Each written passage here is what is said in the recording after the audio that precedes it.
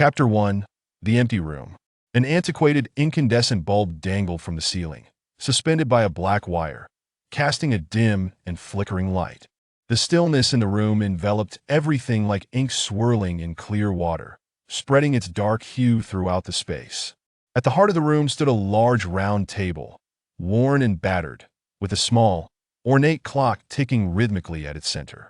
Encircling the table were 10 individuals, each clad in various degrees of tattered attire, their faces smudged with dust and grime. Some leaned heavily on the table, while others lounged back in their chairs, all deeply ensconced in slumber. In silence, a man donned in a goat head mask and a black suit stood vigil beside them, his gaze peering through the hollowed eyes of the mask, fixated with a peculiar interest upon the slumbering assembly. As the clock struck noon, echoing its chimes, a somber toll resonated from a distant clock tower.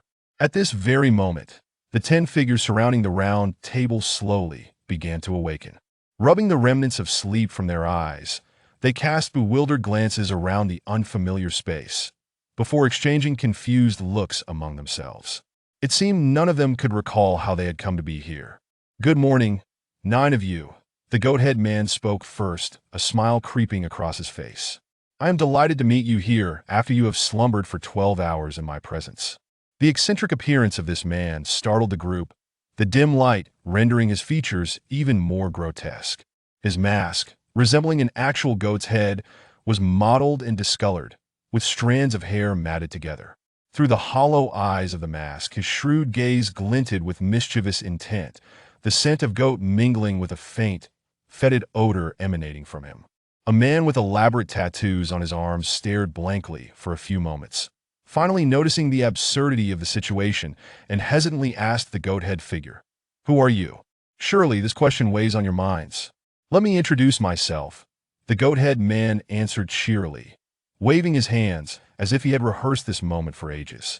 A young man named Chi Xia, seated farthest from the goat-head figure, quickly surveyed the room. A sense of gravity washed over him moments later. This room was undeniably peculiar. There were no doors. The walls enclosed them on all sides.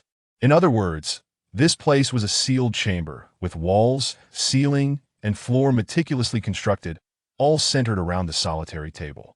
How had they ended up here? Were they brought here first, and then the walls built around them? Chi Xia examined the surroundings further, noting how lines crisscrossed across the floor, walls, and ceiling, dividing the surfaces into numerous square sections. Another detail piqued his interest: the goat-head man's reference to 9 individuals. Counting carefully, he realized there were 10 people seated around the table, not including the goat-head man himself. What could the term 9 possibly mean? He instinctively patted his pockets, confirming his phone had indeed been confiscated. "No need for introductions," a cool, detached woman spoke up, addressing the goat-head man. "I advise you to curtail your actions. I suspect you have held us here for over 24 hours, which constitutes unlawful confinement. Everything you say will be recorded and could serve as evidence against you." As she spoke, she brushed the dust from her arms, revealing a distaste for being dirted more than for the captivity itself. Her words snapped the others to attention, a realization dawning that whoever this man was, daring to kidnap 10 individuals meant he had undoubtedly crossed a line. "Wait!" A middle-aged man in a white lab coat interjected, directing his gaze at the cool woman. "How do you know we've been in prison for 24 hours? We've only just awakened." His tone was calm, yet incisive, hitting upon a crucial point. The woman coolly gestured towards the clock on the table. The hands on the clock point to 12. "I personally have a habit of going to bed late, and I last checked the time at home when it was also 12. This indicates we have been unconscious for at least 12 hours.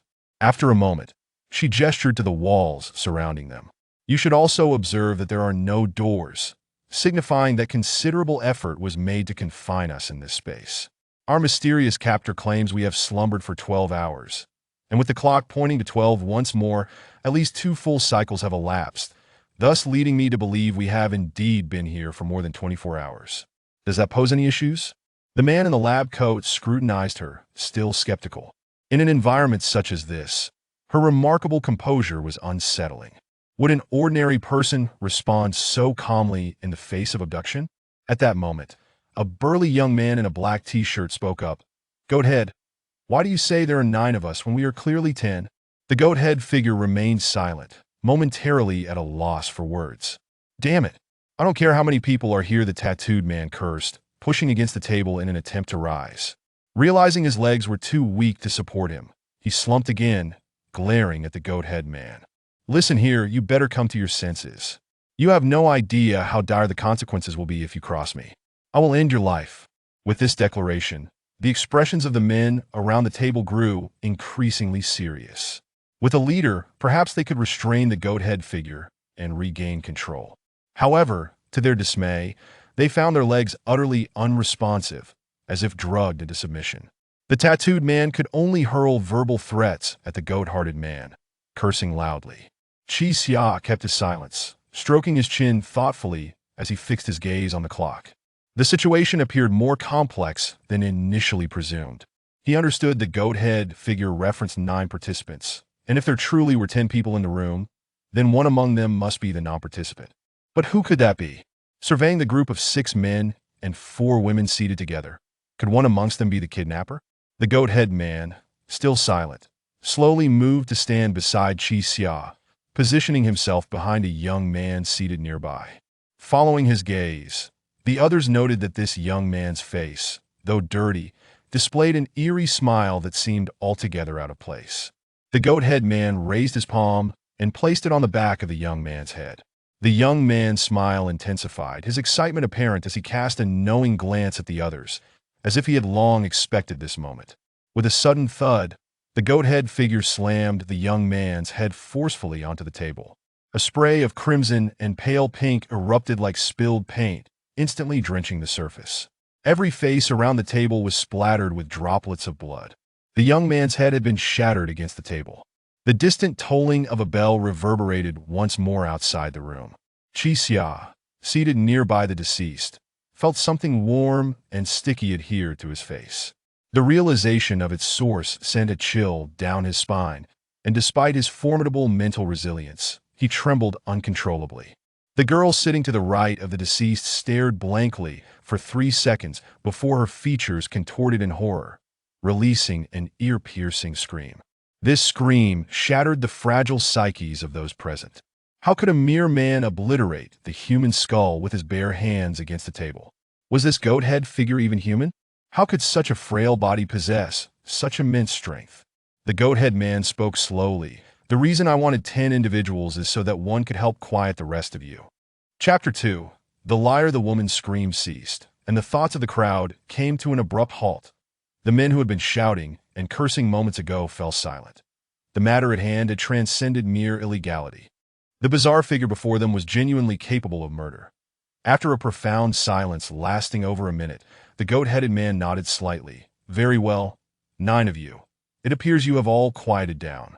The crowd's expressions shifted dramatically, yet none dared to utter a word, for as he had stated, they truly were 9 now. Chi Xia extended a trembling hand to remove a piece of powdery yellow substance from her face.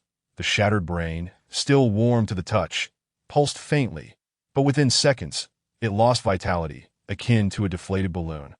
Allow me to introduce myself. The goat-headed man extended his bloodied finger towards his mask, declaring, I am the human goat, and you are the participants. The crowd was momentarily taken aback. Then confusion set in. Human goat, participants? You have been gathered here to partake in a game, ultimately, to create a god, the goat-headed man stated in a flat tone. These 2 consecutive declarations furrowed the brows of the onlookers.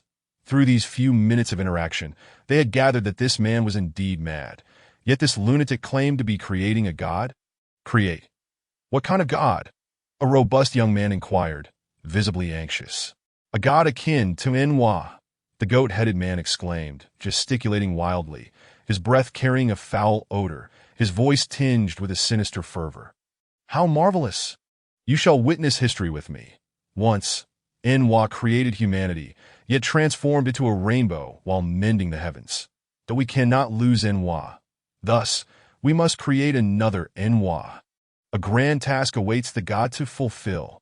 His voice rose in intensity, his entire demeanor as if electrified. Enwa, the muscular young man frowned, sensing that this notion was exceedingly difficult to accept. He paused before asking, Are you some sort of cult? Cult?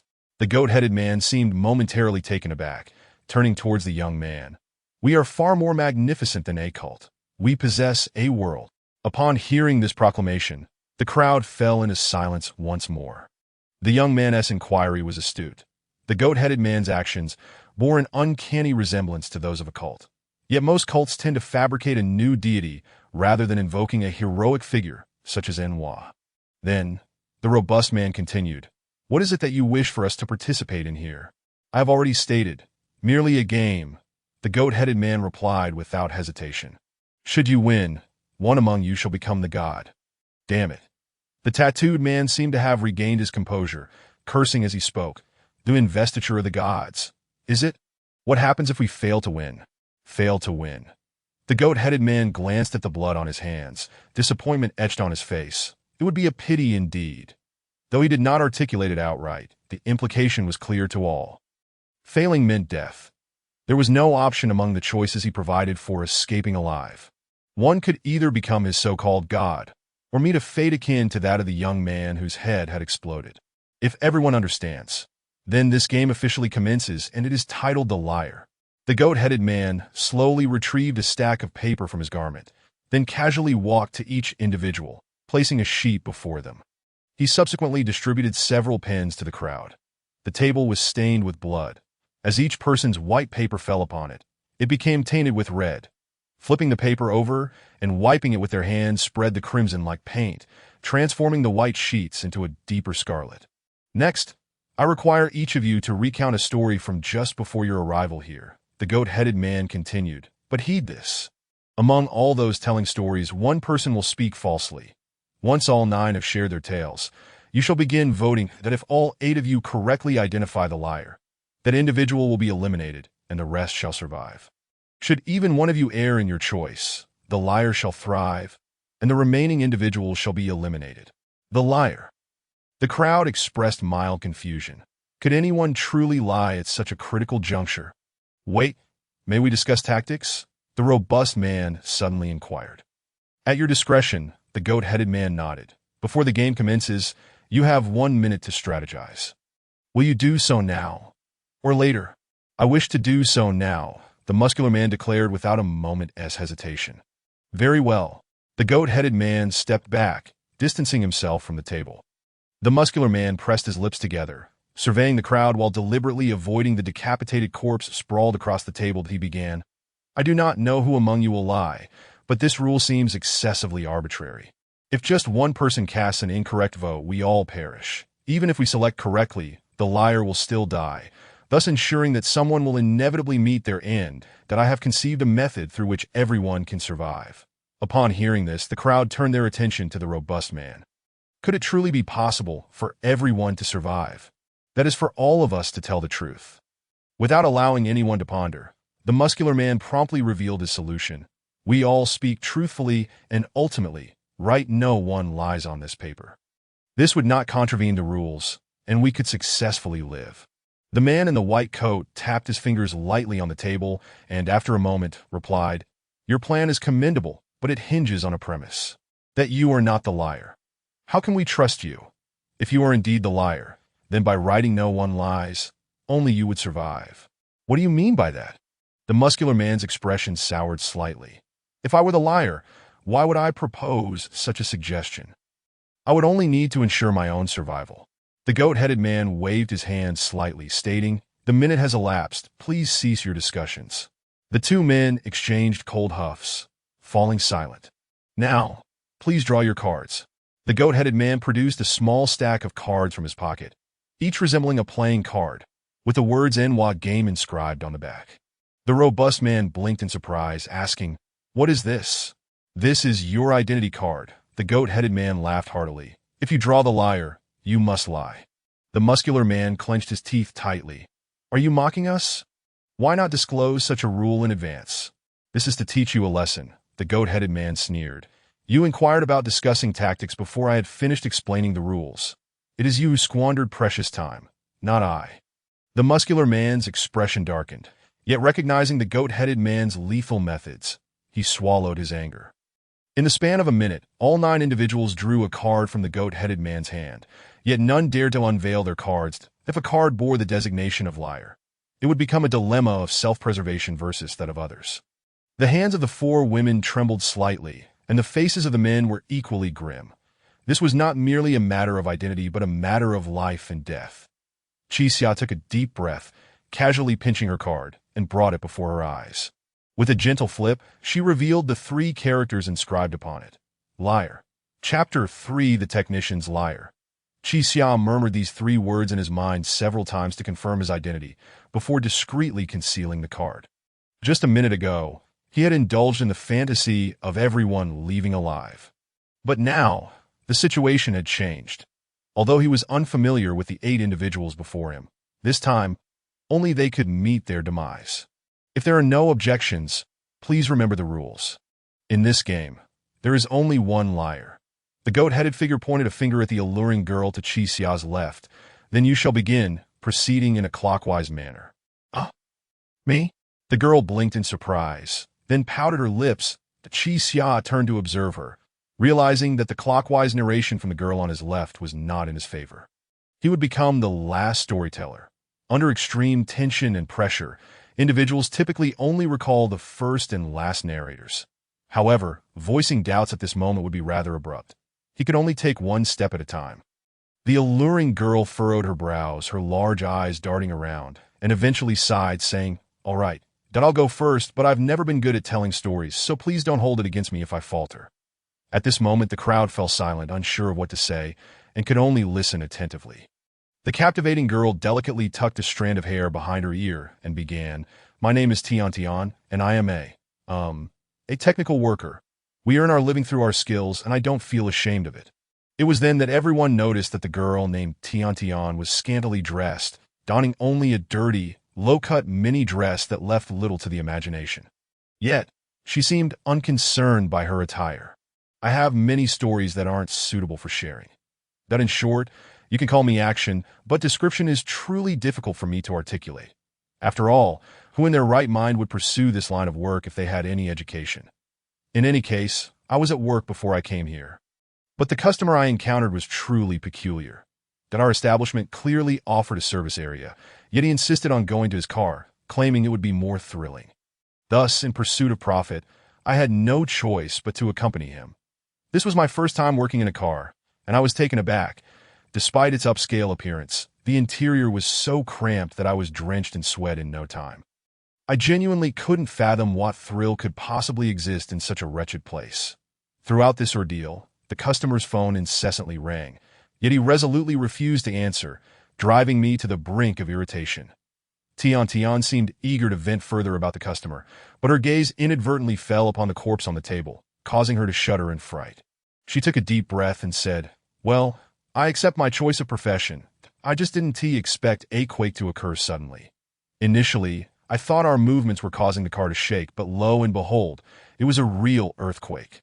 Upon mentioning earthquake, the expressions of all present shifted slightly, as if recalling something.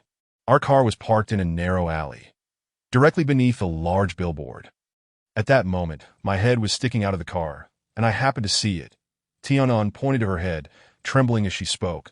That massive billboard, for some unknown reason, came crashing down with a loud clang and fell directly onto the car, rendering me unconscious. She exhaled deeply and continued, "When I awoke, I found myself here, and I was utterly terrified." Tianan displayed a look of grievance, a visage that seemed meticulously crafted to evoke sympathy from men.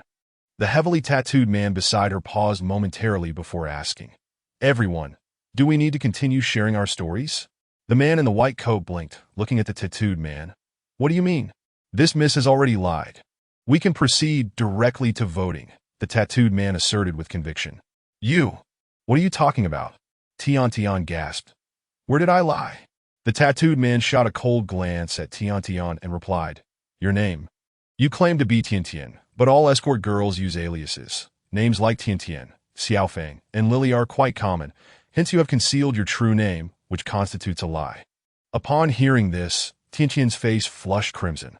You're spouting nonsense. My name is Tian. I haven't used my real name in years." She then looked around at the others, adding, "In my workplace. Only by calling me Tian can anyone find me. No one knows my real name. At this moment, everyone began to ponder the implications, and Qi Xia's expression turned serious. From Tiantian's preceding narrative, he detected no hint of deception. Her storytelling was steady and her tone calm. This conversational style, akin to chatting with friends, could yield only two conclusions. Either her tale was well-rehearsed and meticulously crafted, or she was speaking the truth. However, the tattooed man had introduced a new perspective for Qi Xia, the concept of name deception. Such a lie does not necessitate logical reasoning and is often difficult for the average person to detect. After all, none of them were acquainted, and names could only be discerned through one another's narration. Qi Xia recalled the goat-headed figure's words. Among all the storytellers, there is one who lies. This rule did not stipulate that the liar must fabricate a false story. False names were equally applicable. Seeing that she was under suspicion, Tiantian's eyes widened, her expression revealing her anxiety. If you don't believe me, my real name is Zhang Lijuan, that I'm from Shaanxi. You can call me by my real name, but I will not respond to it. I will only acknowledge Tiantian. Upon hearing this, Qi Xia silently shook his head. This woman was not as clever as she appeared. This indicated that she could not have premeditated this lie, nor could she have spontaneously conceived the name deception strategy. The goat-headed figure stated, there is only one liar, which meant that this person must be Qi Xia himself. If no one else had recognized the severity of the Tiantian issue, then he had discovered a surefire method to prevail to fabricate a name. Qi was not the most advantageous surname. While it was not rare, it was not particularly common either, thus making it memorable. In other words, everything he narrated needed to attract as little attention as possible. Therefore, he decided to introduce himself as Li Ming. The remaining story could be recounted normally, rendering it impossible for even the most astute observer to uncover any flaw. The game was nearing its conclusion. Chapter 4. Disaster? At this moment, the tattooed man raised his hand, directing his gaze towards the goat-headed figure. Hey, referee, how do we account for someone using a pseudonym? Does that count as lying? The goat-headed figure neither nodded nor shook his head, merely stating in a calm tone, I shall no longer partake in this process. You are free to inscribe names as you see fit. Just remember, the rules are absolute. In the end, I will personally administer punishment to the loser. The term punishment resonated ominously, sending shivers through the crowd. This means I did not lie, Tian exclaimed anxiously. If I were lying, I would be dead by now, right? Even if it is a pseudonym. My pseudonym is indeed Tiantian. No one responded to her. They were in a critical stage of life and death, where no doubts could be overlooked. Now it's my turn to speak, the tattooed man remarked disdainfully. If this lady's tale isn't considered a lie, then neither is mine. My name is Qiao Jiajin. I reside in Guangdong, and I have no particular occupation. Before coming here, I was engaged in debt collection. Qiao Jiajin's Mandarin was rather poor, compelling the crowd to listen intently. People these days are truly fascinating. They promise everything when borrowing money, but wail pitifully when it's time to repay. Damn them. They label us debt collectors as devils, as heartless. Yet that debtor ought to reconsider. During his moment of utmost helplessness, it was I who extended a helping hand. When no institution would lend him a dime, it was I who did to him. I am not a devil, but a savior. But how does he treat his savior? He cries everywhere, lamenting how hard his life is, claiming he was cheated out of 2 million. He harshly criticizes us debt collectors for being cold-hearted, attempting to leverage the sympathy of neighbors to escape his plight. Yet when he borrowed money, we signed a contract, and all the interest was made abundantly clear to him. Now that he cannot repay, is it our fault? Last night, I intended to teach him a lesson that I brought him to the rooftop of a tall building, but unexpectedly, an earthquake struck. I had no intention of taking his life, yet that debtor seized the chaos to draw a knife and attempt to kill me. In the midst of the turmoil, he pushed me off the rooftop, and I collided with an advertisement board. What followed? I can hardly recall. Upon hearing this man's story, the crowd furrowed their brows. Tian appeared to have made a realization, laughing in anger as she declared, See, I told you why you would slander me. It turns out you are the liar. What? On what basis do you accuse me of lying? Qiao Jiajin retorted fiercely. I was in Shaanxi, and you were in Guangdong. Tian pointed at him. Your story is merely a replica of mine. There was an earthquake where I was, and you claimed there was one too. I was struck by an advertisement board, and you also collided with one. Is that not lying? I don't care where you were. I experienced an earthquake. The tattooed man glared. If I had concealed the truth, that would be lying. As for the advertisement board, surely there's not just one in the entire world. In any case, you are lying. Tian Tian pointed at Xiao Jiajin. Your profession is inherently associated with villainy, so it's no surprise you would lie. Huh? How is your profession any better than mine? Qi Xiao observed the heated exchange between the two, sensing an oddity in the matter. It was not merely that one of them was lying. It was the fact that he too had encountered an earthquake, that he was neither in Shaanxi nor Guangdong, but in Shandong. Is it possible for such a vast earthquake to occur? This tremor spanned half the country, affecting 3 provinces. If what they both said were true, would this not signify an unprecedented catastrophe? Enough of the bickering, let's conclude this promptly. A robust man seated across from them interjected, turning his attention to the next girl. It's your turn. If we are to determine who is lying, perhaps it would be prudent to hear everyone out first. Upon hearing this, both individuals snorted in unison, falling silent. The woman beside Xiao Jijing timidly nodded, speaking up, my name is Xiao Ran, and I am a kindergarten teacher. The girl named Xiao Ran appeared quite frightened, her voice soft and tremulous. Before coming here, I was waiting with the child for their parent to arrive. The child was usually picked up by their mother, but recently I learned that the mother had fallen gravely ill, with something growing in her brain that required surgery.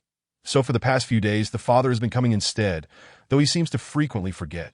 By yesterday evening, it was already past 6, and I had long since finished my work hours, yet for some reason, the child's father never answered my calls. I did not know the child's address, so I could not take him home. I could only wait with him at the intersection. Actually, I had my own matters to attend to that evening.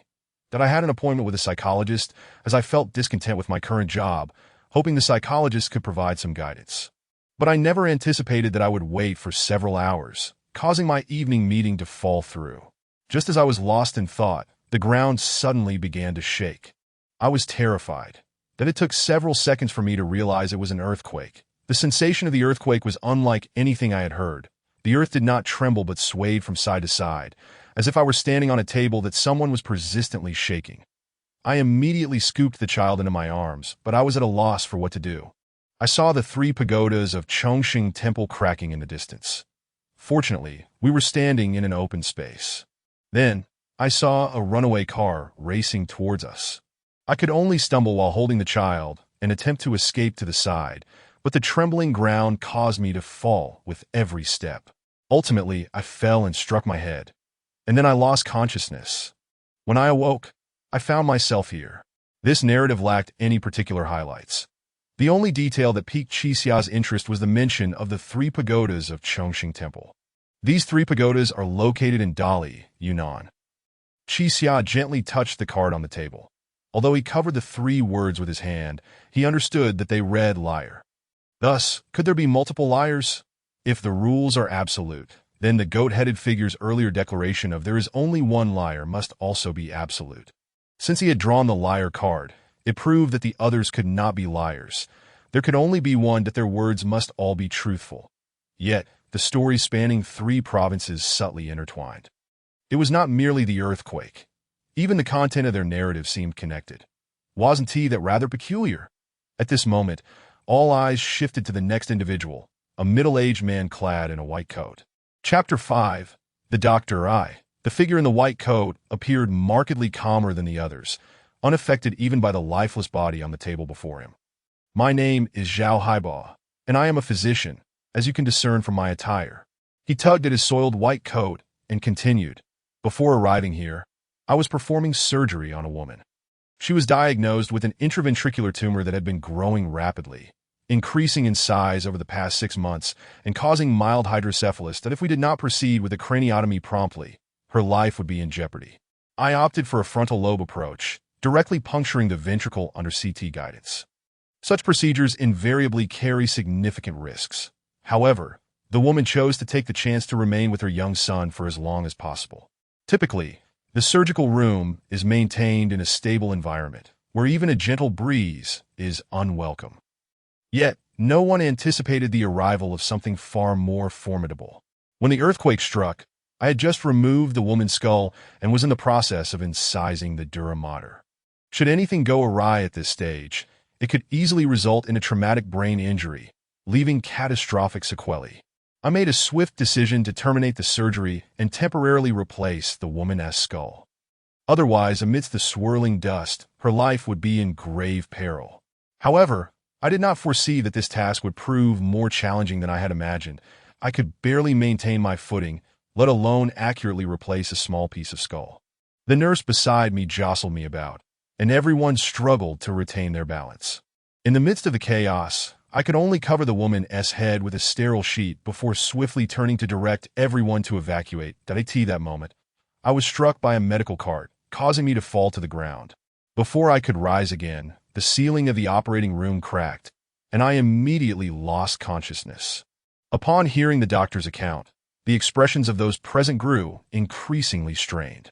He had employed a plethora of medical terminology, and if even a single word were fabricated, it would be impossible for anyone to discern the truth. "Dr. Zhao, where are you from?" A burly man inquired nonchalantly. "I do not feel obligated to answer your question," Zhao replied curtly. "I have finished my story." The burly man opened his mouth, yet words failed him. "Is it my turn now?" A bespectacled young man hesitated for a moment before speaking. "My name is Han Yimo, and I am a—" "Wait."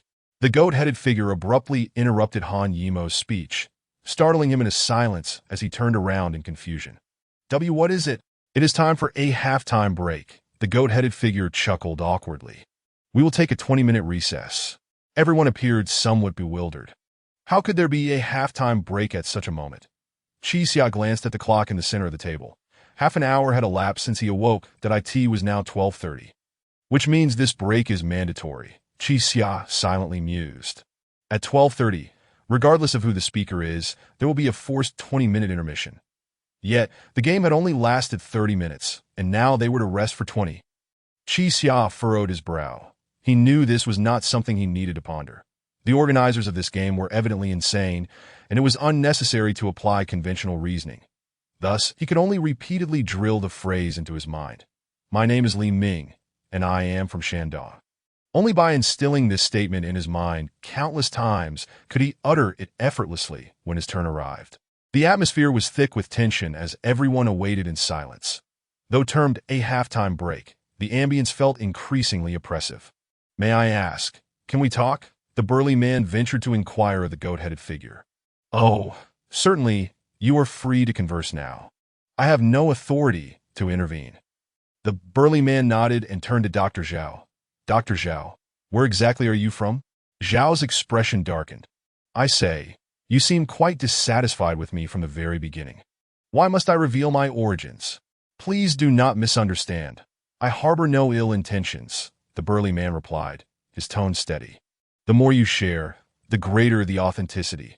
Since everyone else has disclosed their hometowns, you need not conceal yours. The more one speaks, the more one risks contradicting themselves," the doctor retorted, shaking his head. "I am only aware of the adage, the more one speaks, the more mistakes one makes. If the rules are absolute, my account poses no issues. Moreover, I trust none of you." "That perspective is somewhat skewed," the burly man countered. "There are 9 individuals present, and only one among us is an adversary. That if you are willing to cooperate, we can collectively unearth the liar among us. The more you conceal, the more suspicious you become. This is the second time I have inquired. Will you continue to withhold information?" The burly man appeared adept at interrogation, having cornered Dr. Zhao into a logical impasse with just a few words. His implication was clear. Only a liar would feel the need to distrust others, for they are already aware of their own identity. Should the doctor persist in his concealment, he would inevitably become the focal point of suspicion.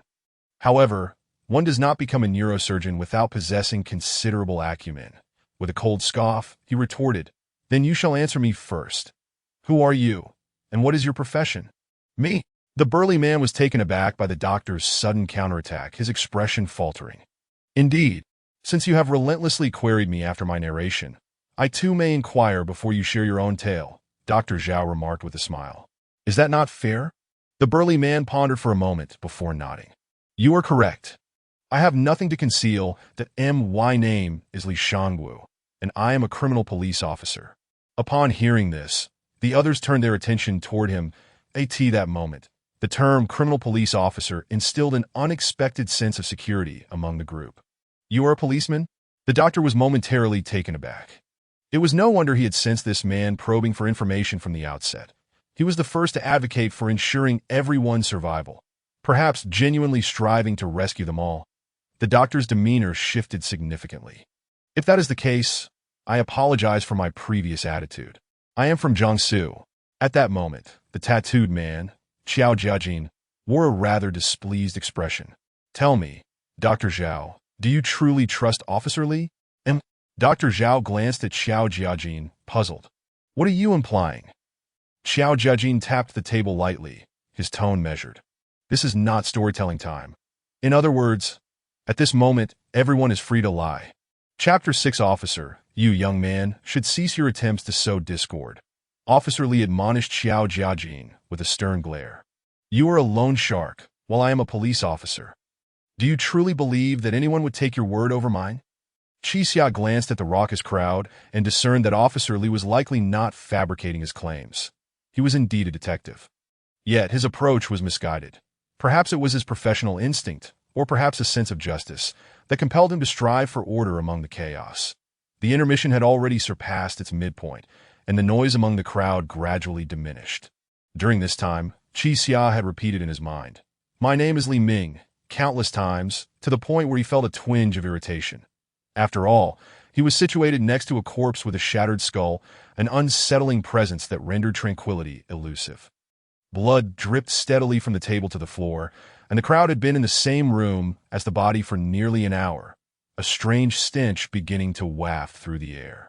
Qixia absently glanced at the cadaver beside him, noting the unsightly state of his trousers. Upon death, the body quickly loses muscular control over its organs, leading to incontinence. Before the stench of decay could fully manifest, a foul odor had already assaulted his senses.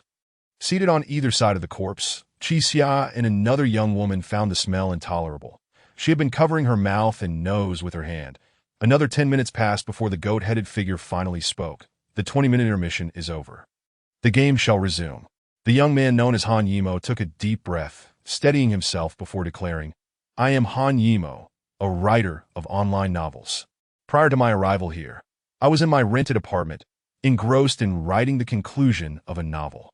With over 100 characters making an appearance, I was wholly absorbed in the task and completely oblivious to the commotion outside. In fact, I am unaware of when the earthquake struck or when I lost consciousness. Han Yimo's narrative diverged sharply from those of the others, appearing entirely independent, and he concluded abruptly after just a few sentences. Is that all? The burly man asked, somewhat taken aback. You simply state, I don't know, and consider that an ending. I cannot lie, and thus see no need to fabricate an answer to appease the group. Han Yimo replied, his voice soft yet oddly convincing. Very well. Let us move on to the next, Officer Li remarked, his expression still tinged with skepticism. It's the lady's turn now. Hey, officer, Xiao Jiajin retorted, clearly displeased with Li's demeanor. We are all participants here. There is no need for you to assume a captain's role. Someone must step up to organize the group, Officer Li countered. As I mentioned, there is but one enemy among us, and the remaining 8 must unite. That does not grant you authority to command. Xiao Jiajin dismissed Li's assertion. Out there, I might fear you, but in this situation, who can ascertain whether you are the liar? Enough of this bickering, interjected the coolly composed woman, who had from the outset accused the goat-headed figure of imprisoning them for 24 hours. Her demeanor was calm and collected. Seeing the two quiet down, she continued, in this so-called game, regardless of who ultimately prevails, the others may be regarded as indirect murderers, since it is our collective vote that leads to someone's demise. This is the matter you ought to consider. At her words, Xia's expression shifted slightly, that if he were to emerge alive from this room, he would indeed have killed the remaining 8, but what choice did he have? The card before him was an unequivocal liar, and who would willingly sacrifice their life for the sake of others. I am Zhang Chenze, a lawyer, the cool woman stated, her arms crossed and expression blank. It is regrettable to meet you all in such a bizarre place. Otherwise, I would have surely offered you my business card. The group failed to grasp her humor, but she appeared unfazed by their lack of understanding. Before arriving here, I was organizing court documents. My client was defrauded of 2 million yuan, a sum significant and the nature of the crime quite severe. As she mentioned the figure of 2 million, the crowd maintained their composure, but Xiao Jiejin visibly recoiled and inquired, 2 million? Indeed 2 million. They say lawyers are the most just and selfless individuals, yet we too possess our own interests. That man, in an effort to support his family, resorted to high-interest loans, which is deeply concerning. However, illegal lending constitutes a separate case altogether, and is not my concern.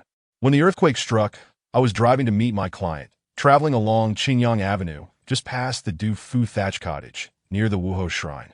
I distinctly recall driving at a moderate speed of around 40 miles per hour when I suddenly observed the ground ahead splitting apart. I immediately slammed on the brakes, coming to a halt just before the fissure, but the vehicle behind me was unable to stop in time, resulting in a series of collisions. I heard a few loud crashes as my car was thrust into the crack, and then I lost consciousness, only to awaken here. With her account concluded, only 3 individuals remained to share their stories. Wuhou Shrine, Doctor. Zhao pondered aloud. Is that the one in Chengdu? Indeed, I work in Chengdu. It appeared that this earthquake had affected the entire nation. Given the series of unfamiliar tales, discerning who was lying seemed an almost insurmountable task. It is now my turn, Officer Li announced, surveying the group. As I previously stated, my name is Li Shangwu, a detective from Inner Mongolia. Prior to my arrival here, I was surveilling a fraudster. Based on reliable intelligence, we had pinpointed the suspect's exact location. This suspect was involved in a significant scam amounting to 2 million yuan, the first major fraud case reported in our city this year.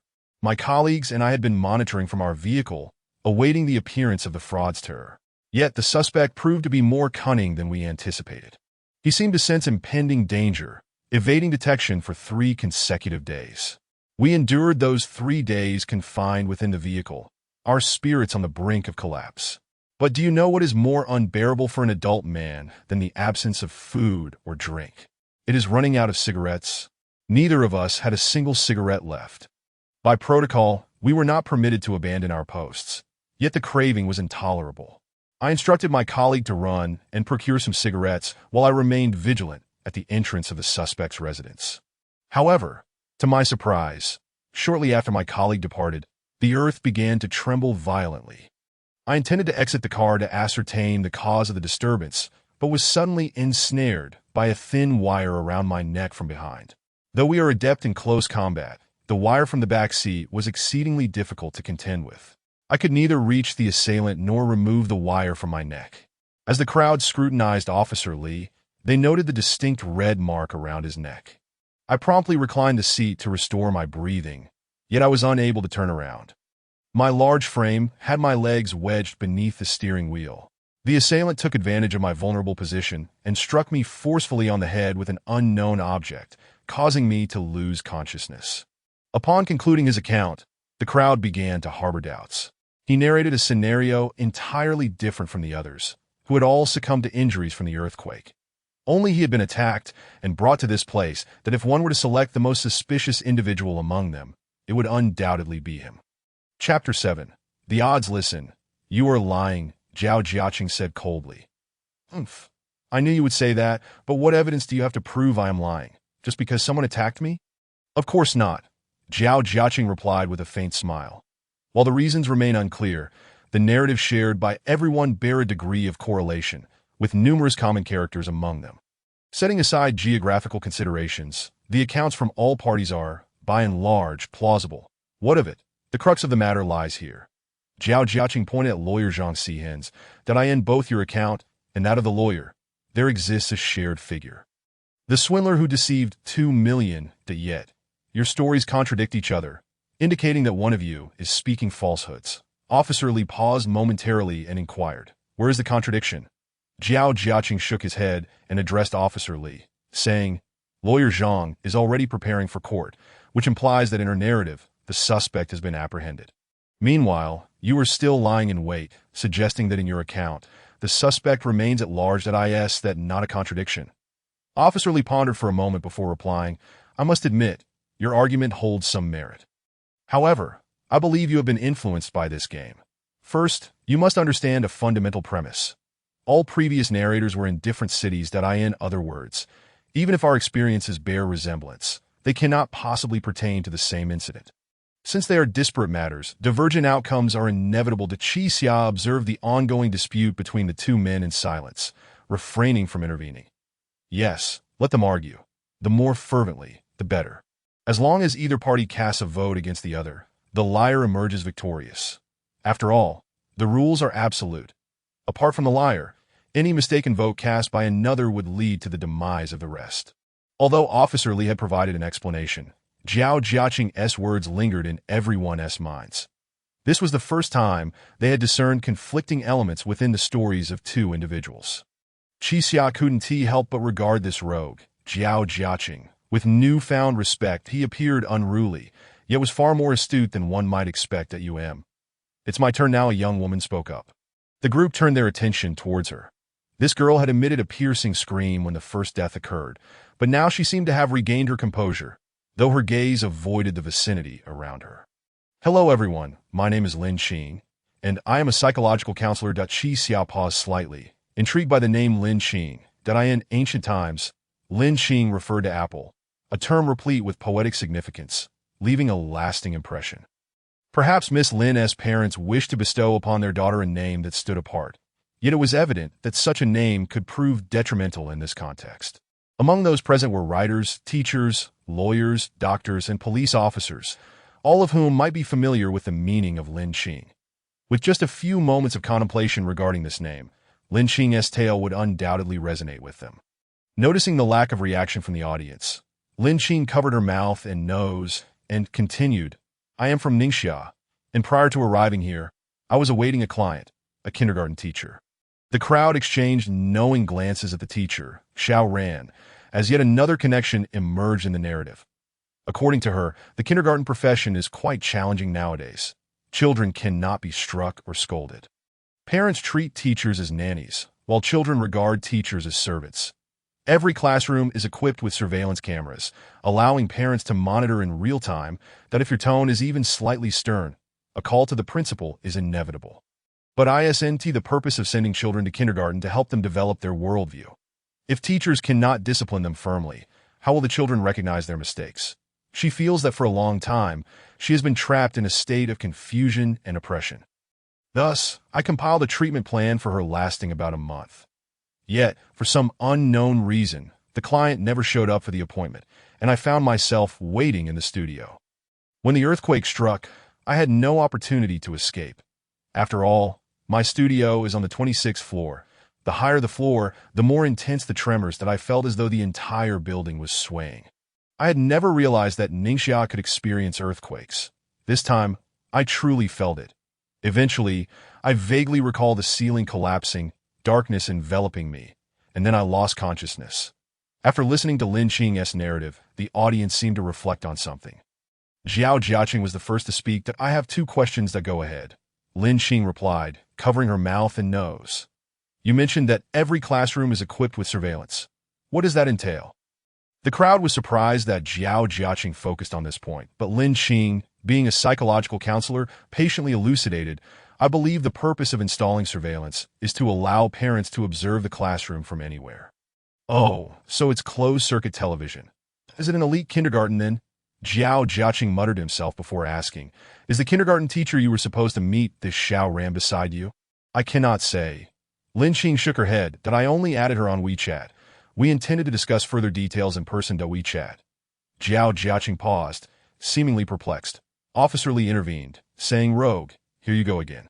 Xiao Ran is in Yunnan, while this Lin Qing is in Ningxia. Who would traverse such a vast distance to seek a psychological counselor? Zhao Jiaqing retorted without backing down, I merely find it suspicious. This is the first instance where someone's story has mentioned another participant. Dr. Zhao, finding merit in Zhao Jiaqing's words, nodded in agreement and asked, Xiao Ran, is your reason for seeking a psychological counselor similar to what Lin Qing described? Xiao Ran hesitated, then replied, not quite the same. that I sought counseling due to being persistently criticized by a parent, which caused me to feel somewhat depressed. That merely indicates this is a coincidence, Dr. Zhao nodded. After all, these are matters from two different regions. There is no need to forcibly connect them to AT this moment. Silence enveloped the group until Lawyer Zhang suddenly interjected. Miss Lin, half of the story you shared pertains to that kindergarten teacher. Is that not a violation? Ah. Lin Qing was momentarily taken aback that I mentioned the teacher to provide you with a better understanding of my work. That please don't misunderstand. I mean no offense, Zhang Qinzi smiled slightly.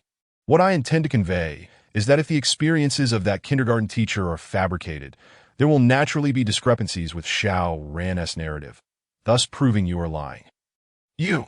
Lin Qing was taken aback by the woman's assertiveness and could only retort, Dr. Zhao and Officer Li both stated that our provinces are different. This is merely a coincidence. A coincidence, is it? Zhang Qinzi crossed her arms and continued, consider this carefully. Why were we specifically chosen to gather here as 9 individuals? Let us not forget, we are 9 strangers. To identify discrepancies within each other's narratives, we must be afforded some clues. And this clue is that all our stories are interconnected. After listening to each person's account, I feel we are individuals purposely selected. Only thus can we seamlessly uncover the inconsistencies in the collective narratives and identify the liar. Otherwise, this game would be utterly absurd, for the odds of the liar winning would be exceedingly high. Chapter 8. The showdown. This declaration nearly awakened everyone, including Qi Xia. Indeed, the odds favored the liar overwhelmingly. Qi Xia furrowed his brow, pondering why his chances seemed so disproportionately high. Deceiving a group of strangers who neither recognized him nor understood him made it exceedingly difficult for anyone to unravel a simple falsehood. Could it truly be that a mere pseudonym could doom 8 lives? Or perhaps the one who drew the liar card was the chosen one, and this was inherently an unjust game? That can't be right. Qi Xia mused internally. If drawing the card guarantees survival, it would be far simpler to inscribe life and death directly on the cards. Otherwise, what purpose does this nearly hour-long game serve? A profound sense of dissonance enveloped him that Qi Xia incessantly replayed every word uttered by the goat-headed figure in his mind. Could it be? Hey, it's your turn. Xiao Zhiqin tapped Qi Xia on the shoulder. He snapped back to reality, realizing that everyone was regarding him with unusual looks. At this juncture, there was no time for further contemplation. Otherwise, he would only appear more suspicious. Steadying his nerves, he reorganized his thoughts. The phrase, "My name is Li Ming, I am from Shandong," echoed in his mind. Yet in this moment, he could not afford to use that response. To unravel the enigma of this game, he had to take a gamble. Qi Xia opened his eyes and addressed the group. Ladies and gentlemen, my name is Qi Xia, I am from Shandong, and I am a professional con artist. A con artiste. Gasps filled the room as the attendees reacted to the initial words of Qi Xia, for the character of the con artist had appeared in the narratives of many present. This very con artist intertwined their stories in a nebulous manner. Ironically, they now had to discern whether the words of a con artist were truthful or deceitful. Before arriving here, I was devising a way to cleanse my hands of that 2 million. Ultimately, after considerable effort, I managed to net 140,000. This was the most economical method I could conceive. However, on my way back with the money, I was unexpectedly caught in an earthquake, and upon reaching my doorstep, I witnessed my house shaking uncontrollably. In such circumstances, entering the house would be ill-advised, as the structure could collapse at any moment. Yet, my concern for those inside compelled me to rush in.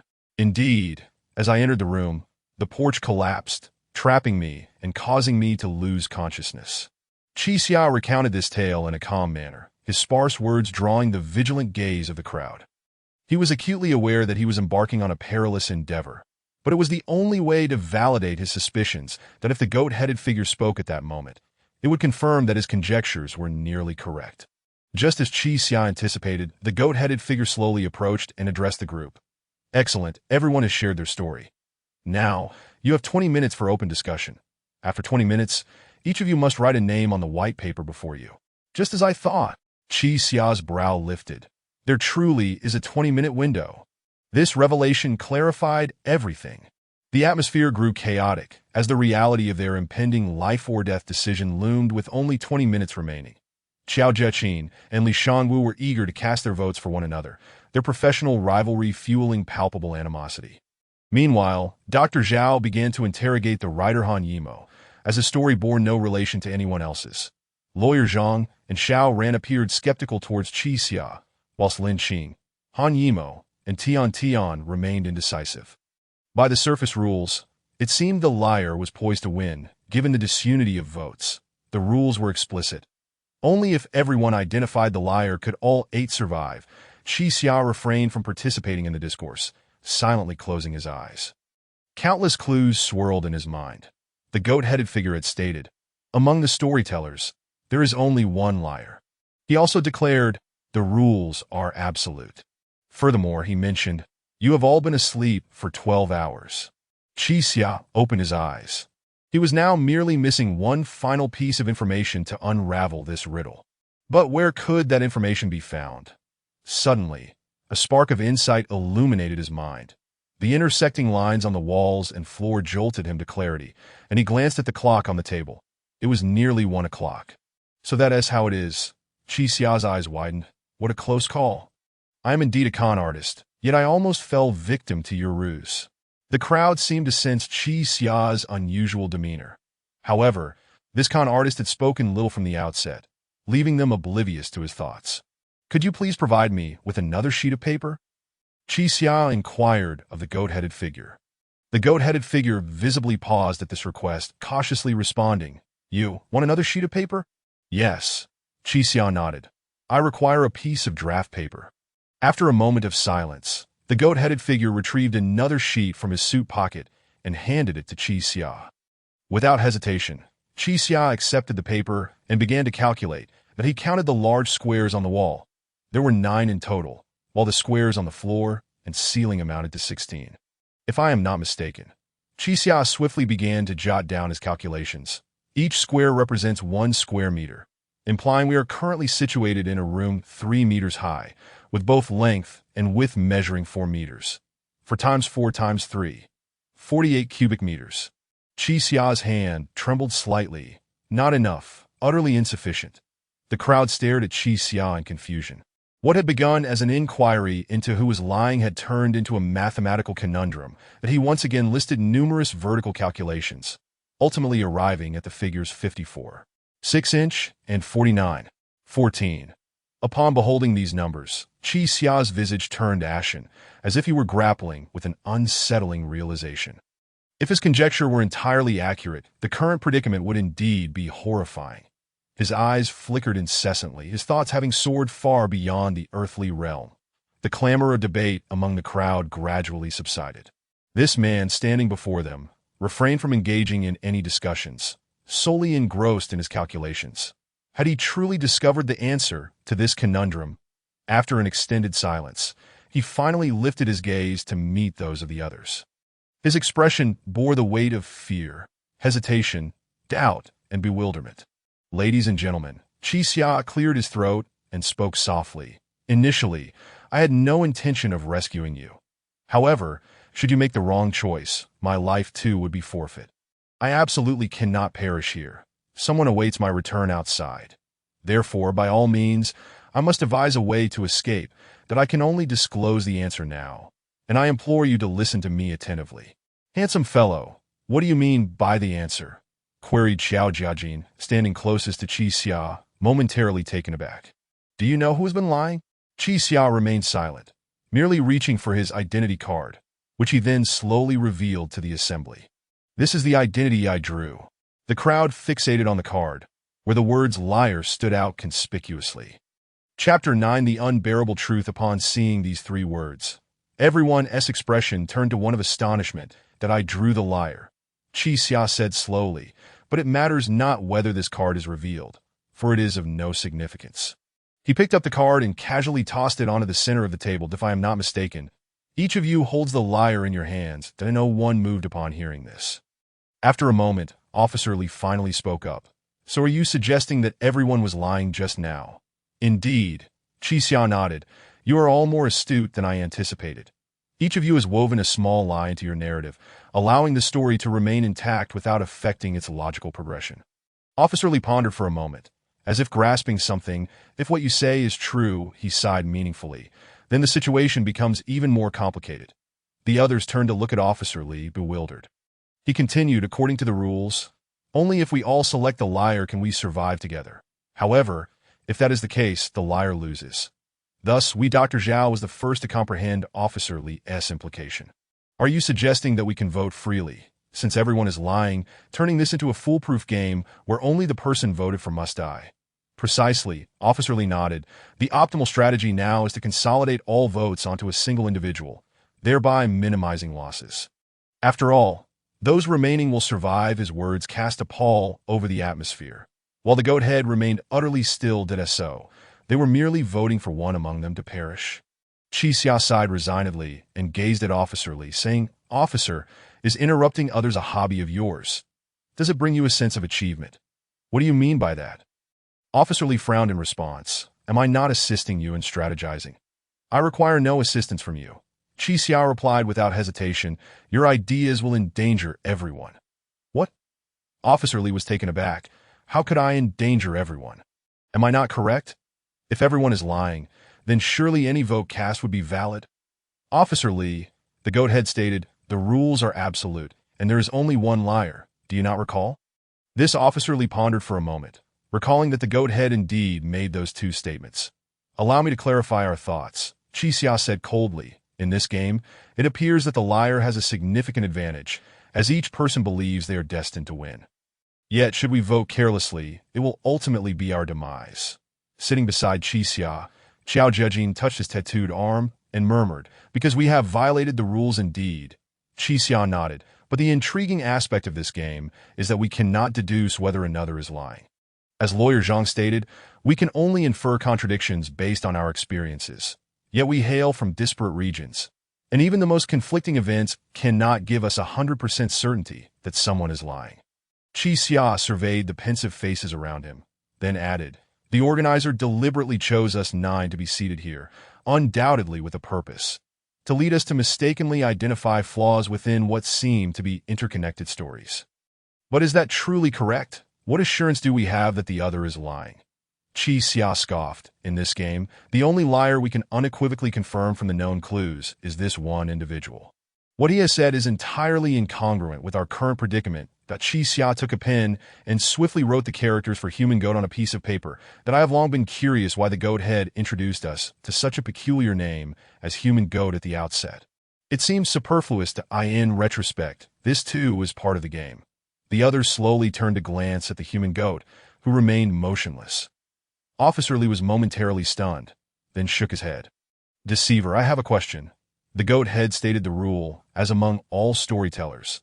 There is but one liar, yet he did not tell a story. Did he not? Chi Xia shrugged nonchalantly. I distinctly recall the goat head stating that he gathered us here to create a god. Is that not a rather fantastical tale? Officer Lee silently lowered his head, finding Chi Xia's words to hold considerable weight, yet something felt amiss.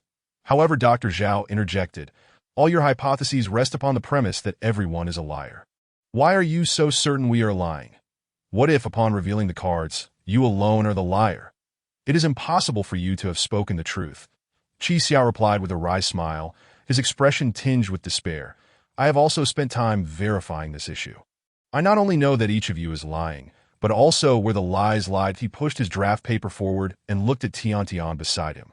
Tian, when you were working in the car, did the falling billboard truly strike the vehicle, rendering you unconscious? Tian unbit her lip, unable to respond. Xiao Zhejin, did you truly just lose consciousness after falling from such a height onto the billboard? Xiao Zhejin remained silent. Teacher Xiao Ran, did you really manage to evade the oncoming car while carrying that child? Xiao Ran's gaze flickered at Dr. Zhao. The operating room is constructed to be far sturdier than an ordinary room to maintain stability. Yet you claim the ceiling collapsed, and you were merely knocked out? Dr. Zhao turned his head away. Han Yimo, you profess complete ignorance regarding what transpired, yet one who is deeply engrossed in writing fears interruption. Do you not know how you arrived here? Han Yimo let out a faint sigh. Lawyer Zhang, your vehicle was struck and fell into a crevice. How deep was that crevice? Lawyer Zhang crossed his arms, his expression impassive. Officer Lee, what brand of car were you driving? one that could instantly recline the seat and free you from the constraints of the person behind you. Officer Lee touched the red marks on his neck, hesitating to speak. Lin Qing, your ceiling also collapsed, yet you claimed your studio is on a high floor. Once a high floor begins to collapse, the entire building would cease to exist. Would it not? Lin Qing bowed her head deeply. Observing the expressions of those around him, Qi Xiao rapped the table and declared, "Ladies and gentlemen, let us face the truth. Including myself, we are all already dead." Chapter 10 has come to a close. This silence lingered for several minutes as everyone grappled with this astonishing reality. After a brief moment, Officer Lee was the first to reveal his identity card, which indeed bore the inscription liar. One by one, the others unveiled their cards, and all were marked liar. "You are quite impressive." Lawyer Zhang cast a look of approval towards Qi Xia, "But how did you discern that we were all already deceased?" Qi Xia pointed to her draft paper and replied, "It is not difficult. I have been pondering, why is the room sealed? What purpose do the lines on the walls and floor serve? Why is there a clock placed at the center of the table? And why did the Go Man compel us to take an enforced intermission? The air consumption of an average individual amounts to 0.007 cubic meters per minute, which translates to 0.42 cubic meters per hour. In this room, there are a total of 10 individuals, thus the hourly air consumption will reach 4.2 cubic meters. As per the words of the sheephead man, we have not only slumbered for 12 hours within this chamber, but have also engaged in nearly an hour of gameplay. By multiplying 4.2 cubic meters by 13, one arrives at the figure of 54.6 foot. Qi Xia circled the number 54.6 inch on the draft paper with his pen and remarked, "This is the volume of air we are expected to consume." He then surveyed the room and inquired, "But what is the total volume of this space?" The others followed his gaze. "The organizers have provided us with clues. They have marked lines on the walls and floor, segmenting them into numerous squares, each with a side length of approximately 1 meter. Qi Xia pointed to the markings on the wall. The number of squares on the wall is 3 by 4, while the floor and ceiling each measure 4 by 4. Thus, the dimensions of this room are 4 by 4 by 3, totaling 48 cubic meters. How can a room of 48 cubic meters accommodate 54.6 cubic meters of air? Qi Xiao furrowed her brow and said with a somber expression, "After such a long time, one would expect the air to become thin, yet we do not feel any signs of oxygen deficiency." Dr. Zhao pondered for a moment, then took Qi Xia's draft paper and pointed to the figure 49.14 written on it, inquiring, "What does this number signify?" Qi Xia, with a grave expression, glanced at Dr. Zhao and replied, "This also represents the amount of air consumed, but it accounts for 9 individuals." 9 individuals? Dr. Zhao was momentarily taken aback, as there were clearly 10 people in the room consuming air, yet he was calculating for 9. "I have made a bold assumption," Qi Xia said, her face devoid of emotion. "If the goat-headed man is not human, would our air supply suffice? Clearly, it would not. What kind of madness is this?" Dr. Zhao pondered aloud. "How could you propose such a bizarre hypothesis? Is it so difficult to comprehend?" Qi Xia gestured towards the headless corpse to her right. "Dr. Zhao, you must be well versed in the anatomy of the skull. Generally speaking, can a human being shatter a skull with one hand?" Dr. Zhao remained silent, for he understood the impossibility of such an act. Not to mention a human skull.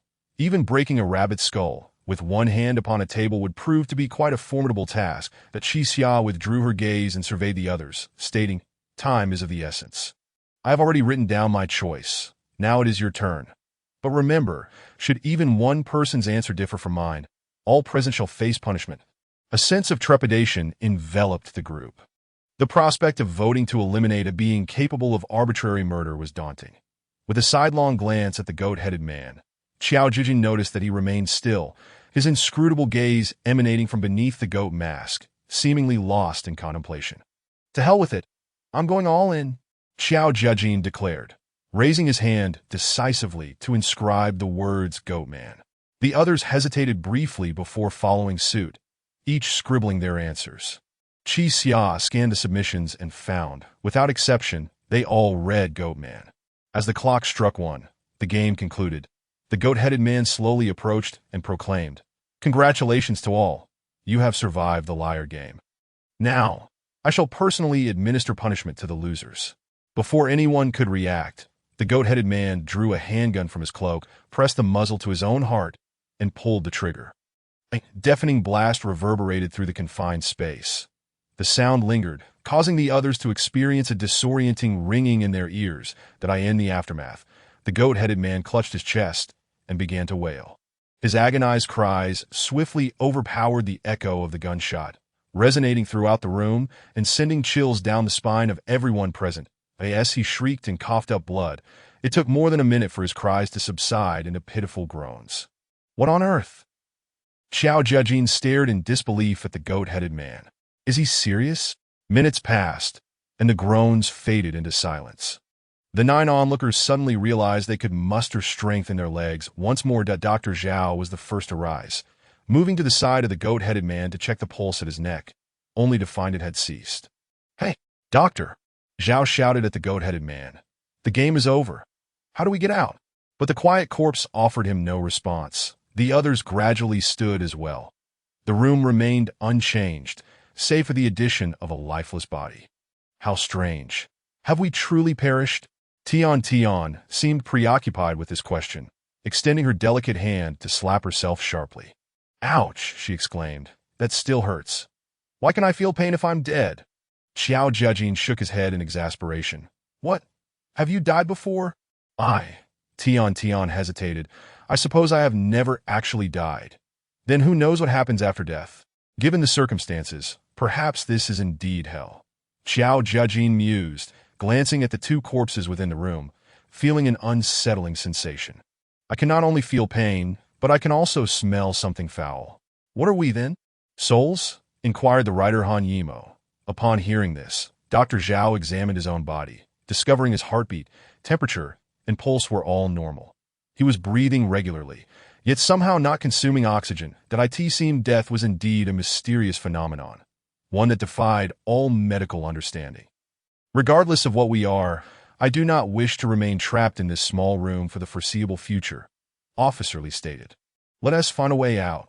Officer Lee approached the goat-headed man, casually picking up the gun that lay beside him. This action startled the others, who instinctively recoiled. Officer Lee expertly opened the chamber and inspected it, then ejected the magazine, discovering the weapon contained but a single bullet, now rendered empty. This was both good news and bad. The good news was they need not worry about someone wielding the gun to harm others. The bad news was, should they encounter any other dangers, they would be defenseless. Boldly, Xiao Jejin reached out and slowly removed the goat-headed man's mask, revealing a face that was entirely decomposed. His eyes were rolled back, devoid of any signs of life.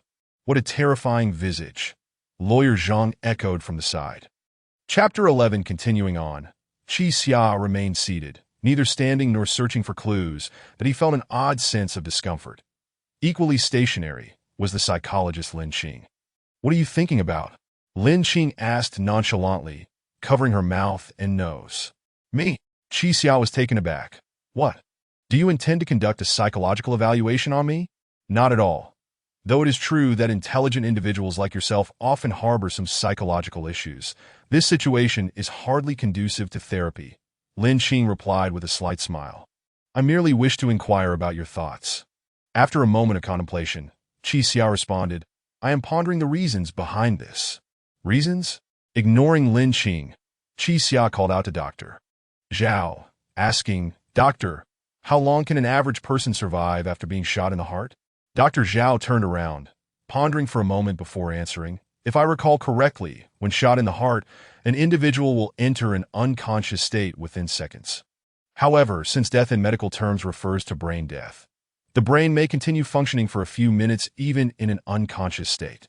Qi Xia nodded. The goat-headed man screamed for several minutes earlier, indicating that his physical constitution is considerably more resilient than that of an average human, correct? Indeed. He remained conscious for a few minutes after sustaining a gunshot wound to the heart. Upon hearing the exchange between Qi Xia and the doctor, the others fell silent. Just moments ago, it was this fraud's clarity of thought that allowed all 9 of them to survive. So, what do you think is the reason for this? Qi Xia extended his index finger and thumb, forming a gun shape and placing it against his temple. Typically, individuals would choose to end their lives in this manner. He contemplated further, then pointed his hand upward toward his jaw. Or perhaps like this. Retracting his hand, Qi Xia pointed at his heart. Regardless of the method, those who seek to end their own lives typically choose a means that minimizes their suffering.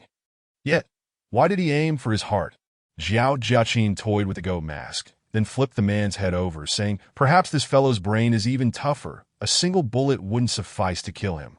Given that he bled, it confirms that his anatomy is similar to ours," Officer Li remarked. "No matter how robust he may be, a shot to the head from this distance would undoubtedly be fatal." Qi Xia nodded. "In that case, I can only surmise one reason." He pointed to the mask in Zhao Jiaqin's hand, stating, "The goat-headed man likely aimed at his heart to protect something, suggesting that the game is far from over." Zhao Jiaqin was taken aback. "You mean, he was afraid of damaging his mask?" "Precisely." Under Qi Xia's instruction, Zhao Jiaqin flipped the sheepskin mask over, revealing its rough inner lining. A pungent, putrid odor wafted from within that as Qi Xia had anticipated. The interior of the mask bore inscriptions written in black ink. Some areas were stained with blood, but Zhao Jiaqin paid no heed, wiping it with his t-shirt until the writing became legible. "What is this?" Zhao Jiaqin paused, beginning to read the words in his imperfect Mandarin. "I am human dog.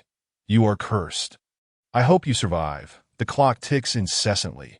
Danger lurks on all sides that if you wish to live, turn toward your hometown 100 times that be why the way. They say that after rain, bamboo shoots sprout. Why do bamboo shoots not fear the rain? See you after the rain." Qi Xia furrowed his brow. Indeed, it was a hint for the next game. But the shadow of death looming over them remained ever present. Had they already died, only to face death once more? "Hey, fraud, what does this mean?" Zhao Jiaqin inquired. "How should I know?" Qi Xia scoffed. "There are 9 of us here. Must I do all the thinking?"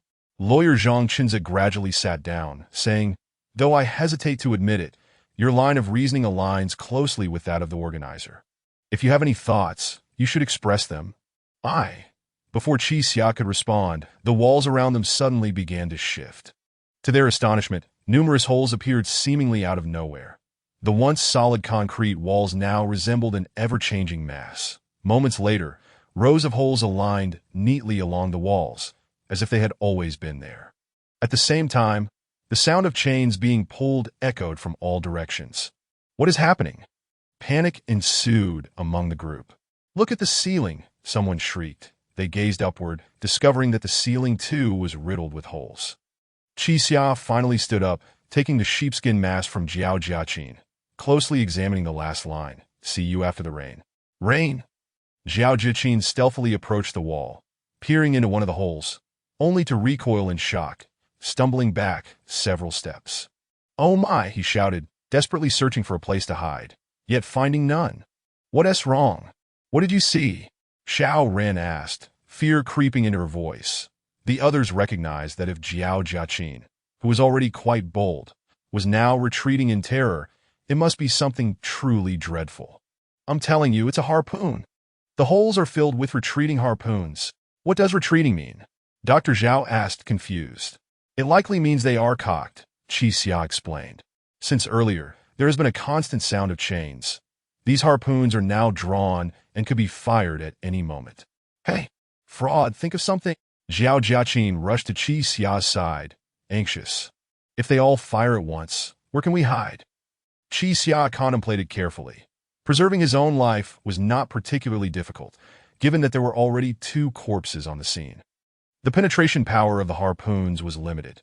By stacking the 2 corpses in a corner and hiding behind them, he could sustain injuries, yet maintain a high chance of survival. This time, ensuring everyone's survival will likely be quite challenging. "I must look out for myself, so I won't be saving you all," Qi Xia murmured. "You." Zhao Jiaqin hesitated, glancing again at Officer Li and Dr. Zhao for assistance, but they appeared even more helpless. Qi Xia looked once more at the phrases on the sheepskin mask. Could it be that he had misunderstood? The game would only truly conclude when there was but one person left. If everyone continued to survive, this murderous game would perpetually resurface. After all, this room was extraordinarily bizarre. The walls could change at any moment. This defied any scientific rationale, resembling magic. Yet if the organizer possessed the ability to wield such magic, why would they torment these 9 deceased individuals? Was this some sort of malevolent game orchestrated by an entity managing souls? As Qi Xia pondered these matters, Lin Qing spoke, gazing at the mask in his hands. It mentions here a method for us to survive, stating we must turn toward our hometown 100 times. The group momentarily calmed, beginning to reflect on this statement. Does that mean we should face the direction of our hometown and spin around? Tian Tian suggested. That can't be right. Jiao Jiaqin shook his head. In this room, how can you determine the direction of your hometown? And spinning 100 times will only make you dizzy without any real effect. Regardless, I'll give it a try, Tian Tian declared, randomly selecting a direction and starting to spin. Qi Xiao pondered briefly, aware that the situation could not be so simplistic. Chapter 12. Your hometown. If the phrase rules are absolute still applies to this second game, then the inscriptions on the mask are the key to deciphering it. But how does one unravel this mystery? When will the harpoon be launched? The clock does not stop for a moment. Could it be at 1 o'clock? Qi Xia glanced at the clock on the table. It was already 1 o'clock and 5 minutes. That if 1 o'clock is indeed the moment the harpoon is fired, then less than 10 minutes remain. Rotate 100 times towards the direction of your hometown. The 9 individuals present hail from diverse locales, and 100 rotations is no trivial feat. If their thoughts stray in the wrong direction, they could easily squander these precious minutes. However, within this room, besides himself, what else could be turned? Qi Xia's gaze settled on the clock at the center of the table, that he leaned forward and gently caressed the clock, only to discover it was firmly affixed to the table, immovable. The clock won't move. Could it be the chairs? Qi Xia looked down at the chair beneath him. An old, ordinary chair exuding a musty odor, carelessly placed on the floor without any mechanism. That if that were the case, then there remained only. Qi Xia turned his attention to the round table at the center of the room, noticing something peculiar. This table could hardly be called round, for it appeared to be a polygon, albeit one with many sides, giving the initial impression of being round. He reached out and rotated the table's surface, and indeed, a faint sound of chains emerged from within. However, the table was heavy, and despite exerting considerable effort, Qi Xia could only shift it a few centimeters. 100 rotations. This number could not possibly be accomplished by just 2 or 3 individuals. All 9 present must unite their strength to turn the tabletop, if they were to have any hope of survival. Lin Jing astutely perceived Qi Xia's actions and called for everyone to halt. The group gathered around the table, discovering it could indeed rotate. Impressive work, trickster, Qiao Jieqi remarked with a nod. If we turn this table 100 times, we should be able to unlock that invisible door. Qi Xia cast another glance at the clock. Though time was pressing, the current dilemma had become more straightforward. Rotating this round table 100 times towards the hometown simply yielded 2 possible answers, to the left or to the right. Yet with everyone as hometowns scattered across the cardinal directions, how could they ascertain whether to turn left or right? Qi Xia, do you already know when the harpoon will be launched? Lin Jing inquired, covering her mouth and nose. The hint stated that time does not stop for a moment, so it will likely be at 1:15, Qi Xia replied softly. Upon hearing this, Qiao Jieqi's expression shifted. Then that means we have less than 10 minutes left. Let us get moving. Dr. Zhao shifted the corpse slumped over the table aside and slowly sat down, testing the table's weight. But we only have one chance. If we turn this heavy table 100 times in the wrong direction, what then? Even then, we do have a 50% chance of survival. Qiao Jieqi exclaimed anxiously. If we don't act, we're certain to perish. If we do, there is still a 50% chance we might live. Let us not waste any time. With that, he exerted all his strength to begin turning the table to the left. Though appearing frail, Qiao Jieqi possessed remarkable strength, managing to rotate the table half a turn on his own. What are you waiting for? Help out for goodness sake! Qiao Jieqi shouted at the others.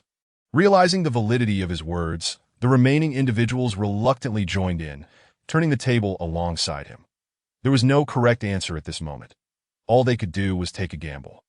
Yet Qi Xia remained still, uncertain of the correct direction to ponder. Left or right? Why was the keyword hometown? Thought they were all Chinese, so did that imply east?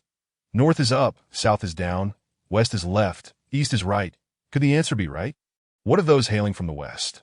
Or perhaps everyone's hometowns were related to the Zhuozhuan from the spring and autumn period, making the answer left? Qi Xia closed his eyes briefly, contemplating the idea of using the two corpses as shields. But if all others perished, what would happen when the next game began? It is not yet time to abandon them, Qi Xia thought to himself, then reached out to grab a piece of white paper from the spinning tabletop. He picked up a pen, stood up, and moved to a corner, finding an empty space to sit down, and began to write fervently. The others, though puzzled, continued their efforts, and they had already rotated the table a dozen times. If he hadn't introduced himself as a trickster, I would have thought that guy was a mathematician, Xiao Jiechi remarked to Tian Tian beside him. Tian, feeling a bit dizzy from the rotation, could only nod in a perfunctory manner. This time, Qi Xia did not list the calculations in vertical format, but instead roughly sketched a map of the country on the paper. Hometown. His mind raced, suddenly hitting upon an idea. Wait a moment. Qi Xia's eyes widened. If the host possesses such vast powers to identify individuals with similar experiences from so many provinces, then provinces must also be a focal point. He turned back to the group, who were still rotating the table, and earnestly asked, "Did anyone here lie about their hometown?" The crowd shook their heads in unison. After all, hometown relates to accents and expressions. Lying would likely reveal inconsistencies. Very well, Qi Xia nodded slightly. Now, please take turns telling me about your hometowns once more. Officer Li spoke first. I am from Inner Mongolia. Qi Xia marked a black at the location of Inner Mongolia. I am from Sichuan. Attorney Zhang Chenza stated coldly. I am from Shaanxi. Tian chimed in. Dali Yunnan, the kindergarten teacher Xiao ran at it. Guangdong, Xiao Jiechi said. I am from Ningxia, the psychologist Lin Jing mentioned. I work in Jiangsu, Doctor. Zhao stated. Qi Xia annotated everyone's hometowns on the map, also writing down his own Shandong. At that moment, all eyes turned to the writer Han Yimo, as he had not disclosed his hometown from the beginning. Han Yimo, are you from Guangxi or Taiwan? Han Yimo was taken aback, asking, How did you know? Time is of the essence. Please answer me first. I am from Guangxi. Qi Xia nodded. At this point, Han Yimo had only two provinces left, Guangxi Autonomous Region and Taiwan Province, that if his answer were not one of those two, then he would have told a significant lie. Fortunately, he spoke the truth that Qi Xia marked the final province on the map, and now there were 9 black dots on the sketch.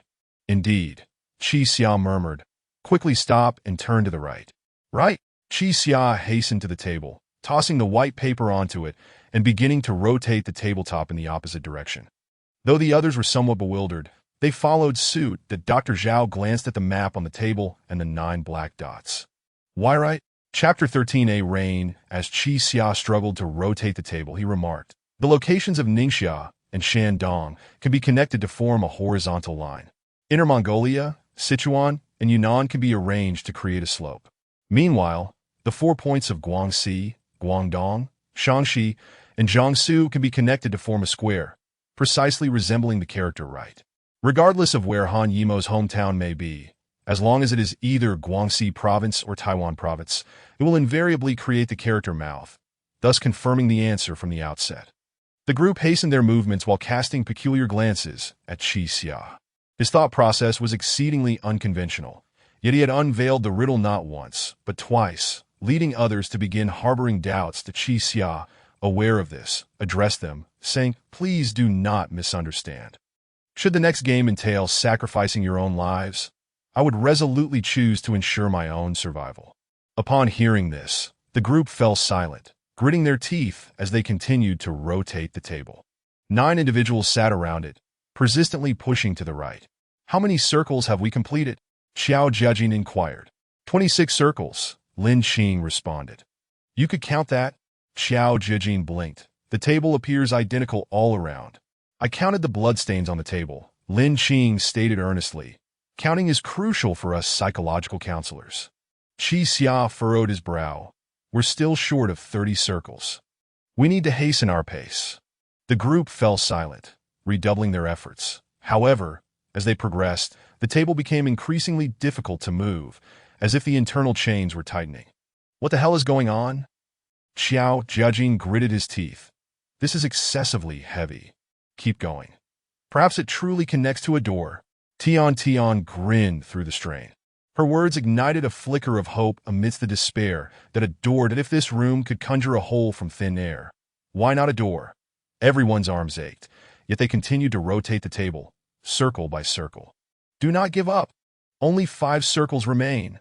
Lin Qing shouted that in that moment. Everyone clenched their teeth, exerting their strength, none daring to slacken. With a resounding crack, the final circle was completed, and it was evident that the table had been embedded into something. A collective sigh of relief escaped them as the ache in their arms began to resurface. They had merely 3 minutes until the clock struck 1:15. Where's the door? Xiao Jiajing exclaimed anxiously. The surrounding walls remained unchanged, the dark void still reflecting the cold glint of a harpoon. What the hell?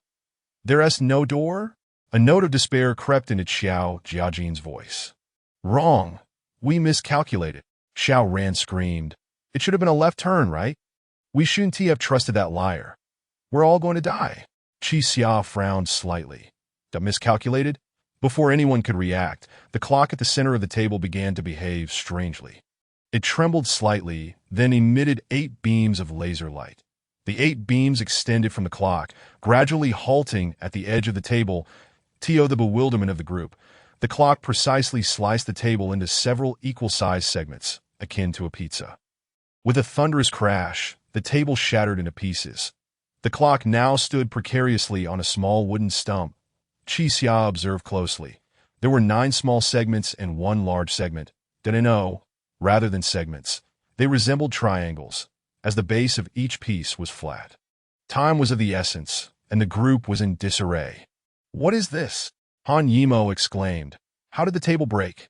Officer Li noticed that each triangular table surface had a handle on the back, and his years of professional experience led him to an immediate realization. They are shields. He lifted the largest triangular piece, positioning it in front of himself.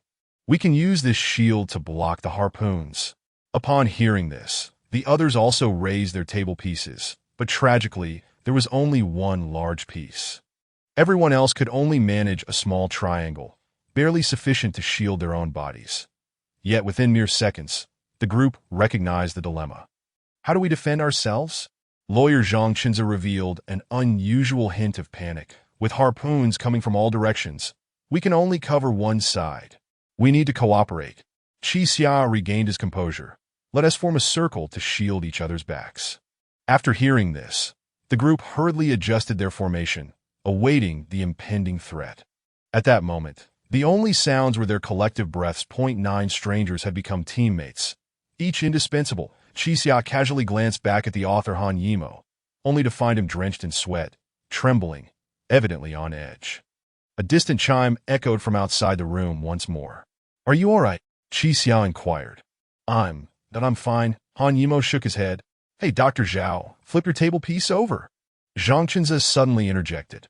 Why? Doctor. Zhao examined his table piece, with the pointed end facing down and the wider end up. You can't protect my legs like that, Zhang Qinzi said anxiously. I'll be hit. If I flip it over, I want to be able to shield my head. Doctor, Zhao retorted defiantly. Which is more important, the head or the legs? Some people, having heard their argument, found Dr. Zhao's point valid, and soon began to flip their triangular pieces, pointed ends down, wider ends up. This created a bizarre situation where the harpoons flying in from all directions would only be blocked at the upper half, leaving everyone's legs vulnerable to injury. Is this really correct? Xiao Ran questioned. Even if we hide our legs behind the pointed ends, what about the harpoons coming from behind? What about the ones coming from above? I'll block the top. Officer Li raised his large table piece. Everyone, gather closer. I will protect you.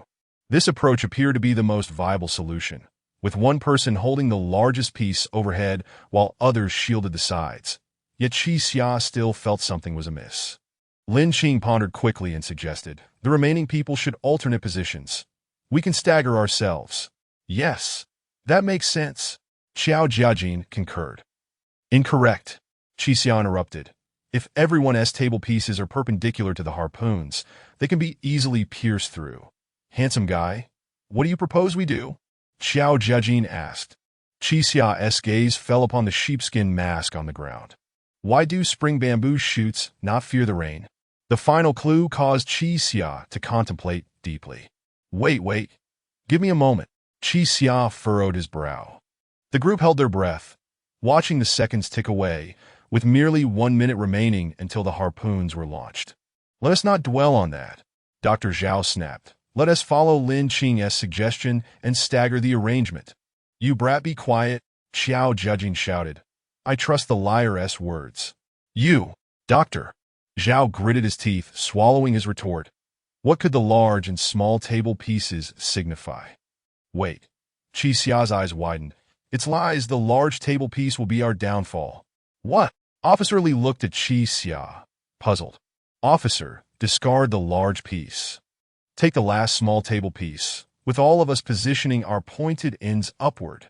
Although the group was somewhat skeptical, most were left in a daze, compelled to comply. Dr. Zhao pondered momentarily before also flipping his pointed end upward. After a few seconds of hesitation, Officer Li picked up the final small table piece. Everyone crouch down, Qi Xia instructed. Align the pointed ends to the back, pressing against one another. Officer Li, you need not shield above. Join us. Under Qi Xia's direction, the group gradually arranged all the triangular pieces in parallel, forming a cone, and one had anticipated that by discarding the large piece, all the small pieces would fit together seamlessly to create a pyramid, sealing off the gaps from all sides and above. From a distance, the pyramid resembled spring bamboo shoots, poised for the impending downpour. In the pitch-black space, the hearts of the group raced. The only sound echoing among them was their breath. It's coming. Qi Xia calculated the time and whispered a signal. In the next moment, they heard a deafening rush of wind. An invisible object collided violently with the table piece in Qi Xia's hands. Immediately following, a cacophony of sounds surged from all directions like a tempest. The force of the harpoons was astonishing. Everyone felt their arms shake painfully, fearing they would lose their grip on the table pieces. Fortunately, all their table pieces were now pressed together, creating a delicate balance. Suddenly, a harpoon pierced through the table piece in front of Xiaoran, eliciting a startled scream from her. Qi Xia turned back to see the harpoon halt just 2 or 3 centimeters from Xiaoran's eyes. Thankfully, the table piece was sturdy. Otherwise, she would have met her demise. Chapter 14. After the rain, hold on, Officer Li bellowed. The harpoons are limited in number. If we can endure a little longer, we will survive. Before anyone could respond, a piercing scream echoed through the air. Turning around, they were met with the sight of Tian, who was less fortunate than Xiaoran, as a harpoon had pierced through her palm. In that moment, Tian lost her strength, and the table before her was sent careening by the oncoming harpoons. Be careful. Xiao Zhejin gritted his teeth and reached out to steady the table in front of Tian. At that critical juncture, a harpoon flew through the gap with unerring accuracy, embedding itself in Han Yimo's shoulder. Han Yimo let out a heart-wrenching scream, yet his grip on the table remained steadfast. Do not panic. Officer Li extended a hand to support Han Yimo, then spread his arms wide to brace one side of the table. Xiao Zhejin acted decisively, extending his hand to stabilize the table for Tian. Fortunately, the strength of these two individuals helped restore stability to their formation. As the cacophony of collisions began to wane, everyone realized just how reasonable this arrangement was.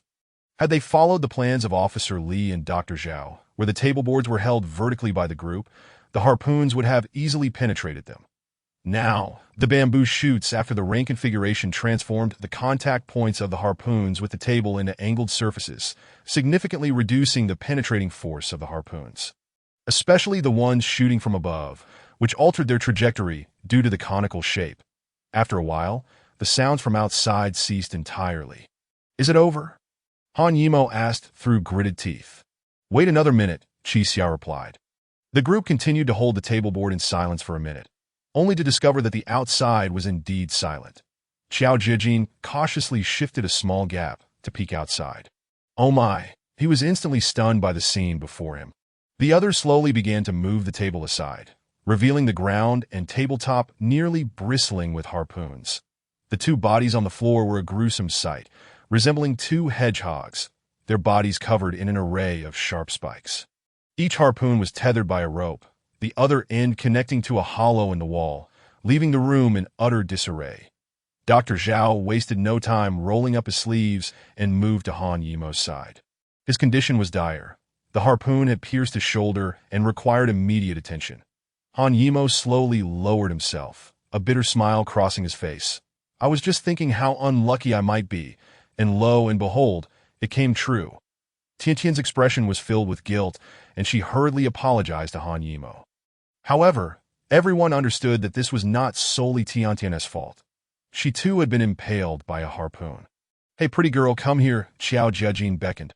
"I can bandage you up." "Ah!" Tiantian was taken aback. "You know how to bandage?" "I know a little." Xiao Jiajin tore a strip of fabric from the lifeless goat's head, dividing it into two pieces. One he tightly wrapped around Tiantian's arm to stem the bleeding, while the other he carefully bound around her wound. "I used to get hurt often on the streets, so I taught myself some first aid skills," Xiao Jiajin explained. Tiantian nodded slightly, remaining silent. Once they arrived here, there was a rare moment of tranquility, as if they had temporarily escaped the shadow of death. Yet, the absence of a door still confined them within this cursed room. What is this place? What lies beyond these walls?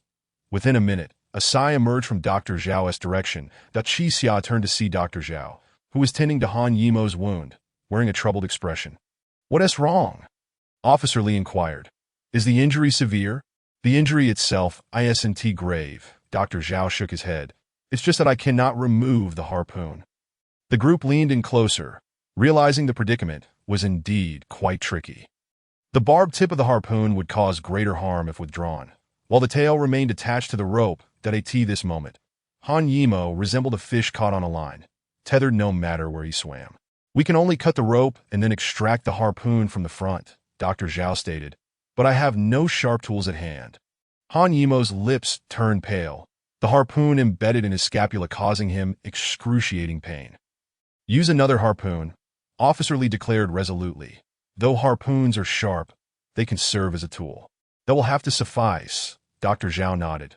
"Ryder, I need you to assume the most relaxed position possible. We need to cut the rope from your back, do not rush. Take it slowly, be cautious of the harpoon in front of you to avoid further injury." Han Yimo nodded, beginning to shift his body with great difficulty. Qi Xia observed this scene, feeling an unsettling dissonance. Take it slowly. In this situation, was there truly time for that? He glanced at the littered ropes on the ground, a foreboding sense creeping into his mind. If he was right, they were still racing against time. "We cannot afford to take it slowly," Qi Xia suddenly exclaimed. "Get the harpoon out right now." He hurried to the doctor's side, earnestly addressing Han Yimo. "Bear with it. I will remove the harpoon for you immediately." Han Yimo looked puzzled, but did not refuse. "What are you doing?" Dr. Zhao scolded, pushing Qi Xia away. "Your actions will exacerbate his condition. There is no time. If we hesitate, he will truly die." Qi Xia pushed past Dr. Zhao, seizing the harpoon lodged in Han Yimo's back, that a scream of agony pierced the air.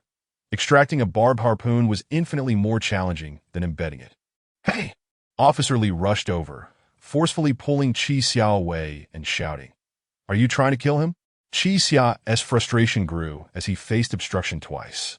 "I understand your urgency to save him, but if we do not act quickly." Before Qi Xia could finish, the chains around them rattled ominously, as if some colossal mechanism was reactivating. Accompanying this was Han Yimo's heart-wrenching scream. The group snapped back to reality, realizing that all the harpoons were slowly retracting under the tension of the ropes. Han Yimo, lying on the ground, was being dragged by an immense force. Qi Xia had long anticipated this. The ropes attached to the harpoons were not merely decorative. They would eventually pull the harpoons back. In a panic, the group followed Han Yimo's lead. Officer Li attempted to grasp the ropes, fighting against the tremendous force emanating from the dark void, but ultimately to no avail. The table, once bristled with harpoons, was now being torn apart, gradually retreating. This force, capable of shredding wood, was beyond what mere human strength could withstand. Though Han Yimou was in excruciating pain, he soon recognized another dire issue. If he were pulled against the wall and failed to free himself from the harpoon, he would be pinned against the wall, left to die. Realizing this, he painfully stood, clutched Qi Xiao once more, and spoke deliberately. "Help me get the harpoon out." "Do it now." Chapter 15. The aftermath of turmoil. Qi Xiao's expression was one of distress. He had just attempted to withdraw the harpoon, yet the barbs were intricately designed, making it nearly impossible to extricate from his body. Gazing at the crimson blood gushing forth, he felt a wave of disorientation wash over him. Had they truly succumbed to death? Could the deceased still endure pain? Qi Xia steadied his mind. This was not the moment for such reflections, but rather for the urgent task of severing the ropes. With all the harpoons gradually retracting, how could he use another to cut his bindings? The only certainty was that once all the ropes had retreated into the wall, the harpoons would vanish, and Han Yimou would meet his demise. I must devise a means to procure a harpoon. But how exactly should I proceed? Qi Xia furrowed his brow, swiftly surveying his surroundings. It seemed he had no choice but to take another gamble. He seized two slowly retreating harpoons from the ground and deftly tied their ropes together, forming a secure knot. "Hey, stop encircling Han Yimou!" Qi Xia exclaimed. "Everyone follow my lead. We must retain at least one harpoon." Lin Qing instantly grasped his intent and also procured two harpoons, skillfully tying them together. However, the knot she fashioned appeared peculiar, one that Qi Xia had never encountered before. In that moment, he had no time to ponder further and focused solely on the two harpoons before him. As the ropes continued to constrict, they strained against one another, that if this momentum persisted, it would not be long before one of the ropes snapped, leaving behind only one. Qi Xia cautiously stepped backward. The two ropes emitted a terrifying sound that if his conjecture was correct, the ruptured rope could potentially inflict harm. Indeed, in the next moment, one of the ropes let out a deafening crack and broke. The other rope, still tethered to its harpoon, flailed erratically in the air before crashing down violently, leaving a deep imprint on the ground. Qi Xia rushed forward, hoping to untie the severed rope before the harpoons were retracted into the wall. Yet, he soon discovered that the previously bound ropes had become entirely deformed due to the immense strain. Untangling them was no longer feasible, and even their shapes were unrecognizable. "I'm ready," Lin Qing shouted from a short distance away. "Someone strong, hurry, and help cut the author's ropes." "Ready." Qi Xia turned to see that Lin Qing's knot was remarkably clever, automatically separating when the rope broke. Officer Li, who had barely managed to tie his knot at the beginning, quickly set down the harpoon in his hands and declared, "I'll cut it, give it to me." After receiving the harpoon, Officer Li rushed forward, reaching Han Yimou just as he was about to be yanked against the wall. Fortunately, although the harpoon's tip was sharp, it bore a small edge, sufficient to be used like a knife. Xiao Jijin also stepped in to assist. Although Qi Xia had devised a plan at the outset, Han Yimou was now less than half a meter from the wall.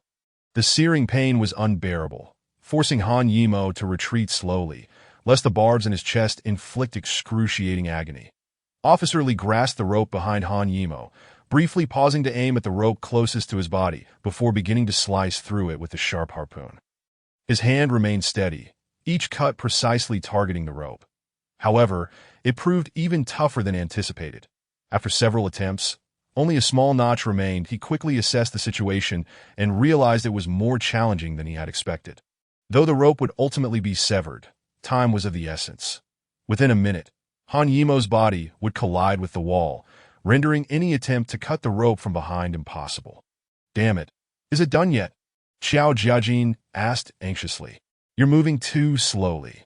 You're going to get this guy killed. Quit your whining." Officer Li snapped, continuing to exert greater force. As Han Yimou drew closer to the wall, beads of sweat began to dot Officer Li's forehead. It must be noted that his mental fortitude was remarkable. Despite the suffocating tension in the air, he did not falter, executing each cut with precision upon the previous notch. Yet with Han Yimou now less than 30 centimeters from the wall, Officer Li's arm was growing weary. Xiao Jijin, quick on his feet, positioned himself behind Han Yimou, using his body as a shield. This way, Although Han Yimou would inevitably sustain injuries, at least the distance between him and the wall would remain unchanged for the time being. "Come on, you." Officer Lee took a deep breath and continued cutting. At that moment, the rope had already been severed by more than half, yet it remained connected. Han Yimou writhed in agony, the harpoon piercing through his body before the barbs viciously re-entered his chest, blood staining his clothing in a gruesome spectacle. "Am I going to die?" Han Yimou gritted his teeth, murmuring, "Am I really going to die? Who is it that wishes to take our lives? Be a man." Officer Lee admonished sternly. "So many people are working to save you. Don't start whining."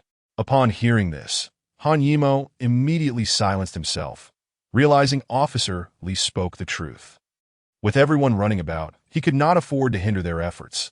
The barbs dug deeply into Han Yimou's flesh, eliciting muffled groans as he clenched his teeth. Dr. Zhao, observing this, promptly placed a cloth strip in his mouth, knowing that extreme pain could lead one to inadvertently grind their teeth to dust. The crowd gathered around Han Yimou. In those brief 20 seconds, which felt like hours, Officer Lee remained composed, persevering in his task. Finally, with one last decisive stroke, the resilient rope was severed. At that very moment, both Han Yimou and Xiao Jijin collapsed to the ground, utterly spent. The surrounding individuals rushed forward to support the two. It seemed that Han Yimou had narrowly escaped death. Dr. Zhao immediately pulled Han Yimou aside to examine his wounds. The condition of his injuries was as anticipated. The harpoon still needed to be extracted from the front. The most pressing issue now was staunching the bleeding. After much contemplation, Dr. Zhao ultimately used several strips of cloth to staunch the wounds surrounding the harpoon. "Hey, doctor, aren't you going to remove the harpoon?" Xiao Jiajin inquired. "It cannot be removed. Doing so would result in his death," Dr. Zhao replied gravely. "Death?" Xiao Jiajin questioned, stepping forward to push against Dr. Zhao. "What are you talking about? We exerted so much effort, and you're telling me you won't save him?" "I am indeed saving him, doctor," Zhao snapped, shaking off Xiao Jiajin's hand impatiently. "To put it bluntly, the harpoon must remain in place for him to survive." "Why?" Xiao Ran, standing nearby, couldn't help but ask. "If the harpoon is withdrawn, he will be left with nothing but a continually bleeding wound. Death would merely be a matter of time," Dr. Zhao responded calmly. "By leaving the harpoon in, although he will endure great pain, at least he will not succumb to excessive blood loss. Those minor wounds will soon cease to bleed as the blood coagulates." Chapter 16. A new wave. Though the crowd lacked medical knowledge, they generally comprehended Dr. Zhao's intent.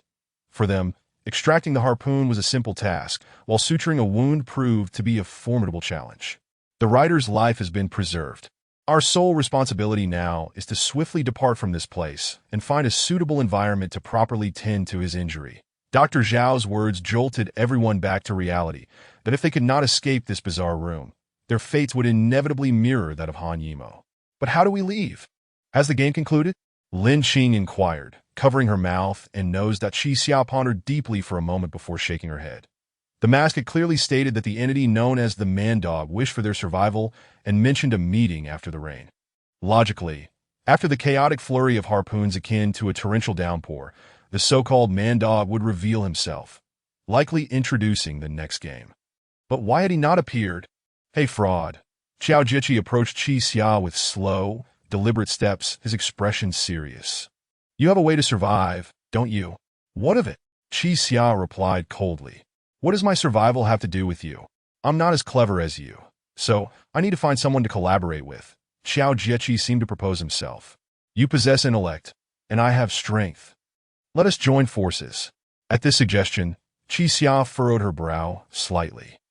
"I'm afraid I must decline, that I am a fraud, and I intend to trust no one but myself." Before Xiao Jiqi could respond, Officer Lee suddenly voiced a question. "What is this?" The group turned to see Officer Lee scrutinizing the harpoon in his hand. "What's wrong, doctor?" Zhao inquired as he approached Officer Lee cautiously. "There are words." Officer Lee handed the harpoon to Dr. Zhao. Upon examining it, Dr. Zhao's expression shifted. Indeed, the harpoon's tail bore fine writing. "I am the man-sheep. The fact that you can read this indicates you have survived. But how many of you have truly survived? Is anyone injured?" I am genuinely concerned for your well-being. I cannot bear to witness your demise. In 15 minutes, death will once again descend. Avoid it. Find a way to survive. Dr. Zhao gritted his teeth and forcefully hurled the harpoon to the ground. Am I merely a plaything? Is this never-ending? He roared, as if seeking to unleash all the pent-up emotions he had suppressed thus far. Calm yourself, Officer Li admonished sternly. How can you expect to survive if you cannot control your emotions? Survive? But we are already dead. Dr. Zhao finally reached his breaking point. We are dead, yet still tormented by the fear of death. What does the organizer truly want? Why can't he simply kill us or set us free? The expressions of everyone darkened. Indeed, what was the purpose of this relentless cycle of death threats? Was it truly, as the man-sheep suggested, to select a god? Did this mean that only one individual would ascend to become a god while the rest would descend into hell? Everyone, we have survived 2 games. Do you believe it is due to our cleverness? No. Dr. Zhao clenched his fists tightly. We have merely been extraordinarily lucky. But what of the next time? The time after that, in this ever-changing room, how long can we truly survive? Officer Li pursed his lips, stepping forward to grip Dr. Zhao by the collar. Hey, buddy, at this critical juncture, what we cannot afford to lose is morale. If you wish to give up on life, feel free to do so on your own. Do not instill doubt in the hearts of others. Dr. Zhao's lips trembled. But how do we escape? Do you have a way to lead us out? After a moment of contemplation, Officer Li replied, I have no solution, but I do know that survival is paramount. As long as we survive, there remains hope. He released his grip on Dr. Zhao, moved to examine the harpoon, and then approached Han Yimou to inspect the harpoon lodged in his shoulder, noting that both harpoons bore the same writing. Evidently, their luck had indeed been remarkable.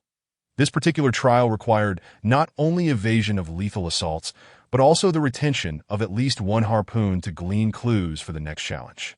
Regardless of the circumstances, this time we have been provided with clear clues, Officer Li remarked as he carefully read the inscription on the harpoon.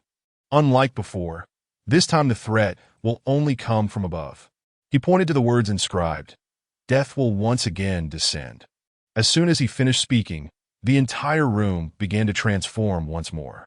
All the holes in the walls gradually vanished, while the openings in the ceiling morphed, revealing numerous rectangular holes approximately 1 meter long and 20 to 30 centimeters wide. There were 9 in total. Was this what was meant by death will once again descend? It seems the game is becoming simpler. Officer Li sighed as he regarded the 9 holes in the ceiling. This could be considered a stroke of misfortune among the fortunate. But why has it reverted to man-sheep? Lawyer Zhang pointed to the dismembered corpse on the ground, questioning, Didn't we already eliminate the man-sheep? Qi Xia pondered this, finding it peculiar. The recently deceased entity indeed referred to himself as man-sheep, yet his mask bore the words I am the man-dog. One moment a sheep, the next a dog. Could this be yet another clue? There is no time to waste. Officer Li addressed the group. It is already 1:23. It won't be long before something dangerous is projected from those 9 holes above. Everyone, grab a table board and position yourselves against the wall. At that moment, the group noticed something strange about the table boards on the ground. They seemed to possess a unique structure. After being torn apart by the harpoons, they left behind only a square piece with a handle, appearing much sturdier in the central section compared to its edges. Although the table boards were quite small, it was fortunate that the 9 holes in the ceiling were clustered around the central area, indicating that standing against the wall might be a safe option. Silently, everyone picked up the shattered table boards from the ground and moved to the wall, spreading out to keep their distance from the central openings. Meanwhile, Qi Xia remained motionless, gradually closing her eyes. From every angle, the third game seemed exceedingly peculiar, if the organizer had provided an exceedingly direct solution that in Qi Xia's view. This time the hints were unnecessarily explicit. Did he wish for them to perish or to survive? Why specify man-sheep and man-dog? If man-sheep and man-dog did not denote names, what could they signify? Hey, fraud, come over here! Xiao Jiqi shouted. Standing beneath that hole could lead to your demise. Qi Xia cast a cold glance at the holes above. I cannot perish here. I have compelling reasons to survive. What is going on? Has the most intelligent one turned into a fool? Xiao Jiqi questioned, perplexed that Qi Xia extended her index finger and gently tapped her temple. Wait, wait. Grant me a moment. The group collectively slowed their breathing, quietly observing Qi Xia at the center of the room, all bewildered as to why such an overt game warranted further contemplation. Chapter 17. Sheep and Dogs, Sheep and Dogs. Qi Xia squinted, carefully contemplating all that had transpired. Initially, the one who claimed to be the human sheep sought to incite them to mutual destruction. Yet now this human sheep expressed profound concern for their well-being, asserting that he could not bear to watch them perish. Is this not a lie? Suddenly, a spark of realization illuminated Qi Xia's mind.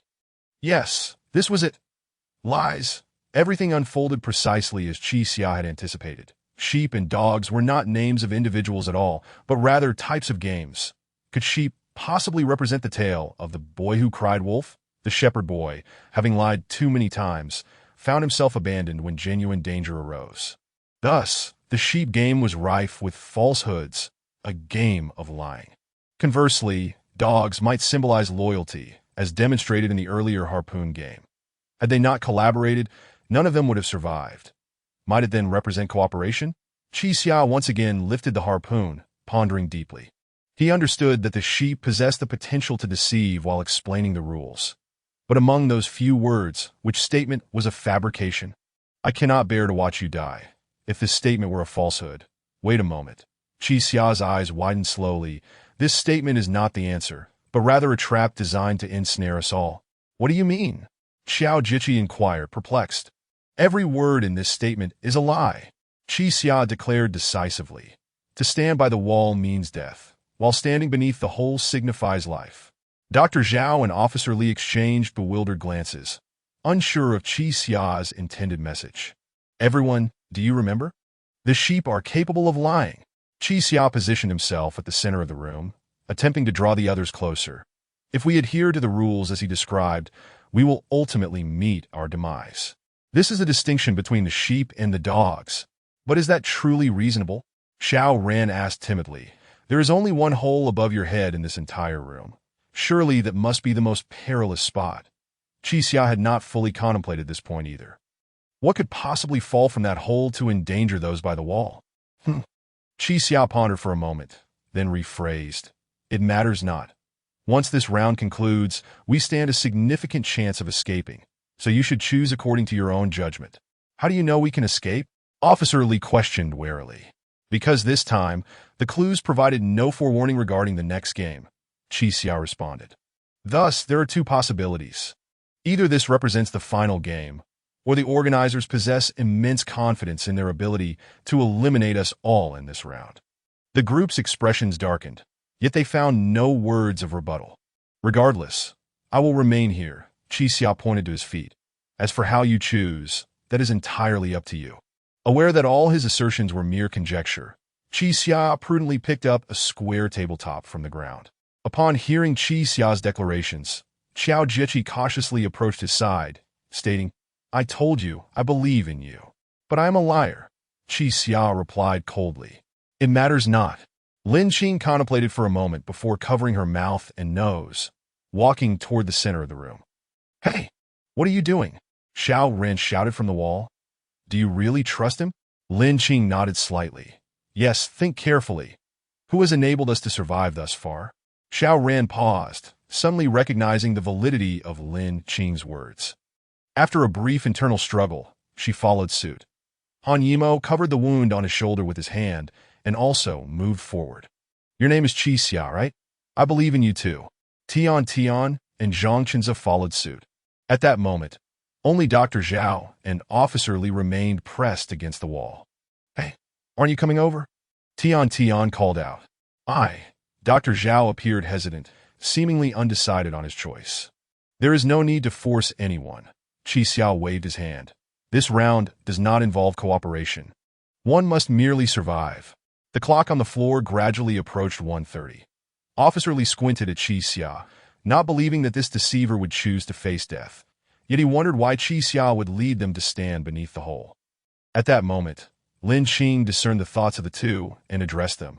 Qi Xia does not seem to be lying. Will you join us? Can you tell? Officer Lee whispered. Indeed. Lin Xing nodded. Due to my profession, I often can discern whether someone is being untruthful. In that case, Officer Lee and Dr. Zhao exchanged glances and stepped forward, silently affirming their trust in Lin Xing's expertise. The group hastily picked up the nearest tabletops, raising them above their heads, ensuring they would be prepared for whatever might fall from the hole. You all are quite cunning, Xiao Jiechi remarked, shaking his head in resignation as he retrieved a tabletop from the ground. He examined it closely. This tabletop now resembled a shield more than before, not only a neatly squared piece measuring about 40 to 50 centimeters on each side, but also equipped with an exceptionally sturdy handle. Glancing at the time, Qi Xia grasped Xiao Jiechi's arm, saying, "Prepare yourselves, it is about to begin." No sooner had he spoken than the clock struck 1:30, and a tremendous clattering of chains echoed from above, as if some unseen mechanism was being wound. Regrettably, there was no reaction from the hole, and neither death nor life manifested as they had imagined. After a few seconds of anxious waiting, the floor beneath them suddenly began to rise. Oh no! Qi Xia's expression shifted. This is worse than I anticipated. The clamor of voices erupted around them, as none had expected the organizers would attempt to compress them into a mere paste within such a low room. What is happening? Before the others could inquire further, Qi Xia shouted, "Quick, crouch down!" The quickest among them immediately sank to the ground, but the despair evident in their eyes was unmistakable. They all understood that given the current situation, the floor and ceiling would likely converge, leaving no escape for anyone. Crouching low, Qi Xia's mind raced. He was convinced his deductions were correct. The hole above represented a path to survival, but how could they possibly endure? With a resounding roar, the floor ascended, and the room's height diminished drastically in a matter of moments. All must crouch fully to navigate within. Qi Xia lifted his gaze, noticing that the previously rectangular hole was now within arm's reach. Seizing the opportunity amidst the chaos, he decisively extended his hand into the hole. It was an ordinary aperture, yet within lay a vast space, and the ceiling structure seemed unusual, appearing to be composed of some sort of resilient metal. Could it be? Qi Xia crouched lower, instinctively retrieving his square wooden board from the ground. If the hole was a path to survival, and the board was his only tool, what connection could exist between the two? Qi Xia positioned the board vertically, inserting it into the ceiling's hole, then laid it horizontally and pulled downwards. Astonishingly, the board wedged firmly in place, leaving only a downward-facing handle exposed. Is this the path to survival? Qi Xia's eyes widened in realization, suddenly grasping the imminent events. Witnessing Qi Xia's actions, the others hastily followed suit, each inserting their square tabletops into the ceiling's opening. Be cautious. Wait for a moment. Qi Xia began to speak, but before he could finish, the floor beneath them crumbled into dust. Ah! What the hell? Exclamations erupted in unison. The group plummeted downward, instinctively grasping the handles above them to avoid a direct fall. Han Yimo gritted his teeth, gripping the overhead handle tightly with his left hand, but due to excessive blood loss, his strength was waning. Qi Xia watched helplessly as Han Yimo's grip gradually loosened. Chapter 18. True or false at this moment? The 9 individuals resembled a chandelier suspended from the ceiling, clinging to the handles and swaying back and forth. Lin Jing looked down and felt a chill run through her. Below them lay a gaping chasm approximately 10 meters deep. Had they not grasped the handles, their demise would have been inevitable. Hey, Ryder, hold on tight. At this moment, Xiao Jiaqin also noticed that Han Yimo was beginning to loosen his grip, and a sense of urgency washed over him.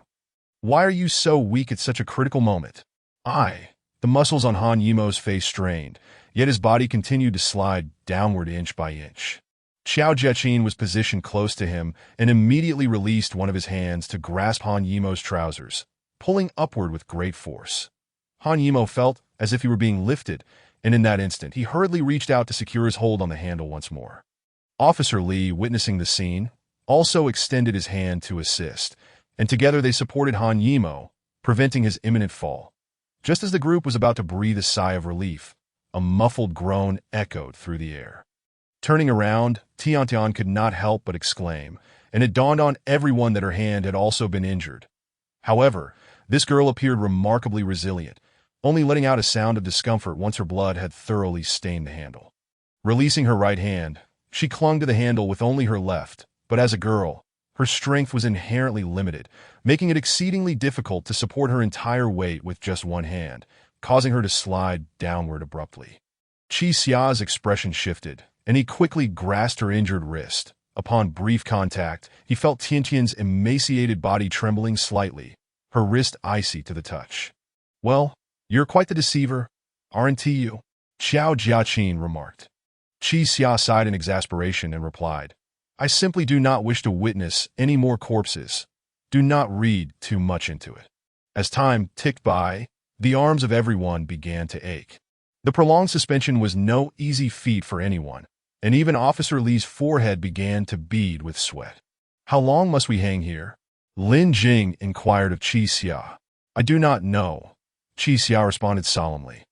He was aware that there was no longer any indication of a next game, yet hope remained elusive for the group that if the organizers were to be particularly cruel, they could leave everyone suspended indefinitely. It would merely be a matter of time before they met their demise, but was there truly no indication of a next game? Doubts stirred within Qi Xia's mind. Could there be some hidden clue lurking in an unseen corner? He gazed down at the ground below, convinced that any potential clue must be situated somewhere down there. His gaze swept across the area, and due to the ground's collapse, a new wall had emerged at the bottom. In the far corner of that wall, it seemed there was a door. However, that door appeared utterly out of reach for the group. They were still nearly 10 meters above the floor, and jumping from such a height could not be done without injury.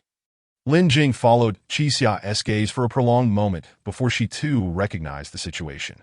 "Is that a door?"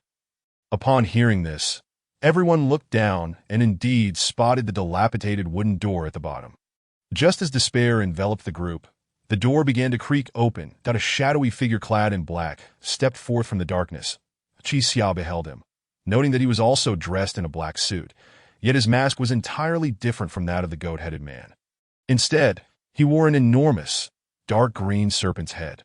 "Long time no see, everyone. That I am the Serpent Man," he spoke slowly. "To hell with you," Xiao Jiaqin shouted. "After the goat and the dog, now we have a snake? Do you think I won't take you down right here and now?" "Please do not be agitated," the Serpent Man replied in a calm tone, glancing at the group before continuing. "You are currently engaged in the final round of the game.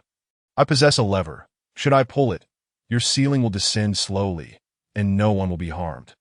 The group turned their attention to the source of the voice, and indeed, next to the wooden door, there was an inconspicuous lever that had gone unnoticed in the dim light moments ago.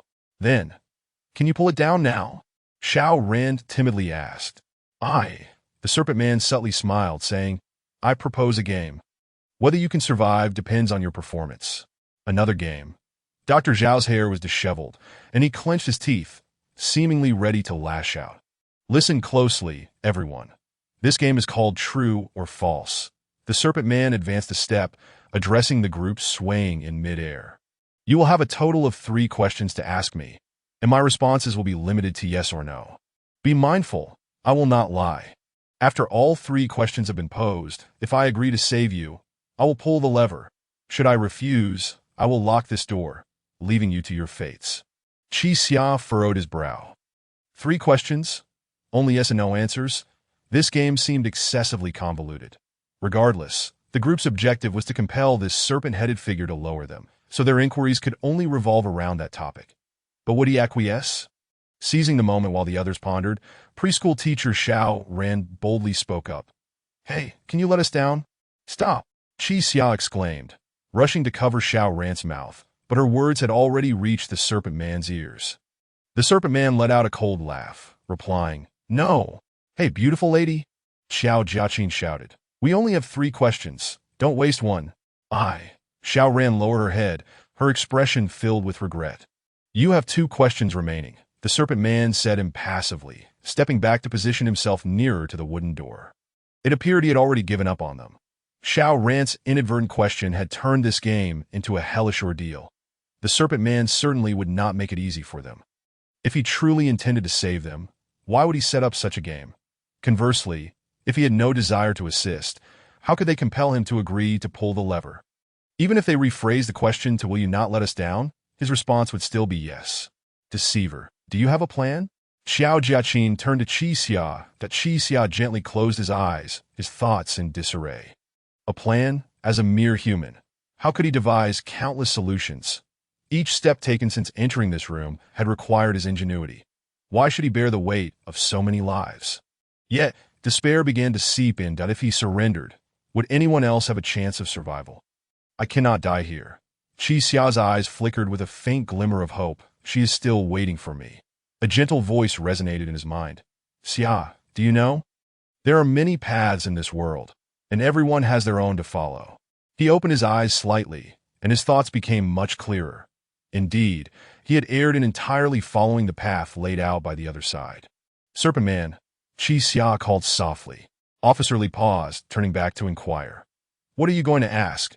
Let us communicate beforehand to avoid a repeat of what just occurred. It's fine. I have already devised a way to survive, Qi Xia declared confidently, lowering his gaze upon the Serpent Man. Do not speak. This will all be over shortly. Do you truly have a plan? Zhang Chenze asked. I should. Qi Xia took a deep breath, meticulously contemplating the next two questions to pose that I know. To be precise, he only needed one question. This game could conclude with just a single inquiry. From the very beginning, it should not have been about how to make the other pull the lever, but rather about the logic of yes and no. The Serpent Man seemed genuinely intrigued by Qi Xia, his eyes peering out from the hollow of the serpent mask. Qi Xia paused before asking, Serpent Man, if my next question is will you pull the lever? Will your answer be the same as this question? Chapter 19.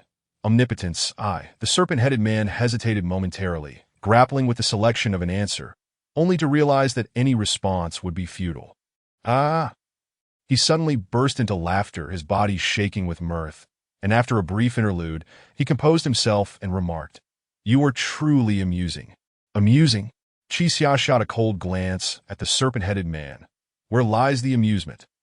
Have I not already triumphed? The serpent-headed man slowly approached the wall and grasped the lever. The crowd felt their bodies lurch downward, and the ceiling began to descend gradually. Xiao Jiajin wore a puzzled expression as he turned to Qi Xia. What trickery is this? How does this signify victory? Qi Xia noted that the descent was indeed occurring, and he exhaled a silent sigh of relief, stating, Contemplate this. Once the question is posed, our salvation is assured, regardless of the outcome. If my next inquiry is will you pull the lever, will your response mirror that of this question? Xiao Jiajin muttered, struggling to comprehend the implications. I see. Doctor. Zhao nodded thoughtfully. If he answers yes, then the subsequent question must also be answered yes, thus securing our escape. After all, the next question is will you pull the lever? But what if he says no? Xiao Jiajin felt he had uncovered a loophole. Could he not simply respond no? If he answers no, then he would be compelled to answer yes to the next question. Han Yimo replied wearily. The brilliance of this question lies in the fact that if he responds no, he admits to providing disparate answers to two questions. Do you remember? This serpent-headed man claimed he would not speak falsehoods. Xiao Jiajin was momentarily taken aback and turned once more to Qi Xia, inquiring, Did you conceive all of this just now? What manner of creature are you? I would not presume to be a creature, Qi Xia replied, shaking his head. I am merely a wandering trickster. As they spoke, the group gradually descended to the ground. Due to their prolonged suspension, their palms stung painfully, and the condition of the two injured individuals was far from optimistic. Congratulations, everyone, on surviving the interview. Beyond this door lies a new world awaiting you, the serpent-headed man proclaimed, placing his hands behind his back as he stood beside the wooden door.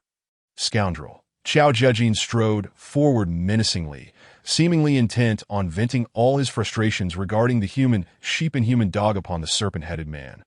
The serpent-headed man regarded the furious Xiao Jiajin with a cold, unflinching gaze. Are you all deviants? Xiao Jiajin shouted, stepping closer to seize the serpent-headed man's collar. Donning these grotesque masks, repeatedly attempting to bring us to our demise. And now, I have finally caught you. The serpent-headed man smirked coldly and murmured, While you still draw breath, I advise you to release me promptly. What did you say? Xiao Jiajin raised his fist, poised to strike the serpent-headed man's face, only to be restrained by Officer Li. Hey, have you forgotten about the man whose skull was shattered? Officer Lee admonished in a hushed tone. If they are all of a kind, how do you intend to defeat them? A reluctant expression flickered across Xiao Zhijin's rugged face as he clenched his jaw, slowly uttering, but these damned. Rest assured, we are on the verge of escape, are we not? Officer Lee interjected, speaking softly. Once we are free, I will ensure they receive their due. The group fell silent, gradually approaching the serpent-headed man. Observing him up close revealed his true peculiarity. The temperature surrounding the serpent-headed man was distinctly lower than elsewhere, and his tattered suit, along with the mask he wore, emanated an eerie, putrid odor.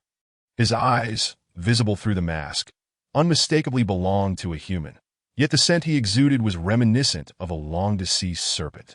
Welcome to the new world, the serpent-headed man's muffled voice issued from behind the mask as he turned to open the door. With a creaking sound, light poured in from outside. That Qi Xia furrowed his brow, realizing that what lay beyond the door was not the outdoors, but rather a corridor. Where is this place outside? Qi Xia inquired. I have already mentioned, it is the new world. The serpent-headed man slowly raised his hands. The god of the future will emerge among you. It shall arise in the new world. How exhilarating. Another god, Xiao Jiajing growled. What exactly are you plotting? Upon hearing the inquiry, the serpent-headed man visibly perked up. An omnipotent god. He can manifest every thought. Omnipotent. Xiao Jiajing's brows furrowed deeply. Dr. Zhao discreetly gestured to Xiao Jiajing before addressing the serpent-headed man. Very well, we understand. Now, please allow us to exit. The serpent-headed man paused, nodded, and stepped aside. Qi Xia took the lead, and the others, eager to leave, hastened their pace to follow. As they stepped into the corridor, an unusual scent filled their nostrils. How to describe that odor?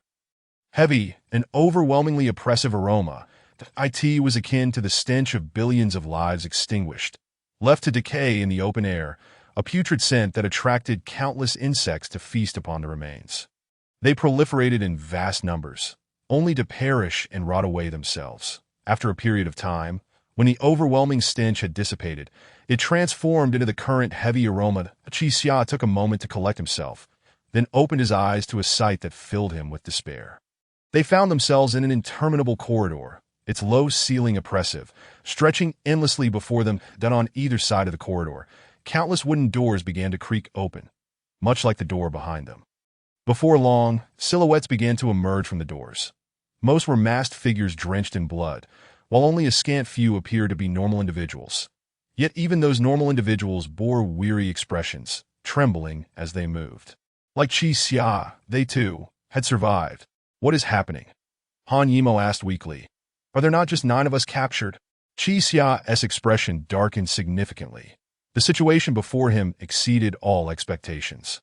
This organization had ensnared countless individuals to partake in a murderous game, but the survivors are exceedingly few.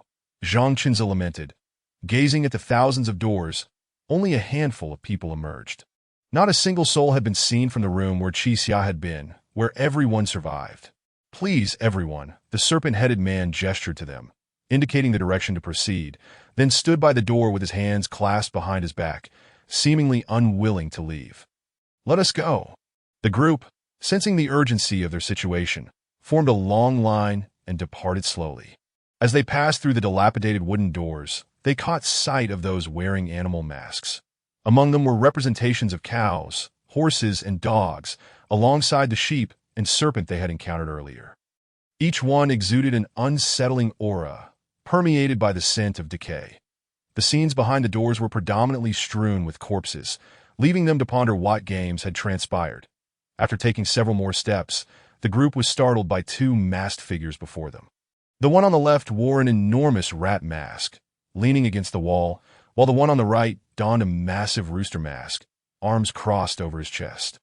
These masks were evidently not mere fabrications, but rather crafted from actual animal heads. Yet, where in the world could one find such oversized rats and roosters?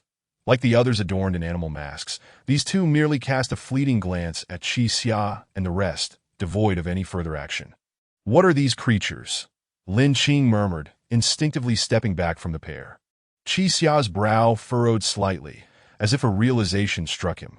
Sheep, Dogs, serpents, rats, roosters. They are the Chinese zodiac, he murmured softly. The group paused, turning to him in surprise.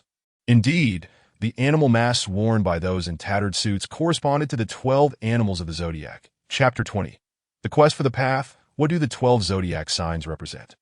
What lies at the end of the corridor? The underworld, perhaps? In this dimly lit corridor, seemingly without end, the group moved forward with trembling trepidation. After enduring several intense rounds of games, everyone felt utterly exhausted, both physically and mentally.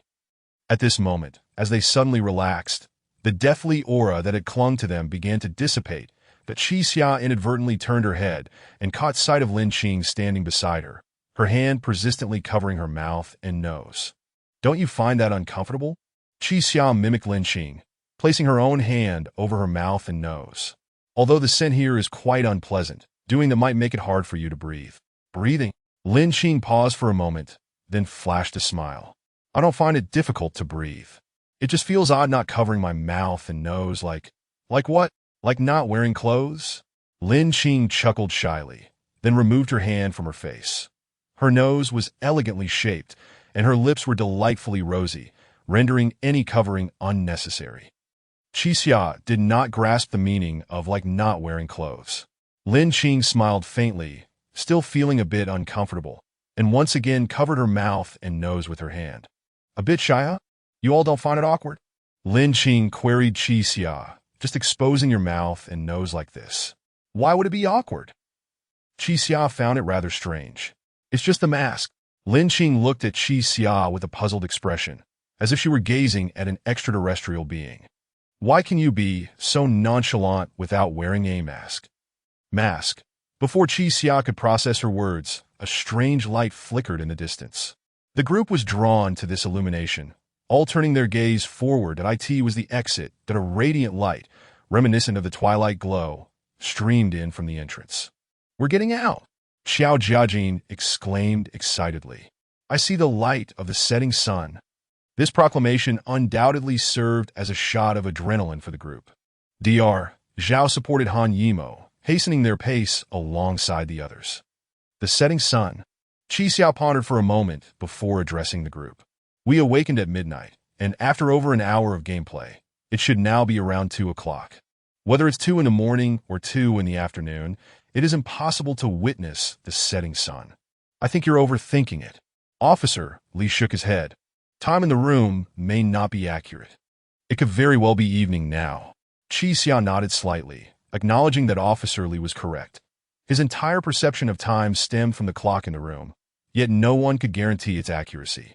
After taking a few more steps, the group encountered a shadow beside the exit. As they moved closer, the shadow gradually took on a human form, adorned with an animal mask that evoked a sense of nausea among them. Unlike all the other animal masks, this one was crafted not from the head of a single creature, but rather stitched together from various organs using yarn. His mouth resembled that of a crocodile, his nose that of an ox, his face adorned with fish scales, and his neck covered in snake skin. Additionally, he had sewn on a lion's mane and antlers of a stag. This creature appeared to be. Hello, I am the Dragon Man, the patchwork monster spoke slowly. Everyone survived. How intriguing. Dragon. The group instinctively halted, their nerves tense.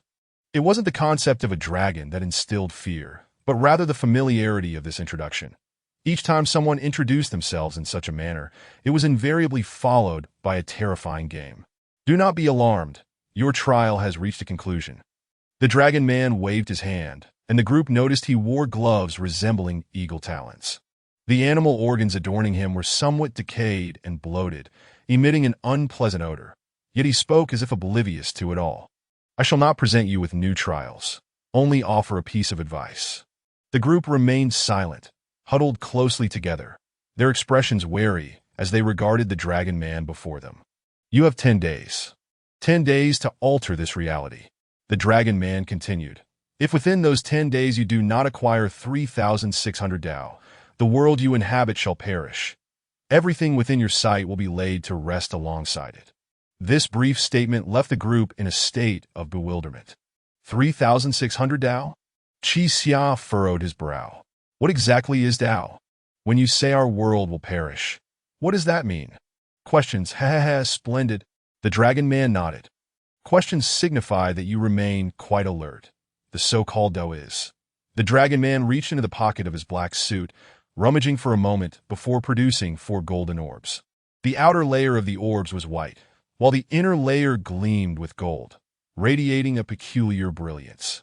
This is Tao, the dragon man elaborated. Acquire 3,600 of these, and you shall be saved. Qi Xia contemplated for a moment before reaching out to grasp one of the orbs. It felt soft and slightly elastic, not at all rigid. Take it. It was meant for you anyway, the dragon man said with a smile. After a moment of reflection, Qi Xia accepted all 4 orbs of Tao. You have undergone 4 trials: the lyre, the springing bamboo, death from the sky, and true or false. These are your rewards, as well as your chips. The group had never anticipated that the life-threatening challenges they faced would culminate in such unassuming little orbs, leaving them speechless. Tao, Qi Xia furrowed his brow once more, exclaiming helplessly, "Are you implying that if we fail to find 3,600 of these little balls, this place will be destroyed?" Haha, precisely. If this place is destroyed, you will not be able to escape.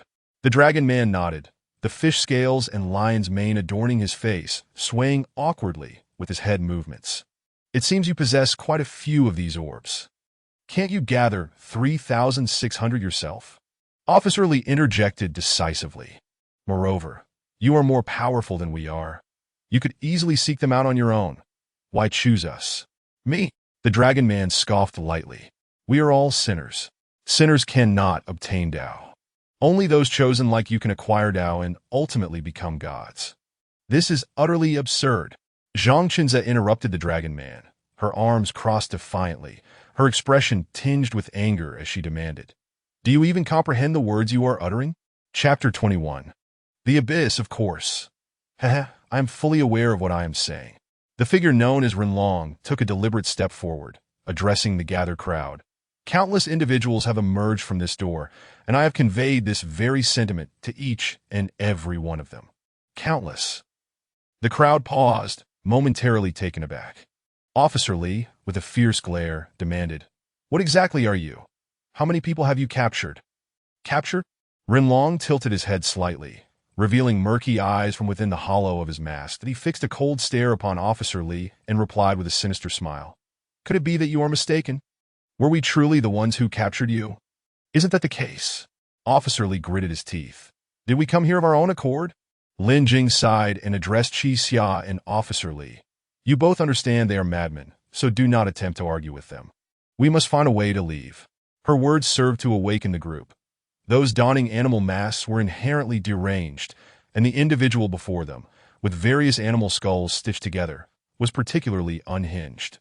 Should they allow themselves to be drawn into the madness, it would not be long before they too succumbed to insanity. The group circumvented Renlong and proceeded towards the exit behind him. "Remember, without 3,600 paths, none shall escape," Renlong whispered as a final admonition. In a moment of compulsion, Qi Xia turned his head and inquired, "How do we acquire a path?" "Why are you even asking him?" Xiao Jiajin retorted, pushing Qi Xia with annoyance. "Are you really considering seeking those golden orbs?" "Regardless, I must find a way out." Qi Xia's gaze radiated unwavering determination. "Someone is waiting for me." Renlong nodded slightly, stating, "It is the games you have encountered. Different games yield different paths." Qi Xia's expression darkened as he scrutinized the golden orb in his hand. "Are you suggesting we must actively participate in the games to obtain a path?" "Haha, precisely. Hold on to them." Renlong gestured with his filthy hands. "You must leave this place." Contemplating the orb, Qi Xia appeared deep in thought. The others were at a loss for how to persuade him, and one by one, they exited through the door. A gentle breeze swept over them, carrying an indescribable heaviness. The few present gradually opened their eyes, yet did not experience the joy of rebirth. Before them lay a desolate city, resembling a wasteland. Above, a dark red sky loomed, dominated by a sun of earthen hue, its surface marred by creeping black lines that spread inward. Beneath this grotesque sky, a dilapidated city unfolded, a once thriving area of a small town, now ravaged as if bombarded and subsequently consumed by flames. The inferno had raged for days without respite, ultimately leaving behind this dismal sight. Most buildings were damaged, their walls cracked, and countless dark red plants clung to the remnants. Officer Lee swallowed hard and asked, "Hey, Renlong, what kind of hellish place have you brought us to?" He turned away, his voice trailing off, mouth agape in shock. The others followed his gaze and beheld a scene that took their breath away. Behind them, there were no structures, only an expansive square. The 9 individuals stood alone at its center, as if they had descended from the heavens. "How do we end up here? What happened to the door? Where is Renlong?" Alas, no one was present to answer their queries. At the heart of the square stood a conspicuous large electronic display, appearing weathered with age, the edges rusted. On the screen, a bewildering message glowed. "I have heard the echoes of disaster summoning." Disaster? What on earth is that? Xiao Jiajin read the phrase twice, still unable to comprehend. That Qi Xian noticed a massive, tarnished bronze bell positioned above the electronic display. This ancient relic seemed entirely out of place alongside the modern screen. After a long silence, the writer Han Yimo slowly raised his head and murmured, "So we are truly dead. This must be the underworld, correct?" Before witnessing this scene, he had clung to a flicker of hope. Perhaps they had not perished but had been captured here in their final moments. Yet, how could one explain this clearly abnormal world? I am uncertain if we are dead or not. However, I do know that if you do not tend to your wounds soon, you will indeed perish. Dr. Zhao forced a semblance of energy, supporting Han Yimo's arm. His words gradually pulled the group back from their stupor. Regardless, it seemed they were still alive. As long as they appeared to be living, they could not afford to surrender. "Over there, it seems like there is a convenience store." Lin Jing pointed towards the distance. "Though it appears heavily damaged, I wonder if there might be any needles or bandages inside." Without hesitation, Xiao Jiajin hoisted Han Yimo's other arm, offering a wry smile as he said, "Let us investigate. It would be even better if we could find something to eat." The group moved forward at a deliberate pace. The sights around them exuded a bizarre aura, stirring unease within their hearts. The convenience store lay at the center of a road, its entrance glass completely shattered, the sign half-dash collapsed. As they approached the entrance, they slowed to a halt. Across from the convenience store stood a restaurant, where a figure lingered at the door. Clad in a bull-headed mask and black suit, hands clasped behind its back, it resembled a statue. That a wave of tension washed over the group. These masked individuals were all madmen. Did this one now intend to impose yet another trial? The group waited cautiously for a moment, only to observe that the bull-headed figure remained utterly still. It did not speak, nor did it even cast a glance in their direction. With newfound courage, they edged closer to the convenience store entrance. "Is it a mannequin?" Sweetly asked cautiously. Qi Xia scrutinized the bull-headed figure closely. Its eyes beneath the mask were still subtly moving, indicating it was no mere dummy, likely guarding the restaurant behind it. "Regardless of who or what it is, let us treat it as if it were not present," Officer Lee declared, turning to push open the dilapidated door of the convenience store. As the door creaked open, a nauseating stench assaulted their senses. The city's odor was already particularly heavy, but the smell emanating from the store was far worse, that a foul blend of blood, decay, and charred remains mingled with a hint of warmth pervaded the air, echoing within the confines of the building. These scents felt fresh, as if they had only just been released. Ugh! Lawyer Zhang Chenze could no longer withstand it, doubling over to retch. Sweetly looked at her with concern, asking, "Are you all right, lawyer?" "I'm fine." Zhang Chenze wiped her mouth, gazing at Sweetly. "You seem completely unaffected." Sweetly's expression was strained, offering only a wry smile in response. "Perhaps it has to do with my profession. I've encountered far more repugnant scents." "Please, don't say any more." Zhang Chenze nearly retched again. Qi Xia covered his mouth and nose as he stepped inside, where most of the shelves lay toppled, the floor dark and sticky, obscured by unknown substances. Chapter 22. The clerk. How repulsive! Xiao Jiajin grimaced as he surveyed the filthy object on the floor. That foul stench. Could it possibly be excrement? Excrement. Qi Xia suddenly turned to look at Xiao Jiajin. This was indeed an intriguing notion. In other words, besides the 9 of them and the animal masks, there were others present, or perhaps other things. This entity or thing seemed to have inhabited this place for quite some time. Otherwise, it could not have left such a mess of waste behind. The group searched the area but found no needles or gauze. Furthermore, there were no pharmacies or clinics visible outside the convenience store. Blindly venturing out, Hanimo would likely not last long. "What shall we do?" Officer Lee placed his hands on his hips, casting a helpless glance at Dr. Zhao, seemingly seeking his counsel. Before Dr. Zhao could respond, a commotion erupted from behind the cashier counter, and the door to the staff lounge creaked open. The 9 were taken aback and instinctively stepped back, their eyes fixated on the slowly opening door. A frail silhouette emerged from within. Upon closer inspection, it was a girl, so emaciated she scarcely resembled a human, her age indiscernible. Her cheeks were deeply sunken, and her eyes bulged outward, as if all the flesh on her face had vanished. She pressed her cracked lips together and gazed curiously at the group. After a moment of stunned silence, she seemed to regain her composure, hastily straightening her tattered and filthy clothing, and spoke in a hoarse voice. "Welcome, welcome." Officer Lee pondered the meaning of her words, seemingly grasping their implication. "Are you the clerk?" The girl nodded to him. The group fell silent. The situation felt profoundly absurd. Setting aside the question of why there were other humans present, even if she were indeed a clerk, what could possibly compel her to work in a completely dilapidated convenience store? Seeing that the group remained motionless, the clerk tentatively added, "Please feel free to browse." Though she said this, what space was there left for browsing? The shelves were nearly devoid of merchandise, and what little remained was rotten and smeared with filth. The clerk's gaze was vacant, fixed intently on the group, which instilled a sense of dread in several of the girls. "Do you have any needles and thread?" Chi Xia asked the clerk, her expression unchanging. "Needles and thread?" The clerk's lifeless eyes flickered. Then she extended her hand, mimicking the action of threading a needle. "Are you referring to this kind of needle and thread?" Only then did the group notice her hands were caked with dried, dark blood, a truly horrifying sight. Chi Xia stepped forward, reiterating, "Yes, that kind of needle and thread. Do you have any for sale?" "Liar." Yu Xiao Jiajin, who had previously thought himself the boldest of men, now found himself hesitant to engage with this woman. "Can't you see she's not right in the head?" "And what if I can?" Chi Xia replied calmly. "Our situation cannot possibly worsen."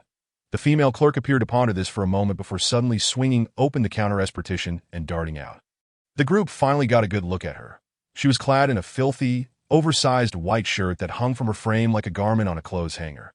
The shirt was smeared with an unidentifiable substance that resembled both oil and blood.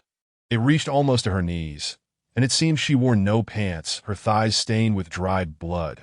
Chi Xia slightly furrowed her brow, wanting to step back, but the female clerk seized her wrist forcefully.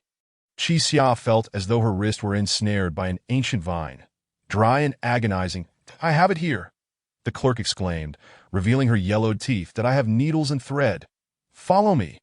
Her hand incessantly pointed towards the staff lounge, as if urging Chi Xia to enter. The group was genuinely frightened by her demeanor. Given her current behavior, following her inside seemed ill-advised. "Forget it, we want to be purchasing anything." Xiao Jijin stepped forward, attempting to pry the clerk's hand away. "Let go of her." Yet the clerk appeared to be deaf to his pleas, dragging Chi Xia along while wearing an unsettlingly cheerful smile. "There are needles and thread in here. Come on." Her strength exceeded that of both Xiao Jiajin and Chi Xia combined. "Hey, someone come help." Xiao Jiajin shouted over his shoulder. Officer Lee and Dr. Zhao snapped back to reality and rushed forward. The female clerk quickened her pace. The Chi Xia felt an overwhelming force pulling her along, utterly unable to break free. The distance to the staff lounge was minimal, and within a matter of 6 or 7 steps, they had crossed the threshold. Dr. Zhao and Officer Lee were pulling Chi Xia back, but to their surprise, the clerk abruptly released her. A startled cry escaped as several nearly stumbled. Once they regained their footing, they noticed the clerk had disregarded them entirely, instead rummaging through the room for something. The 4 men, still shaken, surveyed the space. That it was somewhat cleaner than the exterior. A folding bed lay in the corner, its bedding yellowed with age. That a large pool of blood, seemingly fresh, was visible atop it. In another corner, an old stove bore a rusty pot, which bubbled with an indiscernible concoction. The clerk, oblivious to everything, continued her search in a decrepit chest. Whereas at the needles and thread, she repeatedly tossed items from the chest, which contained cans, old magazines, and assorted cookware. Xiao Zhejin touched his nose, glancing at the pot. Speaking of which, I'm quite hungry, he whispered to Qi Xia. If only she weren't a madwoman, I'd ask if I could share a meal. Qi Xia cast a glance at the pot, where something white was simmering. She too felt a pang of hunger. Are you really going to eat something from this place? Officer Li queried. Who knows how filthy that is, but it smells quite appetizing, Xiao Zhejin countered, and he was not mistaken. Thanks to the pot, the room was filled with a surprisingly pleasant aroma, masking the stench. What are you cooking? Xiao Zhejin mustered the courage to inquire, as it seemed he genuinely wished to partake. Piglet, the clerk replied. Piglet. Xiao Zhejin's interest piqued, and he leaned closer to the pot, but the clerk suddenly exclaimed. Ah, found it. She turned, cradling an object in her hands, and joyfully declared to the group, Look, needles and thread. Officer Li approached for a closer inspection, his expression turning somewhat awkward. What she held was not needles and thread at all, but rather a rusty fish hook accompanied by a small bundle of tangled fishing line. He turned to Dr. Zhao, silently signaling him for assistance. Dr. Zhao pondered for a moment, then focused on the fish hook and line, asking, Miss, do you have any other needles and thread? None left. The clerk shook her head. Only this. Will you buy it? Chapter 23. The transaction. Dr. Zhao cast a troubled glance at Qi Xia, who, in turn, was at a loss for words. Can we use this? Qi Xia whispered. It's not a major issue, doctor. Zhao nodded. Medical suturing needles often utilize curved needles, as long as they are sharp enough. After pondering for a moment, Qi Xia addressed the female shopkeeper, saying, Miss, we don't have any money. Can we exchange something for it? Money? The shopkeeper stared blankly at Qi Xia, seemingly struggling to comprehend the concept of money. After a prolonged silence, she finally responded, I don't want money. How about you sleep with me instead? Sleep. Qi Xia's lips moved slightly. What do you mean? Once we finish sleeping, we can have some piglets. The shopkeeper's eyes gleamed with a hint of madness, and she began to drool. With that, she approached the filthy bed, bent over, and patted the space beside her, which was marred by a large patch of dried blood. Come on, hurry over. The shopkeeper swiftly removed her top, revealing her emaciated body, which was smeared with dirt and blood, resembling that of a skeleton. Xiao Zhejin remained silent for a while before elbowing Qi Xia and saying, You should just sacrifice yourself. Why don't you go? Qi Xia retorted, irritation creeping into her voice. The boss wants you. Xiao Zhejin smirked. Didn't you hear? As long as you sleep with her, we can feast on the piglets in her pot. Besides, the writer is also waiting for that life-saving fish hook. You know, this would be a great merit. Before Qi Xia could respond, the shopkeeper seemed to have overheard Xiao Zhejin's words and turned to him, saying, You can join too. All four of you can come. Ah! Xiao Zhejin was taken aback. Me? What is going on? Officer Li could no longer contain himself. After years of service, the current situation was beyond his comprehension. Miss, what do you gain from this? We are here to buy something. Why would you offer yourself? The shopkeeper's eyes widened, and she suddenly bellowed, I want to eat piglets.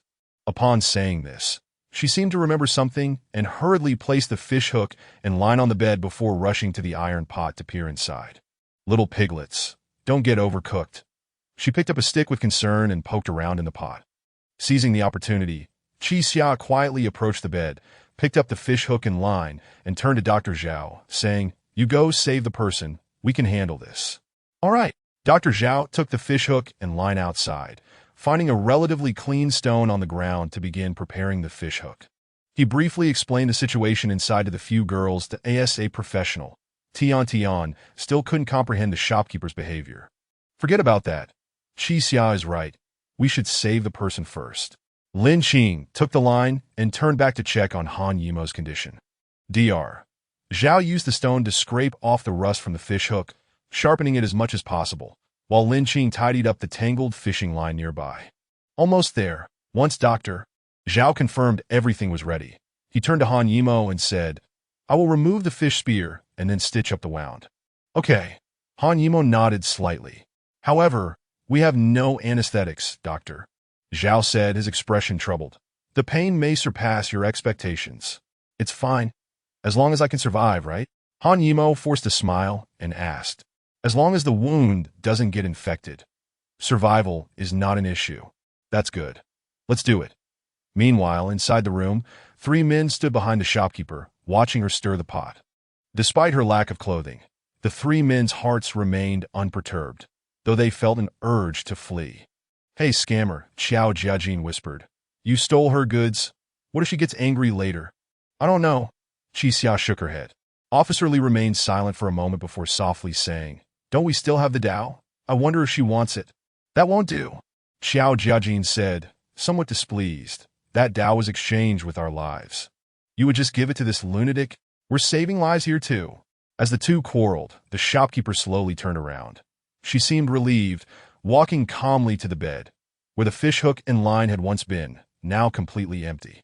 She hesitated, glancing at the bed as if sensing something amiss. But she quickly shook her head, stating, Right. Sleeping. Which of you four will come first? The shopkeeper lifted her gaze, observing the 3 men before her, her expression momentarily dazed as she asked, Aren't there 4? Have you always been 3? Never mind, 3 will do. Xiao Jijin shook his head and quietly remarked, See, she's crazier than I imagined. Qi Xiao was taken aback for a moment before speaking, We don't want to sleep with you. We merely came to buy something. With that, she pulled a shimmering Dao from her pocket and placed it beside the shopkeeper, continuing, I don't know if this thing has any value, but it's all we have. Qi Xia assumed that the inhabitants of this place would surely recognize those animal masks and had likely heard a Dao in one way or another. Such an item, acquired at the cost of lives, must hold some worth. The shopkeeper curiously examined the bead, then picked it up, squeezing it a few times. It seemed somewhat elastic, the material unknown. Then, to the astonishment of the 3 men, she tossed the bead into her mouth. With a crunch, she bit down and chewed before swallowing it. Not tasty. The shopkeeper shook her head, nowhere near as good as little piglets. The 3 men were utterly speechless, having never anticipated their life-exchanged item would be treated as a snack. Not sleeping. Then you may leave. The shopkeeper sighed in resignation, her expression one of profound disappointment. Someone will eventually come to sleep with me. Though the situation baffled the 3, at least they could now leave. They reluctantly exited the room, contemplating how to explain to others that they had lost a Dao, only to find Dr. Zhao had already removed the fish spear from Han Yimo, blood gushing forth while he was drenched in cold sweat. Quick, come help! Lin Qing shouted.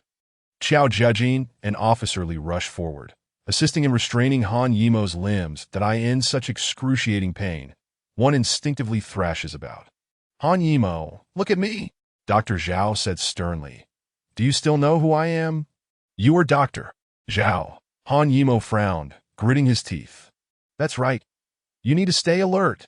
Dr. Zhao threaded the line through the fish hook, piercing his flesh in one swift motion. Han Yimo let out a muffled groan. Talk to me, Doctor, Zhao said calmly. Discuss something that interests you to distract yourself. Something I'm interested in. Han Yimo forced a wry smile. Are you not a novelist? Dr. Zhao suggested. How about discussing your works? Chapter 24. The Outlier, haha. Han Yimo forced a bitter smile. Dr. Zhao, you are overthinking it. As a novelist, the last thing I wish to discuss is my own work. If I had some leisure time, I would prefer to temporarily forget everything related to my creations and allow myself to truly unwind. Then let us converse about something else. Dr. Zhao was methodically stitching the wound, which was circular in shape, making the procedure more intricate than usual. After steadying himself, he inquired, Pray tell, aside from writing, how do you typically relax? I play video games. Dr. Zhao nodded appreciatively. That's splendid. I too indulge in video games after work.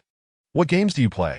Due to excessive blood loss, Han Yimo's thoughts were sluggish, and it took him a considerable time to respond. League of Legends. That there is a female ninja named Akali whom I greatly admire. Oh, Dr. Zhao chuckled lightly. What a coincidence. I also play League of Legends and have a fondness for Akali. Although he spoke with a calm demeanor, everyone could see his hands trembling slightly. After all, it was his first time suturing a wound without anesthesia while the patient was conscious, in all his years of practice. It remained uncertain whether he genuinely liked the character or was merely attempting to follow Han Yimo's lead in conversation. Dr. Zhao, you too like Akali? Han Yimo weakly nodded.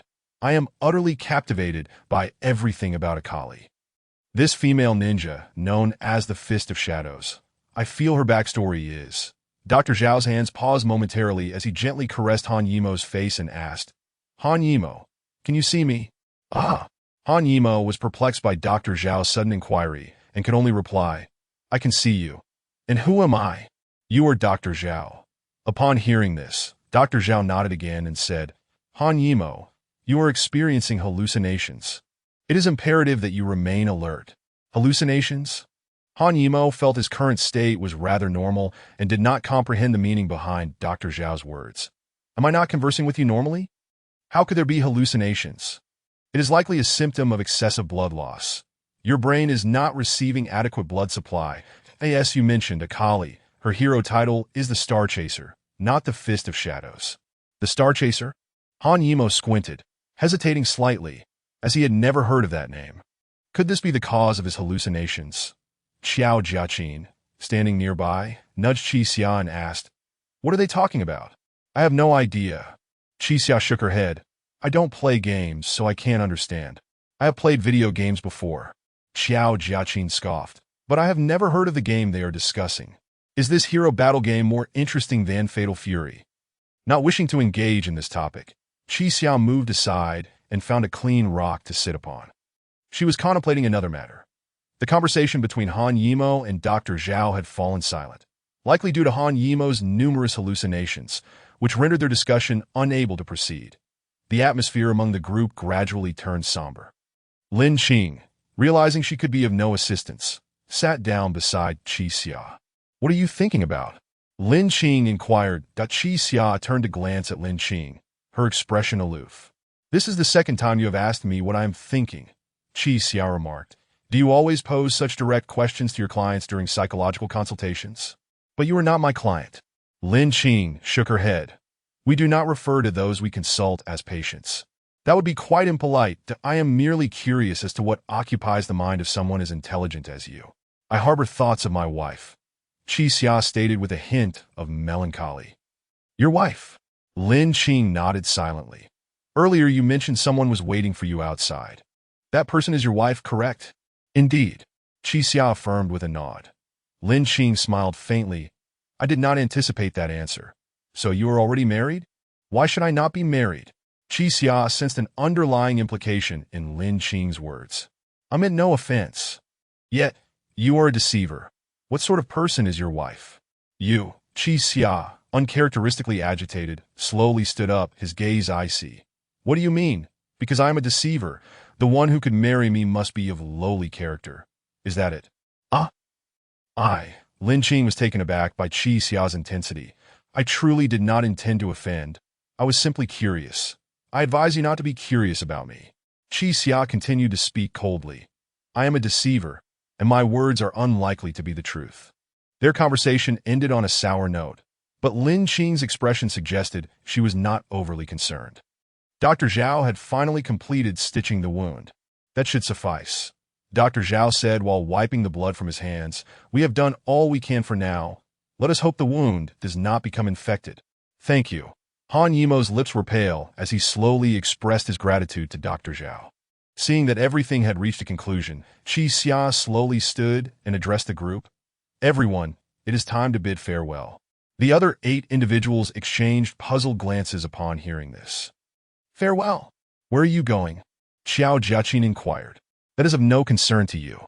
Qi Xia gazed thoughtfully at the restaurant across the street. You cannot be seriously considering seeking the way, can you? Officer Li was momentarily taken aback. What of it? Do you have any advice? Qi Xia seemed to acquiesce to this notion. With all due respect, you are courting death. Officer Li shook his head in resignation. 3,600 ways. What does it mean to have 3,600 ways? If you were to obtain one way each time, you would have to clear 3,600 games in that life-threatening scenario. Indeed, Qi Xia nodded. It sounds exceedingly improbable, yet there remains a glimmer of hope. A glimmer of hope? Officer Li sighed. 10 days, 3,600 games, an average of 360 games per day. Even if you did nothing else but complete the games, that time would be woefully insufficient.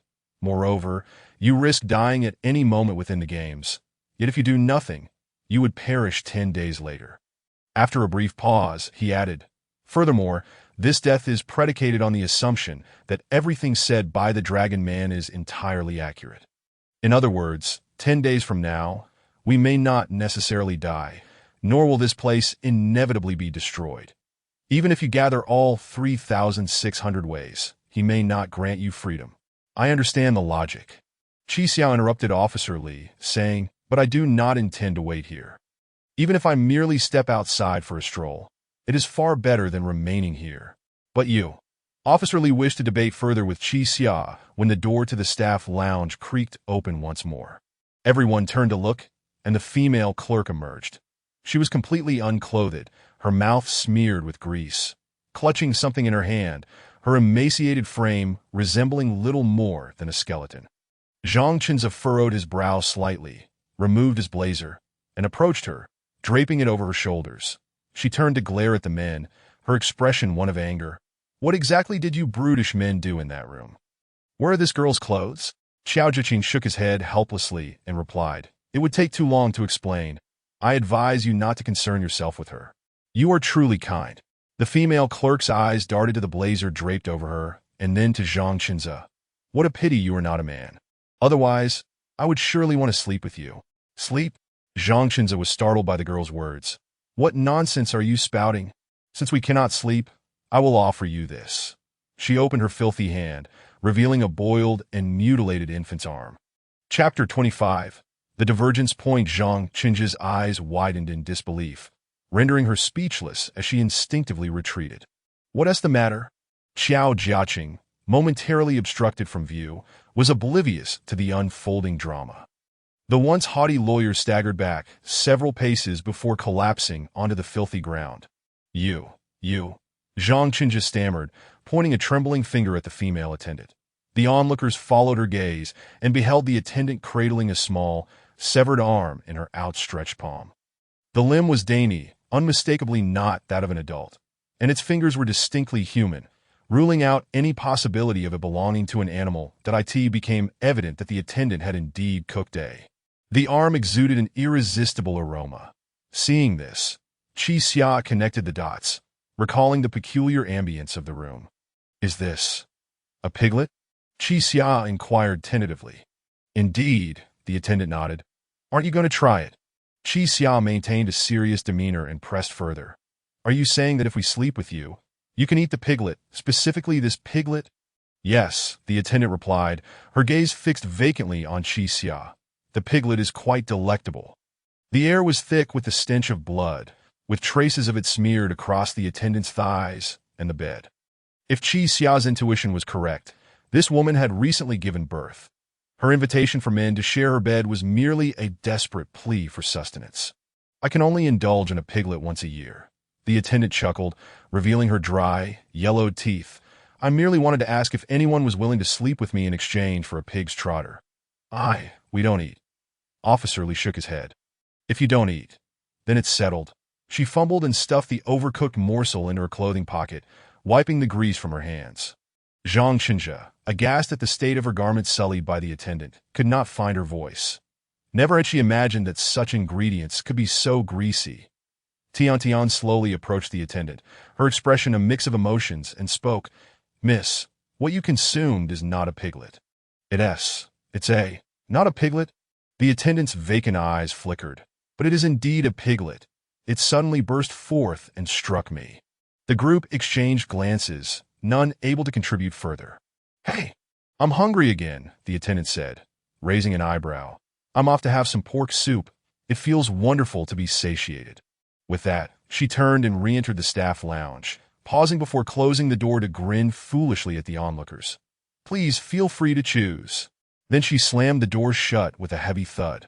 The silence that followed was oppressive, lasting for what felt like an eternity. Ultimately, it was Chi Xia who shattered the stillness, speaking up. "Everyone, even if this wretched place doesn't perish in 10 days, we cannot return to the real world." She rubbed her forehead. "If we are to remain here indefinitely, we will inevitably succumb to madness like her." This time, Officer Li did not contest Chi Xia's assertion. He too hesitated. In this evidently abnormal city, beneath the dark red sky and the ochre sun. How long could humanity retain its sanity? The clatter of kitchenware echoed from within, indicating that the attendant was likely indulging in a lavish meal, relishing something that could not possibly be deemed food. Everything in this place felt profoundly unnatural. I wish to go outside and take a look, Qixia declared. Aren't you curious? What exactly is this place? Who are these people? Does the city have an edge? What lies beyond? How do we arrive here, and how do we escape? Rather than curiosity, the expressions on their faces conveyed fear. I sensed danger lurking everywhere. Xiao Ran shook her head, addressing Qixia. Instead of venturing out to partake in those games, I would prefer to find a safe haven. Pretty girl, there is neither food nor drink here, Xiao Jiaqing remarked, patting his stomach. To survive, we certainly can't resort to eating that piglet, can we? His stance was clear. Rather than languish in this place awaiting death, he too wished to explore the outside world. At this moment, the group appeared divided into two factions. Some desired to leave, while others preferred to stay. Dr. Zhao glanced at Han Yimo beside him and said, "Going out is fine, but the injured cannot accompany us. He is destined to remain here. That is a doctor, I must stay to care for him." "Then I will stay with you," Xiao Ran murmured. "Are you all out of your minds?" Xiao Jiaqing shook his head. "One patient, one fragile girl, and one doctor. Are you three prepared to live here?" "I will stay too," Officer Li interjected suddenly. Dr. Zhao and the others turned to him, recognizing that having the robust Officer Li remain would ensure greater safety. Officer Li nodded at Dr. Zhao and said, "This rogue is correct. You three alone here are too vulnerable, not to mention those animal masks. Even if that woman goes mad, you wouldn't be able to handle it." With four individuals now choosing to stay, the group's gaze shifted to Tian Tian, Zhang Qinzhe, and Lin Qing, who had yet to voice their intentions. "Of course, I will stay," Zhang Qinzhe replied with a faint smile. "As a lawyer, I want to act until I have all the necessary information. Premature action could lead to erroneous judgments." With that, she moved to join Officer Li and Dr. Zhao's side. At that moment, Qixia and Xiao Jiaqing appeared as the anomalies, yearning to venture into this perilous world, akin to children who had not yet matured. Tian Tian glanced at Lin Qing beside her before moving closer to Qixia, remaining silent. She seemed to need no justification to join Xia's faction. Xiao Jiaqing raised an eyebrow. "I thought you would choose to stay." "Stay?" Tian Tian replied with a bitter smile, shaking her head before pointing to the ground. "Can't you see? There is a wall here that compels me to leave." "A wall?" Qixia and Xiao Jiaqing looked down, but saw no such wall. On the other side of the wall are police officers, lawyers, doctors, and writers, while on this side are con artists, rogues, and prostitutes. Tian Tian's tone was flat as she tucked a stray strand of hair behind her ear and continued. "Our factions were determined from the very beginning, weren't they?" Qixia and Xiao Jiaqing exchanged glances, comprehending Tian Tian's implication. Indeed, even though they were all ordinary individuals thrust into this predicament, they still possessed their own factions. Qixia, Xiao Jiaqing, and Tian Tian all existed in a gray area, destined to feel out of place among the others. Now, Lin Qing was the only one left who had not declared her allegiance. Given her role as a psychological consultant, she was expected to gravitate towards the other side of the wall. Yet, to everyone's surprise, she slowly approached Qixia and the others. Qixia sensed something amiss about the girl, though she couldn't pinpoint exactly what. "You too?" Tian Tian inquired, puzzled by Lin Qing's presence.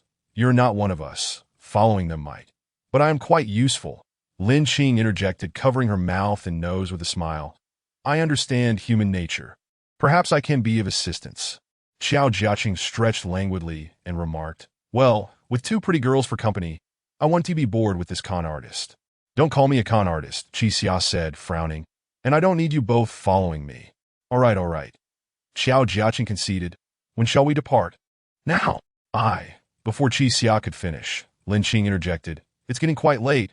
I personally suggest we wait until tomorrow to venture out." "Tomorrow?" The others turned to gaze out the window, confirming that darkness had indeed fallen. The sky had deepened to an ominous red, radiating an aura of danger. Chapter 26. The deceased 10 days have passed. It should now be considered day 0, wouldn't you agree? Lin Jing remarked. covering her mouth and nose with one hand. If you all venture outside now, the path will become obscured shortly, especially since there are no streetlights here. Qi Xia, recognizing the validity of Lin Jing's words, quietly moved to the side and seated himself on a clean shelf. He was indeed feeling a sense of urgency, having forgotten to check the time. Yet he was impatient to escape this cursed place and reunite with his wife, Yun Yinan, the girl who favored donning white attire. "Shaoan, I will soon break free from this dreadful place," he murmured to himself. "Wait for me. We will soon have wealth." Qi Xia's demeanor remained markedly different from the others. He exhibited no panic or sorrow, merely a hint of anxiety. That as darkness enveloped the sky, the group sought clean spots to sit. Fortunately, the night was not cold, though hunger gnawed at them, having gone nearly a day without sustenance, leaving each person feeling drained of energy. Silence reigned, with all gazing slowly at the ochre sun as it descended, plunging the world into darkness. The day's events felt to everyone like a terrifying nightmare, each person fantasizing about reopening their eyes to find the bizarre phenomena vanished. The entire city seemed to fall into a tranquil hush, as if brewing something ominous. Distant, indistinct sounds could be heard, yet they were not clear. The darkness was profound, rendering it impossible to discern whether their eyes were indeed open. "Hey, liar, are you asleep?" Xiao Jiechi suddenly inquired from not far away. "What is it? Do you think there are other participants here?" Qi Xia fell silent for a moment before responding. "I have pondered this question. Human Dragon mentioned that millions had emerged from the door, logically implying that we are not the only 9 here." After a brief silence, Xiao Jiechi pressed on. "Could that female shopkeeper be one of those who once stepped through the door?" Qi Xia paused, taken aback, as he had never contemplated this angle, considering that the woman appeared to have lived here for many years. However, upon reflection, it did not contradict his thoughts. Capturing someone 10 years in advance, or merely 10 days prior, was inconsequential. What mattered was that, according to Human Dragon, this place would be obliterated in 10 days. They may have different beginnings, yet their ending would be the same. Thankfully, they would likely not descend in a madness like the female shopkeeper, as they only needed to endure for 10 days. Regardless, the results would be revealed after that span. "Hey, liar, are you asleep?" Xiao Jiechi asked once more, that Qi Xia chose to ignore him, turning his head away as he earnestly contemplated the day's occurrences. What was the cause of all these peculiar circumstances? Without receiving a reply from Qi Xia, Xiao Jiechi ceased his inquiries, gradually falling silent. Before long, 2 other voices emerged from the darkness, sounding like Dr. Zhao and Officer Li. "Dr. Zhao, what is it?"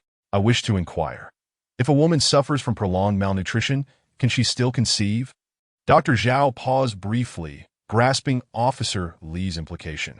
The female shopkeeper appeared to have gone a long time without food, yet how could she have given birth? Others seemed intrigued by this question, quietly awaiting his response. Dr. Zhao gathered his thoughts and replied, "This matter is quite complex. If a woman endures long-term malnutrition, it can lead to menstrual irregularities or even menopause. That, in other words, a lack of essential nutrients would prevent ovulation, thereby making conception impossible. So, is this yet another phenomenon that science cannot explain?" Officer Li inquired solemnly. "The shopkeeper's health appears to be quite poor. One cannot draw definitive conclusions. In certain regions of Africa, people have very low nutritional intake, yet the birth rates remain high." Dr. Zhao sighed. "However, this is not my area of expertise. It involves individual physiology and crucial nutrient intake, and my knowledge on the matter is limited." After hearing this, Officer Li fell silent, and the group once again sank into quietude. Qi Xia, initially reluctant to sleep, found his perception blurring under the complete loss of vision, eventually succumbing to a cessation of thought. Accompanied by the tranquil rustling of the street, his eyelids grew heavy. He was unaware of when he had drifted into slumber, but in his dreams, he beheld Yun Yanan's figure. "Xia, do you know? There are many paths in this world, and each person has their own." "Yes, Shaoan, I understand." The dream version of Qi Xia nodded. "I will soon be free. Wait for me." Time slipped away, and suddenly, a tremendous, thunderous bell tolled as though it were right beside him. Qi Xia woke with a start, hastily rising to his feet, only to discover that daylight had already broken. Turning around, he found the others in a state of shock, similarly scanning their surroundings, the bell's resonant clang having startled them awake. "What is happening?" Xiao Ran instinctively hid behind Officer Li. Before anyone could react, a strange coughing sound emanated from the corner of the room that it resembled someone choking on water. Dr. Zhao recognized the sound coming from behind and slowly turned, only to witness a horrifying sight. Han Yimou lay on the ground, a massive black sword protruding from his abdomen, embedded like a nail, forcefully thrust into the earth, with a significant portion buried deep. Blood poured from his mouth as he coughed violently. "Hey, Ryder!" Qiao Jiqi rushed forward to assess his condition. "Cough, Dachi Xia." Han Yimou extended his hand, his voice strained, sounding neither in pain nor fear, but rather perplexed. Qi Xia furrowed his brow and approached, crouching down to grasp Han Yimou's hand. "I am here," he replied while lifting his gaze to inspect the ceiling. The ceiling remained intact. The black sword had not fallen from above. Han Yimou's lips moved slightly, his eyes beginning to glisten, and after a choked sob, he erupted into tears. This place is wrong. Dachi Xia. Cough. This cannot happen. This 7 black sword is absolutely, cough, impossible. Qi Xia, 7 black sword is. His coughing intensified, rendering him unable to articulate a complete thought, blood spewing from his mouth and flooding his nostrils. Han Yimou coughed violently several times, then suddenly stiffened, succumbing to death. In his struggle for breath, the few words he managed to utter consumed all his strength, indeed. A truly dying person has little time for final words. What followed was silence. Prolonged silence. The group understood that Han Yimou had many more words to share, yet time was evidently insufficient. A vibrant life extinguished before their very eyes. Qi Xia, noticing Han Yimou's vacant gaze, felt a sudden, piercing headache. He covered his forehead, crouching down as if something were attempting to escape his mind, and then let out a heart-wrenching scream. "Ah!" The group, still reeling from the reality of Han Yimou's death, were further startled by Qi Xia's anguished cry. "Hey, liar, are you all right?" Qiao Jiqi cautiously asked. After a moment of silence, Qi Xia gradually steadied his breathing and said, "I am fine. Let's check on Han Yimou first."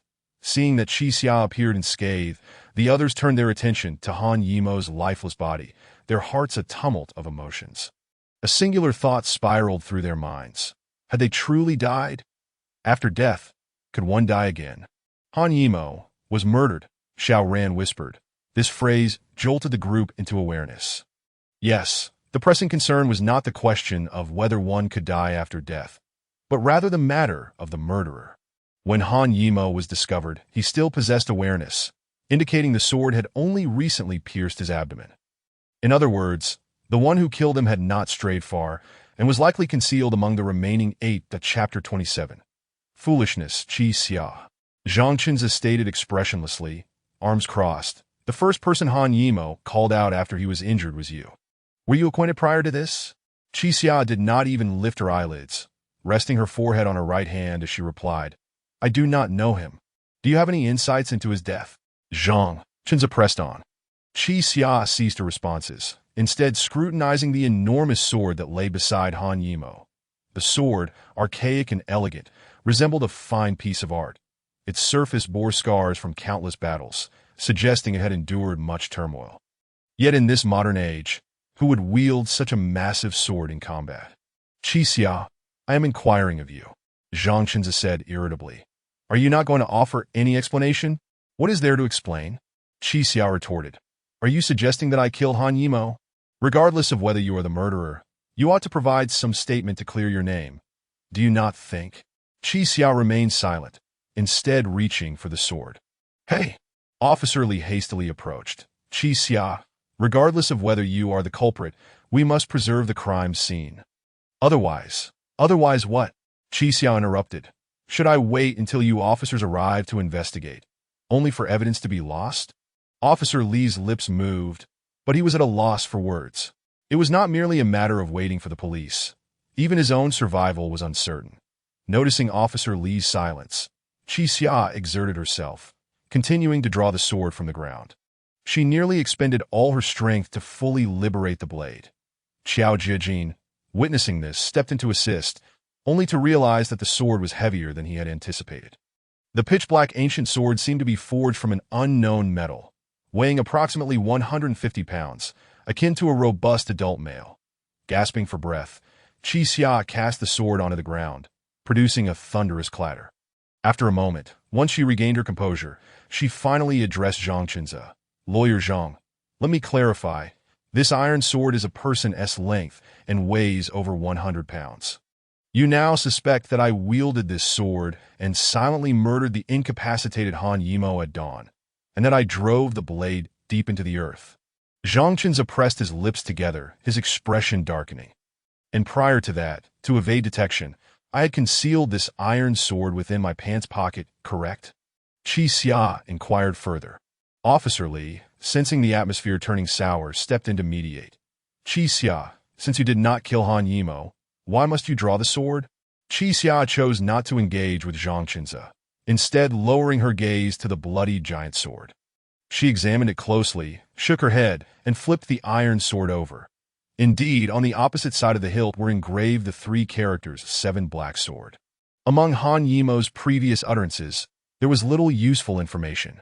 It seemed he had been attempting to come to terms with some truth, but regrettably, he had not grasped it before his demise. The only detail that Qi Xia retained was the name Seven Black Sword. "This sword is called Seven Black Sword?" Xiao Zhejin inquired from the side. Qi Xia gently stroked her chin, murmuring, "These three characters were on Han Yimo's other side, which implies that he should not have known the sword's name at the moment he was pierced. Yet why did he mention Seven Black Sword? I find your line of reasoning rather unconventional." Officer Li shook his head. "Why concern yourself with the name of a murder weapon? Shouldn't we be examining the cause of Han Yimo's death?" Qi Xia cast a glance at Officer Li and responded, "The sky was bright when Han Yimo was stabbed. Even if he were asleep, such a grievous wound would surely cause him to awaken. Theoretically, he should have seen the assailant. Yet he mentioned not a word about the culprit, repeatedly referring to Seven Black Sword instead. Isn't that peculiar? But he called your name." Xiao Ran murmured softly from the side. "Regardless of the sword, Han Yimo indeed called your name first. And so?" Qi Xia inquired. "Hence, you are the murderer." Xiao Ran spoke timidly, hiding behind Officer Li, unable to meet Qi Xia's gaze. Qi Xia did not attempt to defend herself, merely fixating on Xiao Ran, seemingly assessing whether this woman was truly the perpetrator or merely naive. "Moreover, our companion is dead, and you exhibit no sorrow, instead remaining composed to analyze the situation. You must be a fraud. What use is your analysis?" Xiao Ran's voice rose, edging toward tears. "Who among us would believe you?" "Sorrow?" Qi Xia frowned, seemingly perplexed. "Are you implying that I should mourn for someone I have known for less than a day? Your heartlessness is precisely why I liken you to a murderer." Xiao Ran's voice grew louder. "Weren't you intending to leave last night? Why remain here overnight? Upon reflection, it seems you deliberately stayed to commit murder." At this point, Qi Xia had come to a considerable understanding. The woman before her was not necessarily the killer, but she was undoubtedly foolish. She had previously shouted similar things in the initial room, questioning why they should trust this fraud. For her, logic held little value. She only believed in the conclusion she wished to accept. Xiao Zhejin could no longer bear to listen, addressing Xiao Ran. "Hey, silly girl, if you disdain thinking, do not interrupt others. I believe that the fraud's analysis has merit. But the three of you are not good people." Xiao Ran retorted plaintively. "A life has been lost here, and you three are the most suspicious. What if I am foolish? My foolishness does not equate to wrongdoing." This statement was directed not only at Qi Xia, but also at Xiao Jiajin and Tian Tian, who stood nearby. Indeed, the three of them were not inherently virtuous. That Qi Xia nodded in agreement, replying, "You are correct." She relinquished her examination of the corpse and the giant sword, gradually rising to her feet. "There is no need to pursue this further. I'm the one who killed him." Upon hearing Qi Xia's declaration, the crowd remained expressionless. Only Xiao Ran appeared somewhat agitated. "Look, he has admitted it himself. He rambled on earlier to divert attention from the sword's name." Officer Li furrowed his brow, lost in contemplation. "Hey, Fra!" Xiao Jiajin expressed his confusion. "Even if you confess, who would believe you? Not to mention you, even if the two of us moved this sword together, it would still make a sound." Qi Xia waved her hand dismissively and exited the convenience store. It matters not. After all, there are only 10 days remaining. What consequence is there in being labeled the murderer? Furthermore, I have no desire to argue with the foolish. Upon hearing Qi Xia's words, Xiao Zhejin shrugged and followed suit. Then came Tian Tian, who had decided from the outset to accompany Qi Xia and Xiao Zhejin, now finding no reason to remain behind. Lin Qing turned back, casting a meaningful glance at Officer Li, as if she wished to convey something, yet ultimately refrained, shaking her head and departing. The remaining group of 8 divided into 2 factions. The 4 who stayed exhibited complex expressions, while Xiao Ran appeared relieved. How wonderful! Those seemingly malevolent individuals have finally left. Xiao Ran, it seems we have forgotten something, Dr. Zhao quietly remarked to Xiao Ran. Xiao Ran rushed out of the house, calling out to the 4. Stop! Qi Xia coldly turned back, uncertain of the other's intentions. Have you forgotten something? Xiao Ran inquired. What about the Dao? Dao. Precisely, the 4 Dao that we, 9 individuals, risked our lives to reclaim. Surely, you cannot take them all with you? Chapter 28. Divergence at this moment. Dr. Zhao also emerged, his expression evasive. His demeanor did not suggest he was there to intervene, but rather to bolster their ranks. There are no longer 4 Dao. There are only 3, Qi Xia remarked. 3? Xiao Ran furrowed her brow. Have you lost one? Qi Xia cast a glance at Dr. Zhao, who stood behind Xiao Ran, his eyes glinting with a hint of malice. Dr. Zhao seemed to have noticed Qi Xia's gaze and spoke up. Xiao Ran, it was not Qi Xia who lost it, but rather he traded one of the Dao with that female clerk for fishing hooks and line. What? Xiao Ran's eyes flickered slightly before she sighed and addressed Qi Xia. Fine, your decision to trade the Dao is your own affair, but I demand you return the 2 that belong to our team. Belong to your team. Qi Xia's expression turned icy. Xiao Ran, Tin, who had been silent for a long time, suddenly interjected. That is not quite fair. If we are to tally things, the lost Dao was in order to save Han Yimo from your team, and it's not our concern. I've already stated, that was a transaction Qi Xia chose to make of his own volition, and it has nothing to do with our team. You! Xiao Jiajin stepped forward, his expression fierce, his previously imperfect Mandarin now transformed into Cantonese. I never strike women, but you girl have no shame. Hey, calm down. Lin Qing stepped in to restrain Xiao Jiajin, saying, those Dao were won by Qi Xia. He should decide how to distribute them. Xiao Jiajin, lips pressed in frustration, struggled to suppress his anger. Qi Xia slowly reached up to touch his nose and then stated, the Dragon Man has said that these Dao are both our rewards and our stakes in this game. You are prepared to wait here for death, so I will not give you a single one. What? Is deception no longer sufficient, and now you resort to robbery? Xiao Ran retorted with a scornful laugh. There is no place in this world that is beyond the law. I advise you to think carefully about whether this is right, that we have police here. At that moment, Officer Li, having heard the commotion outside, stepped out. The 2 teams, which had previously held no animosity, now appeared on the brink of conflict, all due to the kindergarten teacher named Xiao Ran. What is going on? Officer Li inquired of Dr. Zhao. I heard quite a ruckus from inside. It's nothing. That Xiao Ran has something to discuss with Qi Xia, Dr. Zhao replied awkwardly, forcing a smile. She has something to say to me? Qi Xia's expression turned cold. Dr. Zhao, you are quite the character. Are you certain it is Xiao Ran who has something to say to me? Qi Xia understood that Xiao Ran was merely a gun, while Dr. Zhao was the true instigator of the matter. After all, given Xiao Ran's intellect and courage, she would never confront him without encouragement. Disarming the gun could halt the offensive, but to truly resolve the issue, one must incapacitate the individual. Dr. Zhao froze momentarily, then slightly embarrassed, said to Qi Xia. Qi Xia, you might be somewhat dissatisfied. Those Dao were indeed won with your help, but they belong to all of us, and we have made sacrifices. You ought to give us half. Is that so? Qi Xia considered this and nodded earnestly, replying, but Dr. Zhao, when we killed Han Yimo together last night, you did not voice such sentiments. What? Dr. Zhao's eyes widened in disbelief. What nonsense are you spouting? When did I ever kill Han Yimo with you? The expressions of Officer Li and Xiao Ran shifted dramatically. Was it not you who said? Qi Xia casually rubbed his hands. You told me. That person's wounds are not stitched properly. He certainly cannot survive. Fewer people mean fewer burdens, and the remaining individuals will have a greater chance of survival. Utter nonsense. Dr. Zhao was thoroughly incensed, veins popping on his forehead. Are you trying to tarnish my name? Although Han Yimo's wounds were indeed difficult to treat, I stopped his bleeding. Why the rage? Qi Xia stepped forward, patting Dr. Zhao's shoulder, and addressed Xiao Ran and Officer Li. Do not take it to heart. I am a liar, and what I just said was all fabricated. You! Dr. Zhao's mouth twisted in frustration. Do you despise having right and wrong inverted? Qi Xia whispered. I share that disdain.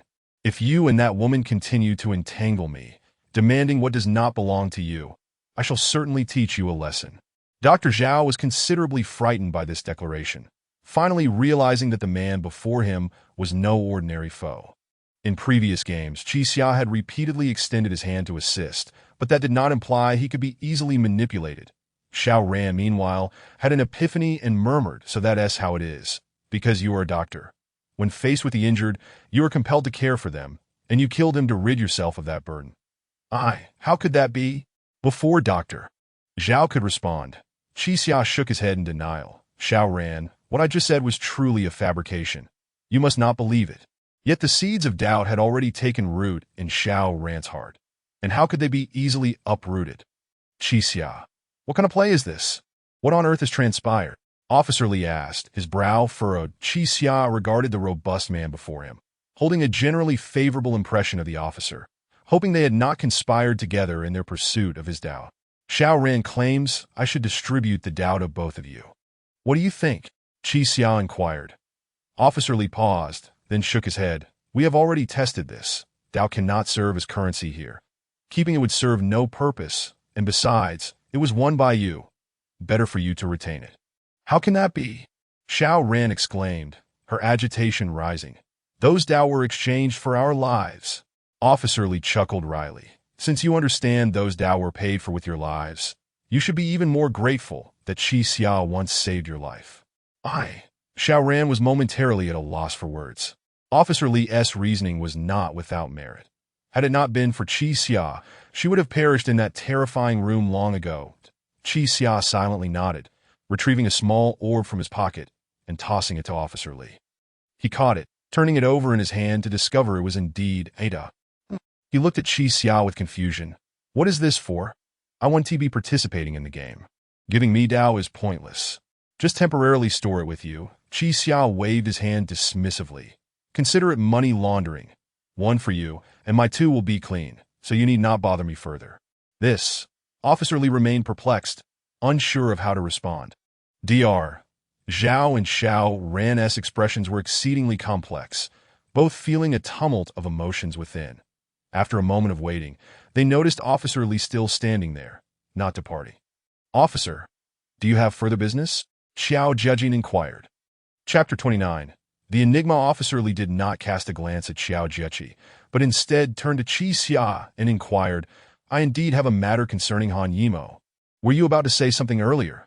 What does Han Yimo's death signify? And what is the meaning of that sword? Qi Xia narrowed her eyes, scrutinizing Officer Li carefully. Officer, your expertise lies in criminal investigation, while mine is in deception. Isn't it rather peculiar for you to seek my counsel on a case? With a resigned expression, Officer Li lowered his head and replied, Given that we find ourselves in such a cursed place, how could criminal investigation possibly be of any use? After a brief moment of contemplation, Qi Xia decided to share the clues she had gathered. Officer, I can only say, Han Yimo may have had some acquaintance with that sword. Acquainted? Officer Li furrowed his brow, then nodded thoughtfully. Are you suggesting he had seen that sword before? Such matters are no longer for you to ponder, Qi Xia retorted. You might want to focus on your own predicament instead. What do you mean? Qi Xia sighed, turned to leave, but was abruptly halted by Officer Li's grip. Don't go. What exactly is my predicament? Lin Qin covered her mouth and nose, leaning closer to Officer Li's ear, whispering, Officer, since Qi Xia is unwilling to speak, I can convey the cautionary points on her behalf. There are two. Two? Indeed. Firstly, the only one capable of effortlessly wielding that massive sword is the deranged female shop assistant present. Her strength is considerable, in other words, if Han Yimo was indeed murdered, then the shop assistant is the prime suspect. You must leave this place at once. Officer Lee nodded gravely and inquired. And the second? The second pertains to your teammates. They do not appear trustworthy. Officer Lee's lips twitched as if a realization dawned upon him. Currently, his companions included an emotionally unstable kindergarten teacher, Xiao Ran, a self-interested lawyer, Zhang Xinze, and a somewhat self-centered doctor. Zhao in the face of life-threatening challenges. Could they truly rely on one another? After a prolonged internal struggle, Officer Lee finally spoke. Qi Xia, irrespective of the circumstances, I will use the convenience store as a base and explore several nearby areas. Should you acquire any intelligence, feel free to seek me out for an exchange. Qi Xia neither accepted nor declined, casting him a cool glance before departing. The remaining individuals were at a loss for words and followed suit. Officer Lee gazed at the retreating figures, momentarily lost in thought, before returning to the convenience store with Zhao and Xiao Ran. He was acutely aware that the four outside were likely more dependable in critical moments, yet they were off to gather the way, which, in other words, could lead to their demise. Staying with them was hardly safe. To Tio survive, he needed to establish a stronghold first, then deliberate on future actions. Qi Xia led the group onward until they arrived at the square where they had encountered the ominous event yesterday. He wished to ascertain one matter, the enormous bell's chime he had heard that morning. Just as before, a colossal electronic display loomed at the center, with a bronze bell suspended above it. The bell had tolled when Han Yimo was assassinated. Lin Qing blinked and spoke. I seem to recall hearing the bell chime several times. Several times? Xiao Jiqi paused and asked.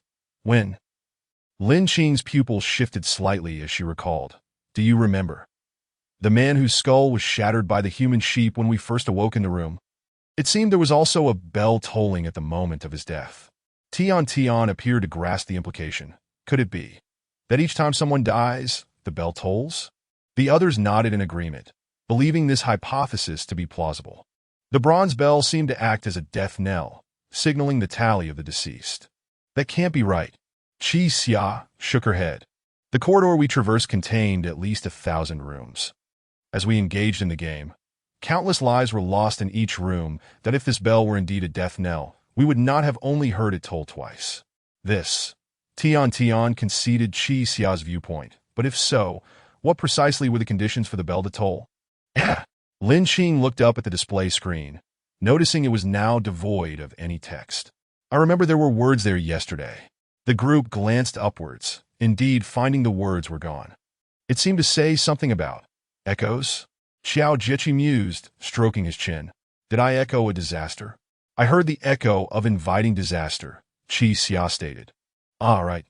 Xiao Jiqi nodded. What does that mean? Qi Xia shook her head. This was not something one could discern through mere speculation.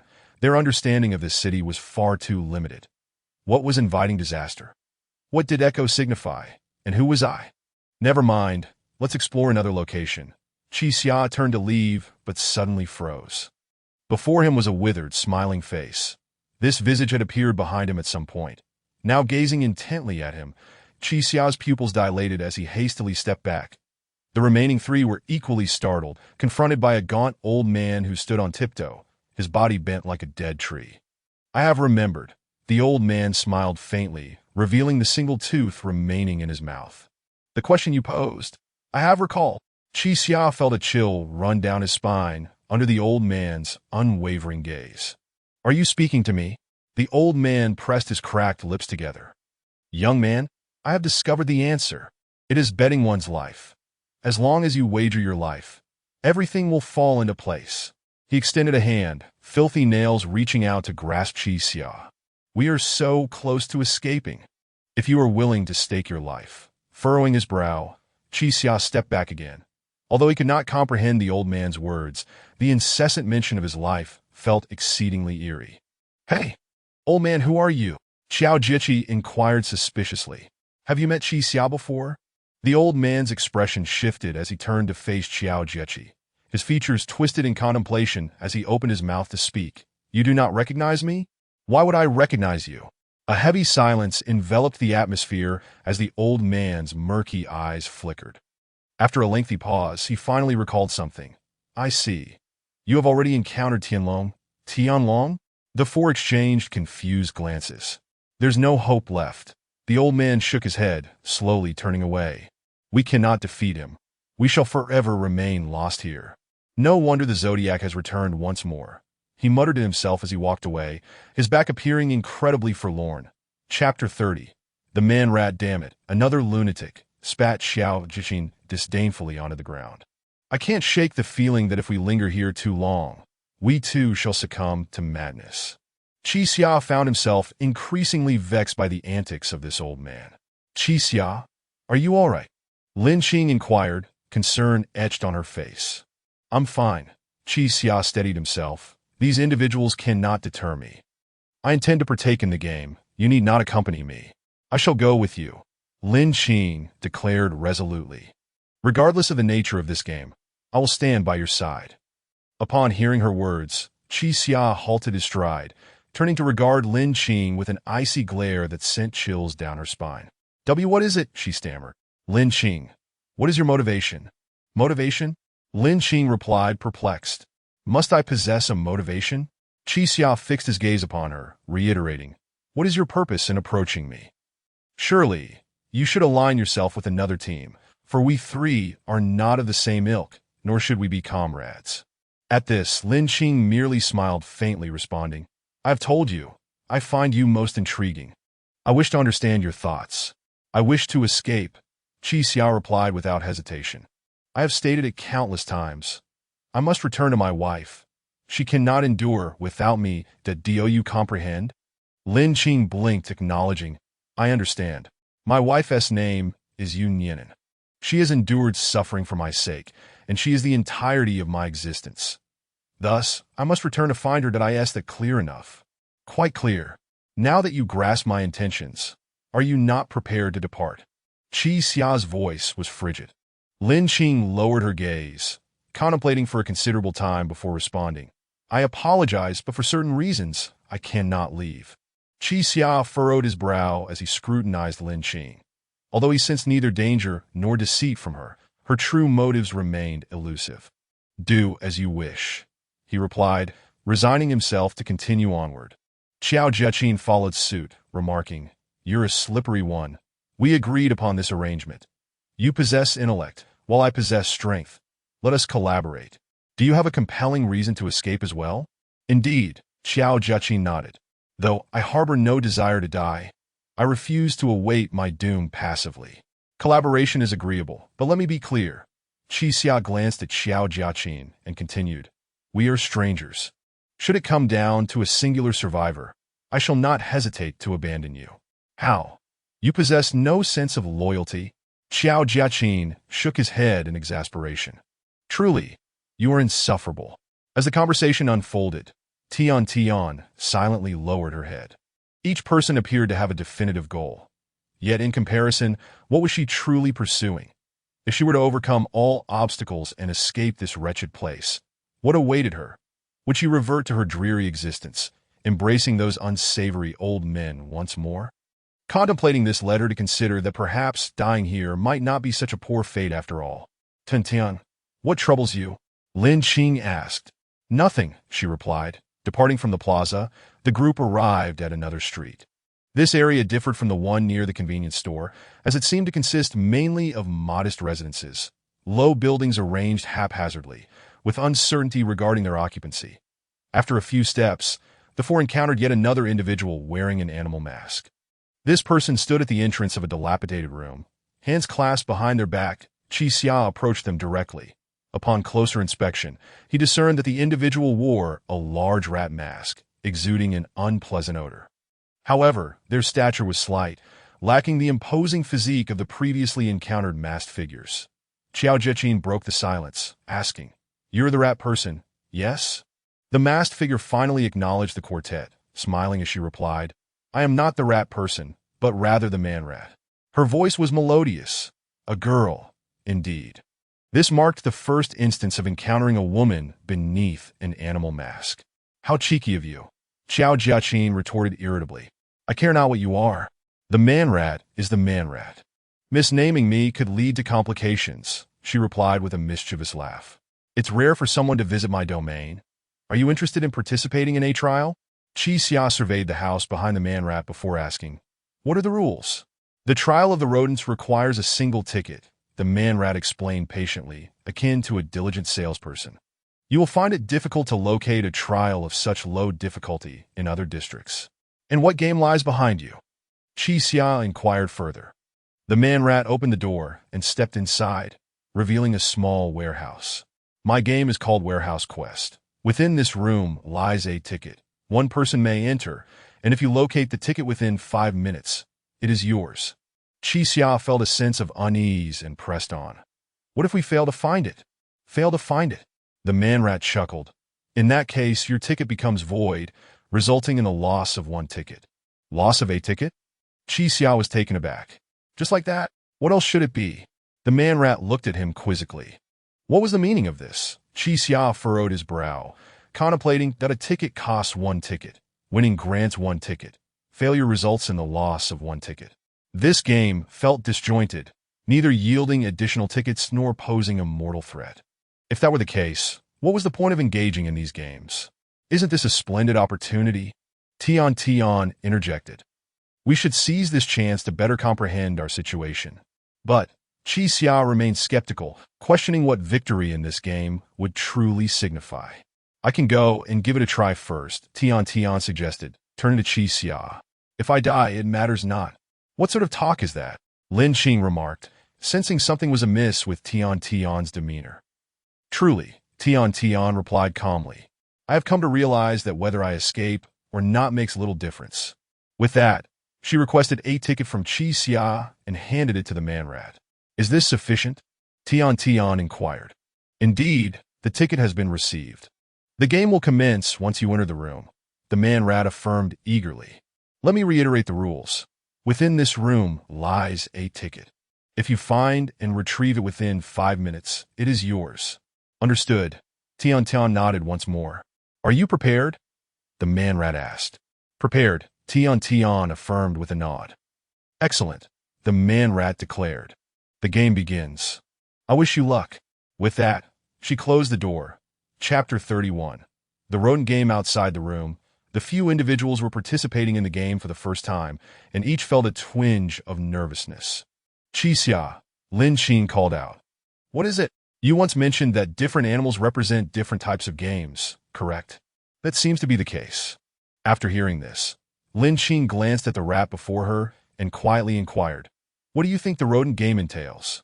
Chi Xia pondered this question as well. Without prior knowledge of the game type, Tian's situation would be rather precarious. Yet, what could rodent signify?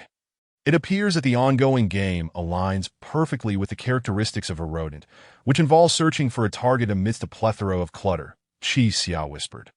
Could it be that the rodent signifies a searching type of game? Inside the room, Tian initially surveyed her surroundings, noting the numerous shelves lined with boxes of various sizes, at least 100 in total. She randomly selected one box to inspect, discovering it filled with assorted items. She calculated that if she were to open each box within the 5-minute time frame and rummage through their contents, it would be nearly impossible to locate the Tao, given the sheer volume of boxes. Raising her gaze, she observed that the modest warehouse was illuminated by a solitary incandescent bulb, with the switch conveniently situated on the wall beside her. After a few moments of contemplation, an idea suddenly struck her. Summoning her strength, she forcefully toppled a shelf, producing a resounding crash. The individuals outside immediately fell into a state of disarray. Hey, beautiful girl, are you all right? Xiao Jia, Jean shouted. I'm fine, Tian replied loudly. I just thought of a solution. Chi Xia considered for a moment before nodding in agreement. Indeed, that is a clever idea. Huh? Xiao Jia Jean was taken aback. You both are aware of this? Do you possess some form of whispering technique from martial arts novels? As the noise within the room escalated, Tian continued to knock down all the shelves, scattering boxes everywhere as a torrent of miscellaneous items spilled forth. Some boxes contained plastic plates and bowls, others held old clothes, while yet others were filled with scrap paper. She approached several intact boxes and began to stomp on them vigorously. In no time, the once orderly warehouse was left in utter disarray. Gasping for breath, she glanced around, feeling that the moment was right, and then walked over to the wall to turn off the incandescent light. Instantly, the room was engulfed in darkness, leaving only the sound of her breathing. Tian surveyed the area, slowly furrowing her brow. In her memory, the small sphere, known as, emitted a faint glow. If the clutter was strewn about in darkness, there was a significant chance of discovering the Tao. However, as soon as she switched off the light, the entire room was shrouded in complete darkness, devoid of any glimmer. Undeterred, she boldly approached and began to kick various boxes, expanding her search area. Why would a luminous sphere vanish entirely in a darkened room? After a prolonged effort, Tian felt she had opened every box, yet still found no source of light. At that moment, the rat outside knocked on the door and announced, 10 seconds remaining. With a resigned shake of her head, Tian turned the light back on to her astonishment. She discovered that she was standing atop a box of canned goods. Previously contained within a box, the cans were now scattered across the floor. She reached down, picked up a can, and read the label, revealing it to be filled with beans. Shaking the can, she indeed heard a rustling sound. I feel like a fool. Tian gritted her teeth. Could it be that the Tao is hidden among these cans? With a creak, the rat outside twisted the doorknob and pushed the door open. Time is up. Challenge failed. Startled, Tian looked up to meet the rat's peculiar expression. The three individuals outside rushed forward as Xiao Jiajin asked, "So, what is the verdict, beautiful girl? Did you find it?" "No." Tian dejectedly tossed the can aside and stood up, her face a mask of sorrow. "I suspect the Tao is concealed within these cans, but opening dozens of them by hand within 5 minutes is no easy feat." Xia glanced down, noticing all the cans were fava bean cans, making it quite plausible for 8 out to be hidden within. However, he still sensed something was amiss. Tian, feeling disheartened, exited the room and glanced anxiously at the rat. Yet, the rat made no further movements. She merely closed the door and stood at the entrance. "So it really was just a loss of 8 Ao."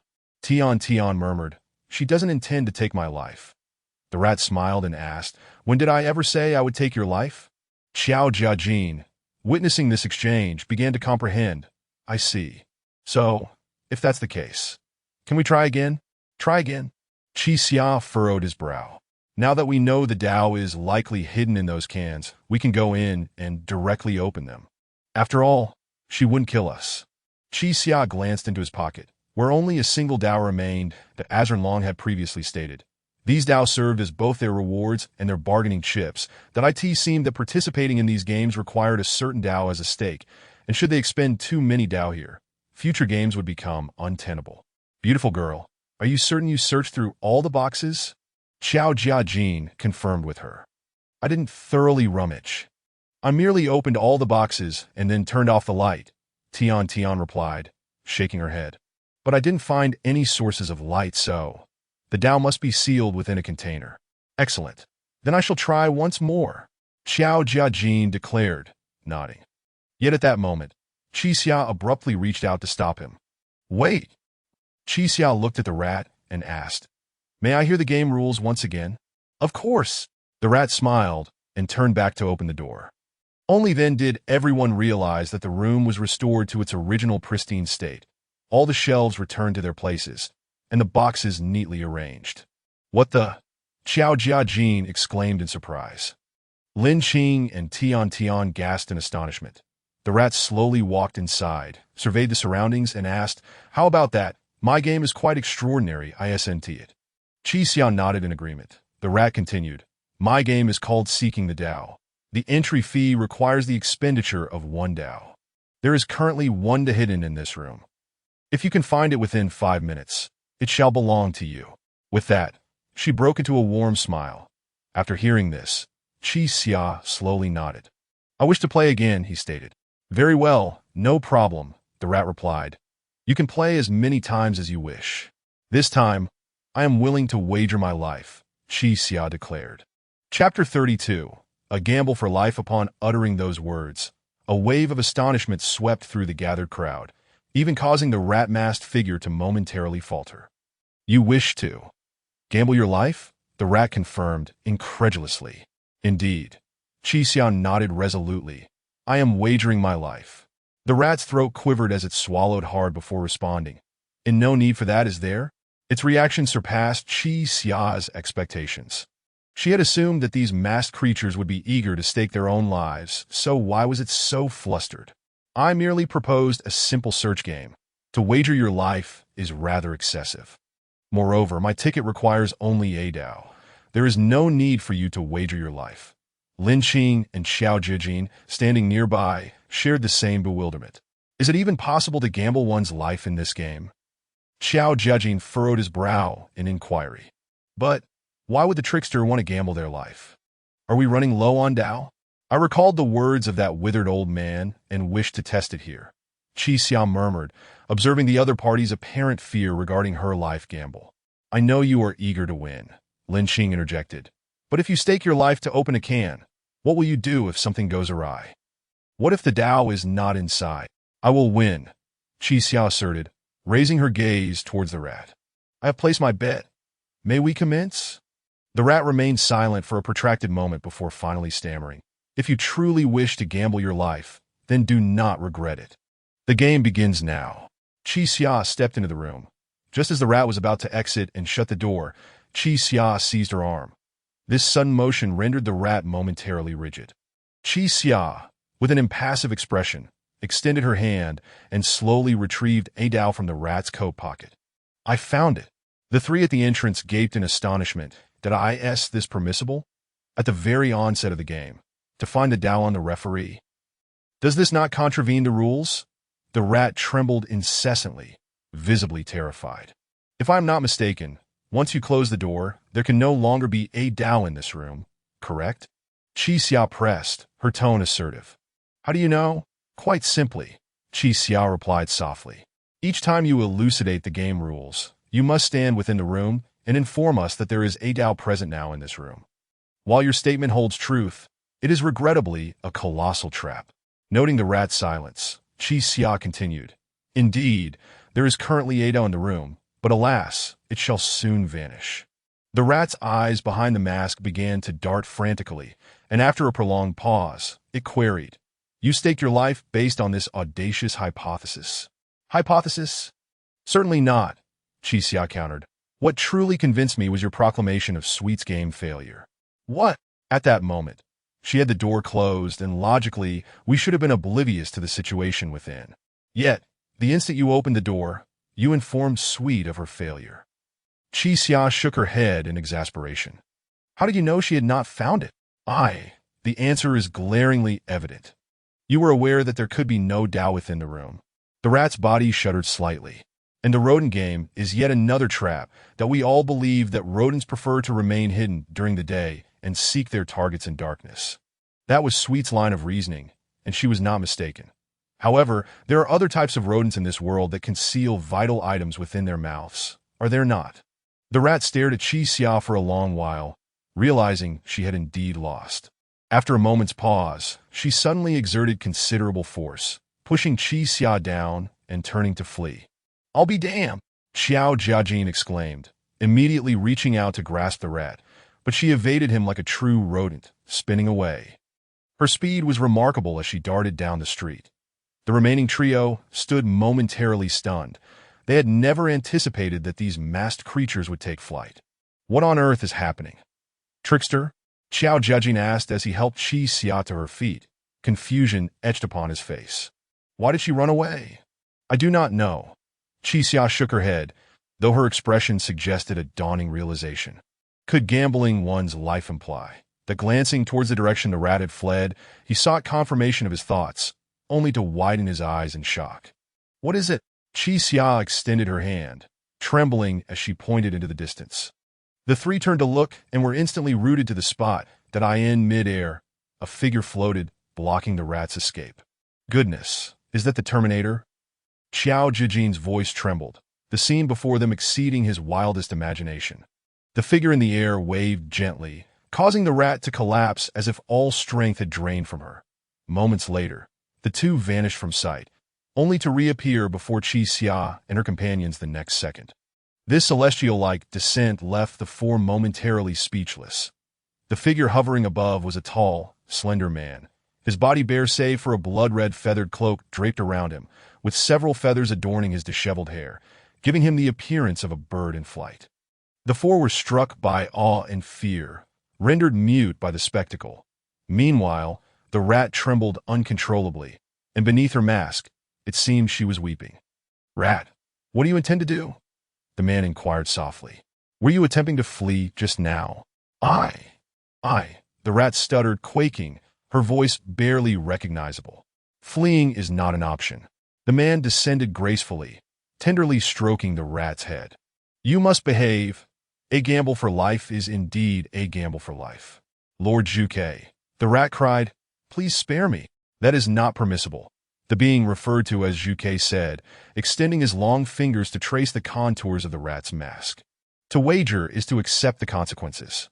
It is the other party who has chosen to gamble their life against you, and I can do nothing about it." A sense of foreboding crept into Qi Xia's heart, yet he summoned his courage and addressed the figure. I do not desire her life. I wager my own merely to obtain more Dao." "Oh!" Zhuke lifted his gaze to Qi Xia, his hand gradually descending to encircle the rat's delicate neck, as though cradling a true rodent. The rat froze, trembling, unable to utter a single word. "Is this truly necessary?" Qi Xia furrowed his brow. "I am the instigator of this gamble for life. I no longer wish for her life. I only seek Dao. Killing her serves no benefit to me." Upon hearing Qi Xia seemingly plead for her, the rat slowly raised her head, her eyes brimming with tears. Hearing Qi Xia's words, Zhuke retracted his hand, a soft chuckle escaping his lips. "How intriguing! Rat, rise now. He has spared you." He gently patted her back. Chapter 33. Elation. The human mouse, still trembling with fright, cast a glance at Zhuke, seemingly seeking his approval. "What is the matter? Do you need me to help you up?" Zhuke inquired with a smile. "No, I'm fine," the human mouse stammered as she shakily rose to her feet. After a prolonged pause, she turned to Qi Xia and expressed her gratitude. "Thank you." "Thank you." Qi Xia shook his head, replying, "There is no need to thank me. I merely—" Before he could finish his sentence, Qi Xia's gaze was drawn to a hand emerging from the human mouse's abdomen. Her body froze in shock, her voice abruptly silenced. Warm, sticky blood splattered across Qi Xia. Zhuke slowly embraced the human mouse from behind, as one would hold a lover. "This child is quite polite," Zhuke remarked, eyes closed, as he pressed his face against hers, seemingly inhaling her scent. "Saying thank you is a commendable habit, yet you have transgressed the rules by attempting to flee. He may have spared you, but I shall not." With that, Zhuke extended his other hand, removing the human mouse's mask and casting it to the ground. Qi Xia and the human mouse stood face to face, and in that moment, it became abundantly clear. This human mouse was simply a young girl of barely 15, but her face still bore the innocence of youth, her tear-filled eyes reflecting sheer terror and despair, as she coughed up blood. It hurts so much," the human mouse gasped, expelling a mouthful of crimson. "Shoo! It will soon stop hurting," Zhuke soothed, nuzzling the girl's hair. "You will be dead shortly. Don't worry. It will all be over. What kind of monster are you?" Xiao Jiajin could no longer bear to watch. "She is just a child. I curse your mother. Let her go." Zhuke let out a cold laugh, retracting his bloody hand and pushing the human mouse forward. Qi Xia instinctively caught the girl in his arms, his expression one of utter bewilderment. Indeed, this was the essence of betting one's life. If he won, she would perish. Even if he had no desire for her demise, she was fated to die. This little girl, known as the human mouse, had been driven to the brink of death by Qi Xia's own hand. He had thought he was wagering only his own life, unaware that the stakes were equally dire for her. Were they not participants in this game as well? Were these animal masks not some form of participants? "Qi Xia, what brings you here?" Zhuke asked coolly, shaking the blood from his hand. "Wah." Qi Xia was momentarily taken aback, looking up at him. "You know my name?" Zhuke smirked slightly, then pointed at the four individuals, calling out in turn. "Qi Xia, Qiao Jijin, Lin Qing, Zhang Li Juan. What are you doing here?" Tian Tian was also taken aback. Zhang Li Juan was her birth name, one she hadn't used since she was 14. What do you mean, what are we doing here? Lin Qing questioned. If we aren't here, where else should we be? A profound smile lingered on Zhu Chue's face as he slowly shook his head, saying, It seems you truly do not comprehend why you find yourselves here. How utterly tragic. Just say what you mean. What else with the cryptic nonsense? Qi Xiao retorted, cradling the fading human mouse in his arms, his eyes icy. Do you think that keeping us in suspense makes you appear profound? Upon hearing this, Zhu Chue's demeanor gradually turned stern, the smile that had adorned his face vanishing. Qi Xia, it seems we are simply incompatible, Zhu Kei sneered. You will never escape. You shall rot here. Oh! At this juncture, Qi Xiao felt little left to fear, pressing on with defiance. You intend to let me rot here? Are you going to kill me now? Zhu Kei swiftly darted to Qi Xiao's side, his feathered cloak billowing behind him. He seized Qi Xiao by the collar, growling menacingly. Were it not for the constraints of the rules, I would tear you apart right here. So, according to the rules, you cannot kill me, Qi Xiao replied. Ha. Zhu Kei finally allowed a smile to resurface. I shan't kill you, but you will still meet your demise here. Amidst the wary gazes of the others, Zhu Kei slowly ascended into the air, resembling a deity. Why do you believe I will die here? Qi Xiao inquired, tilting his head upward. Because you are Qi Xia, and thus destined to perish here. Zhu Kei scoffed before vanishing into thin air. He did not depart like a celestial being from a television drama, nor did he emit a radiant glow as if casting a spell. He simply disappeared abruptly. This sudden turn of events left everyone in a state of confusion. Because I am Qi Xia. I will die here. Cough. The human mouse in Qi Xia's arms coughed softly, that he glanced down at her. Her face appeared remarkably pristine, unlike anyone from this world. His emotions became tangled. Had he not chosen to gamble his life, this girl might not have met such a tragic fate. Upon reflection, she had never posed a threat to him. 1-inch path exchanged for another. Perhaps, as she had stated, Qi Xiao would never again encounter a game as simple or as safe. The human mouse reached in her pocket, slowly retrieving 3 paths, and with great difficulty, she spoke. What a pity. I have been waiting here for so long, and you are the first batch of participants that I had hoped to earn some paths. She extended the paths into Qi Xiao's hands, continuing haltingly. 1 here is your ticket, and the other 3 are my own paths. Now they all belong to you. The 4 of them stared at the girl before them, at a loss for words that by all accounts, they should have been adversaries. Yet her sense of helplessness and despair resonated deeply within them, evoking an inexplicable sympathy. Are you also a kind of participant? Qi Xia asked in a cold tone. The human mouse laughed at this question, blood once again trickling from her mouth. Who here isn't a participant, to be honest? That I would rather be like you, never having worn the mouse mask. Even though none of us can escape. Her head gradually tilted to the side, her arm falling limply to the ground. The 2 girls sighed, and even Xiao Zhijing wore a sorrowful expression. Yet Qi Xiao remained as indifferent as ever. He gently laid the girl down on the ground and slowly stood up, leaving everyone uncertain of his thoughts. Qi Xia, are you all right? Lin Qing asked. Me? Qi Xiao blinked in surprise. Do I appear to have a problem? Your face bears no expression. That is not normal. Before he could finish, a sudden, excruciating pain seized his head, and he let out a piercing scream, clutching his skull as he crouched down. Hey, liars! Xiao Zhejing sensed something was amiss with Qi Xia. Earlier that morning, when Han Yimo had died, Qi Xiao had also experienced a similar headache. Qi Xiao felt as though his head would split open, as if something deep within his brain was thrumming violently. Chapter 34. My tactics. Qi Xia clutched his hair tightly, patiently awaiting the departure of the throbbing headache. After approximately half a minute, he steadied his breath, slowly released his grip, and rose to his feet. His expression bore the semblance of one who had experienced nothing amiss. The headache had swept through him like a fierce gust of wind, intense in its arrival, yet fading into nothingness at an unremarkable moment. Lin Jing cast a glance at Qi Xia and inquired, Are you all right? Do you often suffer from headaches? No, this is only the 2nd time since I can remember, Qi Xia sighed, remarking, It's probably related to this cursed place. Lin Jing wished to ask further questions, but it seemed Qi Xia was not inclined to linger on the topic. Our time is of the essence. Even if my mind is infested with worms, I have no intention of diagnosing it here. He gazed up at the dark crimson sky and continued, "Thanks to this young girl, we have acquired a wealth of useful information." "Is that so?" Tian glanced at the corpse of the human rat on the ground, her expression still tinged with sorrow. "The only valuable information I perceive is the rules regarding gambling with one's life. This child lost her life because of it. Not merely that," Qixia interjected.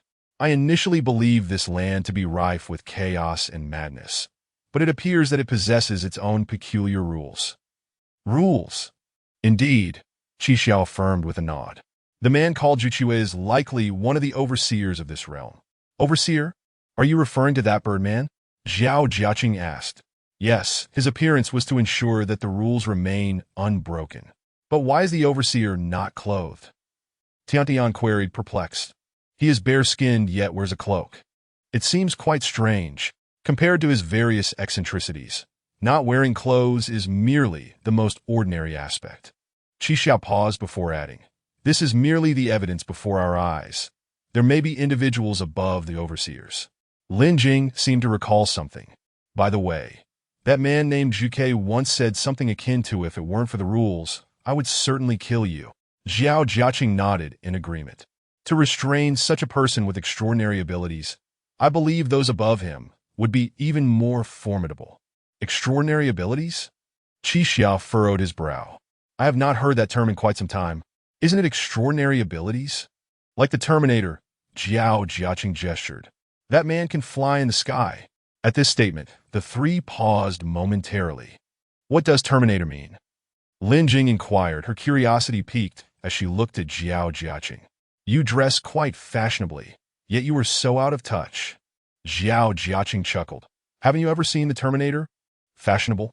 Lin Jing awkwardly opened her mouth. This term was one she could only hear from the older generation. Merely uttering it felt embarrassingly outdated. Yet here she was being judged by such a person. Zhao Jiaqing elbowed Qixia and asked, "You must have seen it, right?" "Arnold Schwarzenegger. Simply too handsome." "Arnold Schwarzenegger." Lin Jing seemed to recognize the name, or perhaps she did not. "I don't care about the Terminator or Schwarzenegger. I am indifferent to how incredible that Birdman may be." Qixia took a breath and stated, "What I truly wish to understand is the extent of these rules and to what degree they can regulate." The trio exchanged puzzled glances, unsure of Qixia's intent. "What do you aim to do, Qixia?" He slowly raised his hand to gesture at his own throat, addressing the three. "I wish to ascertain whether killing to seize the path is feasible." Upon hearing this, Lin Jing and Tian each took a step back, while Zhao Jiaqing remained rooted in place. "Killing to seize the path?" Zhao Jiaqing furrowed his brow, his expression turning grave. "Are you suggesting that if you do not gather 3,600 paths within 10 days, you intend to rob others?" "Yes, that is the most effective solution I can conceive." Qixia replied, "Now that we are a team, if we are to undertake such a monumental task, I require your assistance. Thus, I shall lay out the plan and seek your opinions." "I will not assist you." Zhao Jiaqing resolutely shook his head. "Even if the heavens were to collapse in this place, I refuse to engage in unjust acts. Those possessing paths have likely endured great hardships to survive. What justification do we have to slay them?" "Is that so?" Qixia nodded thoughtfully, his expression complex. "However, if we wish to escape this cursed place, we may have no choice but to resort to such methods." 3,600 paths. Are you truly unwilling to give it a try?" "I also refuse," Lin Jing added. "I believe this idea is ill-conceived, that if we were to take a life, even if we managed to escape, we could never return to the life we once knew." Tian pondered for a long while before speaking. "Indeed, if it comes to killing others, I would rather die myself first." Qixia gazed into the eyes of the three, contemplating for a moment before a faint smile graced his lips. "Very well. I can now confidently reveal my true plan." "What?" Zhao Jiaqing was taken aback. "Wait, are you testing us?" Qixia nodded, stating, "If you three could accept a plan involving killing to seize the path, it would merely prove we are not of the same ilk, and I would be prepared to abandon you at any moment." "You!" Zhao Jiaqing nearly exploded with frustration at Qixia's words. I thought you genuinely intended to kill. Logically, the rule should not permit such an occurrence as killing to seize the path, Qixia clarified. Though I am unclear on the precise nature of these rules, they seem to maintain a form of strange fairness. The overseers appear more akin to judges, and if they truly are judges, they must ensure the safety of the participants.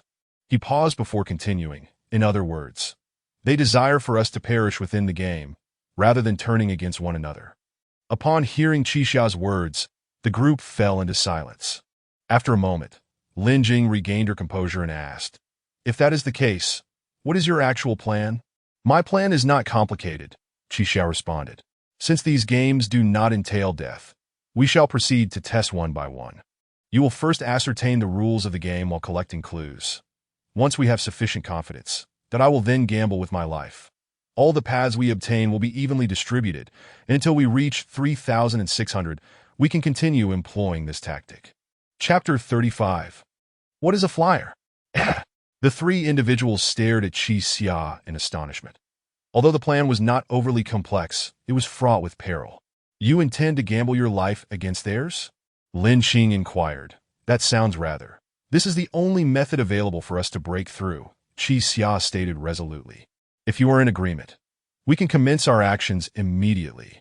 After a moment of contemplation, Qiao Jiajin remarked, "Pianzai, are you truly unafraid of death?" "Afraid," Qixia replied, "but I must escape." Tian Tian sighed deeply, then suddenly spoke with utmost seriousness. "Qixia, you must understand that my joining this team is not due to my faith in you or a desire to rely upon you. I came here because there could not accommodate me." "I understand," Qixia nodded. "Therefore, it is difficult for me to believe you will eventually share the Tao with me. I also do not think I could defeat you at the final moment, emerging as the sole survivor. Thus, my collaboration with you is merely temporary. If I perceive the situation to be unfavorable to me, I will betray you without hesitation." Tian Tian offered a wry smile, adding, "Though for me, surviving or perishing here makes little difference. If there exists a glimmer of hope, I shall strive for it. In summary, my alliance with the three of you is solely to procure my rightful share." Upon hearing this, Qixia did not display any unusual emotion. Instead, he seemed somewhat reassured as he nodded. "That is quite acceptable." "Acceptable?" Tian Tian blinked in surprise. "Am I not being clear enough? I am here solely for the Tao. You need not place too much trust in me. The most steadfast relationship in this world is that of an employer and an employee," Qixia remarked. "I have no objections." At this moment, Qiao Jiajin and Lin Qing exchanged glances, pondering whether they could truly trust her, especially after Tian Tian had expressed herself so candidly. "Since we have all reached an agreement, let us depart," Tian Tian suggested, seemingly taken aback by Qixia's swift acquiescence, which left her feeling somewhat unsettled. Yet, upon deeper reflection, could she truly be deceived any further? The four, each harboring different sentiments, advanced further into the depths of the city. The quiet city perpetually exuded an aura of danger, and Qixia noted that they appeared to be delving deeper into the more prosperous districts. Here, one could faintly discern some natives, who wandered the desolate streets like mere shadows of themselves. "It seems there are more people," Qixia murmured that in addition to various natives, one could intermittently spot individuals donning animal masks standing before buildings, as if the further they ventured into the city, the more populous it became. As Qixia spoke, a native approached them, clutching a stack of paper. The figure was gaunt, reminiscent of a skeleton, akin to the female shopkeeper. Qiao Jijin frowned and stepped forward, anticipating danger, but was instead met with the person extending a piece of paper to him, saying, "Interested in swimming and fitness?" Before Qiao Jiajin could reach out to take it, the individual, resembling a zombie, released their grip, allowing the flyer to fall to the ground. Unfazed, they ambled away. "Heroic sword god?" Qiao Jiajin blinked in confusion. What on earth is a heroic sword god? He picked up the paper, noticing that the text had nearly worn away, appearing quite antiquated. "Is there truly someone handing out flyers here?" Tian Tian exclaimed incredulously. Given that there are clerks in convenience stores, it's not surprising to find someone distributing flyers on the streets, Qixia responded. "What is a flyer?" Lin Qing inquired. The brevity of her question momentarily stunned the three. What did you say? Qi Xia thought he had misheard. I asked what a flyer is. Lin Qing reiterated clearly. What is a flyer? The three cast peculiar glances at Lin Qing. Is this a question a normal person would pose? You don't know what a flyer is? Qi Xia asked, astonished. I do not. Lin Qing replied nonchalantly, shaking her head. Do you all know? The trio remained silent, yet their minds were filled with uncertainty. Lin Qing's behavior had been peculiar from the outset. She often covered her mouth and nose and insisted on following Qi Xia, and now she lacked even the most fundamental knowledge. Could she not be human? Or perhaps, was she a member of the organizer? This alarming thought began to swirl within Qi Xia's mind, that if she truly were not human, what could her intentions be? I say, Lin Qing. Qi Xia finally spoke up, feeling compelled to ascertain her identity. He could not rest easy without clarifying this matter. A flyer is a common item. How could you be unaware of it? Common knowledge. Lin Qing's expression revealed her confusion. Just because the three of you know about it, does that make it common knowledge? At this juncture, Qiao Jiajin interjected. This isn't merely a matter of whether we three know or not. A flyer is not a rarity. It is something everyone should be aware of. Why do you not know? Indeed. Tian nodded in agreement. Have you truly never seen a flyer?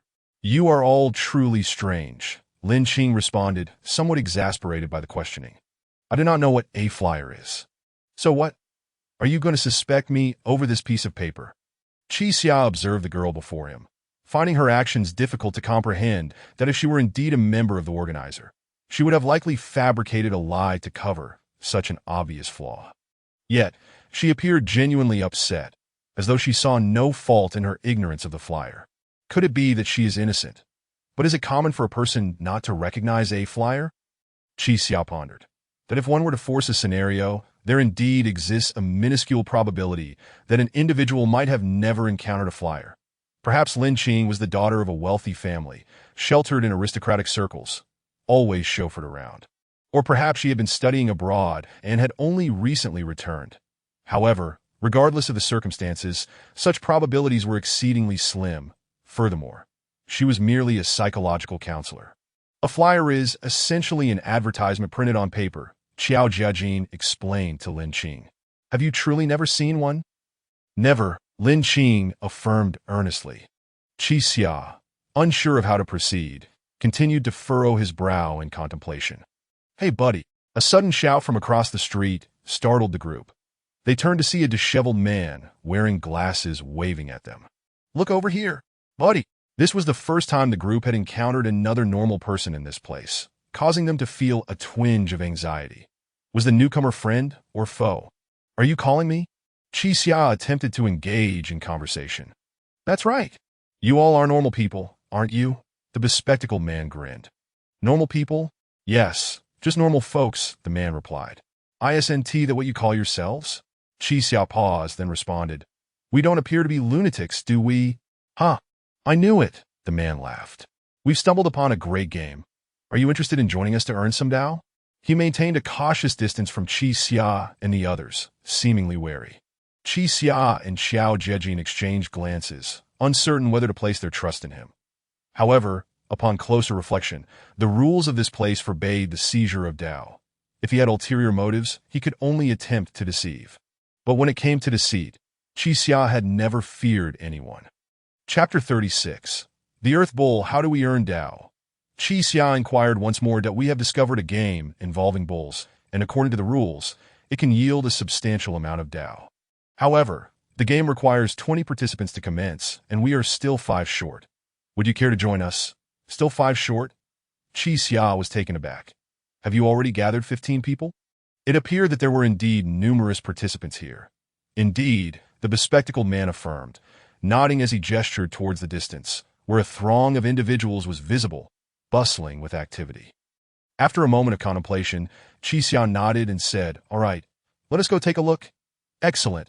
I shall head over to await your arrival. The bespectacled man departed with an air of understanding.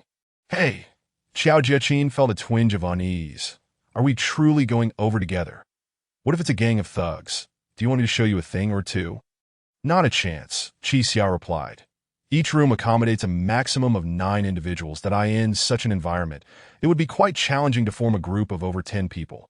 Not to mention that, even among us who have emerged from the same room, trust is not guaranteed. Upon finishing his words, he glanced at Lin Qing, as if implying something deeper. Lin Qing appeared somewhat displeased, seemingly unaware of why she was being questioned, perhaps because she was unfamiliar with that flyer. After traversing an old road, the 4 individuals arrived before a grand edifice, as the bespectacled man had indicated. A man donned in a water buffalo mask stood at the entrance of the large structure. The multitude of participants outside clustered in small groups, deliberately maintaining their distance from one another. Although these individuals were strangers, the sight of so many ordinary people gathering together afforded Qi Xia and his companions a long-lost sense of reassurance. Regardless of how unsightly they might appear, they were indeed living beings. Well done, little glasses. A middle-aged man clapped the bespectacled man on the shoulder. You've managed to gather 4 people in one go.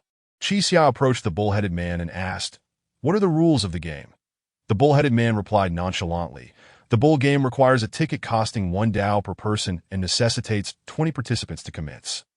Throughout the game, players will be eliminated, and when the game concludes, those remaining will each receive Dao equivalent to the number of players who completed the game." Dao equivalent to the number of players who completed the game? Qi Xia was momentarily stunned. Are you saying that if 20 players remain at the end, each of them will receive 20 Dao? Correct. Xiao Zhen's mouth fell agape as he exclaimed, "Goodness! Wouldn't that mean instant wealth? That has 400 Dao right there. Could it really be that simple Tion expressed skepticism? Hey, Bullman, you're not going to renege on this, are you?" The bull-headed man fell silent for a moment, then shook his head, stating, "Allow me to correct you. I am not a bullman." Not a bullman? Tun Tian looked at the imposing figure before her in confusion. But don't you all refer to yourselves as human something? I am Earth Bull. The bull-headed man replied coolly that if you mistakenly believe I am a bullman, it may lead to unfortunate consequences for you. Only then did the group realize that this Earth Bull indeed differed from the animal masks they had encountered previously. His mask was immaculate, resembling a living bull in its vividness, while his black suit was pristine, as if meticulously pressed. It seemed that even the mouth of the mask moved slightly as he spoke. But what distinguishes a bullman from an Earth Bull? Earth Bull Qi Xia scratched his head, unable to grasp the distinction. He then looked up and asked, "Earth Bull, what is your game?" The Earth Bull paused briefly before replying, "Pay the entry fee to learn the content." Pay the entry fee. Qi Xia was now primarily concerned that if all 4 of them participated in the game simultaneously, the strategies they had previously discussed would become null and void. They would all be plunged into an unknown game, posing significant risks. Yet if the stakes were indeed this high, the risk and reward seemed to be proportional. "Hey, what type of game do you think Bull refers to?" Xiao Jiaqin inquired. Qi Xia pondered for a moment before responding, "It is likely the type I despise the most at O. You have a type of game you dislike." Xiao Jiaqin's interest was piqued. "What is it?" "Bulls are known for their diligent labor. If my guess is correct, it will likely be a physical type game." Qi Xia cast a casual glance at Xiao Jiaqin. "It may be better suited for a brute like you." "Ah!" Xiao Jiaqin rolled up his sleeves, revealing his muscular arms. "Finally, it's my turn to shine. Wait, did you just call me a brute?" Qi Xia shook his head with resignation, stating, "Were it not for the allure of Dao, I doubt I would enter the bull room." "Fear not. Just call me boss, and I'll see you through the bull game," Xiao Jiaqin said with a mischievous grin. "Sounds like a good deal, doesn't it?" Qi Xia turned to regard Xiao Jiaqin. "You and I appear to be of similar age, perhaps 26 or 27. Why on earth would I call you boss? If you insist, I'll have to calculate things with you properly." Xiao Jiaqin scratched his head. "What year were you born?" Qi Xia sensed an air of audacity surrounding Xiao Jiaqin, who could still jest in such a stifling environment. "Since you have the time, you might as well warm up," Qi Xia replied dismissively. "Lest you cramp up later, don't." Xiao Jiaqin became animated. "Come on, tell me. If you're older than me, I'll call you boss." Alas, Qi Xia sighed, realizing he couldn't resist Xiao Jiaqin's persistence. "Fine, you go first." "What year were you born?" 1979. Xiao Jiaqin chuckled. 1979, is that amusing? Qi Xia frowned. "You resorting to such underhanded tactics to claim this boss title. I'm not inclined to discuss this topic with you any further." "Hey, why not?" Xiao Jiaqin looked at Qi Xia quizzically. Come on, tell me what year you were born. Are you younger than me? Tian Tian beside them shook her head, laughing that it seemed that staying with Xiao Jiaqin was indeed a wise choice. His personality lightened the somber atmosphere. Xiao Jiaqin called out Qi Xia's name a few more times, but upon realizing he was being ignored, he could only shake his head in resignation. Minutes passed, yet the count remained at 19, that despite the considerable number of participants, they were not as ubiquitous as one might expect. Gathering 20 individuals within a short span was proving to be quite a challenge. Is he still not here? The middle-aged man asked the bespectacled fellow beside him. Did he oversleep? I'm not sure. He promised to come this morning. The bespectacled man scratched his head. Should I go find someone from the street to bring over? Never mind. Never mind, the middle-aged man waved his hand. We already have 19 people. Let us wait for him, that I'd rather not meet an untimely end. Their conversation reached Qi Xia's ears, precise and clear. Death. Qi Xia frowned. What does that mean? Is this game lethal? Before he could ponder further, a languid figure appeared in the distance that bare-chested. He displayed numerous scars, clad in camouflage pants, stretching as he ambled toward them. Chapter 37. Team Division, here they come, the bespectacled boy exclaimed joyfully. They've finally arrived. Before them stood a towering figure, approximately 6'3", with a buzz cut. While stifling a yawn and rummaging through his pockets, he inquired of the Minotaur, "How much?" "1 Dao for the ticket," the Minotaur replied. The giant retrieved a small orb from his pocket and flicked it to the Minotaur with his thumb, who deftly caught it in his hand. Well rested. Let us get started. The giant stretched lazily, rolled his neck, and muttered, "Show me what you've concocted this time." The 4 of them regarded the fierce-looking giant warily, sensing that he was not to be trifled with. Xiao Jiaqin paid little attention to the brute. After all, he had encountered many such individuals on the streets before. These bullies relied on their physical prowess to dominate, and he had once brought a few of them to tears. Yet he pondered whether this particular giant was merely a paper tiger. As the numbers reached 20, everyone began to approach slowly to pay their admission fee. After a moment's contemplation, Qi Xiang produced 4-inch Dao of her own. It was not an insignificant amount for them, and surrendering these 4 would leave them with only 1 remaining. Are we really going to partake in this game? Xiao Jiaqin asked. What about our strategy? I'm torn as well, Qi Xiang admitted. Though it is a risky endeavor, I sense that a game with 20 participants is a rare opportunity, worth the gamble. With the consent of the other 3, Qi Xiang deposited the 4-inch Dao into the box before the Minotaur. Excellent. The Minotaur nodded, then turned to unlock a door, revealing a staircase descending into the basement. Participants, please enter. He turned and walked down the stairs, with the participants following cautiously behind him into the depths below. This venue appears quite expansive, entirely unlike man and mouse, Tian Tian whispered. Be careful, Qi Xiang replied. I have a foreboding feeling. The middle-aged man had ominously declared that this game would lead to death, which weighed heavily on Qi Xiang's mind. Yet now, he feared not death itself, but rather the prospect of being entombed forever in this eerie place. As a con artist, he had faced numerous life and death gambles, yet had always emerged unscathed. Reflecting on it, this situation bore no difference from those past. It was merely a dance upon the edge of a blade. Before long, they reached the bottom of the staircase. That it was a modest room, dimly lit and steeped in a musty odor, with 20 chairs arranged at its center. On either side of the room stood doors, one painted yellow and the other green. Please have a seat, the Minotaur announced. There is no need for concern. The game has not yet commenced. Skeptical, the group settled into their seats, with Qi Xiang and her companions sitting closely together. They then noticed that each chair had a small light on either armrest, one yellow and one green. Since this is a team game, to ensure fairness, we will now conduct a random division of teams. Please remain seated. Any movement will result in penalties being administered. Upon hearing this, uneasy expressions spread across the faces of the crowd. The most animated reactions came from the bespectacled boy and the middle-aged man. What? Team division? Qi Xiang stroked her chin thoughtfully, realizing that this setup favored the organizers, that if this were indeed a game of betting, the best way to minimize the participants' chances of winning would be to disrupt their teams. The Minotaur walked to a corner of the room, found a switch, and turned back with a knowing glance at the crowd, declaring, "The game officially begins." With that, he pressed the button, and the lights on the arms of all the chairs began to flicker, the yellow and green beams creating an eerie spectacle in the dim space. Qi gazed at the light on her armrest, feeling a twinge of anxiety. Should the bull truly signify a game of physical prowess, it was outside her realm of expertise, relying instead on the brute strength of Qiao Jiajin. However, she was not the only one thinking this way. Others, like the bespectacled boy and the portly middle-aged man, had summoned the giant to assist them.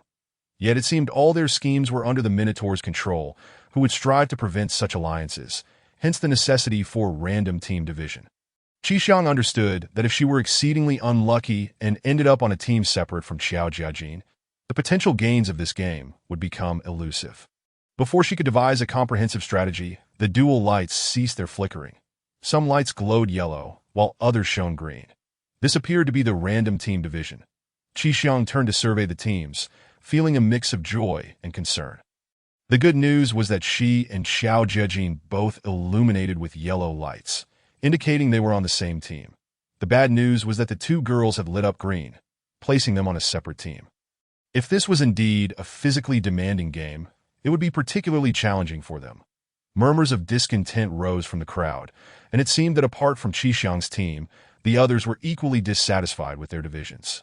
Next, I will announce the game rules. The Minotaur intoned monotonously. Each team will operate independently in their respective arenas, which are entirely unconnected. As long as you can endure in your arena for 10 minutes without being eliminated, you will be considered successful. Ultimately, each participant will receive Dao equal to the number of successful participants. After hearing this rule, many could hardly contain their restlessness. "Hey," the middle-aged man shot up from his seat. "This is utterly vague. What kind of game are we participating in? What will we encounter?" The crowd turned their gaze towards the Minotaur, expecting further clarification on the rules, but he merely glanced at the middle-aged man and replied nonchalantly, "Yellow light team, follow me." "You!" The man gritted his teeth, suppressing the urge to lash out. He was already incensed at not being placed with his teammates, and now the lack of clarity about the rules further destabilized his emotions. The bespectacled boy tugged at his shirt, attempting to calm him down. Qi turned to Tian and Lin Jing, saying, "Regardless of what lies behind that door, exercise caution and prioritize your safety." "Understood." The two girls nodded nervously. "Let us proceed." Qi and Qiao Jiajin advanced forward. They surveyed their teammates and found the situation rather grim. Among the 10 individuals, 6 were women that if they truly engaged in a physical team game, it would undoubtedly be a grueling battle. Aside from Qi and Qiao Jiajin, the other 2 men were the bespectacled boy and the middle-aged man. Meanwhile, the opposing team consisted solely of Tian and Lin Jing. "Great." Qiao Jiajin glanced at his 2 teammates and muttered under his breath, "A scrawny boy and a fat man." "Enough," Qi replied. "We can only rely on ourselves now." The 10 formed a line before the yellow door, while the other 10 stood at the green door under the Minotaur's guidance. With a low clanking sound of chains, the doors before them swung open, revealing yet another staircase descending. Without hesitation, Qiao Jiajin stepped down, and the others hastened to keep pace with him. The staircase was short but steep, and after traversing several dozen steps, they arrived at an expansive arena, roughly the size of half a basketball court, where a circular iron plate the size of a table lay at its center. Qi quickly surveyed the surroundings. The area was enclosed by high walls, and at the front stood a large iron door, above which hung an electronic countdown clock, frozen at 10 minutes. Chapter 38. The Black Visitor. Something feels off. Qi murmured, "I had anticipated that a physical elimination game would feature a rather intricate arena, one that could continuously eliminate participants." "You're right." Qiao Jiaqing nodded, casting a glance at the square arena and the iron plate at its center, his expression thickening with confusion. "How are we supposed to be eliminated here?" As soon as he finished speaking, the massive iron gate before them trembled slightly before slowly rising. The stout middle-aged man observed the opening door with a perplexed expression. "What is this? Do we need to move forward?" Just as the door fully opened, the countdown timer on the wall sprang to life. It seemed the game was truly commencing. What the hell is going on? The group exchanged bewildered glances, utterly oblivious to the situation unfolding before them. Yet, in the next instant, a low, guttural roar echoed from within the door. That sound was not human. Oh my, Xiao Jiaqing's hair stood on end. Are you kidding me? A colossal creature entirely shrouded in black emerged from the doorway. It stood upright on its hind legs, its mouth slightly ajar, drooling incessantly, its gaze reminiscent of one who had been starved for 3 days. That as it fully stepped out, the iron gate closed behind it. Is that a bear? Xiao Jiaqing involuntarily took a step back. If the adversary had been human, he would have felt confident in his ability to confront them. But facing a bear towering over him was an entirely different matter. But Qixia focused intently, her countenance darkening. The creature was a black bear, identifiable by the prominent white crescent marking on its neck, yet its size was utterly extraordinary. Typically, black bears seldom exceed human height, ranging approximately from 1.6 to 1.8 meters, but this one appeared to stand at least over 2 meters tall, a truly fearsome sight. Ah! One girl instinctively stifled a scream, covering her mouth, though a faint sound still escaped her lips. The abruptness of her voice startled not only her companions but also the black bear. After a brief pause, the bear emitted an even deeper growl, seemingly agitated. What in the world is this game? The middle-aged man wailed, then turned to flee, but after merely 3 steps, he froze. He realized the staircase they had descended was now nowhere to be seen. Behind them loomed only a high wall, leaving them with no escape. The middle-aged man, as if in a trance, plopped down onto the ground. It's over. We're dead. We're doomed. Oh no. What do we do? Xiao Jiaqing turned to Qixia. This is no longer a matter of physical strength. This is quite troublesome. Qixia's expression grew grave. Why did their opponent have to be a bear? The close-range lethality of a bear surpasses that of both tigers and lions, and this confined space was an ideal hunting ground for it. As the enormous black bear advanced step by step, the 2 young girls closest to it were so paralyzed with fear that they could not move. "Quick, play dead," the middle-aged man shouted. "There's a slim chance of survival if you encounter a bear and feign death." His command jolted the 2 girls at the forefront back to reality, and they immediately collapsed to the ground, trembling and shutting their eyes tightly. "No!" Qixia shouted back. "Get up! Run!" However, the 2 girls ignored her, remaining motionless on the ground. Seeing one group feigning death, the others followed suit, sprawled out in various positions, leaving only Qixia, Xiao Jiaqing, and a slightly plump girl standing. "Isn't playing dead the right thing to do?" Xiao Jiaqing asked seriously. "Aren't you supposed to play dead when encountering a bear? If it were a grizzly bear, feigning death might offer a glimmer of hope, but not with a black bear." Qixia shook her head solemnly. Grizzly bears do not consume humans. They attack only to defend their territory. When they perceive a lifeless human as no threat, they will cease their assault. But black bears are different. In extreme hunger, they may indeed consume humans. No sooner had she spoken than the enormous black bear approached one of the girls pretending to be dead, sniffing her face with its nose. This is bad, Qixia thought grimly. Humans facing black bears have a slim chance of survival even when fleeing with all their might, let alone lying on the ground awaiting their demise. Indeed, after sniffing for several seconds, the bear suddenly opened its mouth and clamped down on the girl's neck. The girl let out a shriek, but the sound was abruptly cut off, trapped in her throat, in a panic. Her hands battered against the bear, yet it felt as though she were striking a solid sandbag. The bear did not relent. Instead, it extended its forepaw, pressing down firmly on the girl's chest. Her ribcage visibly caved in, appearing as though all her bones had shattered. Blood gushed from her mouth, and she fell completely still.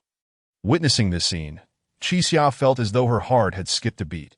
She had only seen news of animal attacks on her phone, never imagined she would witness such brutality firsthand.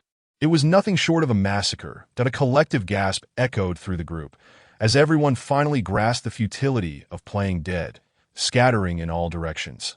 Although humans reign as the dominators of Earth, they were utterly defenseless before these indigenous creatures. Without tools or weapons, how could they possibly contend with this bear? Wait, tools and weapons? Qixia suddenly recalled the iron plate at the center of the arena. roughly the size of a table. Who said there were no tools or weapons here? Hadn't the organizers placed something within this arena? Xiao Jiaqing, we need to get that iron plate, Qi Xia declared. Though I do not know what it is, it appears capable of offering us some protection. Seriously, you have a knack for picking the most challenging options. Xiao Jiaqing glanced at the iron plate nearly resting beneath the bear's feet, his expression torn. That item is currently out of stock. Would you care to consider something else? Stop wasting time, Qi Xia retorted. If we don't use that iron plate to shield ourselves from the bear, our deaths are merely a matter of time. All right then. Xiao Jiaqing seemed to have made up his mind. I'll distract the bear. You grab the iron plate. Distract. Qi Xia hesitated, but she recognized this was their only option. The black bear can sprint at speeds of up to 48 kilometers per hour. You won't outrun it. Try to keep it occupied. I understand. Xiao Jiaqing nodded. Having devised their plan, the two swiftly went their separate ways. Xiao Jiaqing cautiously approached the black bear and suddenly shouted, "Hey, dimwit!" The bear paused, lifting its head to regard him. Its eyes glimmering with a wary menace, it took a slow step forward, as if testing the waters. Xiao Jiaqing, undeterred, took a step forward as well. This action caused the creature to hesitate.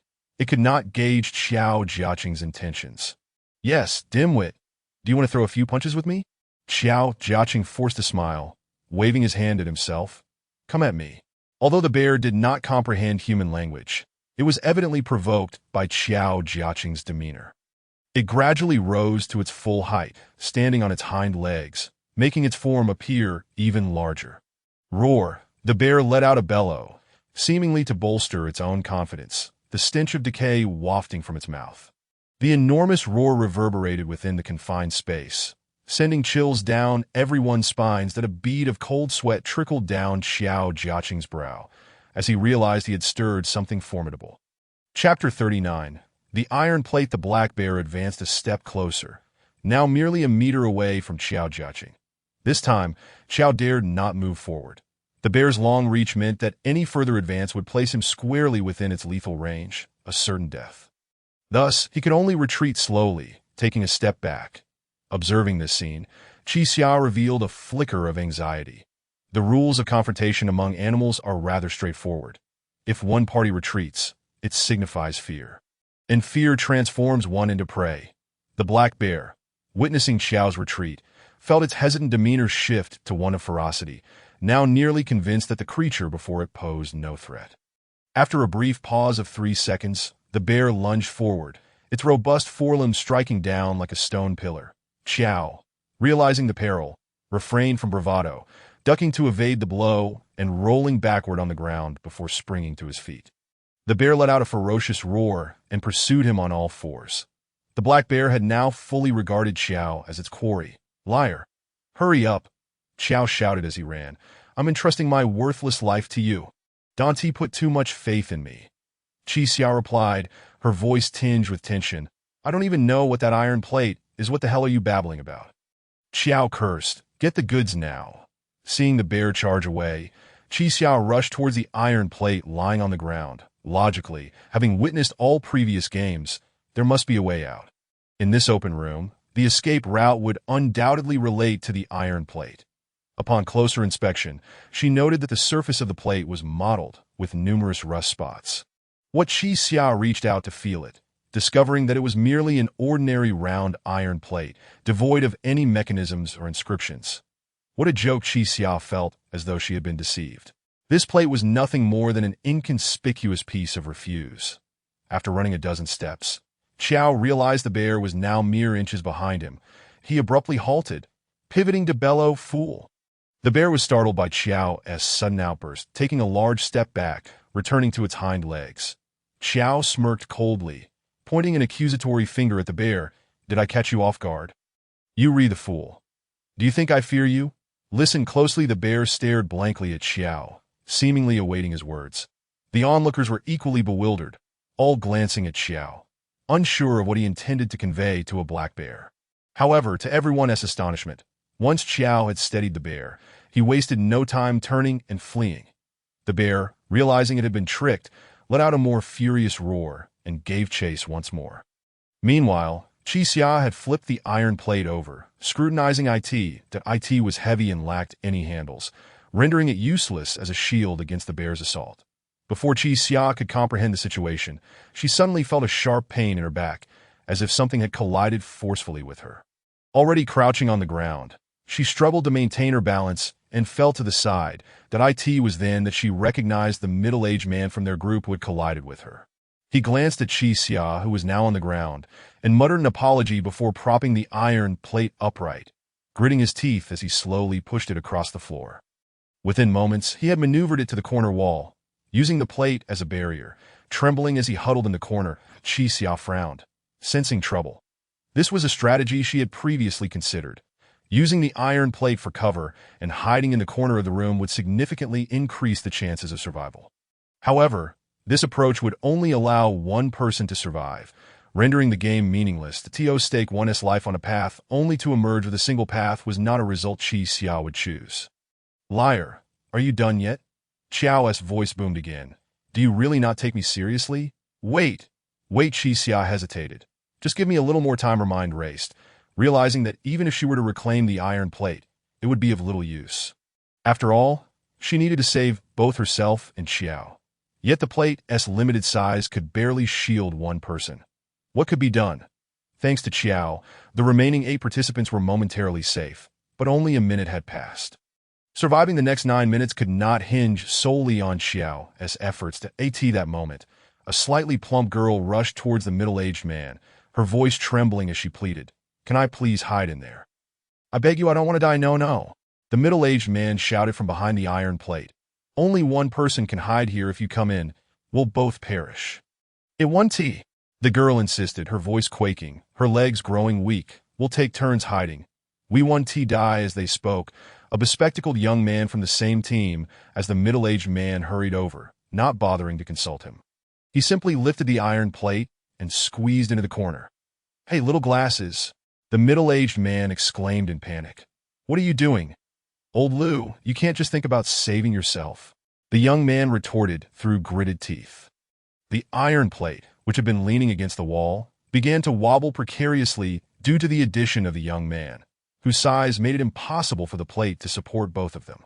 Seeing this, the slightly plump woman ceased her conversation with old Lou and crawled in from the other side of the plate. The remaining 4 participants ceased their frantic running and gravitated towards the iron plate, as it was their final hope for survival. Foolish Qi Xiao approached the crowd slowly. In mere seconds, they had devolved into chaos over the iron plate. "Old Lou, you can't be selfish. Let go of the plate. We need to think of another plan. Little glasses, you're young. You can run from the bear. I can't. Get up and grab the plate. Get away. There's no room behind the plate." In this moment of desperation, each participant seemed capable of single-handedly defeating a bear. Yet when faced with imminent danger, they preferred to violently grasp each other's throats and hair, bloodied and battered, rather than inch closer to the bear's domain. The iron plate lay neglected, forlorn on the ground, and on the other side, Xiao Jiaqing found himself cornered by the black bear, with no escape route left. Resorting to his previous tactic, he bellowed once more. This time, while the bear was startled, it showed no intention of retreating. Instead, it lunged forward with its forelimb, which Xiao narrowly dodged, leaving deep gouges in the wall. "Throw." Xiao glared at the bear. "You're being a bit excessive." Qi Xia understood that if she did not take action soon, Xiao would undoubtedly perish, and should Xiao die, the rest would follow suit, one by one. After all, only Xiao dared to confront the bear directly, and it was absurd that he alone bore the burden of defending everyone from harm. Chapter 40. The Pareto Principle. Wait a moment. Qi Xia furrowed his brow, as if struck by a sudden realization. We must not only resist the enemy, but also protect our own. This scenario felt strikingly familiar. This time, I truly have a plan. That Qi Xia dashed to the side of the iron plate, lifting the heavy object and gradually rolling it across the ground, as if testing the feasibility of his strategy. "Hey, Xiao Jiajin," Qi Xia called out. "I found the answer. Come over here." "I've been waiting a long time to hear you say that," Xiao Jiajin replied slowly. "Hold on, I'll be right there." The black bear, sensing its prey might attempt to flee, stood upright once more, expanding its attack range. Yet, Xiao Jiajin showed no intention of escaping. Suddenly, he leaped forward, planting his feet firmly, twisting his waist as he delivered a powerful right hook to the bear's cheek. Bang! A thunderous sound echoed as the punch connected solidly with the black bear's face, astonishingly forcing it back a step and a half. The bear paused momentarily, nostrils flaring as it exhaled hot air, then shook its head, seemingly dazed by the unexpected blow. It had never anticipated that this prey, which had been fleeing, possessed such formidable explosive power. Xiao Jiajin, shaking his aching arm, muttered, "You're tougher than you look." The black bear, regaining its composure, opened its mouth and roared several times in a fit of rage, preparing to strike again. Xiao Jiajin carefully observed the bear's movements, executing a small retreat with his right foot, then shifting his weight from one foot to the other, not only evading the blow, but causing the bear to lose its balance and nearly topple over. Seizing the moment, he crouched slightly and delivered an uppercut from below, landing a solid hit on the bear's jaw that a strange, pitiful howl erupted. The bear had taken another punch. Although such damage posed little threat to its thick skin, it now regarded the man before it with a sense of wariness. "Damn, my arm feels like it's about to break. And you still haven't fainted?" Xiao Jiajin spat on the ground before performing a forward roll to escape the bear's vicinity. Qi Xia, witnessing this scene, was momentarily taken aback. He had thought Xiao Jiajin merely a common thug, but his combat prowess was evidently formidable. His moves resembled those of mixed martial arts rather than a street fight. As Xiao Jiajin approached Qi Xia, shaking his right hand, he inquired, "What shall we do now?" "You take charge." Qi Xia snapped back to attention, gesturing for Xiao Jiajin to come closer. "You need to brace this iron plate to block the bear's attacks." "Just like that?" Xiao Jiajin questioned, somewhat perplexed. "Are you out of your mind? I thought you would have a better plan." "No, this is the best plan," Qi Xia insisted, pulling Xiao Jiajin forward to steady the plate. However, being round, the iron plate was inherently unstable on the ground and prone to rolling. Xiao Jiajin had to bend down, bracing it with his shoulder to keep it steady. "This thing is incredibly heavy." He gritted his teeth. "I can't lift it." "You don't need to lift it," Qi Xia clarified. "Just roll it along the ground." "Oh, now I get it, but I can't see that beast like this," Xiao Jiajin remarked. "This massive iron plate obstructs my view. I have no idea where it is or how to defend against its attacks." At this moment, the black bear, growing increasingly enraged, cautiously approached Xiao Jiajin. "I'll help you keep an eye on it," Qi Xia said from behind Xiao Jiajin. "You?" "Indeed. I'll hold onto your clothes from behind," Qi Xia explained. "If I pull to the right, you roll the plate to the right. If I pull to the left, you roll it to the left." "All right." Xiao Jiajin nodded, adjusting the direction of the iron plate to face the bear. "If we think about it this way, we should be fine. Just hope those ruffians don't try to seize the plate." "They won't," Qi Xia replied confidently, "because I intend to protect everyone here." "What do you mean?" Xiao Jiajin asked, taken aback. "You plan to use this iron plate to shield everyone." "Hey!" Qi Xia turned to the group engaged in chaos, shouting, "If you continue fighting, you will truly die. If you wish to live, come stand behind me." Upon hearing Qi Xia's words, the crowd snapped to attention, glancing at him and then at the iron plate in Xiao Jiajin's hands. A middle-aged man was the first to rise, wiping his face, which had been torn during the scuffle. "You two fools, lower the iron plate." He stumbled towards Xiao Jiajin, seemingly intent on reclaiming the plate, but Xiao Jiajin, unable to release it, merely glared at the man. Qi Xia, however, stepped forward to interpose himself between the two. "Hey, move aside," the middle-aged man shouted. "Little glasses, come help." Qi Xia's mind raced, a voice echoing within him. The Pareto principle. Power often resides in the hands of a mere 20%. To control a group, one need only dominate a few key individuals. Before the middle-aged man could summon assistance, Qi Xia suddenly seized him by the neck. The man had never anticipated that this seemingly refined individual would exhibit such ruthlessness, momentarily rendering him speechless. "Enough of this nonsense," Qi Xia declared. "If you want to live, you will heed my instructions." "Listen to you?" The middle-aged man's eyes blazed with fury. "Who do you think you are to command me?" Qi Xia's grip tightened around the man's throat. "I am not negotiating with you." Xiao Jiajin, observing Qi Xia's demeanor, frowned. He had initially perceived Qi Xia as clever, believing that following him might offer a glimmer of hope. Yet he had not anticipated this fierce side of him. Cough. You, let go. The middle-aged man gasped, his face turning red as he pounded on Qi Xia's arm. Are you insane? Either I choke you to death here, or you quietly step back. Qi Xia's gaze was icy, devoid of any emotion. Choose one of the two options. The little glasses, witnessing this, hurriedly approached, pleading, Brother, there's no need for this. Just let old Lu go. Though he spoke thus, he was subtly shifting his position, inching closer to Qi Xia. Qi Xia scrutinized him closely, noting that one side of his glasses had been broken in the fray, rendering him somewhat disheveled. The law of the hunt. Qi Xia's eyes fixed intently on the two, silently reciting, the hunter is invariably more ferocious than the prey. Even the most cunning prey has its vulnerabilities and vital points. Brother, please let go. Or else. The little glasses edged closer to Qi Xia, seemingly with ulterior motives. Qi Xia's expression darkened, and he swiftly extended his other hand, not to grasp the man's neck, but to pinch his cheek, pressing a thumb against the shattered lens of his glasses. Hey! The little glasses exclaimed, promptly shutting his eyes tightly. If you wish to create trouble as well, I shall grind the glass shards into your eyes. Please no. The little glasses frantically waved his hands, crouching and tilting his head back, afraid to move. I was wrong, brother. We'll all listen to whatever you say. Chapter 41. My goodness, very well. Qi Xia nodded. I must survive here. If anyone obstructs me, the consequences will be dire. This statement sent a chill through the gathered crowd, for Qi Xia's gaze resembled that of a cold-blooded killer. He seemed genuinely capable of taking a life. Even Xiao Jiajin, who was typically jovial, wore a serious expression at that moment that a question inevitably arose in his mind.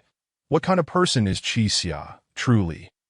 In light of this shift, the crowd obediently rose to their feet, resembling a flock of sheep, and moved behind the iron plate. Observing this, Qi Xia gradually relaxed his grip, while the middle-aged man and the bespectacled youth steadied each other, still shaken. Qi Xia recognized that he had achieved his objective. He was now the sole leader of this group. How will you ensure everyone survives? Inquired a slightly plump young woman. One phrase encapsulates it. Qi Xia replied slowly. The answer is that eagle catches the chick. The eagle catches the chick. The crowd appeared somewhat perplexed. Now we have all three roles. Qi Xia extended his hand and pointed towards the distant black bear, saying, the eagle. He then gestured towards the disheveled group of 2 men and 5 women, stating, the chicks. Finally, he glanced at Xiao Jiajin and proclaimed, the mother hen. Mother, your mother. Xiao Jiajin retorted with visible disdain, can we not choose a different name? At this moment, the crowd began to grasp the situation. The iron plate on the ground was exceedingly heavy. The most effective way to use it against the black bear was to roll it along the ground. However, with limited surface area and poor mobility, if the group dispersed, their predicament would become perilous. The optimal strategy was to have one person maneuver the table while the others formed a line behind him. The group contemplated this. The black bear had already approached, its gaze seemingly fixated solely on Xiao Jiajin. It's coming, Qi Xia whispered urgently to Xiao Jiajin. Upon hearing this, Xiao Jiajin immediately extended his legs backward, leaning his body at an angle, bracing his shoulder against the iron plate. The next moment, the black bear swung its powerful forelimbs and struck the iron plate with a resounding crash. Clang! A deafening sound reverberated as the bear's attack was deflected, causing both it and Xiao Jiajin to stagger back a step. Fortunately, Xiao Jiajin had assumed a defensive posture in advance. Otherwise, though the iron plate would not shatter, the force of the blow would have been sufficient to flatten him. The crowd, sensing the gravity of the situation, hurriedly positioned themselves closer together. 4 men stood at the front of the line, while 5 women formed the rear.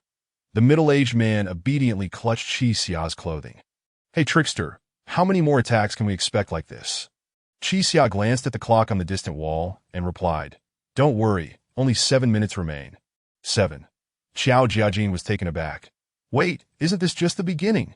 The black bear's endurance is not particularly robust, Qi Xia asserted. I do not believe it will attack continuously for the remaining time. We only need to endure the initial onslaught. Do not let your guard down. The black bear shifted its posture, continually moving sideways. Qi Xia tugged at Xiao Jiajin's clothing, directing him to roll the iron plate across the ground. This maneuver perplexed the bear. Despite its destructive strength, it was not a nimble predator and could not immediately launch a side attack, only able to shuffle its massive body. Regardless of where it moved, the iron plate would always face it. Ugh! The black bear emitted a low growl, having circled the group entirely without finding an opportunity to strike. In truth, the eagle catches the chick has a very straightforward counter-strategy, wherein the eagle suddenly changes direction. For instance, if the eagle is moving right and then shifts left, the chicks will be vulnerable to the momentum, allowing the last chick to be caught. This tactic, derived from countless childhood games, was not something Chi Xia believed the black bear could quickly devise. Excellent. Excellent. Chi Xia murmured to himself. Let's maintain this stalemate. At this juncture, the group, one supporting the other, maintained an absolute safe distance from the bear, despite their lengthy formation. Perhaps this strategy might actually work, Xiao Jiajin whispered, though I am feeling a bit fatigued. Just hold on a little longer, Chi Xia encouraged. 6 minutes will pass swiftly. But I haven't eaten for an entire day and night. It's coming, Chi Xia shouted decisively. Xiao Jiajin immediately adjusted his center of gravity, lowering his body, and braced himself for another collision with the bear. Clang! This time, the force was noticeably greater than the last, nearly toppling both Xiao Jiajin and the iron plate. This bear is relentless, the middle-aged man shouted anxiously. Hey, you at the front, you must hold your ground. Why don't you come up and try? Xiao Jiajin snapped back, feeling every part of his body jolt painfully, as if his bones were about to shatter. The black bear, realizing its full-force strike had failed to breach their defenses, appeared exceedingly vexed. It paused momentarily before slowly retreating. What is happening? The bespectacled youth asked. Is it giving up? Chi Xia frowned slightly, sensing something amiss. Retreating? Oh no! Suddenly, he recalled something and immediately lowered his stance, joining Xiao Jiajin in bracing against the iron plate. But he then turned to the middle-aged man and instructed, Hey, you take control of the direction. Though somewhat confused, the middle-aged man understood that the iron plate represented their lives and dared not hesitate. He mimicked Chi Xia's earlier movements, gripping the clothing of the two men to steer the plate. That as Chi Xia had anticipated, the black bear's retreat was not an act of surrender, but rather a preparation for a full frontal assault. It is gearing up for a powerful strike, Chi Xia remarked to Xiao Jiajin. If we can withstand this one, we stand a good chance of surviving. That statement is as good as saying nothing. Xiao Jiajin shook his head in resignation. The issue at hand is whether we can withstand it. The black bear continued to retreat, inching toward the wall. The middle-aged man, who had been steering, swallowed hard at the sight. The bear's stationary strike was already lethal. If it added momentum and bore down with its full weight, could the iron plate withstand its charge? Fatty, Xiao Jiajin shouted. Remember to warn us when it attacks. Yet the middle-aged man appeared oblivious, his eyes darting as if deep in thought. The black bear sharpened its claws against the ground, suddenly accelerating. Seeing this, the middle-aged man abandoned his post and sprinted towards an open space behind the group. Hey, you! Xiao Jiajin began to curse, but was interrupted by the heavy thudding of approaching footsteps, forcing him to crouch down in haste. At that moment, the bespectacled youth stepped forward, tugging at Chi Xia's clothing and shouting, The direction is off. Shift to the right a bit. Chi Xia and Xiao Jiajin's eyes widened simultaneously. There is no time to adjust. Hold steady. As soon as the words left their mouths, both felt as though they had been struck by a speeding truck. Their bodies, along with the iron plate, were propelled into the air, uncontrollably flying backward 0.5 meter before crashing heavily to the ground. This collision not only sent the entire group sprawling, but also toppled the iron plate, crushing the two men beneath it. Chapter 42, Pursuing Benefit and Avoiding Harm. Cough. Xiao Jiajin lay on the ground, incessantly coughing, feeling as if his very organs had been shattered. The bespectacled boy reacted swiftly, immediately rising to his feet and beginning to reposition the iron plate. Come help, he shouted at the women behind him. If these two fall, we are all doomed. Though frightened, the girls understood the urgency of the situation and bent down, gritting their teeth as they began to move the iron plate. Chi Xia lay on the ground, feeling slightly dizzy. The black bear's strike seemingly knocked the very soul out of him. He could hardly fathom how Xiao Jiajin managed to withstand 2 assaults alone. I will make that fleeing fatso pay dearly. Xiao Jiaojin muttered through clenched teeth, pursuing benefit and avoiding harm. That it is but human nature. Qi Xia lay there, silently reciting the record of Grand General Yang Shang states. As for pursuing benefit and avoiding harm, fearing death and cherishing life, it is also a balance. Have you lost your mind? Xiao Jiaojin struggled to open his eyes and glanced at Qi Xia. What does that have to do with the damn general? If that fat sausage and tea suddenly abandoned us, this iron plate wouldn't have toppled like this. By now, the iron plate had been propped up by several girls, and the bespectacled boy leaned down to help Qi Xia and Xiao Jiaojin. Hey, are you two all right? The two men stood up, weakly supporting the iron plate. I can't say all right. I can only say not dead, Xiao Jiaojin replied, casting a glance at the black bear. Following the collision, the beast didn't appear much better off. Its massive body seemed dazed, shaking its head repeatedly to stay conscious. Let me take over this time, the bespectacled boy said. You two rest at the back of the line for a bit. With that, he mimicked Xiao Jiaojin's stance, lowering himself and using his shoulder to brace the iron plate. However, he appeared far too frail for the task. Merely holding the plate seemed an immense struggle, his legs trembling and veins bulging on his forehead. Damn, is this iron plate really that heavy? He seemed to sense something was amiss with his posture, slightly adjusting the angle of his legs, but the plate remained as heavy as ever. Brother, it's not that I don't trust you, Xiao Jiaojin sighed, shaking his head. If we rely on you to hold the plate, it's pointless for us to stand behind. We all dead regardless. Well, maybe you should take over. The bespectacled boy awkwardly chuckled, stepping aside to be why now. The formation had largely stabilized, and Xiao Jiaojin resumed his position against the iron plate. The black bear was regaining its composure. It initially intended to charge at the iron plate once more, but noticed the solitary middle-aged man standing off to the side. Oh no! Old Lu. The bespectacled boy panicked. Hurry over here! Humph! Xiao Jiaojin scoffed. If that fatso wants to seek death, let him be in a way. The bespectacled boy's expression hardened. Old Lu saved my life before. I cannot abandon him. You are quite foolish, Xiao Jiaojin remarked. Before the bespectacled boy could devise a plan to rescue old Lu, the black bear had already positioned itself between the crowd and old Lu.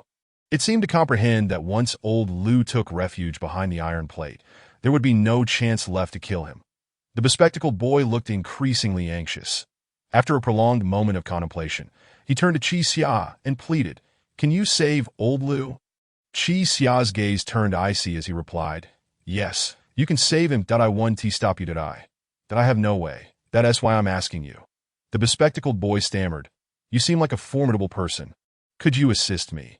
No, Qi Xia stated resolutely. If you want to go yourself. The bespectacled boy was about to protest, but upon reflection, he realized he had no suitable justification to enlist a stranger to risk their life. He pondered for a long while, finally gritting his teeth and saying then, Fine, I will go save him. He slowly released his grip on Qi Xia's clothing, fixing his gaze on the black bear. Next, the bespectacled boy comically took 3 deep breaths to bolster his courage, then shouted loudly, stomping his right foot on the ground as he charged toward the black bear. Just as he was about to reach it, Qi Xia reached out and stopped him. Whoa! The bespectacled boy yelped in surprise, nearly twisting his waist from the sudden halt. What are you doing? You will die. Are you not afraid? Qi Xia asked slowly. How could I not be afraid? The bespectacled boy was on the verge of tears, but I can't just stand by and watch old Lu perish. If that is the case, let us strike a deal. Qi Xia fixed his gaze on the black bear in the distance. That if I can ensure your survival in this game, both of your paths will belong to me. The bespectacled boy was taken aback by Qi Xia's unexpected proposition and momentarily found himself at a loss for words. Of course, if you are unwilling, you can still go save him. Qi Xia's tone brooked no argument, leaving the bespectacled boy in a quandary that he had wagered his life alongside old Lu to partake in this game, yet had not even obtained a single path. What was the point of it all? I can only promise to give you my own path, but old Lu's. The bespectacled boy hesitated. I cannot say if he would agree. Then you will vouch for him, Qi Xia said. You two are in this together, right? That after much deliberation, the bespectacled boy concluded that life held far greater importance than path. All right, that I will vouch for him, If we both survive, our paths will belong to you. Good. Qixia nodded. Now take off your shoes and give them to me. What? Your shoes, Qixia reiterated. The bespectacled boy, unsure of Qixia's intentions, hurriedly removed his 2 filthy sneakers and handed them over. Hunting rules dictate that animals are inherently sensitive. That Qixia silently reminded himself, the first prohibition. Attack from behind. Qixia weighed one of the sneakers in his hand, then suddenly took a step forward and hurled it forcefully at the black bear's back. The impact startled the beast, causing its entire body to tremble as it quickly turned around, scanning its surroundings. The second prohibition. Inflict serious injury to the nose. Qixia seized the other sneaker and hurled it directly at the black bear's face. Though the force was minimal, it caused the bear to stumble. Enraged, the black bear completely disregarded old Lu, turning its attention toward Qixia. Quick on his feet, Qixia immediately pulled on Xiao Jiaojin's clothing, adjusting the direction of the iron plate. This time, the black bear's assault appeared chaotic, merely slamming its forepaws against the iron plate. Once, twice, thrice. Though it roared in frenzy, the power behind its attacks was clearly diminished compared to before, all being intercepted by Xiao Jiaojin and the iron plate. Old Lu, in the midst of the chaos, hurriedly ran over to join the group. Chapter 43. 20 seconds. The black bear relentlessly attacked 7 or 8 times, each assault growing increasingly feeble. The heavy thuds gradually transformed into inconsequential slaps. That should be enough, Qixia remarked. Its offensive capabilities should be at an end. As Qixia predicted, after delivering one last half-hearted strike, the black bear cautiously surveyed the iron plate before it, exhaling a few puffs of warm air from its nostrils, and ultimately gave up. It did not appear fatigued, yet it ceased its onslaught. Is this the end? Xiao Jiajin peered over the edge of the iron plate. That creature should still have some strength left. Animals differ from humans. They seldom allow themselves to be utterly exhausted in response to the myriad dangers of the natural world. Even if it possesses some remaining energy now, it is unwilling to engage in a futile struggle against this iron plate, Qixia explained.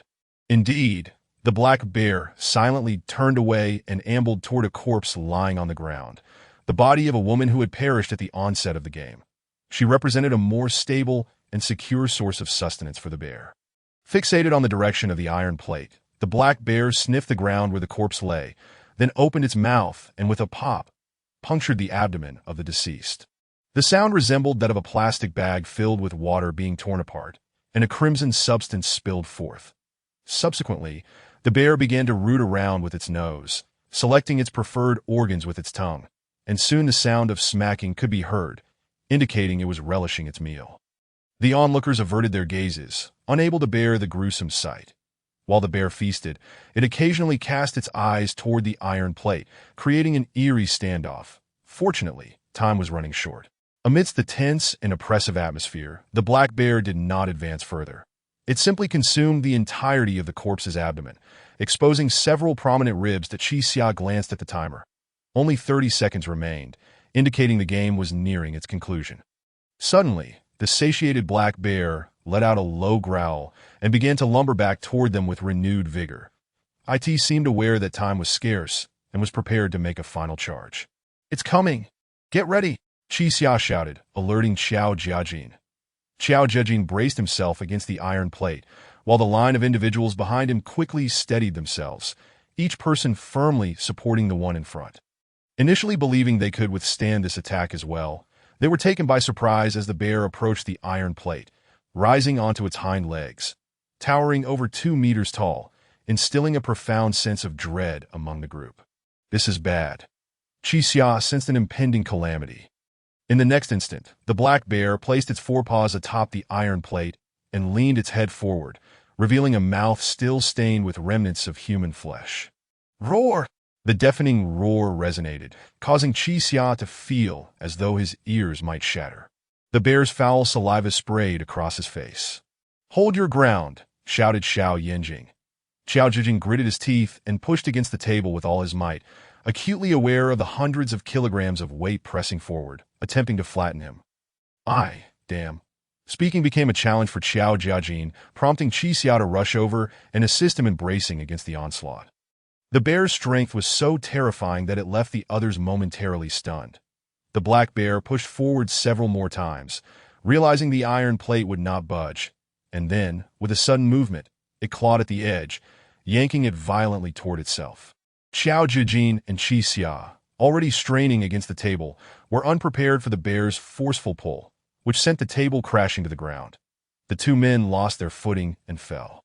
With a resounding clang, as the iron plate struck the ground, everyone was exposed to the black bear's gaze, including the most vulnerable targets, Xiao Jiajin and Qi Xia. Before either could react, the bear swiftly swiped at Xiao Jiajin.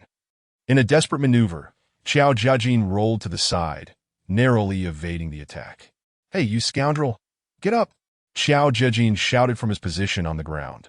"If you stay down, you'll be done for." Qi Xia, rolling about on the floor, felt as though he had taken a blow to the chest and struggled to breathe. Xiao Jiajin scrambled to his feet, anxiously glancing toward Qi Xia. "This is bad. That scoundrel, you need to get up."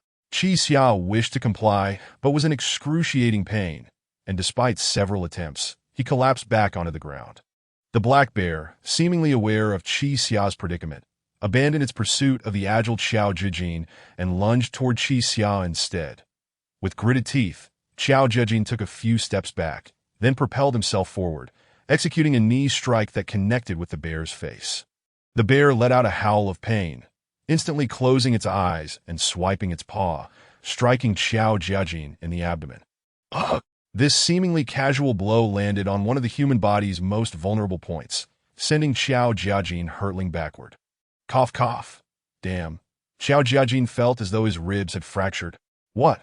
What do we do? Xiao Yanjing said anxiously. We have to save them. With a sudden realization, he turned to the middle-aged man. Old Lu, take off your shoes. I have a way to save them. Don't be foolish, the middle-aged man retorted. Xiao Yanjing, do you want to bring disaster upon yourself? If the black bear devours those two, we'll be safe. The time is nearly up. Xiao Yanjing looked up to see that indeed, less than 20 seconds remained in the game to AT that moment. The black bear extended its forelimb toward Qi Xia, and given the current situation, it seemed certain that Qi Xia would meet his demise. This man had tirelessly maneuvered in front of the iron plate, regardless of his ultimate intentions. He had undoubtedly saved the lives of many. After a moment of internal deliberation, Xiao Yanjing made a resolute decision. Hey, you piece of trash, he cried out as he stepped forward. Don't touch him. The bear paused momentarily, retreating slightly. The middle-aged man, startled, growled, What the hell? Xiao Yanjing, are you out of your mind? You blind bear. Ignoring the man's protests, Xiao Yanjing hurled insults at the black bear. If you have the guts, come chase me. Before he could finish his taunt, the bear lunged toward him. Xiao Yanjing was taken aback, turning to flee that he had initially believed he could evade the bear like Xiao Jiajin, managing to elude it for several seconds. However, he had never anticipated that being pursued by such a massive, bloodthirsty predator would be so terrifying. The hot breath of the bear wafted against his back, exuding a noxious stench. Despite his attempts to remain calm, his legs trembled uncontrollably, and he stumbled every couple of steps. He could only keep getting up after each fall, struggling to rise again. At this rate, he might perish from his own clumsiness before the bear could catch him. Chapter 44 Zhang, Shan. The once orderly formation disintegrated in an instant, with everyone scattering in a panic, yet the black bear pursued only the bespectacled youth. It's over, it's over, it's over. The bespectacled youth muttered in despair, stumbling chaotically around the room. Oh my God. I am really going to die this time. Within mere steps, the black bear had cornered him against the wall. His legs, utterly unresponsive, gave way as he slumped to the ground, immobilized. Leaning against the wall, he glanced back to behold a visage of sheer terror. A grotesque, menacing, and putrid black face. The bear extended its snout, sniffing the boy's face. The bespectacled youth's complexion turned pale, his gaze vacant as he stared ahead, paralyzed, even as the bear drew its maw closer to his neck. Mom, he whispered, I can't go back. Mom, don't wait for me. As the bear's mouth, exuding a foul stench, opened wide to bite down, a sudden, thunderous shout erupted from the ground. Xiao Jun's voice rang out. Hey, time's up, you damned beasts. Are you trying to cheat? Stop the killings. The crowd turned to see the electronic clock on the wall had indeed concluded its countdown, halting at 0. In the next moment, the iron door in the distance swung open abruptly, causing the black bear to freeze in place. Immediately, a powerful force erupted from the door, and the bear, like a leaf caught in a tempest, let out a pained wail before being swiftly drawn into the portal by an unseen force. The game was over. The others had survived. "It's over." After several minutes, a girl finally murmured, trembling, "The black bear is gone." The girls gradually rose to their feet, embracing one another, weeping tears of joy. The bespectacled youth appeared to be in shock, sitting on the ground, gasping for breath. "I can't believe it." Xiao Jiajin stretched his sore body, clutching his abdomen, fatigue etched across his face. "It wasn't easy, you little deceiver. Thank goodness for your eagle catches chick strategy." Qi Xia, upon standing, remained silent, her expression tinged with worry. "What's wrong?" Xiao Jiajin inquired. "You think?" Qi Xia began, her voice laced with concern. "Did those two survive?" "They." Xiao Jiajin was well aware she referred to Tian and Lin Qing, but he dared not speculate recklessly. No one knew what transpired in the other room. Were they facing a similar fate, being hunted by a black bear? Could their teammates unite and devise a strategy like eagle catches chicks? The group turned around and found the staircase they had descended now appeared behind them. "Stop pondering. Let us go check," Xiao Jiajin said, patting Qi Xia's shoulder. "Let us move." Old Lu helped the bespectacled youth to his feet, and the group supported one another as they slowly ascended the staircase, arriving at the room where chairs had previously been placed. The Earth Bull stood quietly, awaiting their triumph. 9 survived? The Earth Bull paused slightly. "Not bad. Damn it," Xiao Jiajin muttered under his breath. "One day, I'll give those people a good beating." "Please wait a moment. The others from the other room have yet to return." The Earth Bull waved his hand at them, signaling to take a seat. The group, no longer hesitant, sat down, finding nothing more fearsome than the black bear they had just escaped from. After waiting for more than 2 minutes, Xiao Jiajin could no longer remain still. "Hey, Old Bull. Is their game still ongoing? You both started at the same time. It should be over now, yet they have not returned." "What?" Qi Xia frowned, feeling a headache brewing, hastily covering her forehead as she asked the bull. "If the game ended and no one returned, doesn't that mean they all died?" "I do not know." The bull shook his head. "Please remain seated and do not rush." Though he said not to hurry, who could truly remain calm? The current team had been randomly mixed, meaning nearly everyone present had teammates distributed across other teams. That Qi Xia turned her head and spotted the bespectacled youth conversing in hushed tones with a middle-aged man nearby. "What? That one do?" the man exclaimed. The bespectacled youth waved his hand anxiously, offering a brief explanation. No, I cannot agree." The man shook his head vigorously. "No matter what, it's out of the question."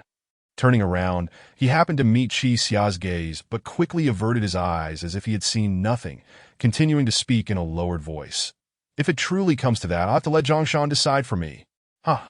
Qi Xia let out a cold laugh, vaguely guessing the nature of their conversation. After an excruciating 5 to 6 minutes, they heard heavy footsteps gradually approaching from the side door. "They're here." Following those footsteps, a multitude of others echoed behind. It seemed this group had survived in considerable numbers. A robust man emerged from the inky darkness, his expression stern, scanning the crowd before a smile slowly crept across his face. "Hey, you all survived?" Zhongshan. The bespectacled youth excitedly rushed forward. "That's wonderful. You safe?"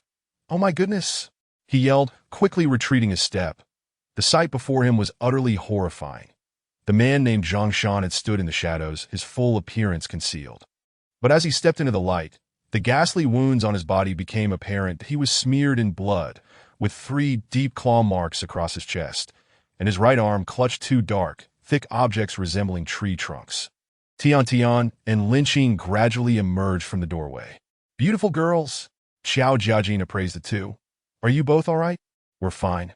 Tian forced a smile. "How about you?" "Same as usual." Xiao Jiajin shook his head helplessly. "Thanks to the Deceiver's plan, we managed to survive." "Huh?" Tian looked incredulously at Qi Xia. Did this game really rely on Qi Xia? Lin Qing also found it hard to believe. Xiao Jiajin, didn't you say you would handle the bull game yourself? Damn it, don't bring it up. Xiao Jiajin grumbled. If it were some ordinary person, it would be one thing, but it was a black bear. Who in this world can contend with a black bear? Tian and Lin Xing exchanged glances, hesitantly saying, perhaps someone truly can kill a bear. Upon hearing this, Qi Xia and Xiao Jiajin turned to the formidable man named Zhang Shan. Could it be that he had killed the bear? They watched as teammates continued to emerge from behind him, counting to find precisely 10. Clearly, no one in their team had perished. Zhang Shan dropped the two objects he had been clutching under his arm onto the ground, then wearily sank into a chair. Damn. That old bull. You really are something. Did you prepare for bears as well? The group looked down to find that what he had thrown to the ground were not mere branches, but rather two bloodied forearms of a black bear. Chapter 45. Capturing the thief. To capture the king, the earth bull remained silent, merely casting a glance over the surviving individuals before expressing his mild displeasure. Each of you shall receive 19 Dao, and with that, the game concludes. Please step forward and turn to claim your Dao. The bespectacled youth glanced at Zhang Shan's wound, a cold sweat trickling down his brow. Zhang Shan, are you truly all right? I'm perfectly fine, Zhang Shan replied with a smile, patting the young man's head. How about you guys? You and old Lu seem to be in good spirits. Ah! The bespectacled youth suddenly exclaimed. Zhang Shan, speaking of old Lu, there's something I need to discuss with you. Old Lu hurriedly joined Zhang Shan, gesticulating animatedly. Yes. You must advocate for me. Advocate. What has transpired? Noticing the trio whispering among themselves, Qi Xia's expression darkened, and she turned to Lin Xing, inquiring, what exactly happened over there? Taking a deep breath, Lin Xing replied, to be honest, I initially thought we were doomed. Indeed. Tian chimed in. When the black bear emerged, Lin Xing and I were so terrified that we could hardly stand. And then? Xiao Jiajin asked. Then, Lin Xing blinked, pondering her words. I only recall that man named Zhang Shan shouted, get out of the way, before he single-handedly lifted a metal plate to strike the black bear. What? Qi Xia and Xiao Jiajin exclaimed in unison. We couldn't bear to watch. Lin Xing continued. It was utterly brutal.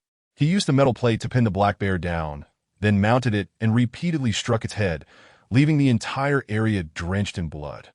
Goodness, this truly is the work of a Terminator. Xiao Jiajin gritted his teeth. That hulking brute is remarkably fierce. It seems he knew the black bear's weaknesses. Before the game had concluded, the black bear was already unrecognizable. Its nose was broken, and many of its teeth had been knocked out. Lin Xing elaborated. Tian added. But Zhang Shan didn't fare much better. As the black bear lay dying, it retaliated, flipping the metal plate and clawing at him, leaving him bloodied all over. Fortunately, within a minute, the black bear fell. Thanks to him, the rest of us were unharmed. Upon hearing this, Qi Xia furrowed her brows, realizing why Tian and Lin Xing believed they could not win the game by their own means. Apparently, no one in their vicinity had employed a similar strategy. Instead, someone had wielded the heavy metal plate as a weapon against the black bear. Given this, why did you take so long to return? Xiao Jiajin inquired. The game concluded 3 or 4 minutes ago, and I was beginning to prepare for your aftermath. That's even more alarming. Lin Xing pressed her lips together, lowering her head.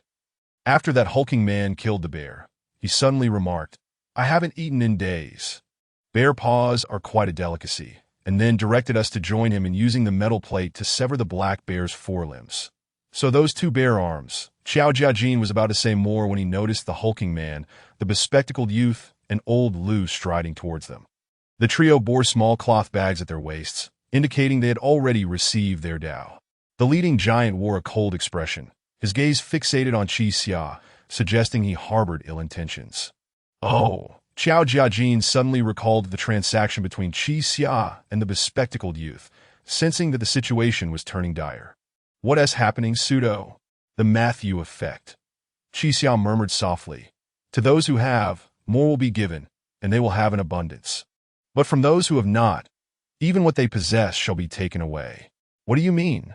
Qi Xia remained silent, discreetly surveying their surroundings that he dragged a chair closer, ensuring a safe distance from the approaching figures. He noticed 3 additional chairs nearby, one of which was precariously positioned, its leg nearly broken, an ideal weapon.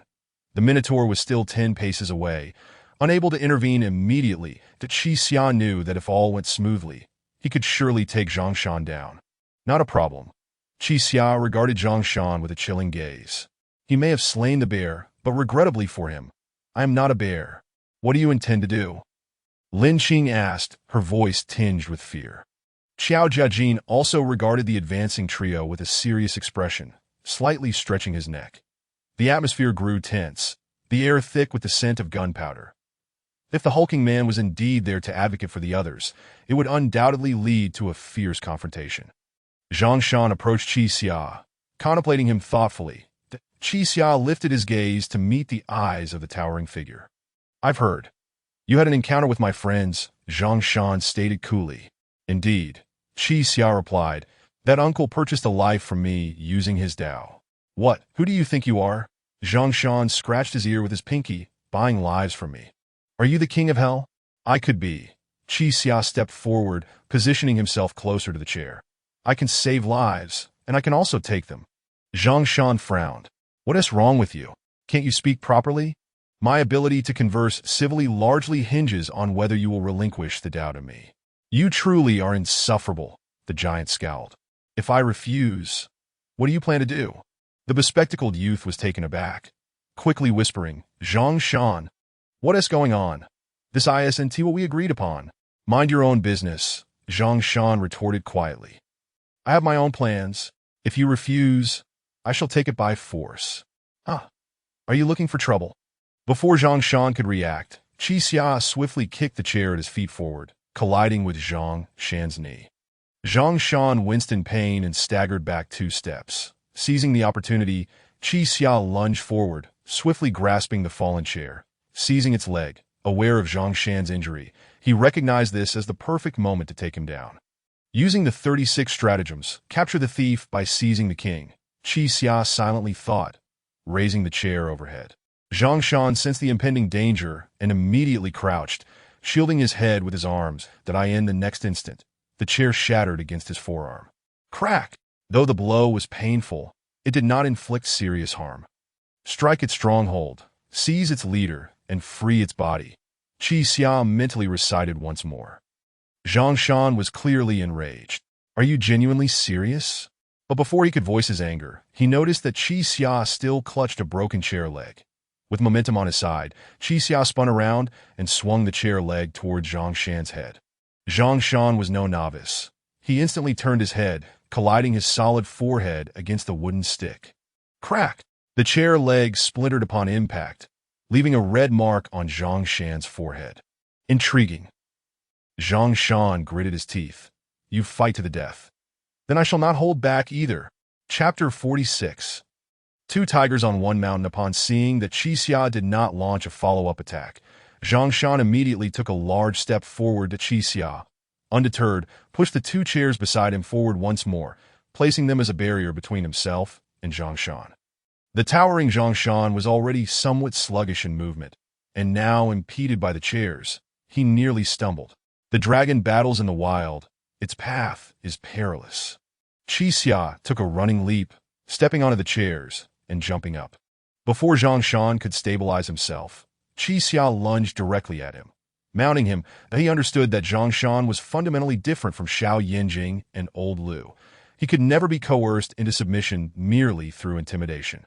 Thus, seizing the moment before Zhang Shan could react, he unleashed a flurry of punches aimed at his opponent's face.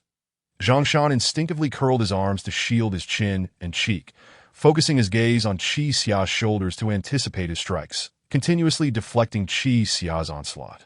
Qi Xia's fists rained down upon Zhang Shan's arms, feeling as though he were striking a wall of solid stone. You little brat. Are you seeking death? Seizing the moment during Zhang Shan's verbal retort, Qi Xia drove his fist down between Zhang Shan's arms, aiming straight for his nose. Yet, as if he had anticipated this, Zhang Shan clamped his arms together, rendering Qi Xia's punch ineffective. He seized Qi Xia's arm and twisted it aside, causing him to roll away, while Zhang Shan freed himself from restraint. I truly underestimated you. Zhang Shan slowly rose, brushing off the dust from his clothes. Were you a killer before coming here? Who fights like that? Qixia also stood up, his expression grave, panting heavily. His previous assault had been a desperate gamble, yet he was astonished that Zhang Shan seemed hardly affected. Hey. Xiao Yanjing rushed forward, a look of concern etched on his face. Why are you two fighting? Just calm down for a moment. I can't calm down, Zhang Shan retorted with an angry laugh. Today, I must make this brat submit. Before Qixia could devise his next strategy, Zhang Shan had already hurled all the chairs aside and charged forward, his muscular arms swinging toward Qixia's face like mighty pillars. In a critical moment, Xiao Jiajin reached out and hooked Zhang Shan's arm. Big guy, you can't hit him. Seeing himself obstructed, Zhang Shan exerted even more force, only to find that the lean, tattooed man before him possessed considerable strength, rendering him immobile. Another meddler has emerged, Zhang Shan scoffed. Why shouldn't I hit him? Because he is my brain, Xiao Jiajin replied with an innocuous smile.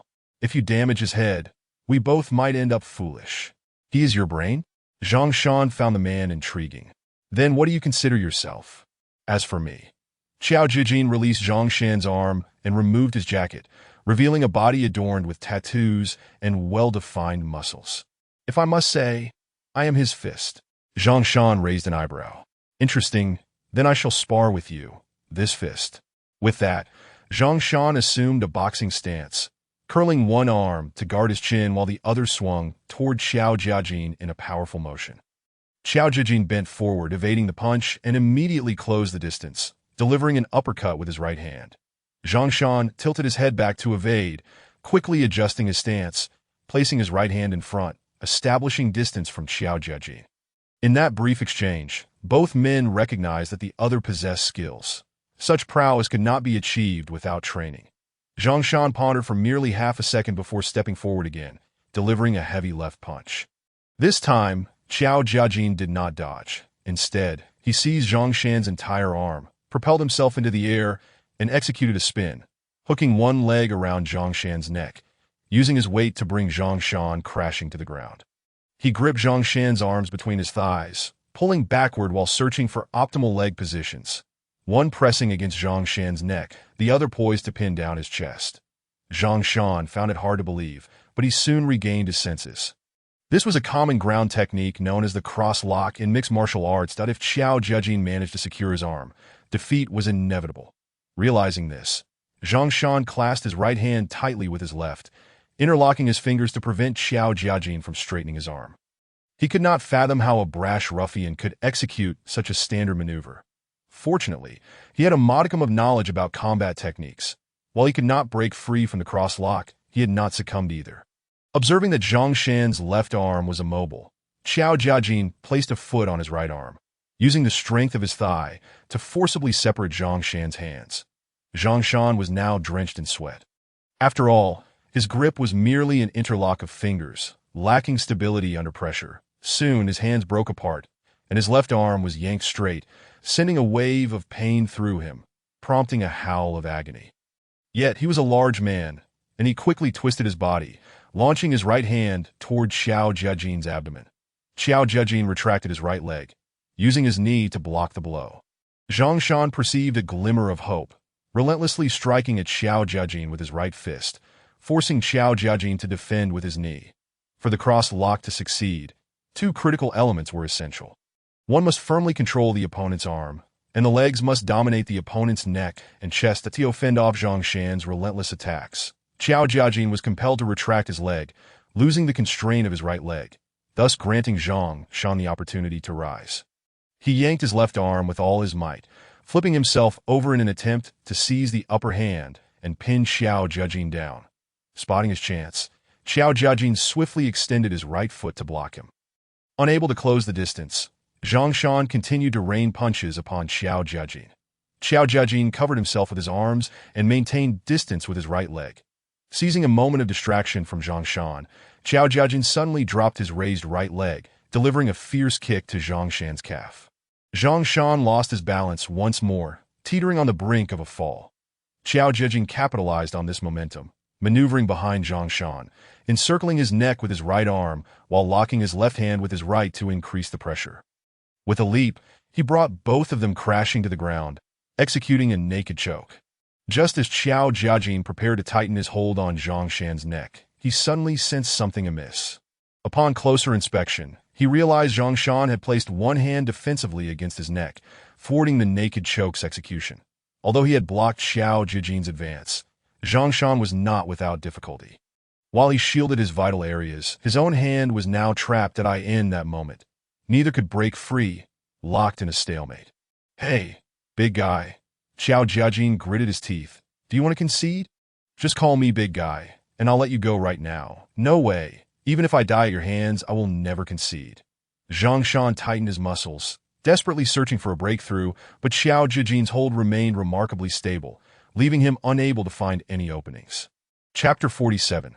The escape. As the onlookers gazed on in panic, the Earth Bull slowly approached. "Gentlemen, cease your actions," he said nonchalantly. "Even if you were to kill each other, it would matter little, but I must insist that you take your quarrel outside this room first." The two men were unyielding, entirely dismissive of the Earth Bull's presence, each gritting their teeth and exerting their strength in silence. Observing the brawl, the Earth Bull decided against further persuasion. Instead, he leaned down and effortlessly removed Xiao Jiajin's arm from Zhang Shan's neck.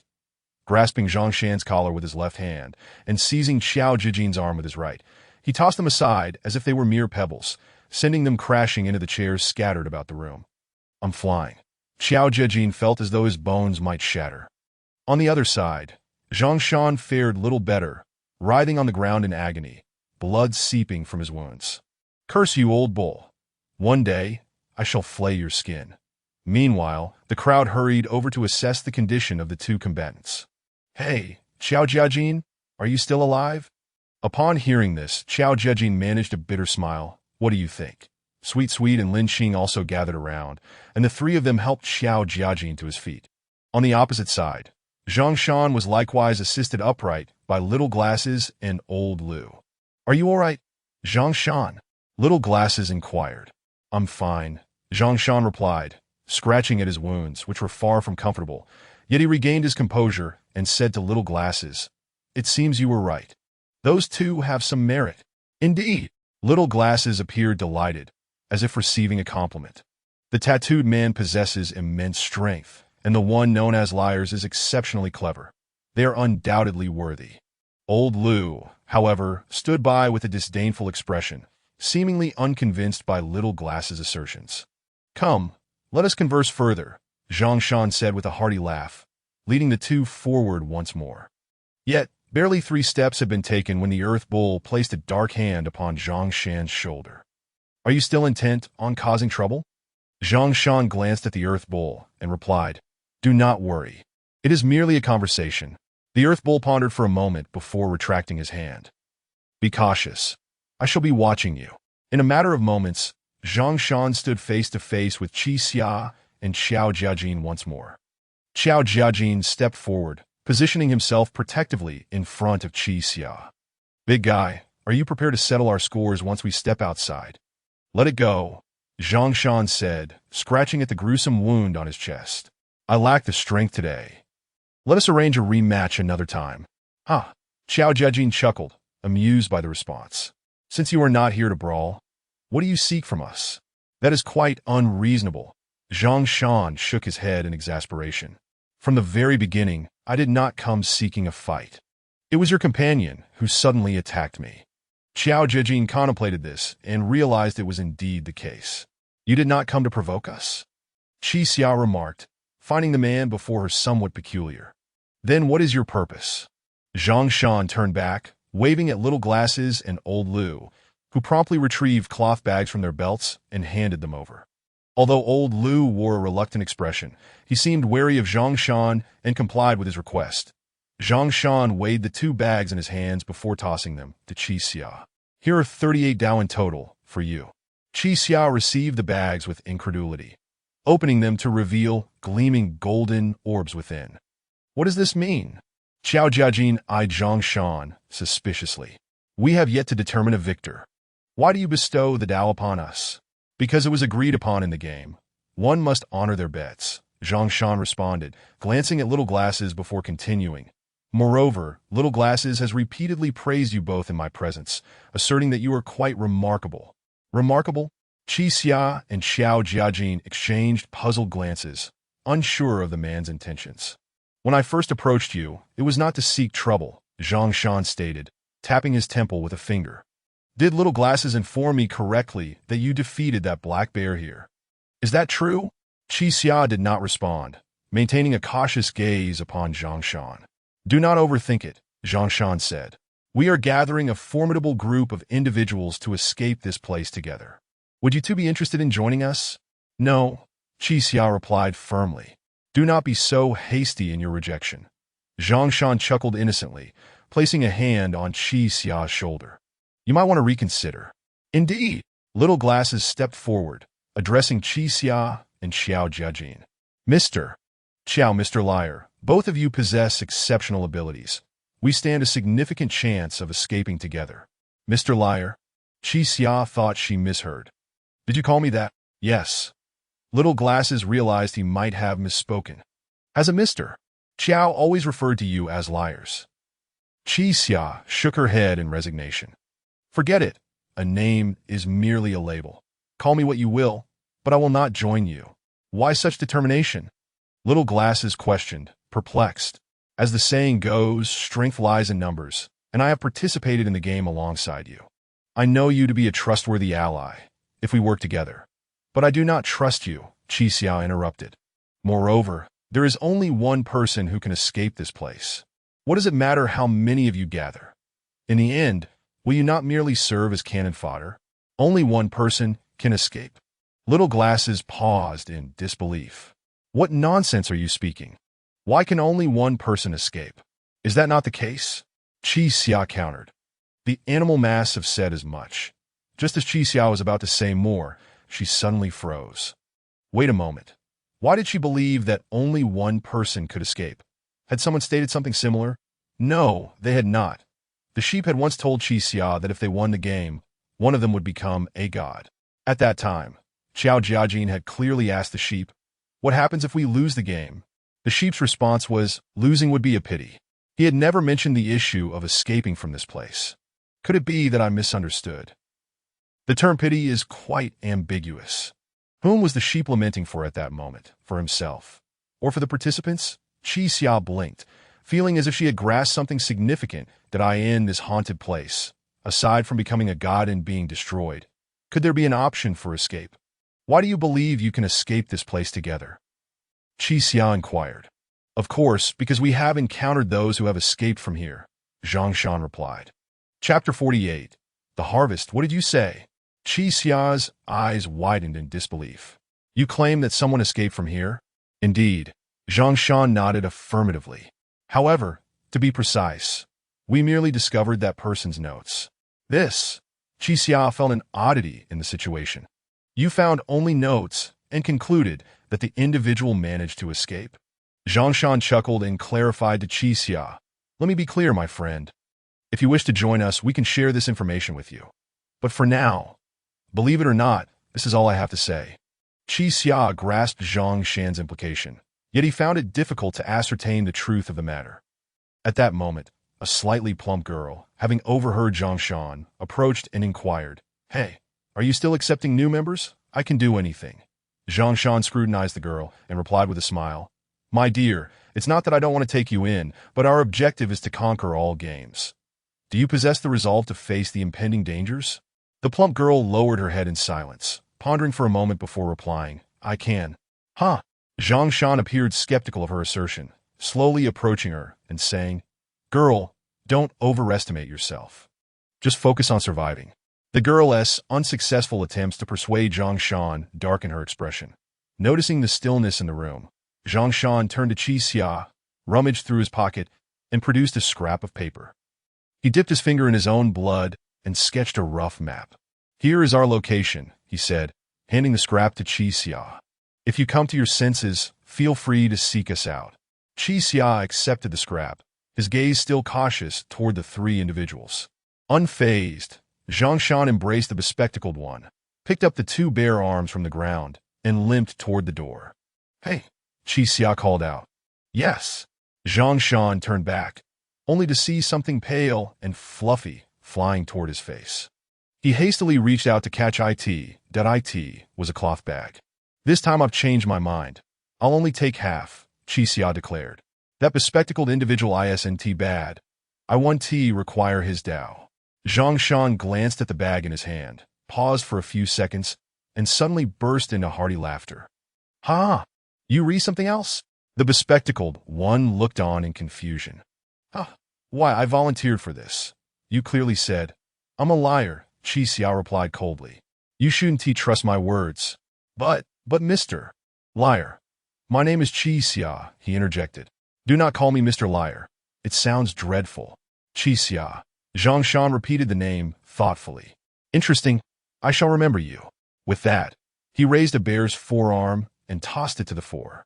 I'll throw, Xiao Jiajin exclaimed, startled, yet he caught the furry limb. He found it exceedingly heavy, at least 20 to 30 pounds, and it was dripping with blood. Zhang Shan stated, We three cannot consume this much, and it's quite cumbersome, so please take it away and dispose of it. Dispose of it? Zhang Shan waved his hand dismissively and turned to leave. Qixia and his companion stared at the bare arm, unsure of what to say until Zhang Shan and the two others exited the room. After a while, Dino approached and presented 4 filthy bags to them. Take these. Qixia and the others snapped back to reality and accepted their well-deserved rewards. This time, the Dao was plentiful, so much so that they were somewhat overwhelmed. Thanks to Zhang Shan, they also received long-awaited food. The plump girl observed Qixia from a distance and cautiously approached him, asking, Can I join you? My teammates all perished during the interview. Qixia seemed to ignore her words, merely weighing the bag in his hands before telling the 3, Let us go. With that, he turned and headed toward the exit, leaving the girl standing awkwardly in place. Xiao Jiajin shrugged apologetically at the girl, saying, Don't take it personally. He is always like this. Seeing that Xiao Jiajin appeared approachable, the girl grasped his arm tightly and, with a nervous expression, pleaded, Please let me join you. I am so scared right now. Well, Xiao Jiajin smiled apologetically. I suppose that's fine. Beautiful lady, perhaps you can follow us for now. Hey, Xiao Jiajin. Qixia called from a distance, turning back. We're leaving.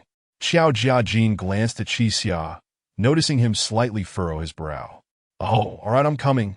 Xiao Jiajin seemed to grasp the situation and nodded, turning back to the girl.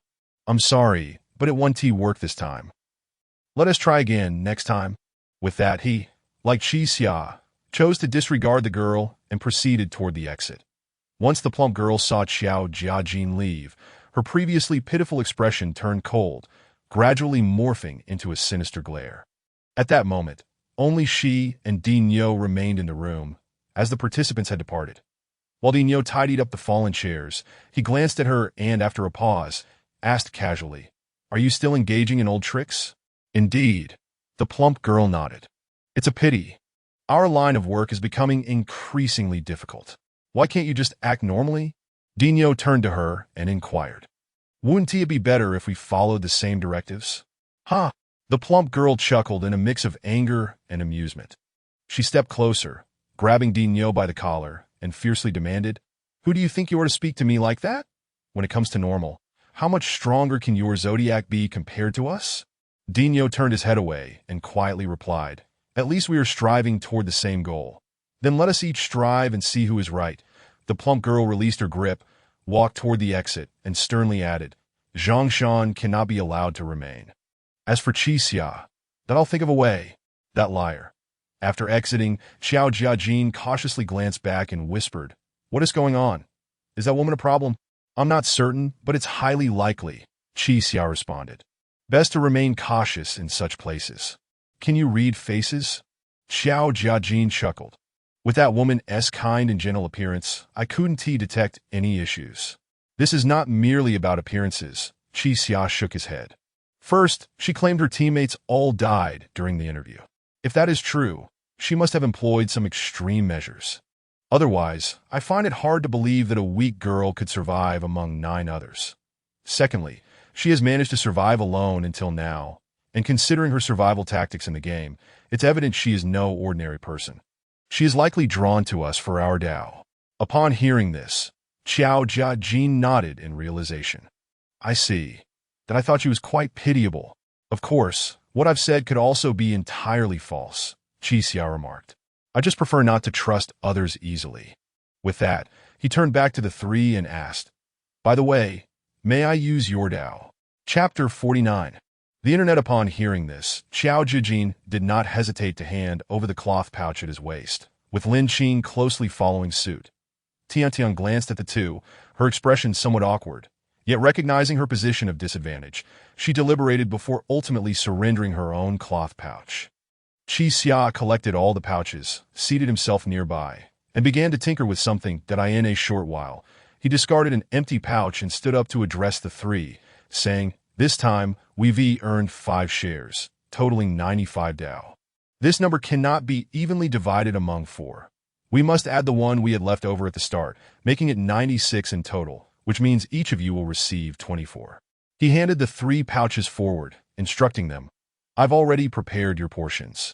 Remember to count them in front of me, as I will not acknowledge any discrepancies afterward. Tiantian hurriedly reached out to take her pouch, opened it and counted. Indeed, there were 24 Dao, not one less. Lin Qing and Xiao Jiajin reattached their pouches to their waists. Are you not going to count them? Qi Xia inquired. I could be a swindler. That is quite all right. Lin Qing shook her head, replying, If we find any missing later, I shall simply take it from you. Indeed, spare us the theatrics. Xiao Jiajin waved his hand. Where to next? Qi Xia glanced at the bear's paw in Xiao Jiajin's possession, pondered for a moment, then suggested, Let us find something to eat. The thoughts of the group were quite simple. If they could manage to cook the bear's paw, any flavor it bore would suffice to satiate their hunger. However, in this dilapidated city, locating the essentials for cooking proved exceedingly challenging. There was not a single clean water source, stove, pot, or lighter to be found. The group wandered through the abandoned structures of the city for over an hour, yet still returned empty-handed. Upon arriving at a derelict restaurant, Xiao Jiajin could no longer contain his frustration. This cannot continue, he exclaimed, tossing the bear's paw to the ground and stretching his sore wrist. Carrying this weighty meat around, we'll either starve or tire ourselves to death. Thank you for your efforts. Lin Qing smiled at Xiao Jiajin. Shall I take a turn carrying it? That won't be necessary. I sense great potential here, Tiantian remarked, surveying the restaurant, noting that the damage was not as severe as expected. Sure enough, after a brief search, they discovered an aluminum pot beneath the table. The pot appeared relatively clean, albeit somewhat deformed. As for firewood, there is plenty of it scattered about. Qi Xia observed the wrecked furniture on the floor, yet we are sorely lacking in water and flame. I shall check the kitchen, Tiantian declared, striding towards the back of the restaurant. Perhaps there is water there. Qi Xia nodded slightly and began searching for other useful items within the room. A few seconds later, feeling something was amiss, he turned to Xiao Jiajin and said, Xiao Jiajin, you should accompany Tiantian. Be wary of the natives. That makes sense, Xiao Jiajin replied, nodding in agreement and making his way toward the kitchen. However, he had barely taken 3 steps when he overheard Tiantian speaking. Hey, what are you doing here? Ah, sister, you're here too. The voice conversing with Tian belonged to a girl. Xiao Jiajin and Qi Xia rushed to the kitchen, and upon opening the door, they found a slightly plump young woman standing there. She reached out, affectionately linking her arm with Tiantian's, and addressed the group. What a coincidence to see you all here. Qi Xia regarded the woman with a cold gaze, his expression somewhat displeased. Are you following us? Ah! The girl wore an incredulous expression. How could that be? I was here first. Xiao Jiajin was equally perplexed. Why was this girl waiting for them? Are you looking for something? The girl inquired again. Indeed, we are in search of water and fire, Tiantian replied. Water and fire? The girl chuckled. Well, that is splendid, as we have both here. Under Qi Xia's watchful gaze, the woman led Tiantian to a cupboard, tiptoeing to open the door, which indeed revealed several plastic barrels filled with clean water. Then, she pulled a lighter from her pocket, exclaiming, Look! Qi Xia felt that the entire situation was far too coincidental, as if it were orchestrated. Tiantian, somewhat delighted, accepted the lighter from the girl and asked, Little miss, are you truly willing to lend this to us? Oh, sister, there is no need for such formality, The girl replied with an innocuous smile. We survivors ought to help one another. Tian Tian felt an immediate fondness for the girl, repeatedly expressing her gratitude. What do you desire in return? Qi Xia asked from the side. The slightly plump girl turned her head in confusion, responding, Desire what? I seek nothing. I'm merely helping you out. Let us hope it remains that way. Qi Xia dismissed her, turning to gather firewood. That brother is quite odd, the girl remarked, blinking her large eyes. Why is he so wary of me? That's just his personality. You'll get used to it, Tian Tian chuckled, then added, Little miss, what is your name? Sister, you can call me Xiao Xiao. Lin Qing observed Xiao Xiao from the side, feeling that something was not quite right. The girl's physique was slightly plump, with broad shoulders, clad in an oversized t-shirt, yet her cheeks appeared gaunt, a stark contrast to her build. Xiao Xiao, why not stay and share a meal with us? Tian Tian suggested. We four cannot possibly finish that bear's paw. Sure, Xiao Xiao nodded happily. Seeing that this girl named Xiao Xiao seemed to harbor some secrets, Qi Xia chose not to press further, hoping she would not attempt to deceive them here. Xiao Zhejing gathered a few bricks to construct a makeshift stove, tossing in some scrap wood to ignite. Tian Tian, with Xiao Xiao as assistance, washed the pot thoroughly and boiled a pot of water. Meanwhile, Qi Xia tended to the bear's paw. Although he often cooked at home, he had never prepared a bear's paw, so he treated it as he would a chicken. After briefly scalding it in hot water, he plucked the fur, removed the skin, and rinsed the blood away, insisting that Xiao Xiao refrain from handling the ingredients, a request that the others did not oppose. Xiao Jiajin retrieved a rusty kitchen knife from the kitchen, sharpened it slightly, and chopped the prepared bear's paw into 2 segments, tossing them directly into the pot. This was the most refined method of cooking they could manage. As they watched the water in the pot gradually come to a boil, bubbling with a soft gurgle, the group sat together in silence, gazing at the iron pot. Before long, Lin Qing broke the silence, asking, Will bear meat taste good? Delicious, Xiao Jiajin immediately affirmed. Haven't you ever tasted bear paw? You have, Tian Tian turned to inquire. I was fortunate enough to have it once, Xiao Jiajin replied. The flavor is indelible. Should we ever escape this place, I must have it again. Tian Tian sighed in exasperation, shaking her head. You truly are a reckless soul. A reckless soul? Xiao Jiajin chuckled. Tian, are you daft? It's not as though I went hunting bears myself. One can simply dine at a restaurant. Eating bear paw is illegal, Tian Tian added. No matter how delicious it may be, do you wish to land yourself in prison for it? What nonsense are you spouting? Xiao Jiajin glanced at Tian Tian with slight disdain. When has eating bear paw ever been illegal? Tian Tian frowned, feeling that at times she and Xiao Jiajin hit it off splendidly, while at other times they seemed to be on completely different wavelengths. You should really spend more time online, she sighed. Stop flaunting your ignorance so casually. Online?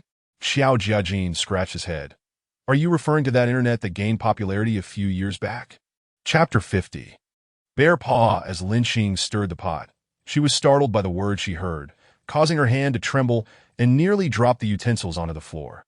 The term internet was something she had only encountered in history books.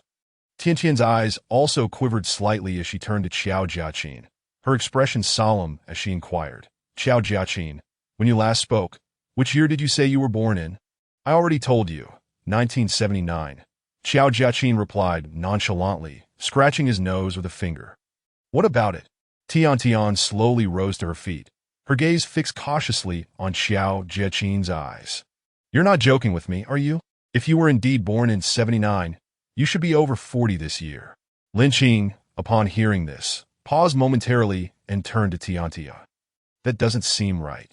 Qi Xiang, ignoring the ongoing debate among the others, served herself a bowl of meat. Xiao Jiaqin furrowed his brow, finding Tianqian's statement difficult to comprehend.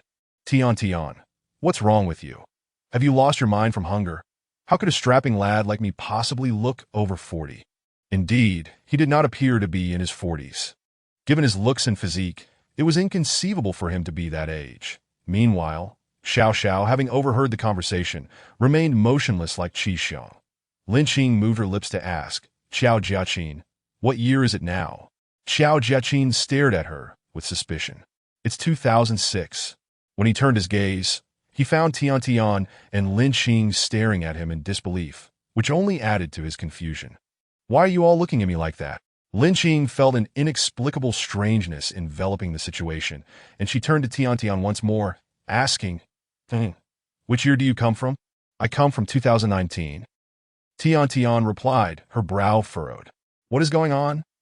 Lin Qing felt a wave of weakness wash over her as she slowly sat down. "Everyone, I come from 2068. "Ah!"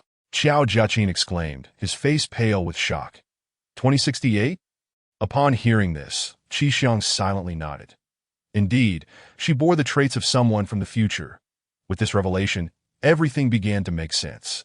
In her era, wearing masks was a norm from childhood, as masks became as prevalent as clothing from birth. Hence, when she was without a mask, she exhibited an unusual expression, feeling as if she were unclad. With the rapid advancement of the internet, she had no need to know what flyers were. The barrage of online advertisements was enough to dazzle anyone. Qi Xiang shook her head quietly, surprised that the others had noticed this issue. "Doesn't this make things even more bizarre?" Tianqian's lips trembled slightly as she addressed the group. "We are not from the same year, yet we have gathered on the same day. Could this truly be the work of God?" Upon hearing this, Lin Qing also expressed her disbelief. "If we are not from the same day, then what we encountered before coming here, this earthquake, could not have been the same." After saying this, she turned to Xiao Jiaqin. "But in my memory, I have never heard of a massive earthquake occurring in your region." "And you?" Tian suddenly asked Qi Xiang. "Which year do you come from?" "I come from 2022, Qi Xiang replied. "What on earth is going on?" Xiao Jiaqin felt a wave of dizziness. "You're pulling my leg. Why is this happening? You're so smart. Haven't you figured anything out?" Qi Xiang shook her head, as none of the theoretical knowledge she possessed could explain the current circumstances. Why did everyone come from such disparate time periods? Was God selecting these individuals at random, or was there an intention behind it? What was the span of time among the participants? "Regardless, we will only gather here for 10 days, Qi Xiang stated, looking out at the darkening sky with resolute determination. "Whether this is the work of God or not is of no concern to me. I only wish to fill my stomach and seek the way as soon as possible. Even if you are deeply invested in this issue, I advise against pursuing the truth." Upon hearing Qi Xiang's words, the group gradually settled down. Indeed, she was right. They needed to leave, and no matter which year they hailed from, they shared a common objective: to escape this cursed place and return to their former lives. Spending days investigating the issue of time periods would only divert them from their goal. The 5 individuals retrieved small bowls from the dining area, each serving themselves a bowl of meat soup, their expressions still somewhat awkward. The mystery of this place seemed to be enveloped in layers upon layers, with numerous matters they wished to clarify. Yet, as Qi Xiang had stated, seeking the truth would undoubtedly waste a significant amount of time. What was more important, the truth or the escape? Indeed. Let's not dwell on it, Tian sighed. Haven't we experienced enough incredible events? Lin Qing exchanged a glance with Xiao Jiaqin, both shaking their heads in resignation. Tian picked up an old frying spatula and slowly tore the meat from the bear's paw, placing some into each person's bowl. The bear's paw had been stewed to the point of tenderness, and with a gentle touch, the meat separated from the bone. A savory aroma wafted through the air, rich juices assaulting everyone's nostrils.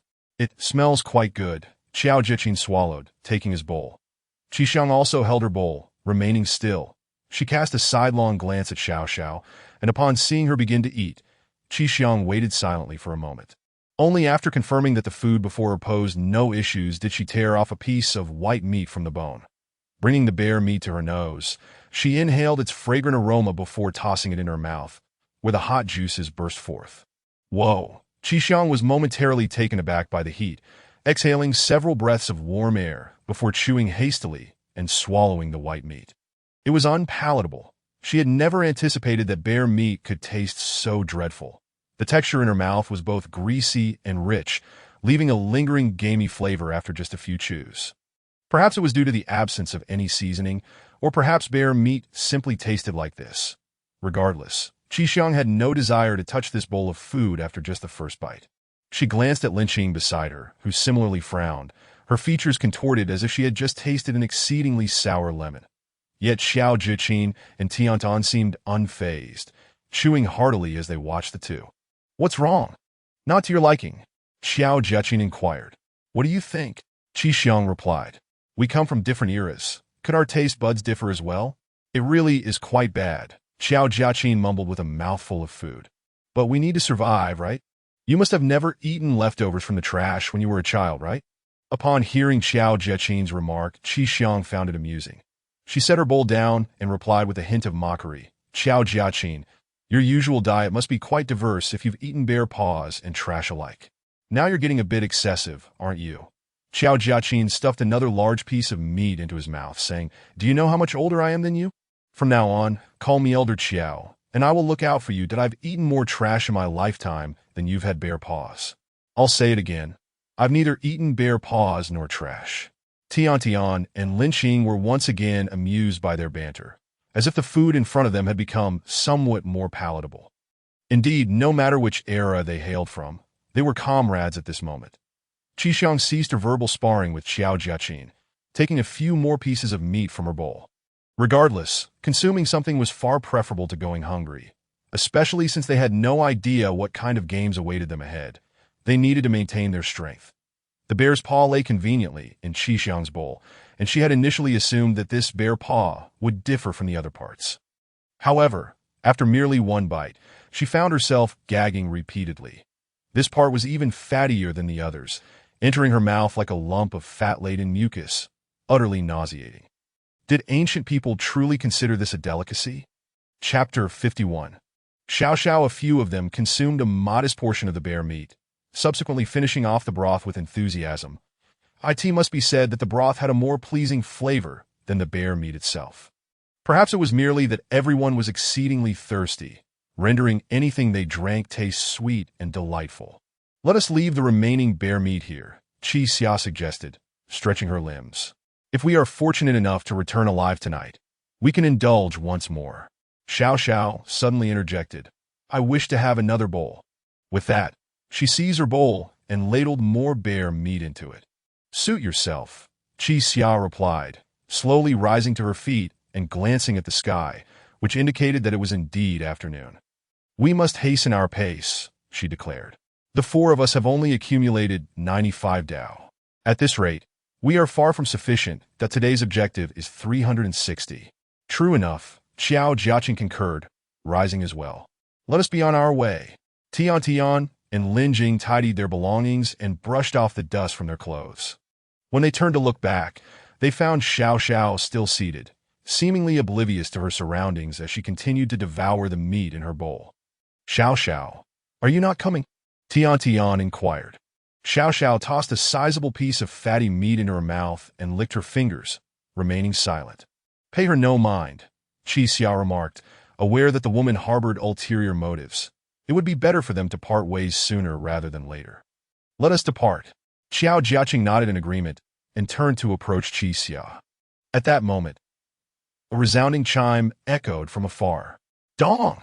The group exchanged puzzled glances. Just as Qi Xia was about to speak, she suddenly perceived a wall hurtling towards her. What? Before Qi Xia could register the situation, she collided heavily with the wall. After several seconds, she finally comprehended her predicament, that it was not a flying wall but rather that she had fallen face first to the ground. She had never experienced such a strange sensation, as though her senses had been thrown into disarray. Qi Xia struggled to turn her head and discovered that Xiao Jiaqing, Lin Jing, and Tian were sprawled on the ground, their eyes closed, seemingly unconscious. What is happening? Qi Xia felt the strangeness of the situation and, in disbelief, shook her head. She attempted to extend her left hand but inadvertently raised her right. She tried to rise but merely ended up collapsing again. The sensation resembled that of inebriation, yet her mind remained startlingly clear. Xiao fixated on her bowl, consuming the remaining meat, as if oblivious to the chaos around her. What have you done? Qi Xia glared at Xiao. Did you poison us?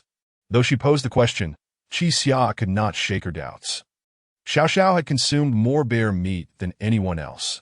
If she had indeed poisoned it, why was she unharmed? Qi Xia, listen, the bell has rung, Xiao said nonchalantly. The bell has rung. What does that mean? It means, I wish to negotiate a condition with you. Xiao Xiao set her empty bowl aside and stood up. A condition? Qi Xiao regarded the slightly plump woman with skepticism, having initially presumed her to be merely cunning. However, it now appeared she was far more formidable than Qi Xia had anticipated. With the balance of power firmly in her hands, Qi Xia found herself bereft of the right to refuse. What condition do you wish to discuss? Qi Xia inquired. Do not collect out any longer, Xiao Xiao stated. Instead, settle here and live peacefully. What? Qi Xia had considered numerous possibilities, yet this scenario had never crossed her mind. Was she truly not here for the Tao? You expect me to live here peacefully?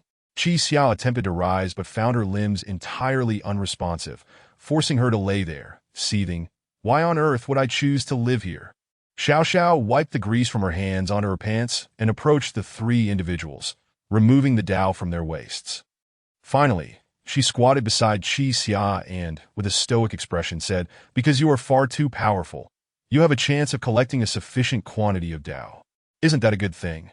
Qi Xia gritted his teeth, asserting, I will unravel the mysteries of this cursed place and lead everyone out.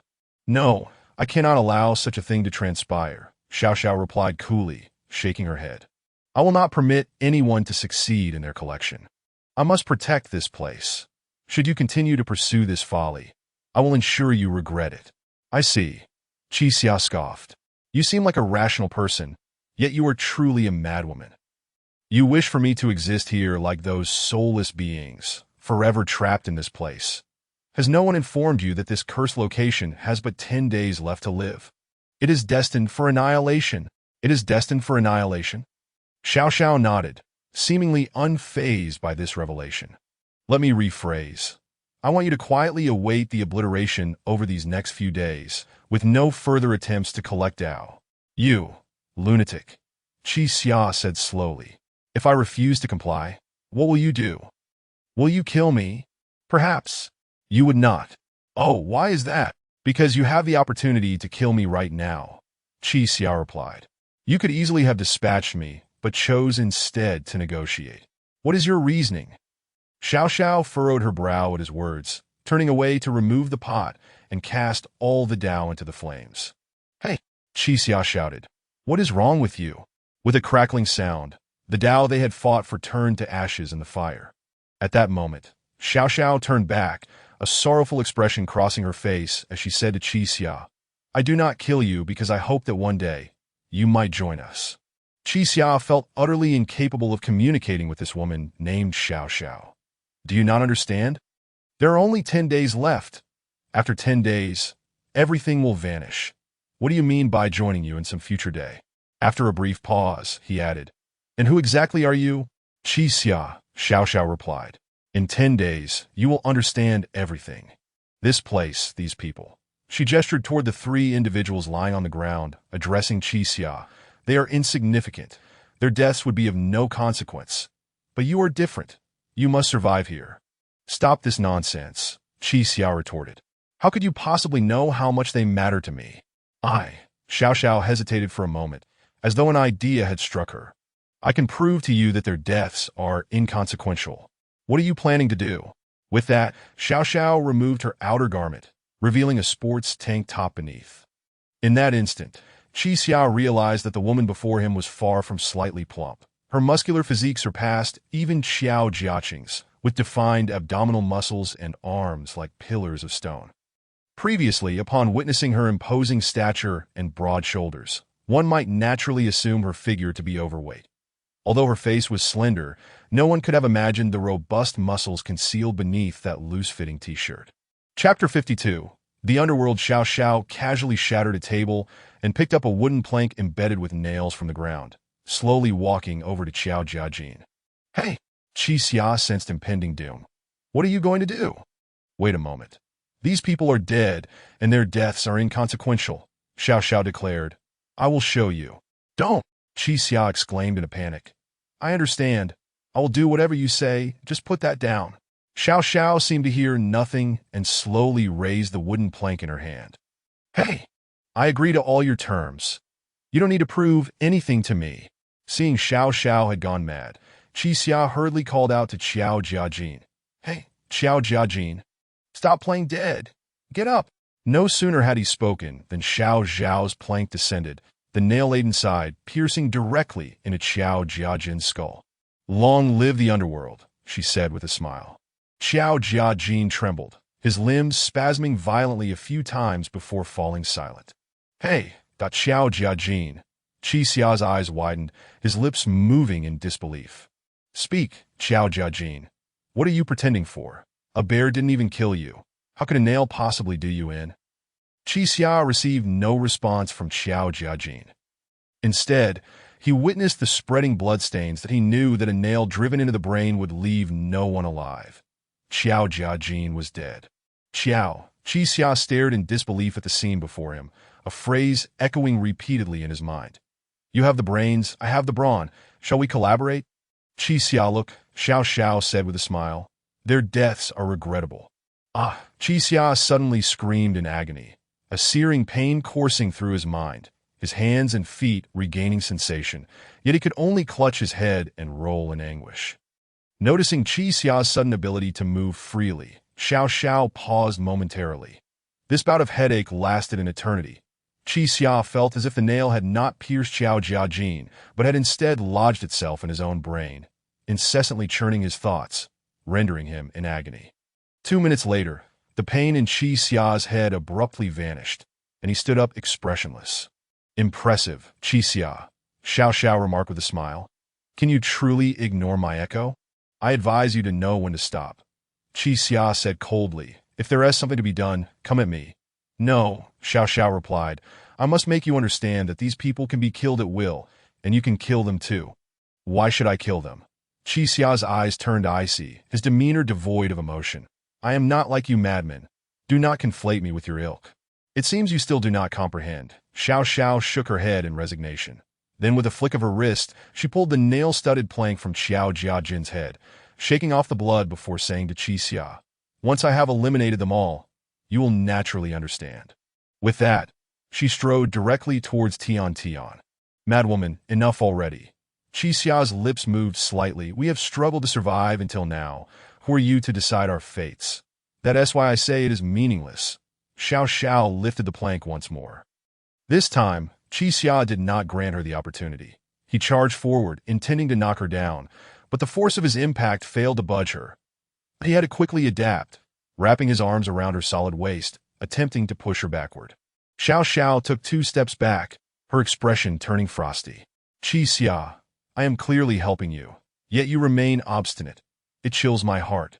Xiao Xiao shook her head, grasping Qi Xia by the neck, then casually tossed him aside as if he were a mere dog. Qi Xia crashed against the wall, a pained cry escaping him. He sensed the woman before him possessed extraordinary strength, clearly having undergone rigorous training. Long live the underworld. Xiao Xiao smiled faintly, and the plank fell once more, penetrating Tian's skull. In Qi Xia's mind, Tian's voice echoed. I came here simply because I did not belong there. The unbearable pain surged back, and Qi Xia writhed on the ground, clutching his head in torment. Tian was dead, that Qi Xia felt as if his head might split open. Darkness enveloped his vision, his consciousness gradually fading. Just before losing consciousness, he heard the distant tolling of a great bell. Xia, look. Yunyan held up a tattered shirt, seemingly eager to show Qi Xia. Look here. She pointed with her fair finger to a pocket on the shirt's front, where a cartoon sheep was sewn. I've mended the tear you made. Not bad, right? Indeed, it's quite good. Qi Xia nodded while slurping his instant noodles. But why not buy a new one? To save a bit of money. Yunyan chuckled. Once we have money, you can buy as many as you like. For now, we'll just make do. Qi Xia paused slightly after hearing this, setting down his noodles. Shaoan, we will have money soon. If that deal of mine is successful, we'll have 2 million. I believe in you. Yunyan nodded with a smile. Xia, there are many paths in this world, and everyone has their own. I believe you will succeed. Qi Xia nodded, feeling a sense of reassurance that he wanted to say something more to Yunyan, but suddenly noticed the sky outside. The dark red sky was dominated by a dusty yellow sun. Qi Xia blinked, sensing something was amiss. What is going on? He turned back to look at Yunyan, only to find her face had transformed into Xiao Xiao's. Xiao Xiao smiled and moved her lips towards Qi Xia, uttering, "Long live the underworld." In the next instant, two figures materialized behind Xiao Xiao, none other than Xiao Jiajin and Tian Tian. Their foreheads oozed with brain matter and blood as they glared at Qi Xia, their eyes filled with resentment and unwillingness. You guys, did I? Qi Xia suddenly felt a wave of terror wash over him, and he immediately flipped off the chair, bolting out the door. He needed to escape this cursed place. This was all a nightmare. Upon opening the door to his room, a deeper despair engulfed him. Outside was an endless corridor, lined with countless doors, from which figures wearing animal masks emerged endlessly. Qi Xia! Qi Xia! A frantic voice broke through. Pulling Qi Xia back, he slowly opened his eyes, discovering Lin Jing's clean face before him. Lin. Qi Xia frowned, his head pounding. What happened? Lin Jing's eyes glistened with tears as she sobbed. You scared me to death. I thought you were dead like Xiao Jiajin and Tian Tian. Only then did Qi Xia recall the horrific experience, standing up dazedly, gazing at the bodies of Xiao Jiajin and Tian Tian not far away, lost in thought. Though this was not a dream, it was a reality far more terrifying than any nightmare. Qi Xia, what on earth is happening? Lin Jing asked, her voice choked with emotion. Who killed them? Qi Xia did not respond. Instead, he looked at Lin Jing with a blank expression, a hint of confusion in his voice as he asked, Why are you still alive? Chapter 53, New Goals. After listening, Lin Jing appeared noticeably stunned. What do you mean by how am I still alive? She gradually took a step back, sensing a hint of danger emanating from Qi Xia. What? What are you planning to do? Upon observing Lin Jing's reaction, Qi Xia seemed to grasp something and slowly moved to stand beside Xiao Jiajin and Tian Tian. Qi Xia, do you know something? Lin Jing asked, her voice trembling. What exactly happened? Qi Xia crouched down, gazing at the two comrades she had only known for 2 days, her heart a tumult of emotions. Though she felt despondent, the mere thought of the moment spent with them made her feel as if a worm were trying to break free from her mind, causing her a splitting headache. Lin Jing looked at Qi Xia, fear evident in her eyes. Please speak. You, the woman named Xiao Xiao killed them, Qi Xia whispered. I will make her pay in blood for her debts. Xiao Xiao. Lin Jing blinked in disbelief. Is she the girl we encountered earlier? Qi Xia gently stroked Tian Tian's forehead, where a small hollow remained, a mark left by a nail piercing through. Tian Tian had once said she could die there, yet now she did not even know the reason for her demise. But I don't understand why, Lin Jing said. Why did she kill Xiao Jiajin and Tian Tian? Qi Xia paused slightly before responding. I too wish to know why she did this, and I am even more curious. Why she did not kill you? No wonder you asked me that. Lin Jing seemed to comprehend Qi Xia's implication. But I also do not know why I survived. Even if you suspect me, I cannot prove my innocence. When I first awakened, I did indeed harbor doubts about you, but now I have none. After all, it seemed you were frightened that I would kill you, which is not a demeanor that a conspirator would display. Qi Xia cast a reluctant glance at Xiao Jiajin and Tian Tian before slowly rising to her feet. You thought it was I who killed them, did you not? Lin Jing lowered her head in frustration. Indeed, after all, we are the only two who survived, and the murderer could only be. Qi Xia paid no heed and continued. Xiao Xiao told me to abandon my search for the Tao, but I have no intention of heeding her words. Lin Jing furrowed her brow, carefully contemplating this statement before voicing her query. She told you to give up searching for the Tao. Why? I do not know. Qi Xia shook her head. It seems they are part of an organization that, if I am not mistaken, they are attempting to prevent others from collecting the Tao.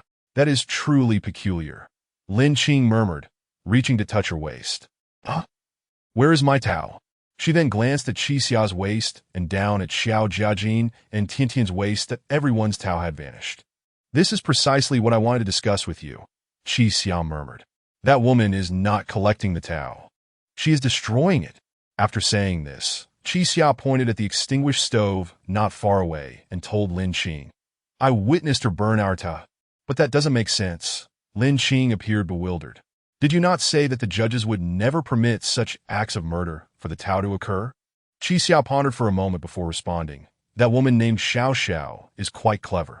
Or rather, she possesses a profound understanding of the rules here. First, as I mentioned, she did not take the Tao. She merely destroyed it.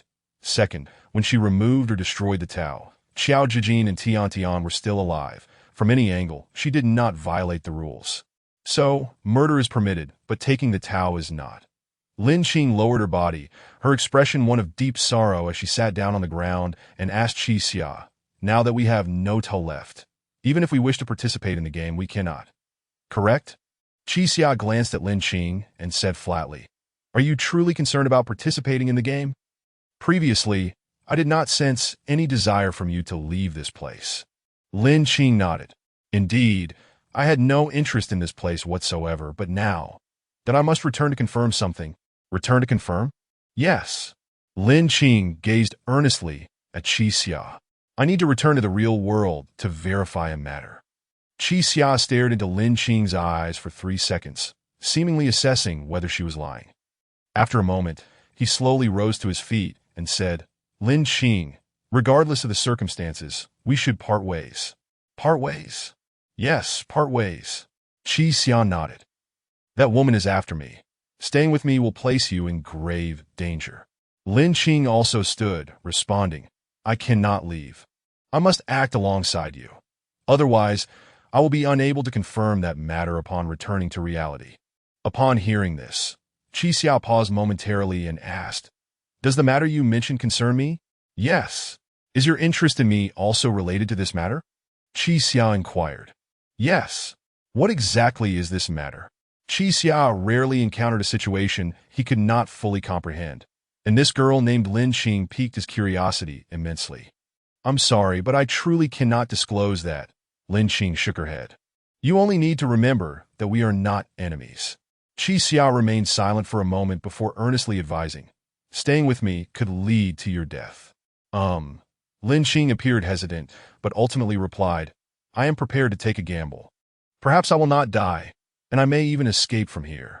Seeing Lin Qing's unwavering determination, Qi Xia ceased his attempts to dissuade her, but he slowly walked to the door and glanced at the dimming sky. "In that case, let us take this gamble together," Qi Xia remarked. "We have not lost all our Tao. There is still one stored with an acquaintance." "Are you suggesting?" Lin Qing seemed to connect the dots. "Officer Li will give you the Tao?" "He will," Qi Xia paused before adding, "but his 3 teammates will not." "What shall we do then?" Qi Xia shifted his gaze to Xiao Jiajin on the ground, gritting his teeth as he said, "I will plead with them. I must obtain that Tao, but as long as I keep playing the game, that woman named Xiao Xiao will surely appear again, that I cannot allow Xiao Jiajin and Tian Tian to die without reason." With that, he picked up the remaining bear meat along with the pot and pushed the door open, stepping outside, with Lin Qing closely following. By this time, the sky had grown somewhat dark, and the city was alive with the sounds of insects, the rustling of crickets echoing everywhere. "We must hurry," Qi Xia said. "I hope they will find this bear meat appealing." Lin Qing looked up at Qi Xia once more, feeling an emptiness within her. This man before her seemed devoid of emotion, indifferent to the deaths of all around him. Chapter 54. The turmoil of love and war. The two of them clutched an old aluminum pot, meandering through the city. Qi Xia had never contemplated how a city devoid of light could be even darker than the wilderness. After merely 10 minutes of walking, the sky sank into a profound silence, as if ink had been poured upon it. The incessant rustling of insects around them only served to heighten Qi Xia's unease. "Lin Qing, are you still there?" Qi Xia inquired. "I'm still here," Lin Qing replied. "Please walk a bit slower. Be careful not to fall." "I can't afford to slow down." Qi Xia glanced at the darkening sky. "We can barely see the path now. We must hasten to the convenience store. Hold on to my clothing." Lin Qing nodded and grasped Qi Xia's garment. Relying on memory, they trudged onward for another 20 minutes before finally arriving at the square they had previously visited. Fortunately, the open space allowed them to discern some outlines that as they ventured eastward into the square, they spotted a shop illuminated by flickering flames. That must be the location of the convenience store. "They're cooking." Lin Qing expressed her confusion. "How did they find a source of fire?" Upon realizing that there was a female shopkeeper inside, who was likely cooking when they encountered her, she deduced that the fire was perhaps borrowed from her. They advanced through the darkness toward the glow, eventually reaching the entrance of the convenience store. What struck them as odd was that the Minotaur who had been standing across from the store had vanished. "Officer Lee, Lawyer Zhang, are you there?" Lin Qing tentatively called out. Xiao Ran, Dr. Zhao. Inside, there was an unmistakable commotion, yet no one responded. "What is going on?" Just as Lin Qing was about to step inside, Qi Xia held her back. "Stay back. I'll go in first," he whispered to Lin Qing.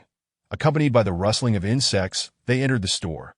However, as soon as Qi Xia stepped through the threshold, a wooden plank flew towards him. Fortunately, Qi Xia had anticipated this and swiftly dodged, narrowly avoiding a potentially fatal blow. "Ah!" Lin Qing gasped, quickly steadying Qi Xia. "Are you all right?"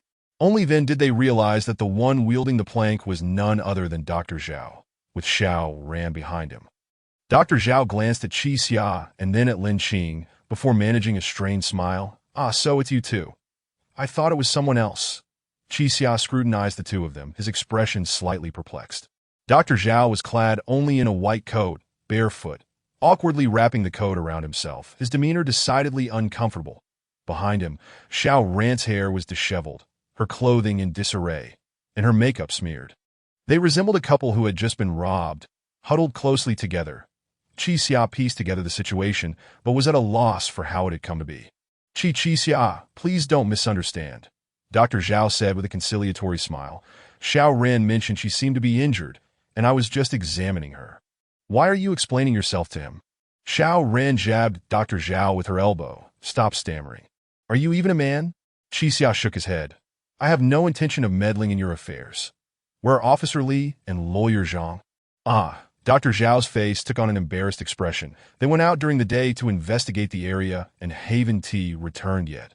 "What?" Qi Xia's brow furrowed. "They haven't returned yet?" By now, darkness had fully enveloped the sky. Officer Li had mentioned he would scout the nearby area, so it was improbable for them to be staying outside. Their failure to return raised unsettling questions. Had they met with misfortune? Or were they, perhaps, lying? Qi Xia slowly stepped further into the room, surveying the surroundings. Although the floor was still quite messy, there were no fresh bloodstains or signs of struggle. A faint bonfire flickered within, and not far from it lay the corpse of Han Yimo, casting an ambiguous and eerie atmosphere. Qi Xia turned back to the two who appeared guilty, and slowly asked, "Aren't you all part of the same team? With those two missing after dark, why are you not worried and instead seem to be enjoying yourselves here?" "Well, worrying doesn't help," Dr. Zhao replied. "It's too dark to search outside. We can only wait until dawn." "Who are you to dictate that?" Xiao Ran retorted angrily. "When did it become your place to worry about our team members?" Qi Xia remained silent, moving towards the employee break room, gently pushing the door open. Inside, the female shopkeeper crouched in a corner, facing the wall, mumbling to herself that it appeared she had remained there without moving. Qi Xia closed the door and turned back to Dr. Zhao, considering that he was still a potential source of communication. "Is Dao still here?" Qi Xia asked. "That." Dr. Zhao's expression grew cautious. "Qi Xia, what exactly are you here for?" "I came to borrow Dao," Qi Xia stated. "The Dao that was left here during the day. I wish to borrow it for use and will return it in full afterwards." "Borrow Dao?" Dr. Zhao pondered for a moment, then scrutinized Qi Xia's disheveled attire, stained with traces of blood. "What about your own Dao? What happened to that thug and the prostitute?" "They have names," Lin Qing interjected suddenly. "Do not refer to them in such a manner." "Oh," Dr. Zhao replied dismissively. "What a ridiculous pretense." Xiao Ran wrapped her clothing around herself and stepped forward. "They didn't happen to join the game and end up dead, did they?" Qi Xia's expression grew grave as he nodded slightly. "Pretty much." "Huh!" Xiao Ran scoffed mockingly. "Weren't you so adamant about collecting 3,600 Dao to leave? Now you've gotten your teammates killed and come here to borrow ours?" Upon hearing this, Qi Xia raised his gaze to regard the woman, speaking coolly. "While the situation is indeed as you say, I advise you to cease your provocations." Dr. Zhao hurriedly interjected. "Let us just calm down and talk this through." He then turned to Qi Xia. "It's not that we don't want to lend it to you, but Officer Li took the Dao with him. Took it with him? Qi Xia paused. Indeed, Dr. Zhao gestured towards a restaurant across the way. After you left, they went there to participate in the game, and apparently they won. Afterwards, they went to another location. Following Dr. Zhao's gesture, Qi Xia quickly identified a discrepancy. What do you mean by apparently won? You were so close, and you didn't even ascertain whether they won or lost. Well, Dr. Zhao frowned, forcing a few awkward laughs. Originally, Xiaoran didn't want them to take Dao outside, but Officer Li insisted on going to see. They had differing opinions, had a quarrel, and we couldn't really intervene, so we let them go. After all, who would want to accompany them on such a suicidal venture? Let them go. Qi Xia's eyes widened in shock as he gripped Dr. Zhao's collar with considerable force. Hey! Xiaoran exclaimed, rushing towards Qi Xia. What are you doing? Qi Xia swiftly sidestepped, extending his leg to trip her, causing Xiaoran to tumble to the ground, landing hard in the filthy space. Taking a deep breath, Qi Xia glared at Dr. Zhao and seethed. I've been courteous to you out of respect for Officer Li, yet you all dared to diverge from the path. Chapter 55. The chirping of insects. Lin Qing was taken aback by Qi Xia's sudden outburst and hurriedly stepped forward to grasp his arm. Qi Xia, please calm down. She was perplexed as to why the usually composed Qi Xia had suddenly become so irritable. Qi Xia remained resolute, his grip on Dr. Zhao's collar unyielding, teeth clenched as he demanded, How can I remain calm? Do you have any idea how many lives I've witnessed extinguished before my very eyes today? Lin Qing lowered her head in silence. Indeed, from the onset of the human mouse ordeal to the tragic fates of Qiao Jiajin and Tian Tian, they had endured a multitude of harrowing brushes with death. No wonder, Qi Xia continued, no wonder your instinct upon hearing someone enter is to strike with a wooden plank. You are aware that Officer Li and Lawyer Zhang are never returning, aren't you? A flicker of panic crossed Dr. Zhao's face. No, Qi Xia, listen to me. I had no choice. Those two truly sought their own demise. Seek death? Qi Xia scoffed. You have never stepped beyond this door, hence your ignorance of this place. Officer Li must have conversed with the bullhead across the street. He discovered that this game does not claim lives, but rather offers the possibility of attaining Dao. That is why he left with Lawyer Zhang. Dr. Zhao's expression turned to one of confusion, as if he were hearing this information for the first time. Doesn't claim lives? How could that be? At that moment, Xiaoran scrambled to her feet, brushing the dirt from her face, and turned around, her expression filled with anger. Zhao Haibao, what are you still doing? They are bullying us. But Dr. Zhao's complexion was evidently distressed. Useless, Xiaoran exclaimed in frustration. Why are you so pathetic? Qi Xia glanced at Xiaoran and then at Dr. Zhao, feeling a wave of despondency wash over him. He no longer had the luxury of time to engage with either of them. Contemplating this, he silently released his grip at this moment. Qi Xia felt utterly adrift. Where could Officer Li and Lawyer Zhang have gone? Had they encountered the Zodiac beginning with the character D? Had they participated in the life-risking game? Were they still alive? The rustling grew louder, the cacophony of insects outside intensifying, as if a cricket were perched just beyond the door, preventing him from gathering his thoughts in peace. Qi Xia, what should we do? Lin Qing asked, her face laden with sorrow. Qi Xia raised his head and inquired of Dr. Zhao. Did they mention where they were headed? He clung to a final glimmer of hope. Officer Li was cautious. If he truly intended to depart, he would likely leave behind some clue. No. Doctor. Zhao shook his head, but I saw them leave after participating in the bullhead game, heading right down the street. Right? Qi Xia peered into the darkened sky outside, mentally calculating. Officer Li would not venture too far. He merely wished to distance himself from the two of them. After all, he had expressed a desire to meet again one day to exchange information. Thus, he would likely remain in this vicinity, possibly at the nearest game room, aside from the restaurant across the street. Having established a general direction, Qi Xia felt a sense of resolve. Although the night was dark, he had no intention of staying in the same place as the two of them any longer, and he picked up a wooden stick from within the room, gradually approaching Han Yimo's lifeless body, whispering, Brother, even in death, you find no peace. Forgive me, what are you about to do? Xiaoran asked sharply. Without replying, Qi Xia tore a piece of fabric from Han Yimo's clothing, affixing it to the end of the stick, then smeared some dry grime onto the stick surface. Completing his task, he approached the flickering flames inside, igniting the fabric-laden end, fashioning a makeshift torch. Lin Qing, I intend to venture out in search of them, Qi Xia stated. I am uncertain of the dangers that lurk outside, but I refuse to remain here. Will you wait until dawn? Regardless of whether I find them or not, I shall return to fetch you after sunrise. Upon hearing this, Lin Qing turned to glance at Xiao Ran and Dr. Zhao, shaking her head. No, I will accompany you. With that, she lifted the pot containing bear meat, positioning herself beside Qi Xia. What is this? Dr. Zhao finally noticed the battered aluminum pot, his eyes gleaming with intrigue. This is... Lin Qing hesitated before shaking her head. Nothing.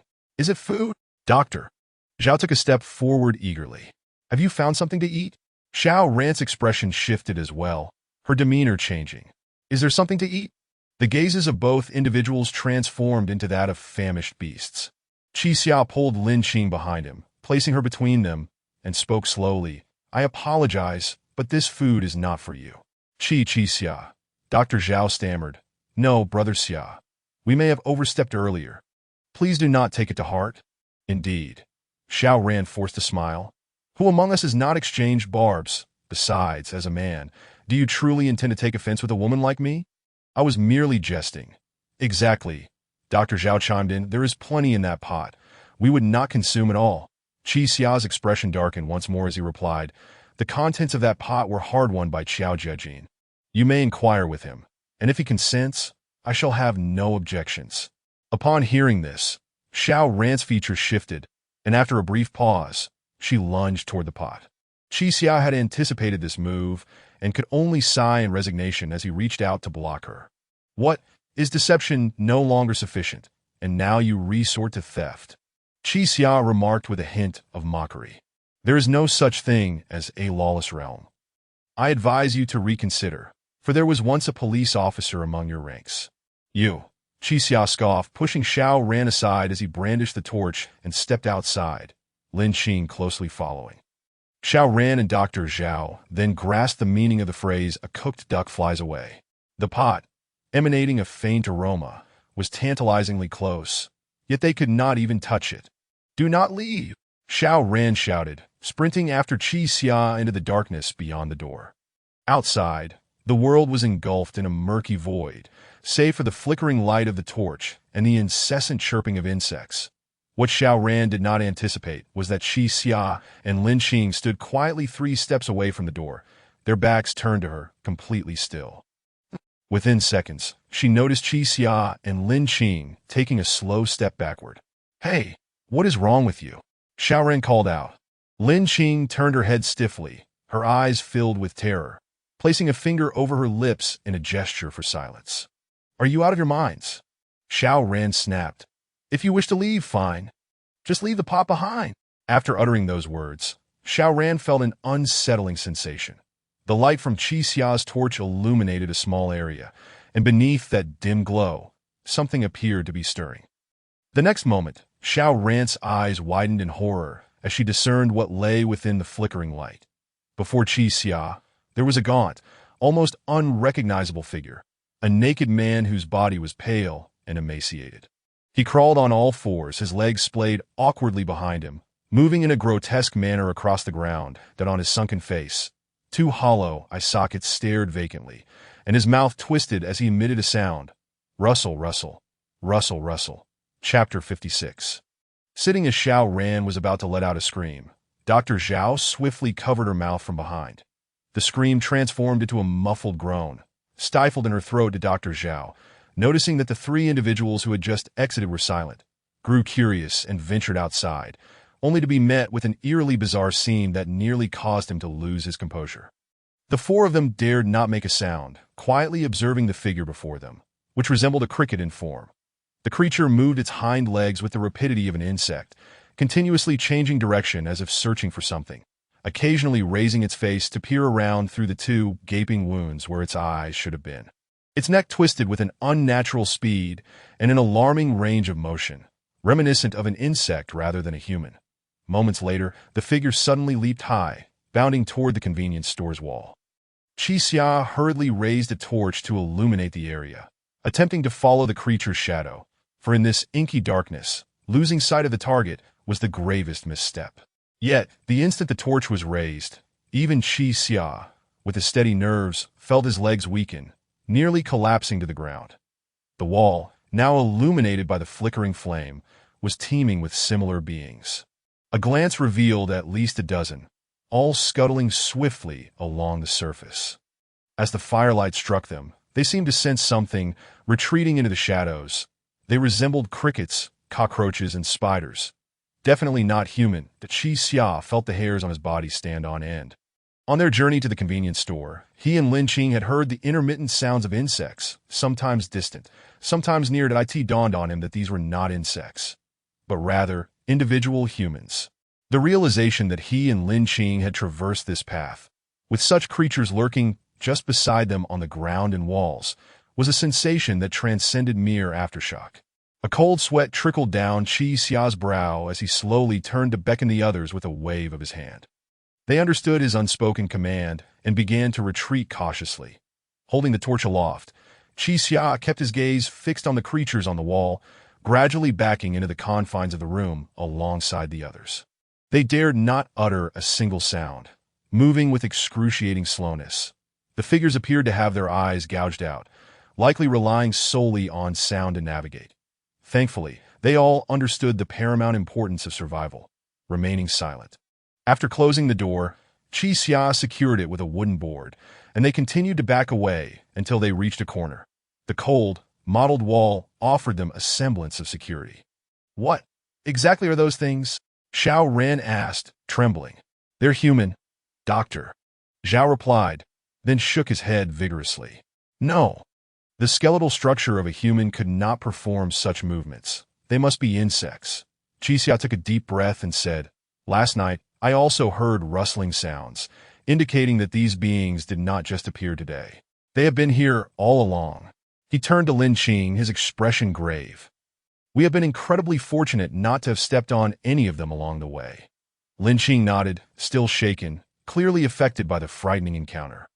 The four of them fell into a heavy silence. Before witnessing such a horrifying sight, perhaps they might have been able to sleep soundly that night. Yet now, none dared to close their eyes, instead leaning against the wall, vigilantly watching the entrance, ever wary of those creatures bursting through the door. The night was interminably long, devoid of sleep and sound. They stood by the wall for what felt like half a night, their bodies aching from fatigue. Gradually, they realized something. The insects outside seemed to genuinely be just that, insects. They showed no inclination to invade this brightly lit space. The Qi Xia began to articulate the rules governing their current situation. Regardless of how grotesque their appearances were, or how their eyes perpetually bled, they remained merely insects. If the insects and the store clerks were of the same ilk, they would undoubtedly fulfill their roles with diligence. With this perspective, Qi Xia concluded that the threat posed by the insects outside was likely minimal. Even if they were prone to attack, they would not swarm the door en masse. Contemplating this, he gradually sat down, stretching his sore limbs. Seeing someone take the lead, the other three followed suit, though their faces remained tense. "Qi Xia, what shall we do?" Lin Qing inquired. Qi Xia stroked his chin thoughtfully before responding. "Let us sleep." "Sleep? Sleep for a while, conserve our strength." Qi Xia found a clean piece of wood and laid it beside Lin Qing.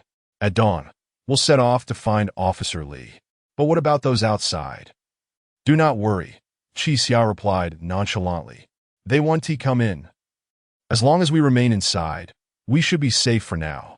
Lin Qing, like a cautious child, nodded hesitantly before lying down. Qi Xia then made his way to the corner, finding another clean board to cover the pot, and seated himself atop it, pressing down on the pot. Xiao Ran and Dr. Zhao exchanged glances, silently assessing each other before looking at Qi Xia and Lin Qing. How could they possibly sleep? Even if they could disregard the insects outside completely, Xiao Ran remained convinced that Qi Xia was a dangerous individual. After all, he had been described as a con artist who had swindled 2 million. How could such a person be trusted? Would sharing a space with him lead to an inexplicable demise come dawn? Qi Xia paid little mind to Xiao Ran and Dr. Zhao's expressions, leaning against the wall with his eyes closed, seeking rest to him. Their sleeplessness was of no concern. Lin Qing, lying on the board, glanced at Qi Xia in the corner, feeling a pang of sympathy. She shifted over and said, "Qi Xia, this board is large enough. You should lie down too." Qi Xia raised an eyebrow and replied, "No need. I'm accustomed to sleeping sitting up." Sitting up? Lin Qing pondered this for a moment, then stood, moving the board beside Qi Xia before lying down again. "Then you can sit beside me while you sleep." Qi Xia did not refuse. Compared to Xiao Ran and Dr. Zhao, Lin Qing left a relatively favorable impression on him. As Lin Qing lay on the board, a hint of curiosity flickered in her eyes as she asked, "Why are you accustomed to sleeping sitting up?" Qi Xia raised an eyebrow, seriously contemplating the question. "Because sleeping sitting up prevents me from entering a relaxed state, allowing my mind to remain active at all times." Lin Qing nodded, though it seemed she had more on her mind. "Do you always sleep sitting up?" "Yes. For many years." Qi Xia found her curiosity peculiar and turned to her. "Is this question truly significant?" Lin Qing swallowed hard, gathering her thoughts before finally asking, "But you are married. Even if you live together, do you still sleep sitting up every night?" Chapter 57 Old Lu Qi Xia was taken aback. He had not anticipated that Lin Qing's motivation stemmed from this. "Are you overthinking it?" Qi Xia shook his head and replied, "Every day, I hold Xiaoan in my arms, waiting for her to fall asleep, and then I sit down at my desk." "Oh," Lin Qing nodded as if a weight had been lifted from her shoulders. "Isn't that quite exhausting for you?" Qi Xia hesitated, momentarily at a loss for words. "Lin Qing, you might not fully grasp my profession. If I let my guard down for even a moment, I could easily plummet into an abyss." "Is that so?" Lin Qing responded somewhat bewilderedly, then murmured to herself, "I'm genuinely curious about you. You appear to be an exceptionally intelligent individual, yet you make a living through deception." Upon hearing this, Qi Xia silently lowered his head. "I don't wish to," he confessed, "but this is all I can do." The long night that followed was even more protracted than the previous one. The pitch-black darkness hung in the air like a long-lost friend reluctant to depart.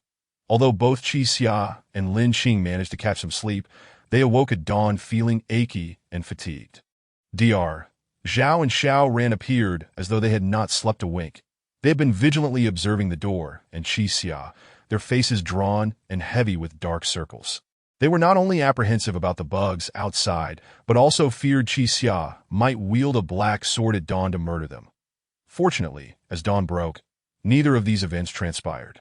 "Let us go," Qi Xia yawned and said to Lin Qing. "It is time to commence today's journey." A day had passed, and Qi Xia's gains were non-existent. The original goal of collecting 360-inch Dao had escalated to 400 per day. Based on the previous day's circumstances, it seemed that many game rewards would increase with difficulty. Thus, to swiftly achieve the target, they would need to engage in several extremely perilous games today. The two did not bid farewell to Xiao Ran and Dr. Zhao, but rose and exited with the aluminum pot in hand. Outside, the bugs were nowhere to be seen. One wondered where those countless creatures concealed themselves during the day. Could they be hiding in the nearby buildings?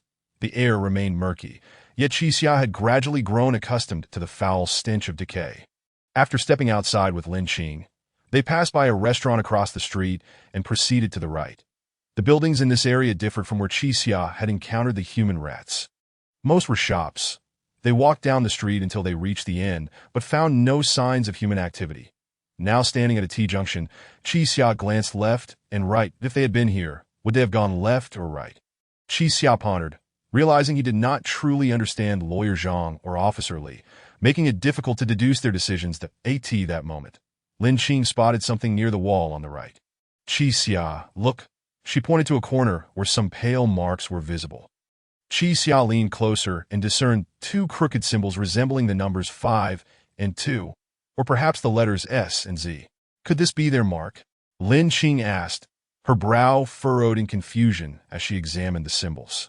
"Most likely," Qi Xia nodded. "This could represent Lawyer Zhang." "What about this?" Lin Qing inquired further. "If it were Officer Li, shouldn't it be L? I cannot comprehend either."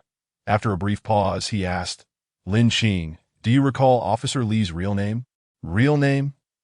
Lin Qing pondered for a moment before a realization struck her. Ah, he mentioned it during the first game. His name is Li Shangwu. After saying this, she looked at the symbol that resembled both in Zan of 5. Could this truly be their message? Lin Qing wondered aloud. But how could they have known we would come? Qi Xia too was perplexed. If they intended to leave a message, it should have been more explicit. The only plausible explanation seemed to be that they were afraid he would lose his way, hence the cryptic symbols meant only for them.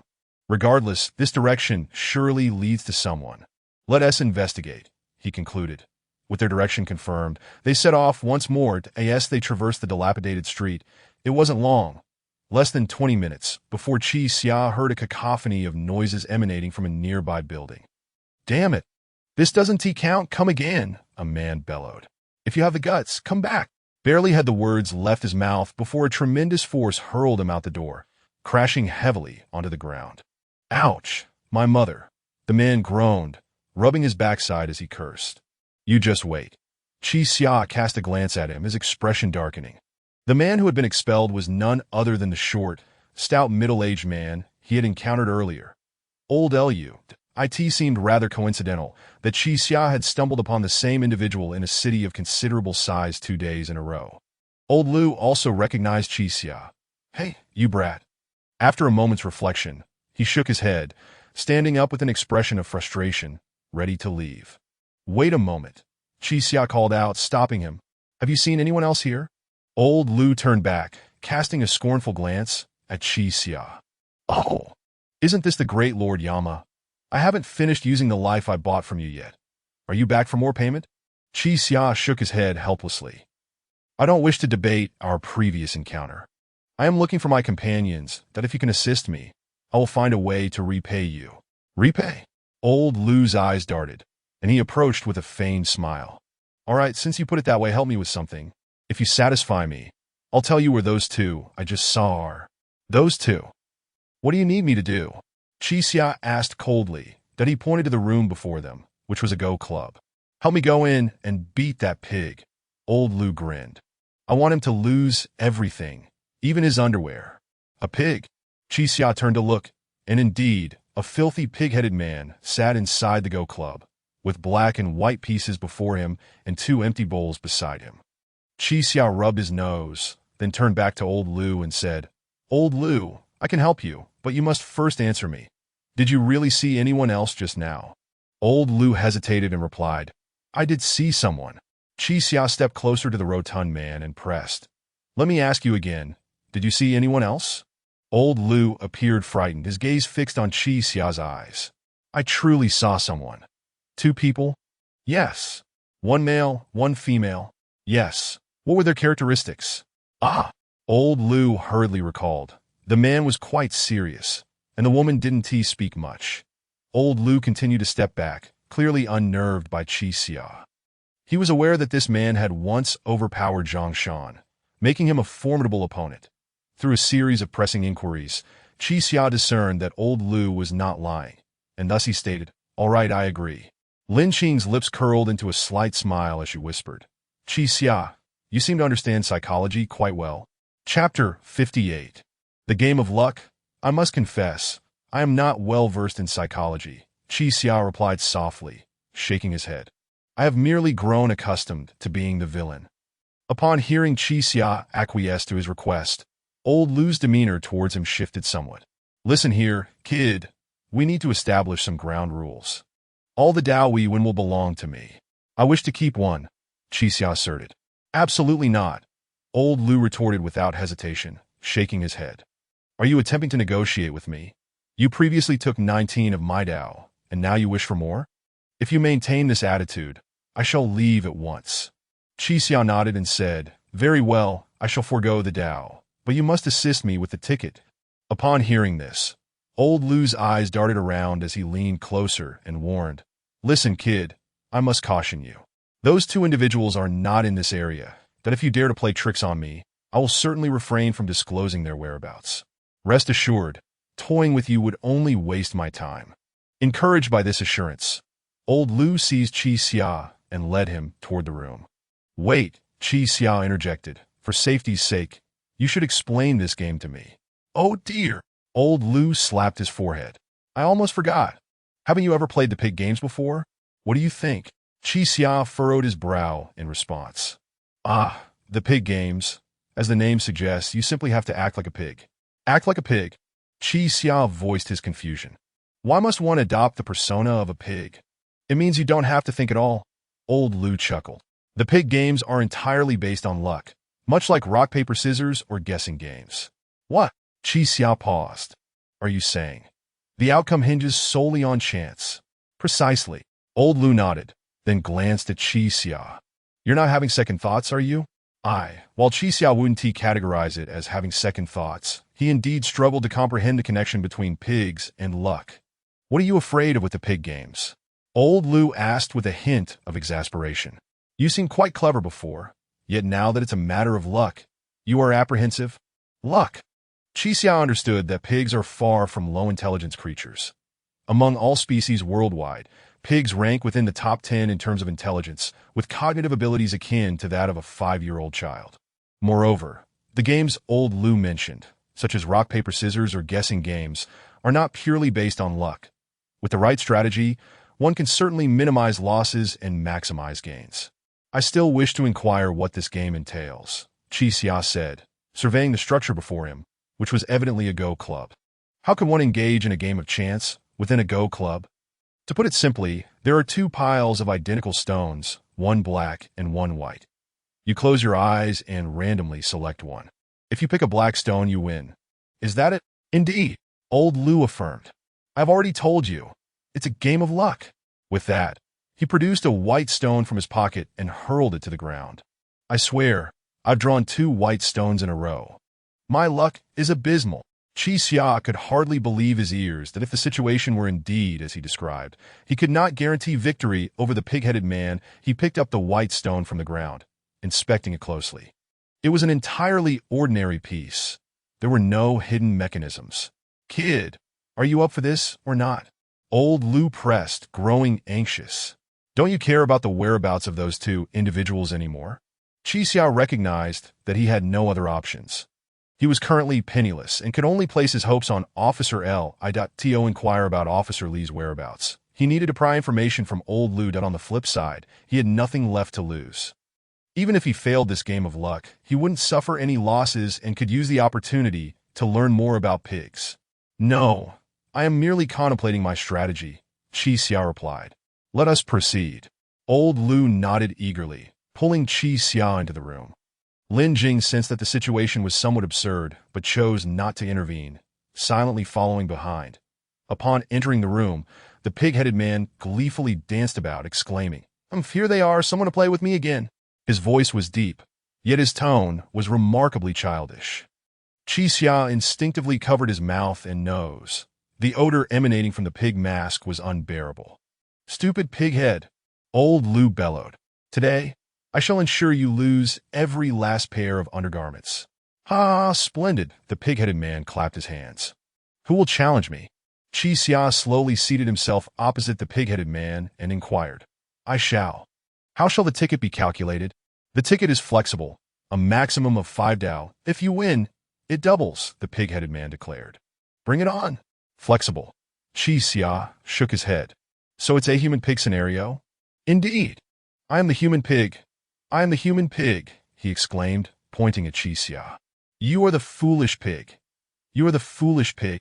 The others ignored him, as no one wished to engage with a lunatic. Old Lou gritted his teeth and reluctantly produced 5 Dao from his pocket, handing them over to the human pig with visible reluctance. The Chi Xia noticed that Old Lou's expression bore a striking resemblance to that of a gambler. This was clearly a game of luck, yet he was willing to continue investing. Old Lou 5? Chi Xia questioned, observing him with concern. Isn't that a bit too steep? Listen, kid, Old Lou replied earnestly, locking eyes with Chi Xia. I just played 2 rounds in a row. In the first round, I wagered 1 Dao, and in the second 2 Dao, only to lose them all to this wretched pig. That if you win this round, not only will I recoup my losses, but I shall also be in profit. After a brief moment of contemplation, Chi Xia redirected his gaze to the human pig and asked, What are the rules of the game? Quite simple. The human pig pushed the black and white stones forward and stated, "There are 50 stones of each color. You must place them into these two identical bowls." He then pushed forward two identical large porcelain bowls. "As for how to distribute the stones, that is entirely up to you," the human pig said with a silly grin. "Once you have completed the distribution, you will need to blindfold yourself. I will shuffle the bowls and mix the stones. After that, you will randomly select one bowl and then draw a stone from it that if you manage to pick a black stone, you win. Of course, if anyone attempts to interfere or provide you with any hints during this process, I will impose sanctions on everyone present." Qi Xia's expression remained inscrutable as he looked down at the bowls and stones on the table, letting out a cold scoff. "Huh, what are you laughing at?" the human pig chuckled. "As long as you have enough luck, perhaps you might win." Qi Xia found the situation somewhat ludicrous. He was to determine the quantity of stones, select a stone himself. A game of luck? A pig game. This seemingly 50-50 proposition was clearly a pitfall, enticing innumerable participants to leap into its depths. "Human pig, I underestimated you," Qi Xia remarked. "You are far cleverer than I had imagined." Chapter 59. 100% O. The pig-headed man expressed some confusion. "I don't quite understand what you mean." Old Lu also appeared puzzled. "Kid, what are you talking about? Does this game have a sure-win strategy?" "I wouldn't dare claim a sure-win strategy," Qi Xia replied, shaking his head. "However, games of pigs are certainly not games of luck, but are, in fact, entirely rooted in probability theory." "What do you mean?" Old Lu asked, still scratching his head. "No matter how you distribute them, there are always 50 black and white pieces, which means the probability of drawing any piece is 1/2. "Is that so?" Qi Xia shook his head non-committally. "It is precisely this aspect that makes the game seem to lean towards luck. To tell you the truth, kid." Old Lu leaned closer to Qi Xia and whispered, "The first time I separated the black and white pieces, thinking that as long as I picked the bowl with the black pieces, I would win, but unfortunately I lost. The second time I distributed the pieces evenly into two bowls, and still didn't draw a black piece. My luck was just abysmal." Old Lu stroked his chin and continued, "Upon reflection, if I break the ratio and have varying amounts of black and white pieces in each bowl, it would actually make it less likely for me to draw a black piece. Therefore, there can be no guaranteed winning strategy." Qi Xia nodded. "This game cannot be won for sure. I can only strive to enhance my chances of winning." "Do you have a method?" Qi Xia did not respond directly, but addressed the pig-headed man. "I am ready. Let us begin." The pig-headed man chuckled and extended his hand in a gesture of invitation. "Let the distribution commence."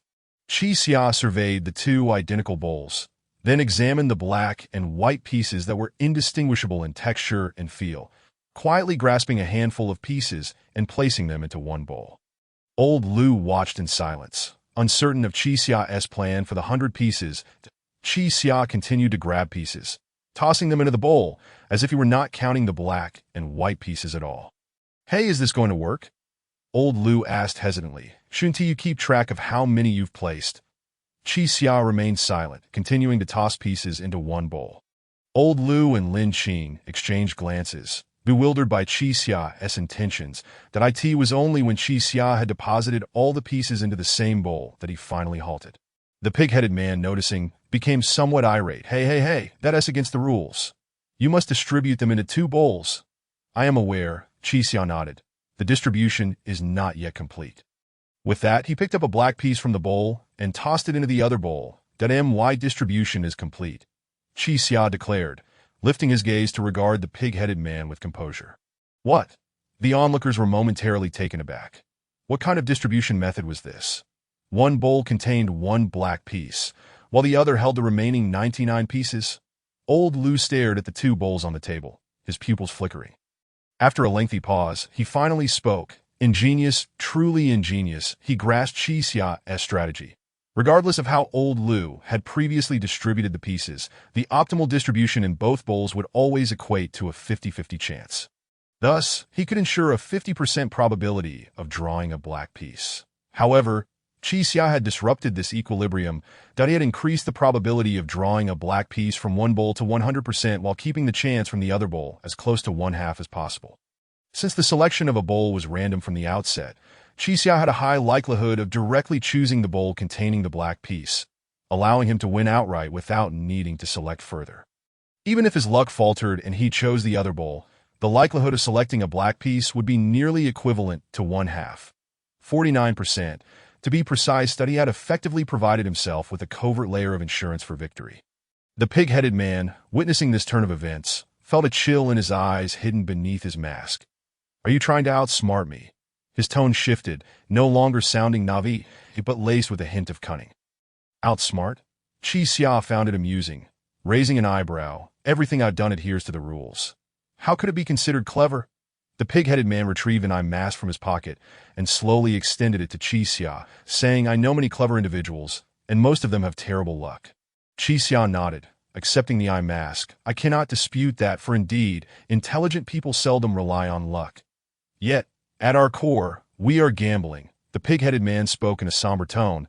The essence of gambling lies in good fortune. You may be clever, but what of your luck? I do not know, Chi Xia replied, but we shall soon find out. He slowly donned the eye mask, placing his hands on the table, immobile. The pig-headed man took the 2 bowls and began to shake the pieces within. This rule was originally designed to counteract those who might exploit the system by placing white pieces at the bottom and layering black pieces on top for easier access. However, in light of Chi Xia's strategy, this rule had become entirely ineffective. The pig-headed man realized that no matter how he mixed the pieces, this man would undoubtedly select one without hesitation. After all, he had already completed his part, and now he was prepared to leave everything to his luck. With that thought, he casually shook the bowls and then rearranged their positions, one to the left and one to the right. Hey, which bowl will you choose? The pig-headed man inquired. The one on your left or the one on your right? Chi Xia lowered his head, contemplating for a moment before responding, I choose the left one. Both Lin Qing and Old Lu were taken aback, sensing an impending misfortune. For the bowl on Chi Xia's left contained the 99 pieces. The pig-headed man's eyes suddenly gleamed with a hint of malice. Excellent. Now please select a piece from that bowl. He pushed the bowl forward with a mocking demeanor, as if anticipating his folly. That Chi Xia's lips curled into a slight smile. Didn't you want to test my luck? This bowl is perfect for that. What the pig-headed man was momentarily stunned. You know this bowl is the wrong one. Roughly so, Chi Xia gradually extended his hand into the bowl, stating, choosing between left and right is akin to the game rock, paper, scissors. It appears to be balanced in probability, yet it is often skewed due to human cognition. What do you mean? Old Lu asked, puzzled. Just as most people instinctively choose scissors first in rock, paper, scissors, the probabilities are not truly balanced, Chi Xia explained. Choosing paper opens one's hand wide, losing a sense of security, while rock clenches the fist, creating a subconscious feeling of oppression. Thus, scissors becomes the most moderate choice. The same applies to choosing left or right. Human intuition tends to perceive the left side as safer, considering that most people are right-handed and frequently use their right hand, which is consequently at a higher risk of injury than the left. Therefore, when selecting a secure direction, it is easy to gravitate towards the left. You are certainly no ordinary person, the pig-headed man remarked. There is no need to flatter me, for you understand these principles as well. Chi Xia countered. You placing 99 pieces on my left side must not have been a mere coincidence, right? Chapter 60. Psychological warfare. The creature known as human pig remained silent, instead fixating its gaze upon Chi Xia, stating, even if you perceive everything clearly, you are still left with only a 49% chance of securing a black piece. Indeed, Chi Xia responded, as he continued to rummage through the bowl. When all scientific reasoning fails, I too shall place my faith in metaphysics. And what, pray tell, is your theory of metaphysics? It is this. I must escape, Chi Xia declared. I am convinced that I can depart from this wretched place 100%, hence I must find a black piece here. With that, he grasped 2 pieces from the bowl, cradling them in his palm, then raised them before human pig, revealing them with a casual flip of his hand. The expression on human pig's face shifted dramatically. Beneath the mask, its eyes trembled in disbelief, struggling to comprehend the sight before it. Both pieces were black. Those 2 lustrous black pieces resembled hollow eyes, lying in Chi Xia's hand, staring back at human pig, inducing a chill in its heart. After a moment's pause, Chi Xia noted human pig's silence and smirked, tossing one of the black pieces back into the bowl, retaining the other. I have made my selection. Only seconds later did human pig grasp the implication. You dare to deceive me? It slammed its hand upon the table, rising in agitation, eager to unleash its fury, but upon reflection, Chi Xia had done nothing untoward. He had merely presented the pieces before his own eyes. Human Pig had miscalculated. When Chi Xia revealed the two black pieces, it should have uttered something. Any form of ridicule or jest, even a prompt for a hastened decision. Yet it erred in remaining silent. In such a scenario, the mere presence of two black pieces was sufficient to render one speechless. That IT had assumed that Chi Xia had surrendered everything to fortune, yet failed to realize that he was still engaged in a psychological duel at the final moment. Human Pig had been perplexed as to why the man before him had produced two black pieces simultaneously. Was his fortune truly that formidable? Upon reflection, it became evident that the other party had no knowledge of the colors of the pieces he had drawn. He was observing Human Pig's reaction, intending to base his next actions upon it. Feeling utterly defeated, Human Pig slowly retook its seat, conceding, "I must admit, not only are you astutely calculating, but your fortune is also terrifyingly strong." Chi Xia placed the piece upon the table and gradually removed his blindfold. "Thank you." Old Lu sprang up, unleashing a torrent of repressed joy. "You are truly a genius," he exclaimed, embracing Chi Xia. "Kid, all previous grievances between us are hereby absolved." "Huh?" Chi Xia could only shake his head in resignation. "Should I thank you then?" Lin Jing also shared in their jubilation. Although they had not gained any Dao this time, the mere fact of winning was enough to elate one's spirits. Reluctantly, Human Pig moved aside, retrieving 10-inch Dao from a box and handing them to Old Lu. Beaming with delight, Old Lu tucked the Dao into his pocket, then turned to Chi Xia, saying, "Kid, it's not that I don't want to share, but this time I covered the entrance fee, so please understand." Chi Xia, unbothered, nodded as he stood up. "The Dao is of no consequence. I need to know the whereabouts of those two individuals." "Oh, that's easily arranged," Old Lu replied. "Though I may be stingy, I am ever clear about debts and grievances. Follow me. I spotted those two outside a game room this morning." "Wonderful." Chi Xia and Lin Jing nodded eagerly, preparing to depart. "Wait," Human Pig called out. The three turned back, puzzled. "What is it? What is your name?" Human Pig inquired, locking its gaze on Chi Xia. "Chi Xia, Chi Xia," Human Pig repeated, then slowly resumed its seat at the table, seemingly deep in thought. After a prolonged silence, Human Pig remained mute, leaving everyone somewhat bewildered. Could it be that winning too much at once has driven this swine mad? Old Lu murmured, "I doubt he could earn even 10 Dao in a day." "Mad?" Lin Jing scoffed. "Weren't they already mad to begin with?" Just as everyone was gathering their belongings to leave, Human Pig finally spoke. "Chi Xia." Hearing his name called, Chi Xia turned back, his expression tinged with impatience. "What now?" "I wish to gamble with you once more, but this time I shall wager my life," Human Pig stated with a calm demeanor. The three stood in stunned silence, seemingly unable to comprehend Human Pig's intent. "Wah! What?" Old Lu exclaimed, taking a significant step back.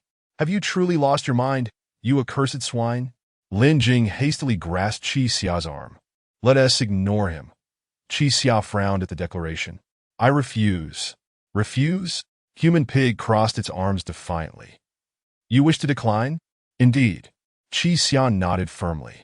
"I cannot wager my life with only a 50% chance of success. It holds no value for me." Old Lu turned, eyeing Chi Xia with suspicion. "Kid, what nonsense are you spouting? What is the matter?" Chi Xia countered. "Do you think I should gamble my life? This isn't a matter of what should or shouldn't he be." Old Lu exclaimed, exasperatedly stamping his foot. "In this accursed place, if one party proposes a life bet, the other must acquiesce." Chi Xia paused, as if coming to a realization. Previously, when he had proposed a life bet to Human Mouse, although she had been reluctant, she ultimately accepted. Reflecting on it now, it was a rather bizarre decision. Her game was exceedingly simple. If the opponent truly chose to wager their life, it was highly likely that they had discovered a means of breaking the game. Under such unfavorable conditions, one would think a refusal was inevitable. Yet, at that moment, she did not. Could it be that here, Merely proposing a life bet results in an involuntary contract of life and death. If this rule were to be violated, a judge like Vermilion Bird would descend from the heavens to impose punishment upon the transgressor. Qi Xia's expression turned frigid. That Vermilion Bird would relish the chance to eliminate him. Should he choose to flee now, the consequences would be dire. What was even more despairing was that every tactic Qi Xia had employed earlier would become ineffective upon a second use, significantly increasing the risk of failure. Do not be afraid. Human Pig seemed to have discerned Qi Xia's internal turmoil and spoke soothingly. I am not so unreasonable. Let us engage in a more intriguing game. From a nearby box, he produced 2 pairs of glasses and placed them upon the table. These are fine items I borrowed from Brother Sheep. As everyone peered closely, the glasses appeared no different from ordinary spectacles, save for a small device positioned at the nose pads. Its purpose remained a mystery. Gentlemen, I require your assistance, Human Pig said with a naive grin. Assist you? Old Lu immediately pouted. Not a chance. If you refuse, I shall declare a life bet against all of you. Human Pig stated in a peculiar tone. Chapter 61. The Life of a Pig. You truly are a madman. Old Lu exclaimed, nearly losing his footing. Is it really necessary to make such a grand affair over winning just 10 Dao from you? Do you think I wish to exist as a mere pig in this wretched place, relying on luck to scrape by each day? The pig man extended his hand to caress the pig snout of his mask. Although the mask bore no expression, it exuded an aura of menace. You do not understand me. Only by gambling with my life, only by wagering against formidable opponents does life here hold any significance. The pigman's gaze conveyed to Qi Xia an unsettling notion. He had been masquerading as a pig, biding his time for the day he could devour a tiger. Truly a lunatic. Old Lu cast a hesitant glance at Qi Xia. The pigman had singled him out for a life gamble, and at this juncture, fleeing would be futile. Pigman, let us consider an alternative.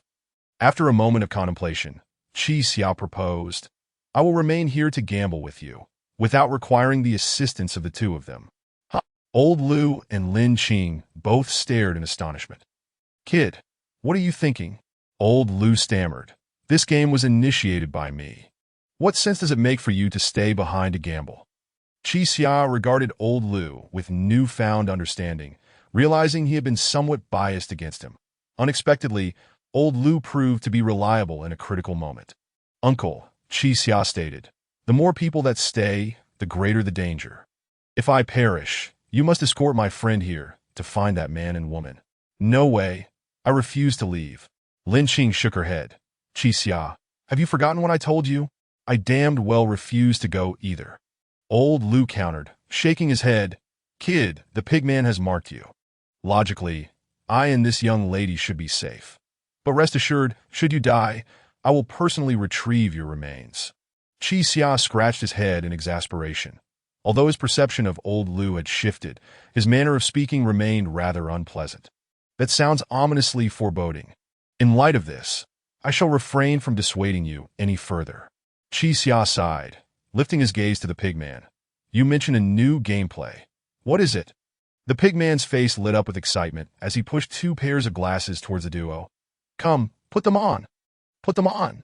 After a brief moment of hesitation, Lin Qing and Old Lu donned the glasses that I in the next instant, mechanical arms extended from the ends of the glasses, wrapping around the back of their heads with a resounding click, fastening together. Lin Qing felt an uneasy sensation. As she attempted to remove the glasses, she discovered they were equipped with intricate mechanisms, akin to a golden hoop tightly securing her head. What is happening? Just as Lin Qing was about to speak, the pigman interrupted her with a raised hand. Beautiful lady, refrain from speaking recklessly. The pigman grinned. From this moment forth, you must adhere strictly to my rules if you wish to remain safe. Rules. Your glasses have now begun to take effect. The pigman elucidated. One of you will feel a chill from the glasses, while the other will experience a burning sensation. In the ensuing time, the one who feels the chill is permitted to speak only falsehoods, whereas the one who feels the heat may speak only the truth. A foreboding premonition washed over Qi Xia. This game mode felt eerily familiar. If you entertain any nefarious thoughts or dare to speak before the game commences. The pigman pointed to his brow. This will be pierced through, Do you understand? Upon hearing this, Lin Qing promptly sealed her lips, realizing that some mechanism seemed to be triggered at her brow. The interior of the glasses was wound, potentially a bowstring or a laser. Old Lu's complexion fluctuated between shades of green and purple. He understood the peril of excessive verbosity, aware that any misstep could activate the mechanism. Seeing the two fall silent, the pigman turned his attention to Qi Xia, stating, "The game you and I shall play is fundamentally similar to the last, but this time I shall assign the roles. You assign." Qi Xia glanced at the pieces on the table, pondering briefly. "After your assignment, that I will select?" "Indeed." The pigman nodded. "Doesn't it seem rather unjust to you?" "Of course, it's unfair." Although he voiced this, Qi Xia realized that the rules had not yet reached their conclusion, as the stipulations regarding truth and lies had yet to be fully revealed. "Hence, in my boundless compassion, I will impose an additional rule." The pigman chuckled amiably. "After you have made your selection, you must consult these two for color confirmation. However, regardless of whom you choose, you may only inquire once." Upon finishing, he lifted his gaze to Lin Qing and Old Lu, proclaiming, "To ensure fairness, you may only respond with black or white. Is that acceptable?" The two nodded in a state of panic. That Qi Xia seemed to grasp the absurdity of the rule, that he could not ascertain whether Lin Qing or Old Lu would speak the truth, and posing a question would only complicate matters further. The watch theorem. Qi Xia closed his eyes and murmured, "A person with only one watch knows the time accurately, but when possessing two watches that display differing times, one cannot trust either." "Are you prepared, Qi Xia?" the pigman inquired. Qi Xia took a deep breath, raising his head to meet the pigman's gaze. "I wish to pose the same question to you. This is a life and death battle. Are you ready?" "Life and death." Hee hee. The pigman chuckled, his laughter soon shaking his entire being. "In this place where we exist, what life remains to be spoken of? That I only feel alive when I face death." Qi Xia nodded, understanding that the pigman had likely inhabited this realm for an extended period, and conventional reasoning would not sway him. Thus, Qi Xia reached for the blindfold and donned it. Meanwhile, the pigman silently arranged the pieces. Lin Qing and Old Lu observed the calm demeanor of the two, who were ostensibly the protagonists of this life gamble, yet they remained composed, seemingly indifferent to the impending events. In contrast, Lin Qing and Old Lu were visibly trembling with anxiety. "Do you wish to escape?" Qi Xia suddenly asked. "What?" The pigman replied nonchalantly, not bothering to look up. "Have you never considered fleeing from here, aside from dying in this place?" The pigman's hand paused midair before responding. "Where would I flee to?" "Return from whence you came," Qi Xia asserted, his tone serious despite the blindfold. "Do you not yearn to go back?" The pigman pondered for a moment before stating, "If I did not wish to return, why would I willingly become a pig?" "What?" Qi Xia felt he had stumbled upon a crucial clue. "However, I do not intend to escape, Qi Xia." The pigman arranged the pieces with solemnity, then declared, "I plan to walk out of here in broad daylight." Chapter 62. The Life and Death Proposition? To boldly step out into the world. Qi Xia displayed a contemplative expression, lost in thought. "I have already made the arrangements. It is now your turn," the beastman said, pushing both bowls forward. "Choose, select the one who shall survive between you and me." Lin Qing and Old Lu exchanged worried glances at this scene. The beastman had thoroughly mixed all the pieces, ensuring each bowl contained an equal measure of black and white. What followed would truly depend on luck. Qi Xia remained motionless, tilting his ear as if attempting to discern the colors of the pieces through sound. After a moment he spoke, "Beastman, please choose for me." "What?" The beastman paused, bewildered. "I said, please choose for me." Qi Xia reiterated earnestly, "Select two pieces, and I will choose one from those." "Qi Xia, this is a matter of gambling with your life. Are you not inclined to take control of your own fate? It matters little." Qi Xia appeared unfazed. "You once expressed a desire to partake in this gamble of life, to feel as though you had truly lived. But upon reflection, it has been I who has played this game from start to finish, and you have not been involved." The beastman fell silent, acknowledging the truth in those words. "Thus, I am granting you the opportunity to participate." Qi Xia gestured to the bowls before them. "This game is a contest between you and me, and I am quite curious to see how you will choose. The beast man extended his hand, slowly stroking his chin, where unkempt bristles of pig hair lingered, giving him an oddly sagacious demeanor. He pondered for a long while, unable to decipher Qi Xia's motives. This was ostensibly a game with equal odds. Yet if he were to select the pieces himself, the outcome would become even more unpredictable for Qi Xia. In this tense moment of gambling with life, the man before him had entrusted his very existence to his adversary. Had he given up? Or was he merely employing clever tactics? Do not hesitate any longer, beast man. Once you have made your selection, I will have an easier time choosing, will I not? Qi Xia urged. Once I have chosen, you will have an easier time selecting? After a pause, the beast man finally nodded. I understand now. Allow me to send you on your way. Qi Xia nodded in agreement, falling silent.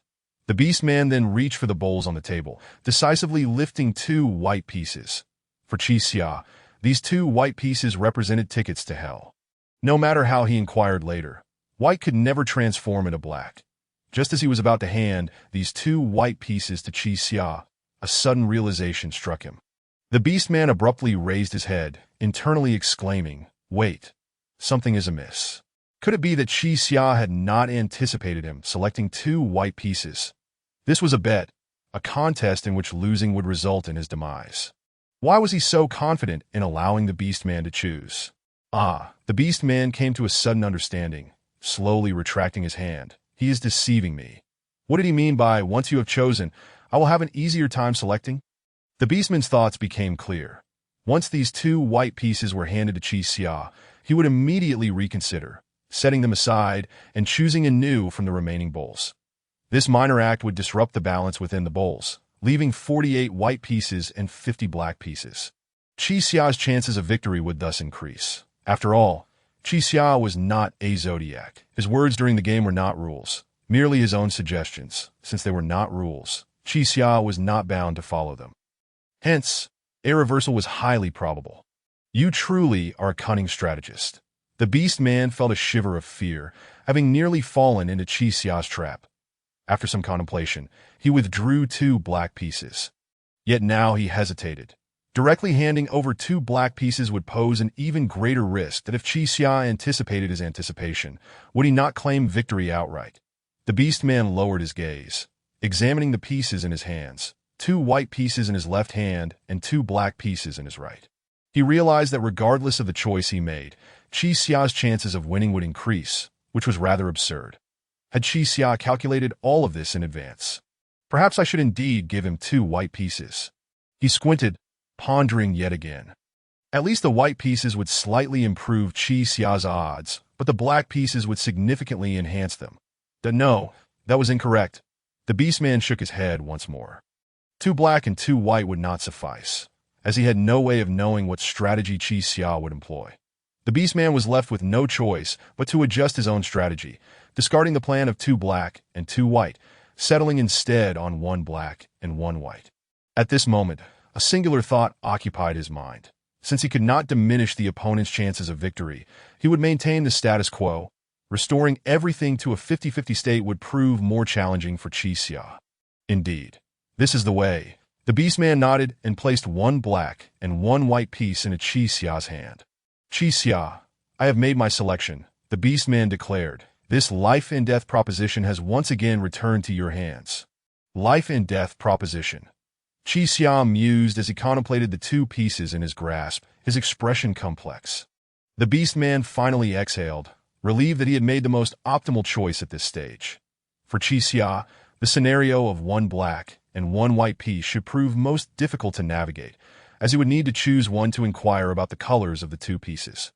He remained unaware of the color of the piece he selected, nor could he ascertain whether the person he questioned would speak the truth or lie. In this dual fog of uncertainty, Qi Xia's chances of victory would dwindle to nothing. Old Lu and Lin Qing, observing the 1 black and 1 white piece in Qi Xia's hand, broke out in cold sweat. These 2 were no fools. They understood the stakes involved. It appeared that Qi Xia's earlier strategies had all faltered, returning everything to square one, that the pieces remained 1 black and 1 white, and the 2 individuals still comprised 1 truth-teller and 1 liar. Without extraordinary luck, How could one possibly survive? Old Lu pressed his lips together, wiping the fine sweat from his brow, his hands growing icy with tension. Qixia, who do you intend to question? The beast man inquired. Qixia turned his gaze toward old Lu, then shifted to Lin Qing, deeply pondering with a heavy expression. Who among them was the truth-teller? After approximately 30 seconds, Qixia finally made his choice. I choose Lin Qing. Lin Qing trembled at the utterance, as if startled. Very well. The beast man turned to Lin Qing, waving his hand. Come forth, young lady. Remember the rules. You may only respond with black or white. Should you dare utter anything else or provide any hints, you will meet immediate demise. Lin Qing nodded, her face pale. The beast man then turned back to Qixia. Commence, Qixia. You have but one opportunity to inquire. Whether you preserve your life hinges on this question. Chapter 63. Fortuitous fate. Qixia licked her parched lips and picked up a chess piece in her hand. Upon witnessing this, Lin Jing's pupils instantly dilated in astonishment that it was a white piece. Qixia, that I can only speak falsehoods. You must not believe me. Lin Jing silently pleaded in her heart, hoping for a miracle that would allow Qixia to hear her. She was engulfed by a profound fear, terrified that Qixia's trust in her could lead to his demise. You must not believe me, Lin Jing repeated fervently in her mind. After a moment of contemplation, Qixia did not inquire further, but instead produced a black piece. Lin Jing furrowed her brow. She understood that whether it was a black piece or a white piece, she could only provide the opposite answer. Qixia slowly lifted the black piece, bringing it close to Lin Jing's eyes, and said, Lin Jing, tell me. Lin Jing covered her mouth with her hand, on the verge of collapse. She did not wish to tell Qixia. This is a white piece. Yet if she refrained from uttering a falsehood, the mechanism on her glasses would activate, but Qixia seemed to sense her turmoil and calmly reassured her. Do not be anxious, Lin Jing. Keep your mind alert. All is not yet lost. Hearing this, Lin Jing despondently nodded. Once she felt her emotions stabilizing, Qixia inquired, Lin Jing, tell me, what color would Lao Lu say this chess piece is? Both Lin Jing and Lao Lu were momentarily taken aback, while Ren Zhu turned his eyes in confusion. Listen carefully to my question, Lin Jing. I shall ask again. Qixia reiterated. What color would Lao Lu say this chess piece is? Lao Lu. Lin Jing glanced back at Lao Lu, her mind racing. The icy touch of her glasses indicated that she was indeed to speak falsehoods. Given that Ren Zhu had never lied thus far, it confirmed that his rules were absolute, meaning Lao Lu would speak the truth. Therefore, Lao Lu would declare this chess piece to be black. Just as Lin Jing was about to utter the word black, a realization struck her. She was to speak falsehoods, hence she could not tell Qixia the answer black. Even if Lao Lu said black, she had to say white. In that case, everything would return to square one. The crux of this game did not lie with Lao Lu, but rather with her own predicament. Lin Jing bit her lip and finally managed to force out the words, white. In that moment, she felt as though she had seized the throat of truth, transforming every truth that passed through her lips into a falsehood. Lao Lu, in frustration, clutched his forehead, feeling as though all was lost. White is it? Qixia turned his head, seemingly gazing at the chess piece in his hand, a smirk forming at the corners of his mouth as he remarked, I see. Ren Zhu pondered for a moment, inwardly questioning, what will you do now? Qixia, the person you trust most has told you that the chess piece in your hand is white. What choice will you make? Qixia then gently set the black piece aside and picked up another white piece. He extended the white piece forward, offering it to Ren Zhu. Oh, have you made your choice? Ren Zhu inquired. This time, Ren Zhu, having learned from past experiences, deliberately kept his tone neutral. Thus, Qixia could not deduce the color of the chess piece based on Ren Zhu's words. Yes, I have made my choice, Qixia nodded, stating, but it is not the one in your hand. That white piece belongs to you. What? Qixia disregarded Ren Zhu, instead gripping the black piece before him and declaring, the black piece in my hand represents life, while the white piece in yours symbolizes death. The game is over. Amidst the stunned silence of all present, Qixia slowly removed his blindfold. Everything unfolded just as he had anticipated. For him, the only discomfort stemmed from the prolonged wear of the blindfold, making him somewhat sensitive to the light. Renju trembled with excitement. What kind of joke is this? Qi Xiao opened his eyes and looked at Renju, stating, I wager my life with you. How could this be a jest? He then gestured toward Lin Jing and Lao Lu. Release them. A bet is a bet.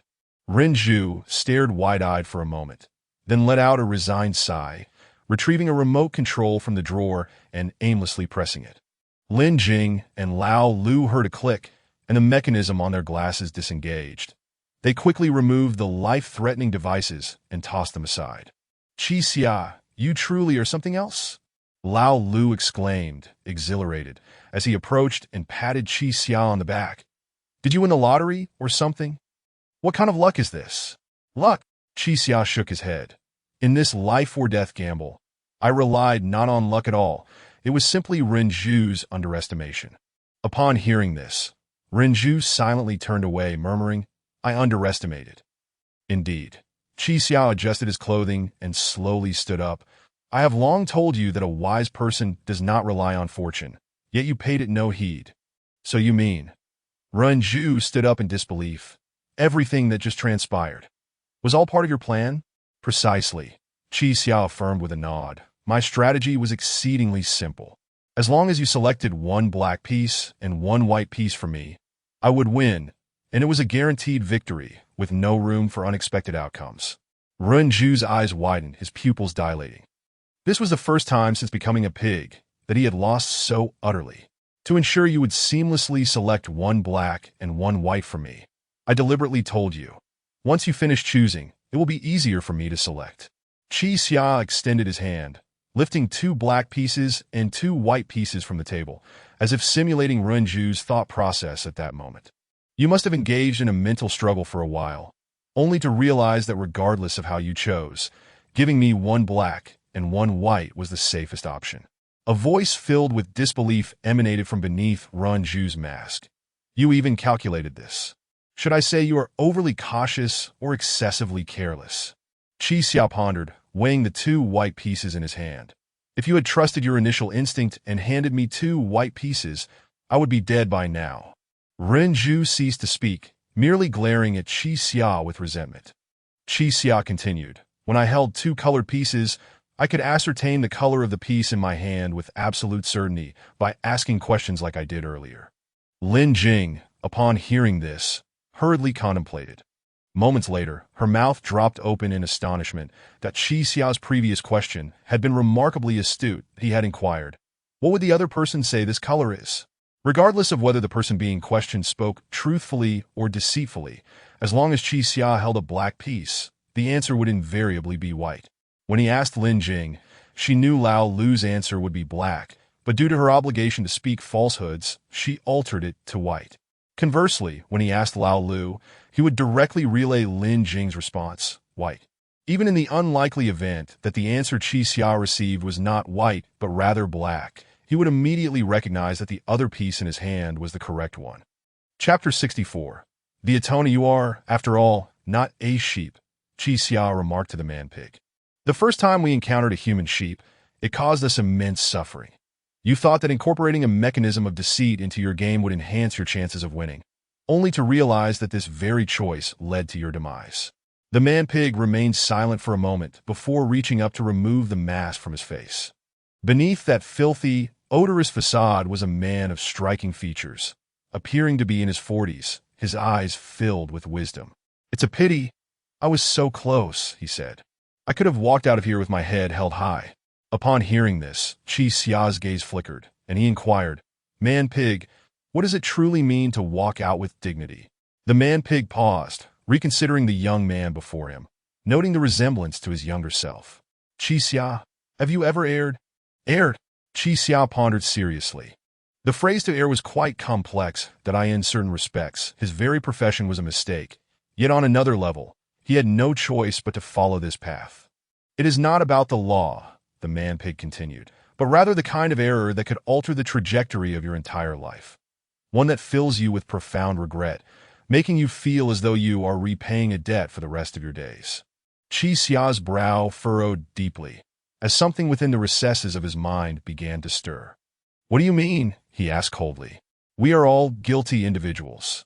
the man-pig said with a bitter smile. Indeed, guilty individuals cannot attain the Tao. I will ultimately perish here. Guilty individuals cannot attain the Tao? Qi Xia felt a flicker of recognition at the phrase. Do you know Qi Xia? The marketplace is akin to a casino. The man-pig slowly rose and rummaged through a nearby drawer for something. I once wagered all of the group's liquid assets on a hope. In hindsight, it was no different from gambling with my life. After searching for a while, he produced an antiquated revolver from the drawer. He brushed off the dust and opened the chamber to inspect the lone remaining bullet, continuing, "At that time, my odds were less than 50%, and the other shareholders on the board opposed me. Yet I believed I was merely risking liquid assets, which wouldn't lead to the group's bankruptcy. Rather, it would bring a glimmer of hope for future development. But no one anticipated. A global infectious disease would suddenly erupt, severely impacting the group's earnings, and eventually, due to insufficient liquid assets, we faced continuous losses." The man-pig raised his eyes, filled with despair, to Qi Xia. "I thought I was betting on a ticket to paradise, but instead, I found myself in hell." After saying this, he resumed meticulously cleaning the revolver's chamber. Qi Xia felt that the man-pig's words had slightly unraveled the confusion in his heart. "So, you believe this place is hell?" "Who knows?" The man-pig shook his head. "It was I who founded this group, yet I was ultimately dismissed by the board. As chairman, I lost my power to repay my debts. I sold my shares at a loss that my wife, who built everything with me from scratch, could not even afford the medical expenses. My daughter, studying abroad, could no longer afford her education and became a well-known prostitute at her school. Compared to reality, this place is a veritable paradise. I need not consider anything but devising ways to ensure your demise." The man-pig's tone gradually spiraled into a loss of control. "I often wonder what would have happened had I not gambled with a mere 50% chance." Qi Xia remained silent for a considerable time before finally uttering 4 words. "Willing to gamble, willing to lose." "Ha ha." The man-pig suddenly seemed to lose his focus, a bitter smile escaping his lips. "Indeed, willing to gamble, willing to lose. But I still do not understand one thing." Qi Xia began again. The man-pig lifted his profound gaze to Qi Xia and slowly said, "I have answered too many of your questions. This is unfair to the other participants." "What?" Qi Xia asked, somewhat perplexed. "Isn't it permissible to share this information with us?" In response, the man-pig opened the revolver's chamber, spinning it rapidly before snapping it back into place. He then slowly raised the gun to his temple. "Let fate decide," he stated. "For every question you ask, I will pull the trigger. As long as the gun does not fire, I shall answer you." Qi Xia sighed in resignation and said, "You were once the chairman of the group. Do you not wish to depart with dignity?" "Dignity," the man-pig replied with a resigned smile. "I have worn this stinking, filthy pig mask for far too long. What dignity is there to speak of?" Then, Qi Xia nodded. "I beg your pardon. Uncle, why did you willingly become a man-pig?" Click. Without hesitation, the man-pig pulled the trigger, not even blinking. The gun did not fire. "Because I seek atonement," the man-pig replied. "Someone told me that as long as I wore the mask and sent participants to their deaths through the game, I would eventually find redemption." "What do you mean by atonement?" Click. The gun remained silent. The man-pig sighed. "Atonement is the ability to modify one's past, to amend prior mistakes, for all zodiac signs are sinners." Qi Xia pieced together the fragmented clues in his mind, feeling incredulous. He organized his thoughts and asked, "So you once had the opportunity to leave, but you chose to remain here for atonement?" Click. The man-pig frowned. As he had mentioned, Qi Xia possessed remarkable luck. 3 consecutive shots had not fired. "I am uncertain whether I can leave, but I chose to stay," the man-pig continued. "I hope that none of you have made mistakes. Otherwise, you will ultimately choose to remain here voluntarily, just as I did. After all, staying here offers a glimmer of unseen hope." Qi Xia slowly approached, asking very seriously, "So, what is the quickest way to escape this place?" Click. The man-pig closed his eyes, a shiver coursing through him, yet the gun did not fire. "I cannot be certain," he said. "The 3,600 paths are evidently the slowest method. Even if I don the mask, there remain many unknowns. After all, I am still human." If you wish to uncover the truth of this place, you must find a way to triumph over heaven and earth. After a brief pause, he added, No, do not aspire to conquer heaven. It suffices to surpass earth. The heaven, earth, and man are arranged hierarchically, with dragon at the apex to survive in this realm. First, do not provoke heaven, and second, do not confront dragon. The man-pig's 4 responses indeed clarified Qi Xia's thoughts considerably. It appeared that escaping this place was not as insurmountable as he had once imagined, that he had no further questions for the man-pig, yet the latter still held the gun aloft, his expression complex. Qi Xia understood that the odds of death with the 5th shot were 50%, and with the 6th, 100%. The scene before him felt eerily familiar, reminiscent of the earlier moment when he had gambled with a 50% chance of life. Qi Xia stood up and turned toward the exit, with Lin Qing and old Lu following him slowly, uncertain of his intent. Just as he was about to exit, Qi Xia turned and posed a 5th question. Uncle, do you feel regret? After asking this, Qi Xia did not await the man-pig's response, leading Lin Qing and old Lu away. The vast chess club now felt desolate, with only the man-pig seated at its center, that he contemplated for a long while before slowly uttering 3 words. Thank you. A deafening gunshot echoed, and the man-pig collapsed. Chapter 65. Impersonation. The 3 individuals stepped out of the chess club, their minds in a state of turmoil. Although the one who had perished was the human pig, it was undeniable that the human pig was, in every sense, a person of flesh and blood. He was not a monster, nor a madman, much less the embodiment of evil that orchestrated malevolence. That Qi Xia lowered his head, lost in contemplation, while Lin Jing remained steadfastly at his side, never straying an inch. At this moment, old Lu continuously cast glances into the room, where the body of the human pig lay, yet he appeared utterly unconcerned, instead searching for something else. What is the matter? Qi Xia inquired, turning his head. Well, although it may seem somewhat inappropriate to say this now, old Lu replied, you won the life bet, and the Tao of the opponent now belongs to us. Don't be foolish, Qi Xia shook his head. The human pig cannot possibly have any remaining Tao. The 10 pieces he gave you were all he possessed. What? Old Lu's eyes widened in disbelief. Then he exaggeratedly shook his head. Impossible. I refuse to believe it. He hurriedly entered the room, trying his best to avoid looking at the human pig's corpse, and began rummaging through the drawers. Within moments, the once tidy chess club was turned upside down. Just as Qi Xia had said, there was not a single Tao to be found. Qi Xia shook his head outside the door and remarked, if he had any Tao left, why would he choose to bet his life with us? Isn't this just cheating? Old Lu exclaimed, his frustration palpable. It's like trying to catch a wolf barehanded. Catching a wolf barehanded. Qi Xia struggled to comprehend old Lu's line of reasoning.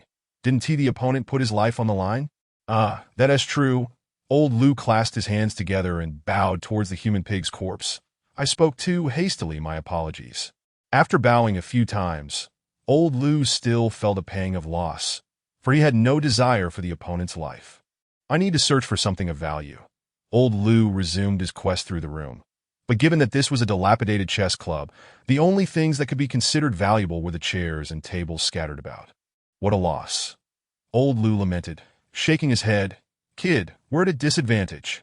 You nearly lost your life here, and yet we leave empty-handed. Just then he caught sight of the pig's head mask lying on the ground. A mask. Old Lu's lips moved slightly as a realization dawned on him. Damn it. Isn't this the most valuable item here? Qi Xia furrowed his brow and stepped forward to inquire. What do you intend to do? Engage in business. Old Lu exclaimed, picking up the grimy, foul-smelling mask and cradling it as if it were a treasure. Qi Xia, with this mask, can't we start a business for the Ghost Society? What? Qi Xia's pupils dilated, sensing the unreliability of this plan. Old Lu, do you wish to become the human pig? Ha! Nonsense about being the human pig. Old Lu waved his hand dismissively. Impersonation. Do you not understand? You. Old Lu held the mask aloft, pretending to don it, and in a muffled voice said, Finally someone has come to play with me. Quickly, distribute the roles. Distribute the roles. Qi Xia maintained a frown, as this notion seemed too perilous. The Zodiac was under the unified management of those in charge. How could one merely impersonate another? Old Lu, you must know that killing to seize the Tao is not permissible, right?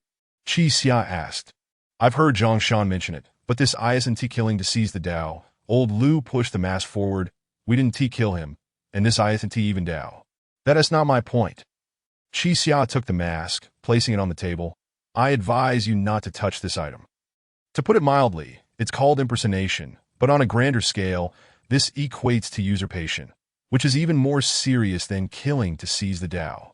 Usurpation? Qi Xia nodded. Does becoming a Zodiac require an assessment? What are the rules for designing a game?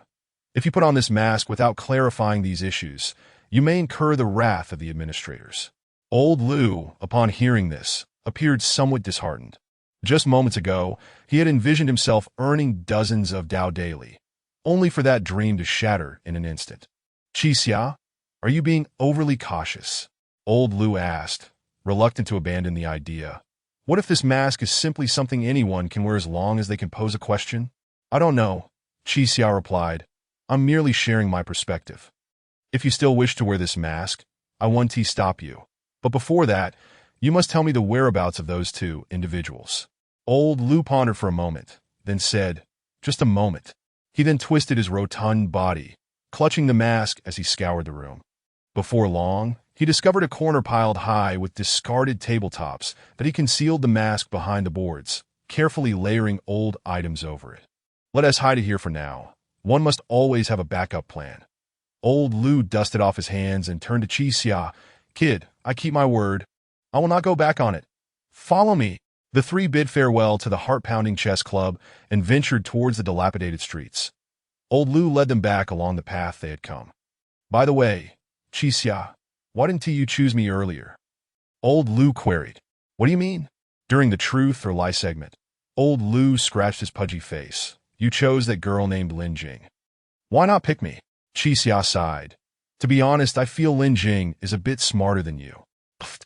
Lin Jing, who had been somewhat melancholy moments ago, suddenly burst into laughter. Although Qi Xia was a trickster, he often spoke the truth. What kind of nonsense is that? Old Lu responded, somewhat speechless. Kid, you don't know me well. I become even smarter at critical moments. Indeed, Qi Xia nodded. At critical moments, you also think about snatching the iron plate and shrinking into corners. Old Lu suddenly found himself at a loss, his expression somewhat awkward. You can't blame me for that. I didn't know you were so decisive. That's fair. We're even now, Qi Xia remarked. Old Lu shrugged helplessly, then turned his gaze to the aluminum pot Lin Jing had been holding, asking, Did you eat the bear meat? We did, Lin Jing answered. It was particularly unappetizing. Alas, Old Lu nodded, a hint of disappointment in his demeanor. Though bear meat may be distasteful, at least it fills the stomach. It's a pity Zhang Shan didn't get to eat any. He ended up starving to death. Why didn't he eat? Lin Jing inquired absently, the next moment. Her eyes widened in realization. Qi Xia also grasped the implication, and together they turned to Old Lu. Starving to death. Old Lu's gaze dimmed, and he sighed. Zhang Shan is dead. Dead? The two exclaimed in unison. Yes. Otherwise, why would I be here alone? Chapter 66. The eerie gateway to paradise. How could he possibly be dead? Qi Xia exclaimed in disbelief. He seemed perfectly fine when we parted yesterday. I find it quite strange as well. Lao LV replied. Perhaps he bled out? We were laughing and chatting before bed, yet he did not awaken this morning. Qi Xia's pupils constricted, sensing an inexplicable eeriness surrounding the situation. Although Zhang Shan had sustained injuries, they were evidently not life-threatening. From Lin Qing and Tian's accounts, the black bear had merely inflicted superficial wounds, sparing his vital organs. But how could he have perished in his slumber? Did he suffer any additional injuries? Lin Qing inquired, such as being stabbed by a blade in the early morning. No, Lao LV sorrowfully shook his head, but I cannot say for certain. After all, we are not forensic experts. All we know is that Zhang Shan has ceased to move, draw breath, and his heart no longer beats. Qi Xia stroked his chin, sensing that this matter was likely connected to Xiao Xiao. In the game of Earth Cow, Xiao Jiajin and Zhang Shan were undoubtedly the standout figures. Without them, it would have been impossible for so many to survive through 2 rounds. Yet, in the span of a single night, both had met their demise that if Xiao Xiao were not the perpetrator, then it must have been the Earth Cow. Are you all playing tricks? Qi Xiao muttered through clenched teeth, his gaze chilling. Who? Me? Lao LV was taken aback. No. A foreboding intuition surged within Qi Xia. If this trend continued, the number of individuals with hopes of clearing the game would dwindle. With this thought, he turned to Lao LV and said, Since your organization has dissolved, could you enlighten me about the means of escape? Dissolve? Lao LV scratched his head awkwardly. I wouldn't say that. It's just that with Zhang Shan's death, I can no longer remain there. Qi Xiao was puzzled. Wasn't Zhang Shan your leader? Not quite. Lao LV shook his head. Zhang Shan was not our leader. He was the third in command. Third in command? Yes. Lao LV continued. Our organization is called Paradise Gateway, consisting of approximately 20 individuals. The leader is named Chu Tianxiu, a remarkably astute man. The second in command is Yun Yao, who possesses extraordinary luck and often wins during gambles, not to mention her striking beauty. I hear she was a star before coming here, that AS for Zhang Shan. He primarily targeted cattle due to his military background. Wait a moment. Qi Xiao felt he had stumbled upon a critical inconsistency and quickly interrupted Lao LV. You mentioned your organization has 20 members? Now, it is likely fewer than 20. With Zhang Shan's demise, we've been cast out as useless. That is not the issue. Qi Xiao exclaimed. Confusion etched on his face. Lao LV, on what day did you arrive at this place? 2 days ago. Lao LV replied without hesitation. Aren't you? Qi Xiao's bewilderment deepened. We indeed arrived 2 days ago, yet I still do not comprehend. How could you establish an organization in such a short span, and even designate 3 leaders? Can you truly trust one another? After a moment, Qi Xia shook his head. No, that cannot be right. You must have already formed the organization yesterday, meaning you established this Paradise Gateway on your very first day. Indeed. Lao LV nodded solemnly. This was all Chu Tianxiu's idea. He did not participate in the game on the first day, but instead traversed the city in search of strong individuals. Since both I and the little glasses emerged from the same room as Zhang Shan, we joined him. But now that Zhang Shan is dead, hold on. Qi Xiao interrupted him once more.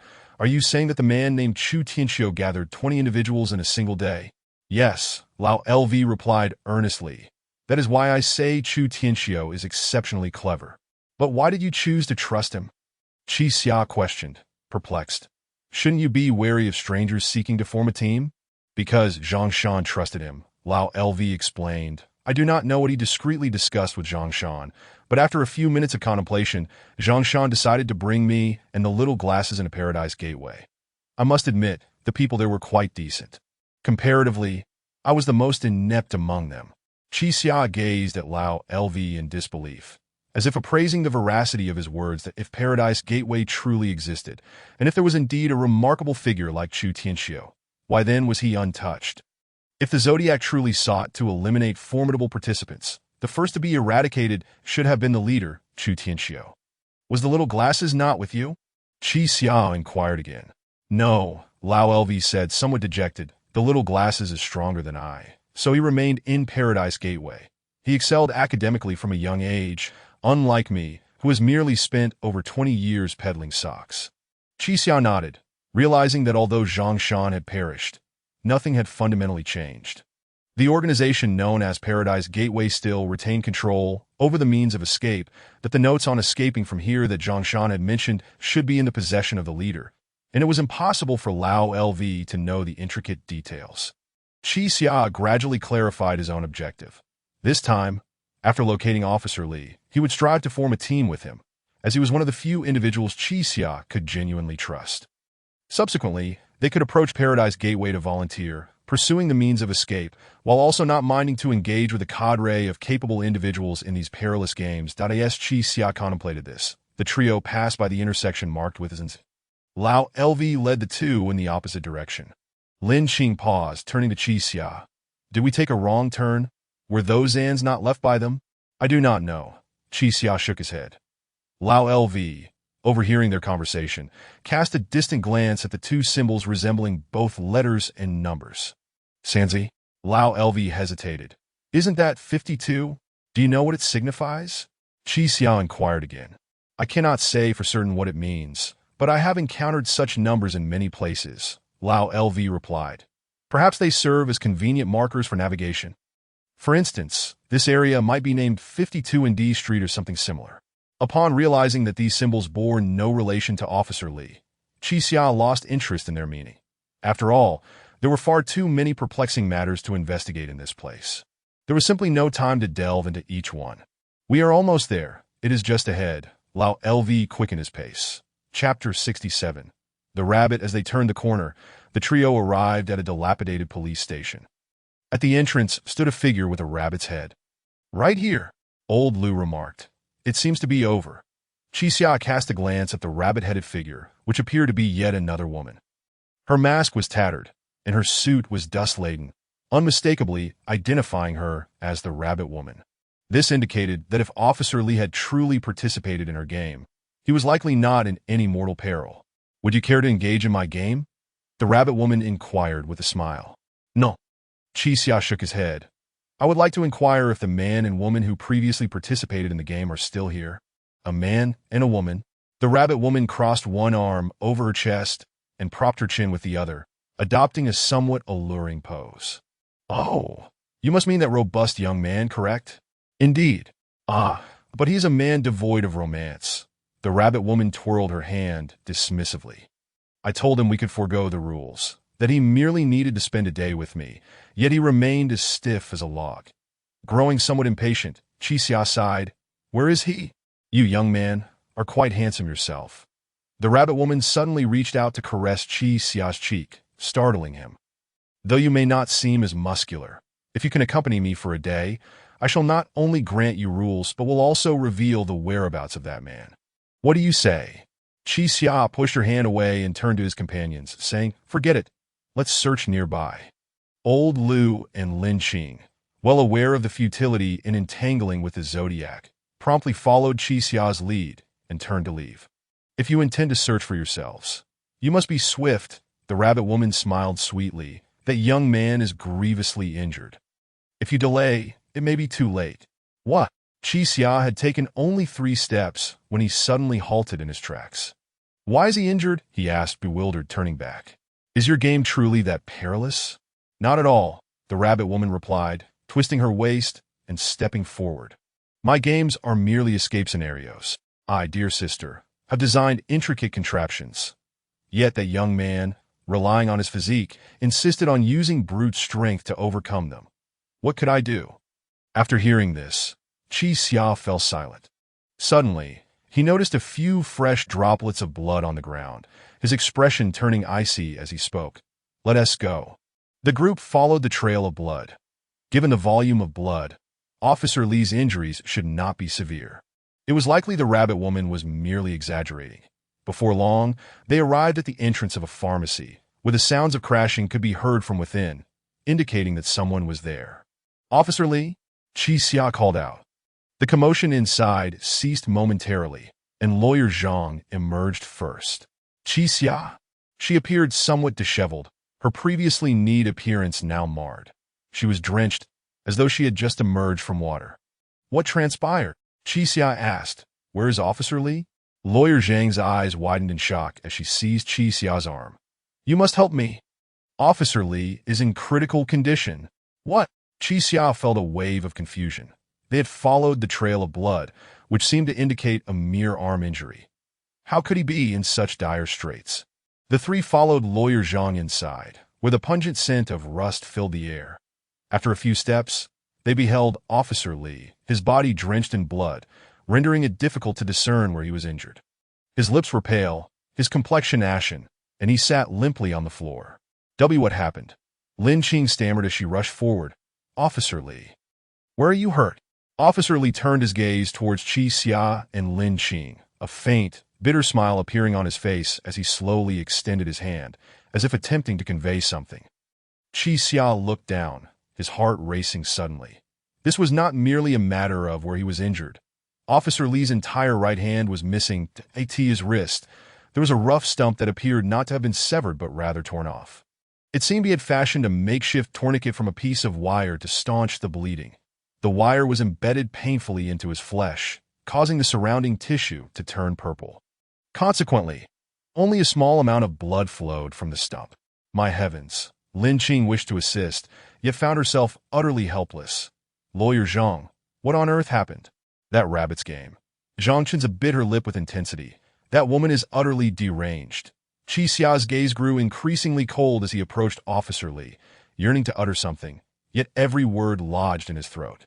He had envisioned numerous scenarios for their meeting, but never could he have anticipated such a dire situation. Lawyer Zhang, please take them outside. Officer Li suddenly spoke. I wish to have a private conversation with Qi Xia. A private conversation? The others looked on in confusion. Zhang Chenza pondered for a moment before nodding, leading Lin Qing and old Lu out of the room. Once they were alone, Officer Li forced a smile, saying to Qi Xia, why the furrowed brow? You look as if you've suffered a great injustice. Qi Xia sighed. I will avenge you, that rabbit. No. Officer Li shook his head. That woman is insane. Do not involve yourself in her game. Qi Xia's intended words faltered once more, leaving him at a loss. Officer Li managed a weak smile. Have you found a way to escape this place? Not yet. Qi Xia replied dejectedly. I fear I was mistaken. I not only failed to find a way out, but also brought about the demise of Qiao Jiajin and Tiantian. With Officer Li the sole survivor, Qi Xia finally voiced the sorrow that had burdened his heart. I have underestimated everything. Officer Li's pale lips twitched, and he shifted slightly to find a more comfortable position on the ground. What troubles you? Officer Li inquired. Is there anything you cannot resolve? Qi Xia struggled to articulate the matter concerning Xiao Xiao, merely shaking his head. With even his trusted Officer Li on the brink of death, Qi Xia felt a familiar headache looming that he shook his head, feigning nonchalance, and asked, Why did you choose to leave me alone? I have some words I wish to share before I depart this world. Officer Li extracted an old cigarette case from his pocket, revealing 2 moldy cigarettes, likely scavenged from some forsaken building. He placed one between his lips and rummaged through his other pockets, muttering a curse under his breath. I forgot that I couldn't find a light. I won't even get to smoke this before I go. Chapter 68. Upon hearing this, Qi Xia promptly retrieved a lighter from his pocket, a gift from Xiao Xiao. He ignited the lighter and leaned in closer.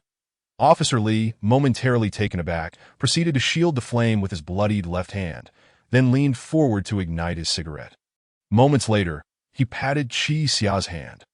Ooh! A dense plume of smoke escaped his lips, and Officer Li appeared somewhat more at ease. What a relief, he chuckled. Now I'm not afraid of dying anymore. What do you wish to tell me? Qi Xia inquired, taking a seat opposite Officer Li, his expression slightly grave. Instead of responding, Officer Li posed a question. Qi Xia, how did Tian and Xiao Jiajin perish? They were murdered, Qi Xia replied without hesitation. Yesterday afternoon, the owner of this lighter beat them to death. With that, he extended the lighter towards Officer Li, placing it in his hand. Officer Li glanced down at the green plastic lighter, his eyes reflecting a hint of despondence. Is that so?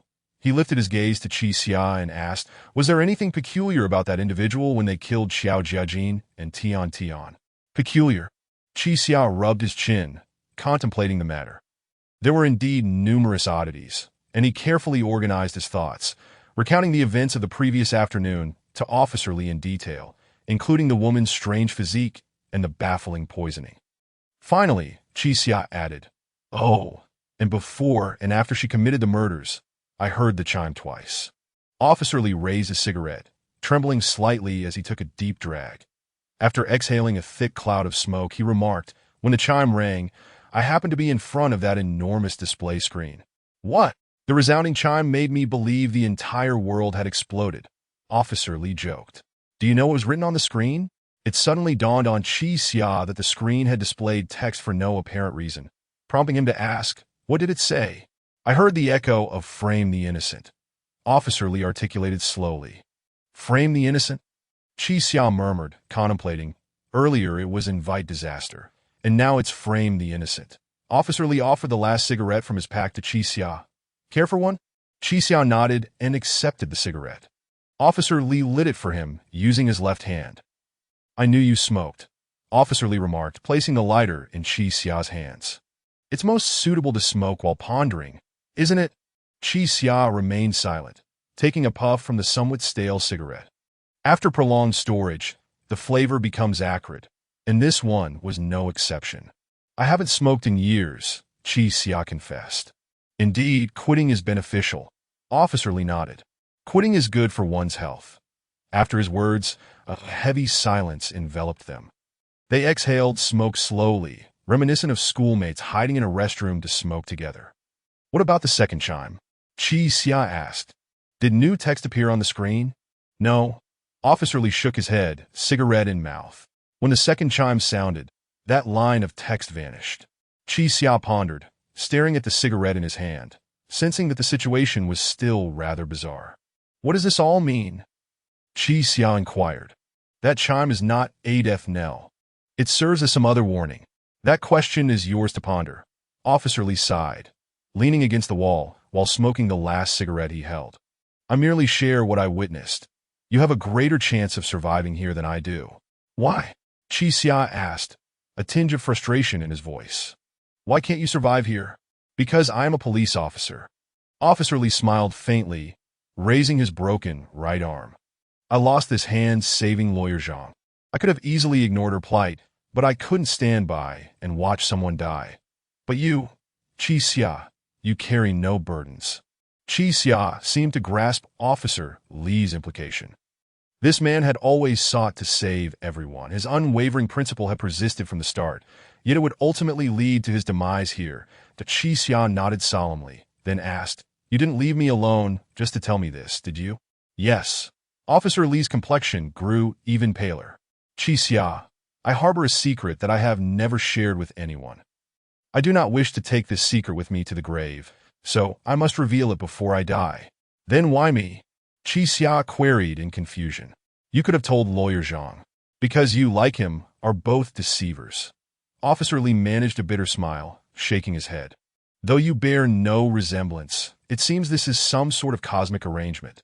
Upon hearing this, Chi Xia took a deep drag from his cigarette and said, Go on, I am listening. Officer Lee gazed vacantly ahead, gradually unraveling his true story. For a full 10 minutes, Chi Xia listened in silence as Officer Lee recounted everything that Chi Xia's eyes flickered, as if he had heard something utterly unbelievable. Officer Lee. So you told such a colossal lie during the first game? He stammered, his lips trembling. Chi Xia found Officer Lee's narrative rather strange, not expecting that it was woven with a grand deception throughout. Yes, Officer Lee's eyes suddenly reddened. This was the gravest mistake of my life. Simply a mistake? Chi Xia furrowed his brows and stood up, his previous admiration for Officer Lee evaporating. You conspired with that deceiver, constantly devising ways to help him escape, all the while deceiving us into believing you were on watch. Though I am no model citizen, I have always held disdain for corrupt officers. Officer Lee tilted his head back, hot tears streaming down his face. Indeed, corrupt officers. He managed a bitter smile. When I arrived here, I was not surprised. I felt this was my judgment. What? Chi Xia's brow furrowed, casting a cold glare at Officer Lee. Perhaps my death here serves as atonement. As soon as Officer Lee finished speaking, a tremendous chime resonated in the distance. Zong! Chi Xia turned his head to look outside, his face filled with shock. Why was the bell ringing again? What words were displayed on the screen this time? Officer Lee, as if oblivious to the sound, extended his trembling hand to retrieve the empty cigarette pack from the ground, then pulled out another cigarette from within. He fished a metallic lighter from his pocket. Under Chi Xia's incredulous gaze, Officer Lee reignited the cigarette, a look of relief spreading across his face that he then lowered his head slowly, as if speaking to himself. Chi Xia, my death will be my atonement. Chi Xia froze momentarily, glancing at the impeccably clean cigarette in Officer Lee's mouth, sensing an eerie atmosphere. Hey! Li Shangwu, don't die just yet. Chi Xia rushed to Officer Lee's side and knelt down, discovering he had ceased to breathe. The cigarette remained clasped between his lips, and in his hand lay an old Zippo lighter. Chapter 69. Self-Sacrifice and Agony.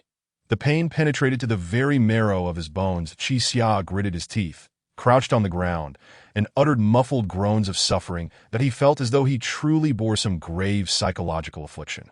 Each time someone perished in his vicinity, a searing headache would ensue. What could possibly be the cause of this? Was it merely the sight of death that induced such torment?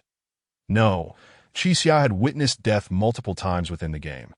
Not every death triggered his headaches. After an agonizing half-minute, Qixia finally exhaled deeply, rising once more with a stoic expression. Outside, the three individuals finally took notice of the situation within the room. They rushed inside to investigate, only to discover Officer Li had succumbed, a cigarette clutched between his lips. Zhang Qinza covered her mouth, wishing to weep but stifling the sound. Damn it. She slowly approached the corner of the room, grasping her hair and sinking to the floor.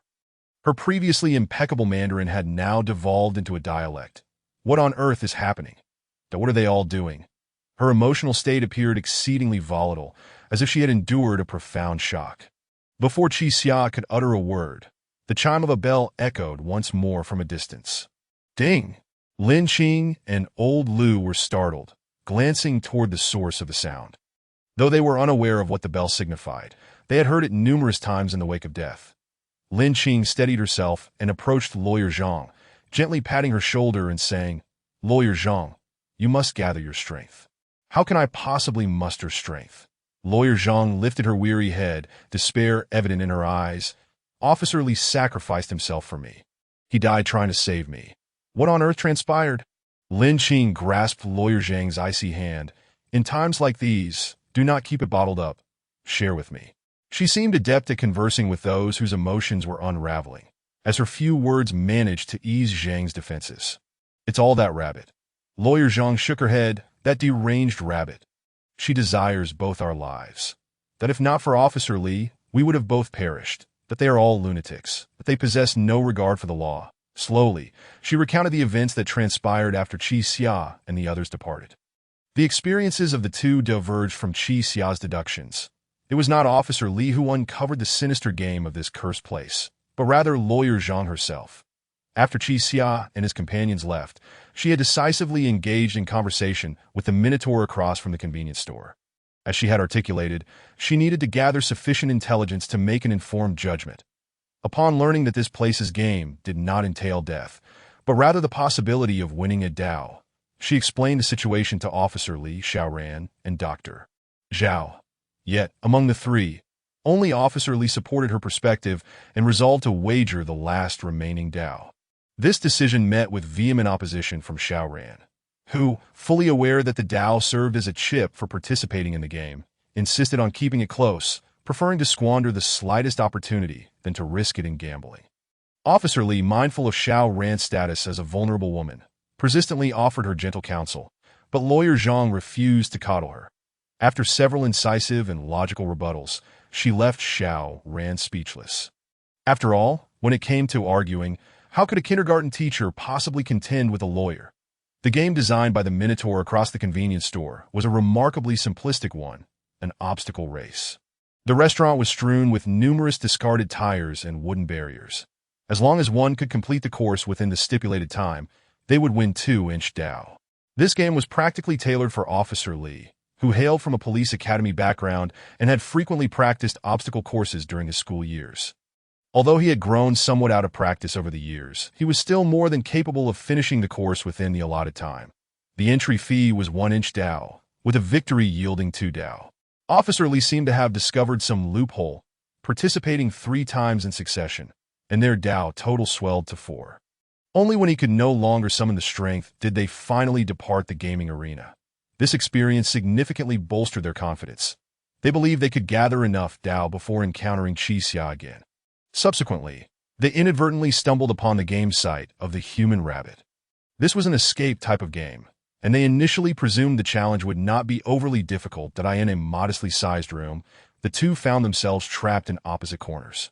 Lawyer Zhang was ensnared within a massive transparent fish tank, which was filling with water. Officer Li, on the other hand, was handcuffed to a wall on the opposite side of the room, with only a wooden stick within reach. The key to his handcuffs lay within Lawyer Zhang's fish tank, while the switch to fill the tank with water was situated not far from Officer Li. Both had means to rescue the other, yet Lawyer Zhang was bound by wires, rendering her incapable of freeing herself or tossing the key from the fish tank. Although Officer Li was close to the water valve, his right hand was locked, leaving him 2 steps away from the switch. Neither could immediately rescue the other. How cruel was this game? It was not merely an escape game. It was a thorough examination of human nature. It appeared as though both were ensnared and needed to escape individually. Yet upon closer reflection, Officer Li's predicament vastly differed from that of Zhang Qinze. As time passed, Zhang Qinze was destined to drown, while Officer Li was not. Even if he remained there for an entire day, he would be safe. Zhang Qinze candidly remarked, "In that moment, I thought I was doomed." Following this, Officer Li attempted numerous methods to free himself from his handcuffs. For him, ordinary handcuffs were not particularly challenging to unlock, but he possessed no tools to aid in this endeavor. The only potential implement was the wooden stick. Officer Li is truly foolish, Zhang Qinze murmured, lowering her head in despair. Why didn't he toss the stick over to shatter the fish tank? Instead, he broke his own. Qi Xia sighed in resignation upon hearing this. He wrestled with his conscience. What? Zhang Qinze lifted her vacant gaze. Are you saying this was the result of his deliberation? Indeed. Qi Xia nodded. He must have recognized that using the stick to shatter the glass was not a prudent choice. But he didn't even attempt it. Zhang Qinze began to cry anew. He could have at least tried. And then what if he had tried? Qi Xia countered. If that stick failed to break the glass and instead fell beside the fish tank, what would you two have done? Zhang Qinze fell silent. Qi Xia's inquiry striking home. If the stick failed to shatter the fish tank and landed far away, they would have entirely lost hope of escaping. Zhang Qinze stared in disbelief. Officer Li shattered his own palm with that very stick. Chapter 70. New allies if the roles were reversed. Zhang Qinze knew he would never sever his own hand for the sake of another's life. Yet, Officer Li had indeed done just that. His initial thought was remarkably simple. By dislocating his own wrist, he could easily free himself from the handcuffs. However, he miscalculated. Qi Xia remembered how Officer Li had rescued Han Yimo from beneath the harpoon in a similarly dire situation, where he had not faltered. Perhaps this time he was truly flustered that in his attempt to strike his palm, he inadvertently hit the handcuff with the wooden stick. The mechanics of handcuffs dictate that if force is applied from the outside, they only tighten further. He realized that even if he shattered the bones in his hand, he would not be able to extricate himself. Observing that the water in the fish tank had risen to the lawyer Zhang's neck, Officer Li made a swift decision, abandoning his plan to break his own hand and instead targeting his forearm. This time, he struck with greater force, a force so intense that he felt himself on the verge of losing consciousness multiple times. Zhang, the lawyer, could only tilt her head back, desperately seeking air at the surface. Just as her consciousness began to fade, that man arrived. He promptly turned off the water valve and shattered the fish tank with a wooden stick. Then, using his remaining left hand, he untangled the wire binding Zhang. In the span of merely 1 or 2 minutes, Officer Li's right hand was bleeding profusely from the severed area. Zhang Qinze hurriedly broke off a piece of wire and tightly bound it around his arm. At last, they had managed to escape from that dreadful place. The lawyer, with a sorrowful expression, glanced at Officer Li's lifeless body and spoke, as he said, "He is a policeman, and thus cannot stand idly by in the face of death." No. Qi Xia slowly shook his head. Perhaps he was merely atoning for past mistakes. Past mistakes? The others looked at Qi Xia in confusion. What do you mean? Qi Xia initially intended to elaborate, but ultimately swallowed his words. The circumstances that Officer Li had shared were not meant for many ears, and since he was now deceased, it seemed fitting that this secret be buried with him. Lin Qing removed her outer garment and draped it over the lawyer. "Lawyer Zhang, you are soaked through. Be careful not to catch a cold." Nearby, old Lu felt somewhat superfluous. After a moment of indecision, he brought over an aluminum pot and said to the lawyer, "Hey, young lady, my condolences. Would you like to eat something?" Zhang paused slightly, asking, "And you are?" "I'm Lu. Just call me old Lu," he replied with a goofy smile. "Man is made of iron, and food is steel. If you skip a meal, you'll feel famished." "He is someone we met during the game," Lin Qing explained. "Lawyer Zhang, you must be hungry, right? Qi Xia specifically brought this pot of meat to find you." Meat. The lawyer indeed felt hunger pangs. Since her arrival here, she had gone 2 whole days without food. She quickly accepted the pot, grabbing the now cold and greasy meat, devouring it heartily. Observing her bedraggled state, drenched and disheveled. One would hardly guess that she had once been an arrogant lawyer. After consuming several pieces, she managed to stammer, "Qi xia, thank you." Qi xia remained silent. After all, this pot of meat was intended for Officer Li. Now that he was gone, there was no harm in giving it to the lawyer. At the very least, she seemed more reliable than Xiao Ran and Dr. Zhao. "Qi xia, I initially had some reservations about you," the lawyer continued. "But not only did you bring us food, you also brought cigarettes for Officer Li. You truly are quite thoughtful." She pointed to the cigarette that Officer Li had been holding, adding, "He took quite a while to find 2 moldy cigarettes." Contemplating this, Qi xia stepped forward and retrieved the cigarette from Officer Li's mouth. He had never seen this brand before. The filter bore the phrase, "Winter Worm Summer Grass." Bringing it to his nose, he detected a rich, milky scent mingled with herbal notes. "Indeed, this is the cigarette I brought." Qi xia spoke with a complex expression. It's a pity that Officer Li never had the chance to smoke it before he passed. Lin Qing felt perplexed. Despite being almost glued to Qi xia's side, she had no recollection of him finding the cigarettes. That Qi xia then picked up the metallic lighter from Officer Li's hand. This lighter was also meant as a gift for Officer Li. "It seems I shall have to keep it for myself now." Naturally, no one opposed this, though Lin Qing harbored some doubts. That Qi xia moved aside, examining the lighter and cigarette intently. He felt an unshakable sense of unease. Could all of this be connected to that ringing sound? With this thought, he bent down to pick up the old cigarette box, inspecting it thoroughly, but finding no mechanisms. "What is the matter?" Lin Qing approached softly and asked, "Is something amiss?" Qi xia furrowed his brow, unable to respond. How could he explain to Lin Qing that Officer Li had extracted a cigarette from a box, or that he had pulled the lighter from his own pocket? These seemingly innocuous occurrences left Qi xia utterly baffled. "Perhaps I simply misinterpreted the situation," Qi xia said as he placed the cigarette and lighter back into the box, turning to ask, "How is Lawyer Zhang doing?" "Her emotions have stabilized." "What should we do next?" Qi xia nodded and replied, "Our objective has always been singular, has it not?" With that, he slowly approached the lawyer, stating, "Lawyer Zhang, I shall be frank.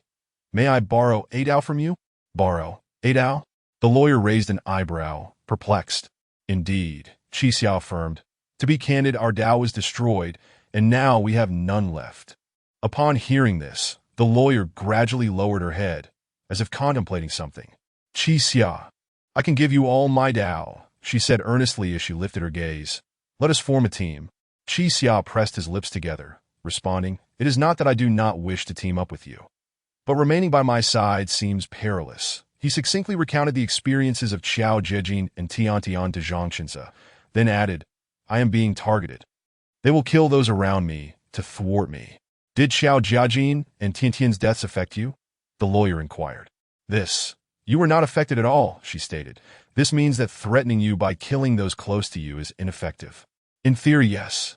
Then I am safe." The lawyer slowly stood up, stating, "Let us make an agreement. I will give you all my dao, and I will assist you in the time to come. But in exchange, you must help me escape." Chapter 71. 3 questions. Upon hearing this, Qi xia's expression darkened, and he sighed, saying, "Are you not being overly optimistic? I have no idea how to escape from this dreadful place." Officer Li once mentioned that if there were indeed a way out, Qi xia would likely be capable of finding it, came the response. Qi xia fell silent. Throughout his life, events rarely deviated from his expectations, that he typically orchestrated everything with meticulous plans. However, since arriving here, he had experienced a profound sense of helplessness numerous times. Everything here seemed to unfold contrary to his designs. Initially, Qi xia formulated a strategy, intending to rely on betting his life to attain the path, but soon encountered the earthly ox, which could lead to his demise in the game. Subsequently, he witnessed Qiao Zhejin and Tian Tian perish before his eyes. Despite his immense reluctance, he was utterly powerless to intervene. Now he had intended to team up with Officer Li to discuss the next course of action, only to find that Officer Li had also met his end. He was left with no choice but to partner with Lawyer Zhang. But what kind of person was Lawyer Zhang? After all, the inability to strategize truly unsettles me, Qi xia murmured. "Lawyer Zhang, may I pose a few questions to you?" "A few questions?" Lawyer Zhang pondered for a moment before replying. "Very well. as long as they do not encroach upon personal privacy. What is your reason for needing to escape? Lawyer Zhang found the question intriguing. Even if I had no reason to leave, I could hardly resign myself to remaining here, could I? Qixia nodded and inquired further. Do you believe that killing to seize the path is a viable option? Killing to seize the path. Lawyer Zhang rested her chin on her hand, contemplating the question intently, before responding cautiously. I believe this method is feasible, but I have no desire to pursue it. It contravenes the law. Qixia reflected for a moment before asking. All right, one last question. Have you ever made a mistake? A mistake? Lawyer Zhang was taken aback. Are you referring to a crime? Not concerning the law, Qixia clarified, but rather a mistake significant enough to alter the trajectory of your entire life. One that fills you with regret and leaves you indebted for the rest of your days. Lawyer Zhang's gaze suddenly turned icy, her eyes fixed intently on Qixia as she queried. What do you mean? How does this question pertain to our partnership? She did not respond, but Qixia had already discerned the answer. It seemed that the root of everything lay in the first game. Everyone had told lies. All right, I understand. Let us proceed together. Qixia nodded and extended his hand toward Lawyer Zhang. With a hint of skepticism, Lawyer Zhang regarded Qixia before slowly reaching out to shake his hand. Old Lu observed the dynamics among the group and felt like an outsider. Realizing that he would need to exert some effort to integrate into this small circle, that he understood that Qixia was no ordinary individual. Teaming up with him would significantly enhance the odds of acquiring the path. With this in mind, Old Lu stepped forward, chuckling warmly, and addressed Qixia. Since we have found our members, shall I take my leave now? Qixia maintained a stoic expression, nodding slightly as he replied nonchalantly, No need to see you off. Old Lu was momentarily taken aback. Qixia, are you not going to ask me to stay? That is unnecessary. Qixia turned away, slowly sitting down and resuming his examination of the lighter in his hand. Old Lu stood awkwardly in place, initially intending to stage a touching scene of reluctance to part, but the young man before him was entirely unfazed by such theatrics. What was he to do? He then glanced at Lin Jing, his eyes brimming with a flicker of hope. However, Lin Jing knew Qixia all too well. He would never keep a stranger at his side. After all, the earlier misfortunes of Qiao Jiajin and Tian Tian were instigated by that stranger named Xiao Xiao, prompting Lin Jing to ignore Old Lu. Seeing that Lin Jing remained unresponsive, Old Lu turned his attention to Zhang Chenze. He thought to himself that this woman appeared somewhat amiable, and thus she might not be so heartless that he leaned closer to Lawyer Zhang, adjusting her clothing to ensure she was snug, and said, Little girl, I am taking my leave now. You must take care of yourself. To Old Lu's surprise, Zhang Chenze proved to be even colder than Lin Jing. Uncle, you need not concern yourself. Zhang Chenze retorted coolly. Furthermore, I must clarify that unless in a critical situation or medical context, please refrain from touching me. You all. Old Lu fumed silently, his teeth clenched in frustration, yet he had no retort, for it was he who had proposed his departure. He had previously encountered those who graciously offered him an exit, yet he had never seen anyone elevate themselves to a precipice in such a manner. Now it was Old Lu's turn to feel reluctant. He turned back 3 times as he approached the door, only to find that no one was urging him to stay, leaving him no choice but to exit in a huff. Just as he was about to depart, a sudden thought struck him, and he hurriedly returned to the group, announcing, This morning, I discovered a game that requires a team of 4 to participate. Are any of you interested? Upon hearing this, Lin Jing and Zhang Chenze simultaneously turned their gazes toward Qixia. Qixia slowly raised his head and, after 3 seconds of contemplation, asked, What animal? Seeing that Qixia was indeed intrigued by the path, Old Lu plopped down eagerly. It's a dog, Old Lu exclaimed. This is a game that tests our team's synergy. It will surely be a success. A dog? Qixia was taken aback, lowering his head to ponder for a moment. The dog game was one focused on team coordination. Both Lin Jing and Zhang Chenze were not fools, and they would heed his guidance, so coordination should not pose a problem. The only variable was Old Lu. Qixia scrutinized Old Lu with a complex expression, seemingly contemplating the feasibility of this team game. Qixia, what's wrong? Do you not trust me? Old Lu asked, a hint of urgency in his voice. I told you, The more critical the moment, the smarter I become. Old Lu, could you agree to one condition? Qi Xia inquired. Of course. Speak. During the game, you must follow my instructions without question. Old Lu's eyes darted around before he nodded. All right, anything else? That's all, just that one condition. Ah, I thought it would be something more. Old Lu chuckled, waving his hand dismissively. Rest assured, Qi Xia, I will follow your lead. Qi Xia remained skeptical, reiterating, perhaps I will make decisions that appear rather peculiar, but in order to win the game, you must adhere to my commands. Understood. Old Lu nodded earnestly. Seeing Old Lu's serious demeanor, Qi Xia ceased his inquiries and turned to Zhang Qinze, asking, Have you eaten enough? Yes, Zhang Qinze replied, picking up a relatively clean piece of scrap paper from the ground to wipe the grease from her hands. Although this may sound somewhat inappropriate, would you consider changing into Officer Li's clothes? Qi Xia suggested. Zhang Qinze paused, glancing at her soaked attire, then at Officer Li's bloodied t-shirt. After a moment of contemplation, she shook her head. I have a cleanliness obsession. I shall stick with what I am wearing. Chapter 72. Identity card. After a brief tidying up, the group followed Old Lu to the gaming venue. Perhaps as Old Lu himself had mentioned, his years of selling goods on the street had rendered him particularly familiar with the intricate alleys of the city. The group wove through various narrow lanes under his guidance, and Qi Xia found himself disoriented on several occasions. Meanwhile, Old Lu strolled leisurely, making countless left and right turns. During their journey, Qi Xia noticed the numbers Old Lu had mentioned several times. In addition to the previously seen 52, he also encountered 19 and 34. He speculated that Old Lu might indeed be correct.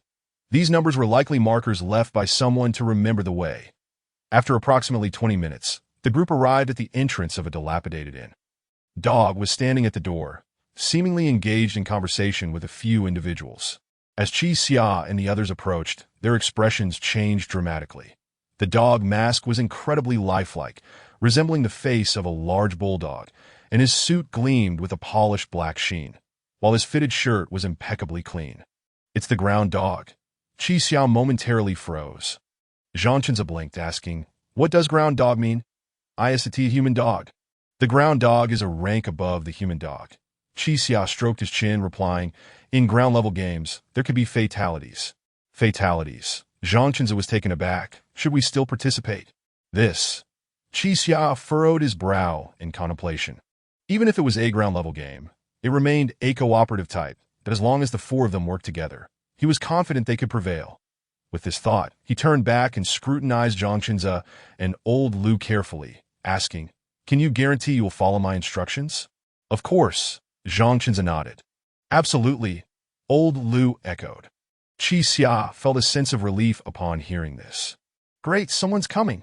A shout came from the direction of the ground dog. Now we can begin, right? Qi Xia turned to see that the young people beside the ground dog were all looking their way. What is going on? Aren't we supposed to form a team of 4? Qi Xia inquired, puzzled, addressing Old Lu. I'm not sure either.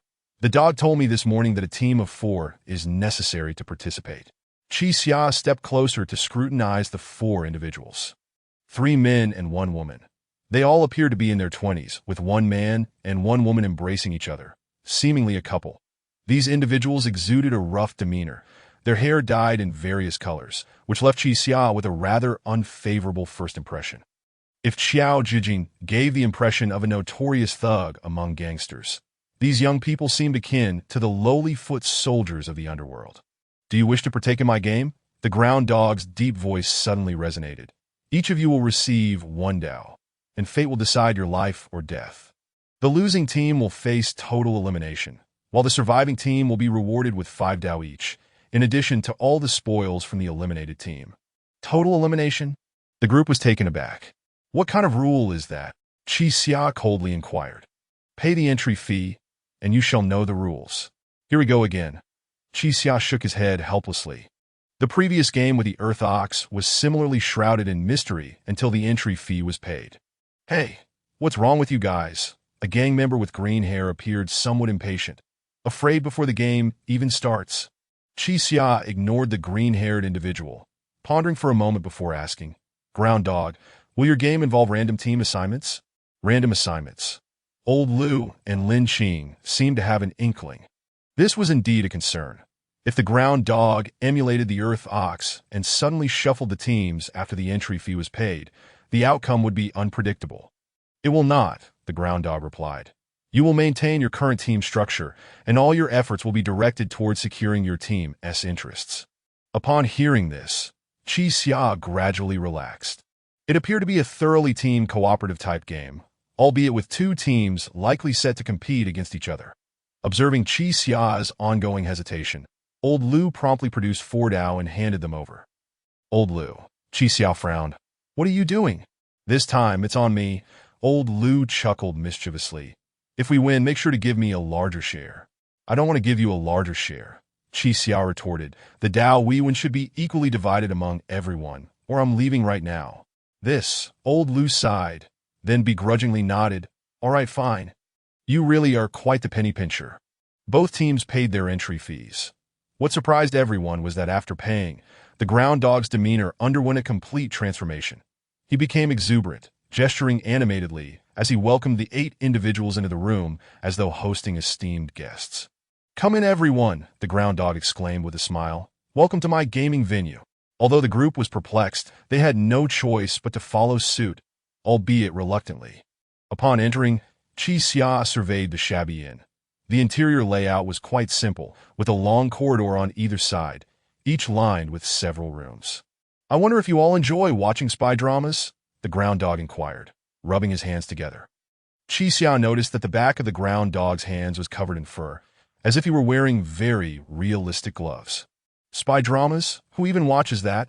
A blonde thug shook his head. Cut the nonsense and tell us what we're playing. So impatient.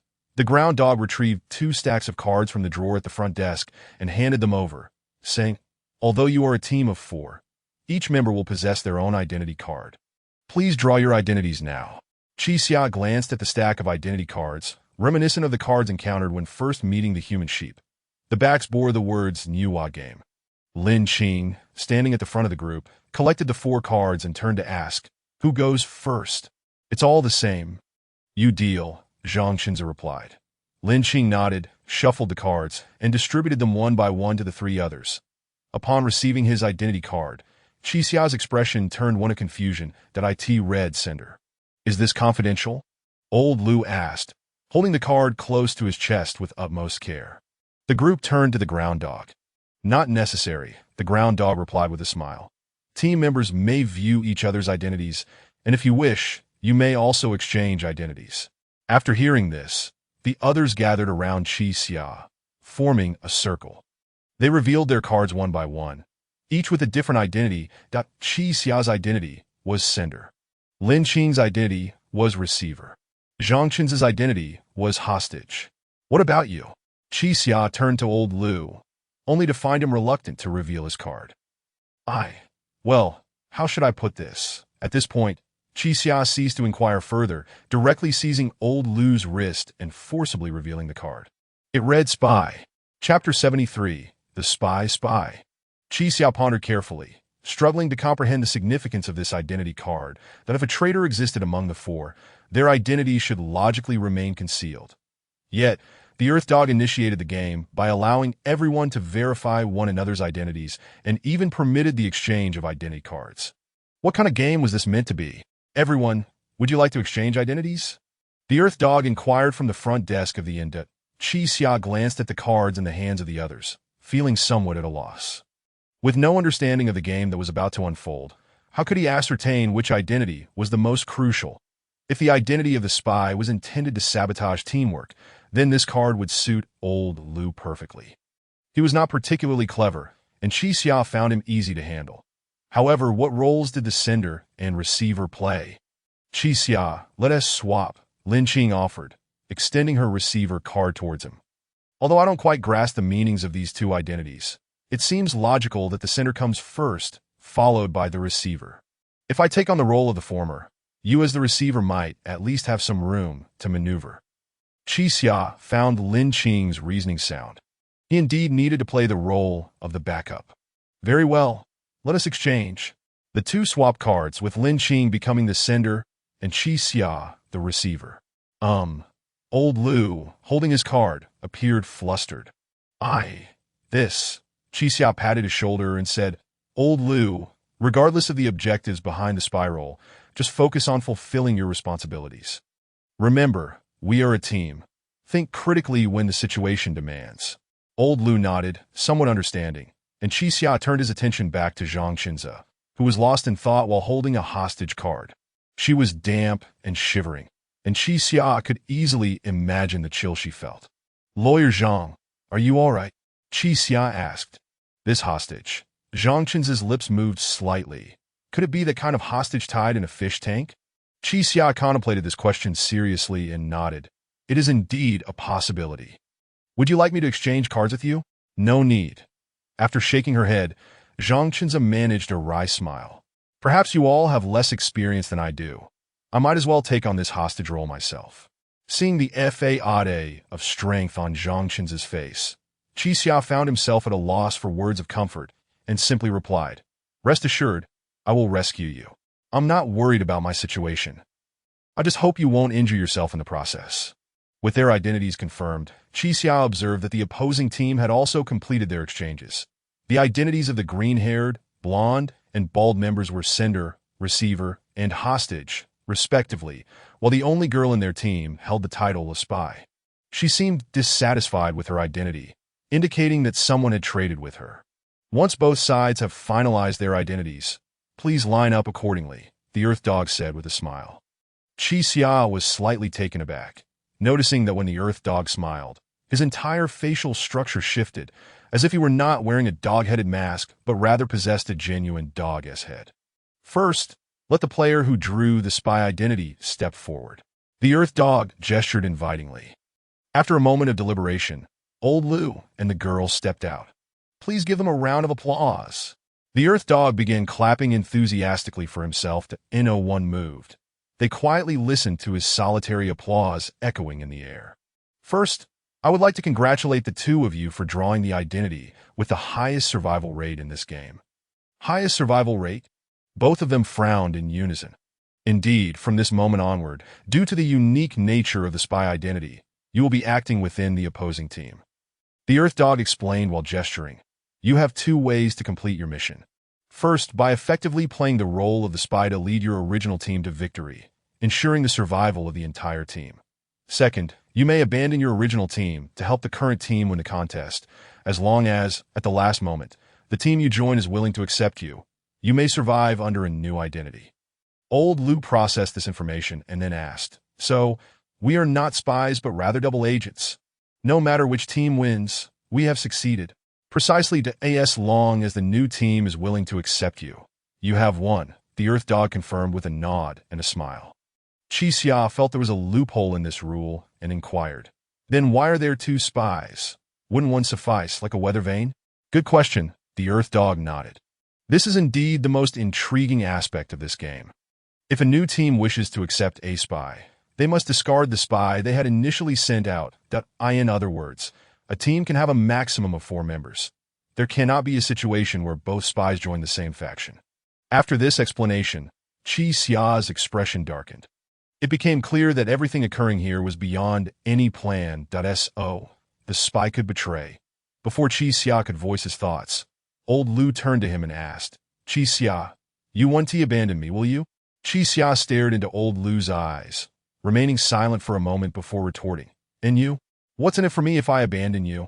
I paid for all 4 Dao tickets. Old Lu said anxiously. The winning team gets 5 Dao each, along with the spoils from the opposing side, right? But you lot are practically broke, with only that lawyer possessing a few Dao. If I help the other side defeat you, I might only earn a single Dao for all my efforts. Chi Xia nodded and replied, It's good that you understand this principle. I will not abandon you. Then we have a deal. Old Lu grasped Chi Xia's hand. I will do my utmost to create chaos on their side and help you in the game. Wait a moment. Chi Xia pulled Old Lu closer and whispered, There are a few matters I need to discuss with you. On the other side, the girl who was also a spy felt troubled after hearing the rules. She approached her boyfriend, the green-haired one, with an unwilling expression and said, What is this? I have to join the opposing team. Don't worry, darling. The green-haired man wrapped his arm around her waist. It's just a formality. How could those frail ones possibly defeat you? A formality? The woman cast a meaningful glance at Chi Xia's team. Are you sure that's feasible? What are you saying? Do you think I want you? I want that old man. The green-haired man pulled her closer, their faces nearly touching. Darling, please don't keep rejecting me, can we? That depends on the situation. The girl pressed her hand against the green-haired man's chest and continued. There's a logical relationship here. It all hinges on whether you can win the game. Chapter 74. The lawyer's choice to go. What about the remaining rules? Chi Xia inquired. What exactly is the objective of this game? Please follow me. I will elucidate as we walk, Digo replied, leading the group down a corridor within the inn that he began. This inn comprises 2 parallel corridors, each identical in layout. The 2 teams will occupy separate corridors and commence the game. The team that completes their task first shall declare victory. With that, he pushed open the first door along the corridor, which was marked Sender. This is the room of the Sender, Digo explained. Once the game commences, the 2 Senders are confined to their respective rooms and cannot venture outside. Your task is to dispatch a letter containing a coded message. The room was stark, featuring a solitary table with its contents laid bare. A letter, an iron box, a golden key, and a golden lock. Lin Jing pondered for a moment and asked, if we cannot leave this room, how are we to send the letter? Quite simply, you will entrust the letter to the spy, Digo responded. Now, please follow me. That he escorted the group out of the room and into the corridor. The corridor serves as the operational area for all spies. You will navigate your respective corridors to deliver the letters. Have the spies assist with the delivery? The group was momentarily taken aback. Have any of you watched espionage dramas? Digo chuckled. There are instances when one is aware that the courier is a spy, yet still must send forth the letter. The group fell silent. Most were young, and few had delved into the genre of espionage dramas. What is that? Lin Jing inquired, noticing a small machine in the corridor that it resembled a space heater, featuring a palm-sized opening atop. That is a shredder, Digo explained. The spies may dispose of any items they choose within the shredder, including the letter, key, or lock. However, it is noteworthy that due to size constraints, the iron box cannot be inserted. So, we can instruct the spies to deliver anything. Lin Jing questioned, is it permissible to send just the key? Indeed, as long as you so desire. The spies may traverse the corridor multiple times. That a sense of foreboding permeated the air. It was clear that this game was far from simple, and the forthcoming circumstances were entirely unpredictable. That concludes the first half of the rules, Digo said with a smile. Now, Senders, please return to your rooms. You need not partake in the subsequent rules. Lin Jing exchanged a glance with Chi Xia and slowly approached the room. The golden-haired member of the opposing team also proceeded to the other corridor, entering their designated chamber. Chi Xia glanced at the shredder in the corridor, suddenly feeling a pang of regret. It seemed that the spies were the most unpredictable elements in this game. Dear spies, regardless of what you receive, you must deliver it within 3 minutes, unless you have already destroyed it, Digo instructed, pointing to an electronic timer in the corridor that displayed a 3-minute countdown. Should the time expire and the item remains unprocessed, there will be consequences. Lao El and the girl exchanged startled glances. Didn't you say our identities were the safest? Of course, as long as you deliver or destroy the items, you will remain safe, Digo replied with a grin. This rule is established to prevent any delays. With the group falling silent, Digo continued, please, spies, remain here. The rest follow me. Lao El and the girl stayed behind as Digo led the remaining members onward. At this point, only the recipients and the hostages remained. At the end of the corridor was another room, labeled recipient. Digo pushed open the door to reveal another table, this one adorned solely with a silver key and a silver lock. In the corner stood a large device reminiscent of a refrigerator. This is the operational space for the recipients, Digo stated. Aside from the spies, you are prohibited from contacting anyone. He then approached the large device and added, this cabinet is where the hostages will be confined. You will find yourselves trapped within it once the game commences. That Chi Xia was the first to inspect the cabinet. An electronic display on the door read unlocked. The interior structure was peculiar. The walls were metallic with numerous holes, resembling this as a custom-designed large microwave. Digo explained that if no one opens the cabinet within half an hour, the occupant will be cooked. The bald man nearby gasped in shock. He was the hostage of the opposing team, got a microwave. What the hell? He shouted, stepping back that I refused to go in there. Hey, the golden-haired man seized him. Stop fooling around that if you back down now, a moo will kill you once he gets out. The bald man appeared, visibly shaken by this remark. Then I can't just crawl into a microwave, fear not. How could these individuals possibly rival a moo? The golden-haired man grasped the bald man's shoulder. Trust in his capabilities. After a moment's contemplation, the bald man hesitantly nodded. As for the recipients, your rules are no different from those of the senders, Digo continued. The sole point of caution is that if you successfully receive the letter, you must immediately open the envelope and decipher the door-opening code to rescue your teammate. The team that first frees their teammate will be deemed the victor. Noticing that Zhang Chenza had remained silent, Qi Xia gently asked, Do you trust me? Zhang Chenza pondered for a moment before replying, Qi Xia, I trust you, but the variables in this game are too numerous. In this room, you cannot communicate with anyone else, nor can you discuss strategies. Even if I believe in you, it does not guarantee that you will be able to rescue me. Qi Xia was momentarily at a loss for words. Seeing the two engaged in conversation, Digo interjected rather inopportunely, smiling as he said, Even now, should you wish to swap identities, I would not oppose it. Taken aback by this statement, Qi Xia pulled out her recipient card and examined it. Was it too cruel for Zhang Chenza to endure being a hostage twice in quick succession after narrowly escaping from a fish tank? Lawyer Zhang, logically speaking, I should indeed exchange with you. Qi Xia hesitated. It would be too much to have you become a hostage consecutively. It's quite all right, Zhang Chenza replied. Qi Xia, from the perspective of maximizing benefits, you should possess that recipient card. Being at the center of the game will allow you greater control over the situation. Compared to others, I feel more assured having you unlock the door. Do you not find this cruel? Qi Xia asked. Cruel? Zhang Chenza forced a smile. If it is the right thing to do, it should be executed unconditionally. Besides, my clothes are still damp. I might as well use the opportunity to dry them. Chapter 75, Psychological Warfare. Ladies and gentlemen, if you have comprehended the rules, please take your positions. The forthcoming instructions will be relayed through the room's intercom. The Dog of the Earth commanded, arranging everyone before making his way to the front desk. In the corridors, all participants had assumed their designated spots. The senders were seated in the first room of the corridor, while the spies dispatched by the opposing team stood in the hallway, and the final room housed the receivers and the hostage. The rules of this game appeared deceptively simple. The senders would pass the code to the spies, who would then relay it to the receivers, who would check the code and ultimately unlock the door. However, the seemingly straightforward rules left everyone feeling uncertain, as the most crucial element of the game lay within the enemy's ranks.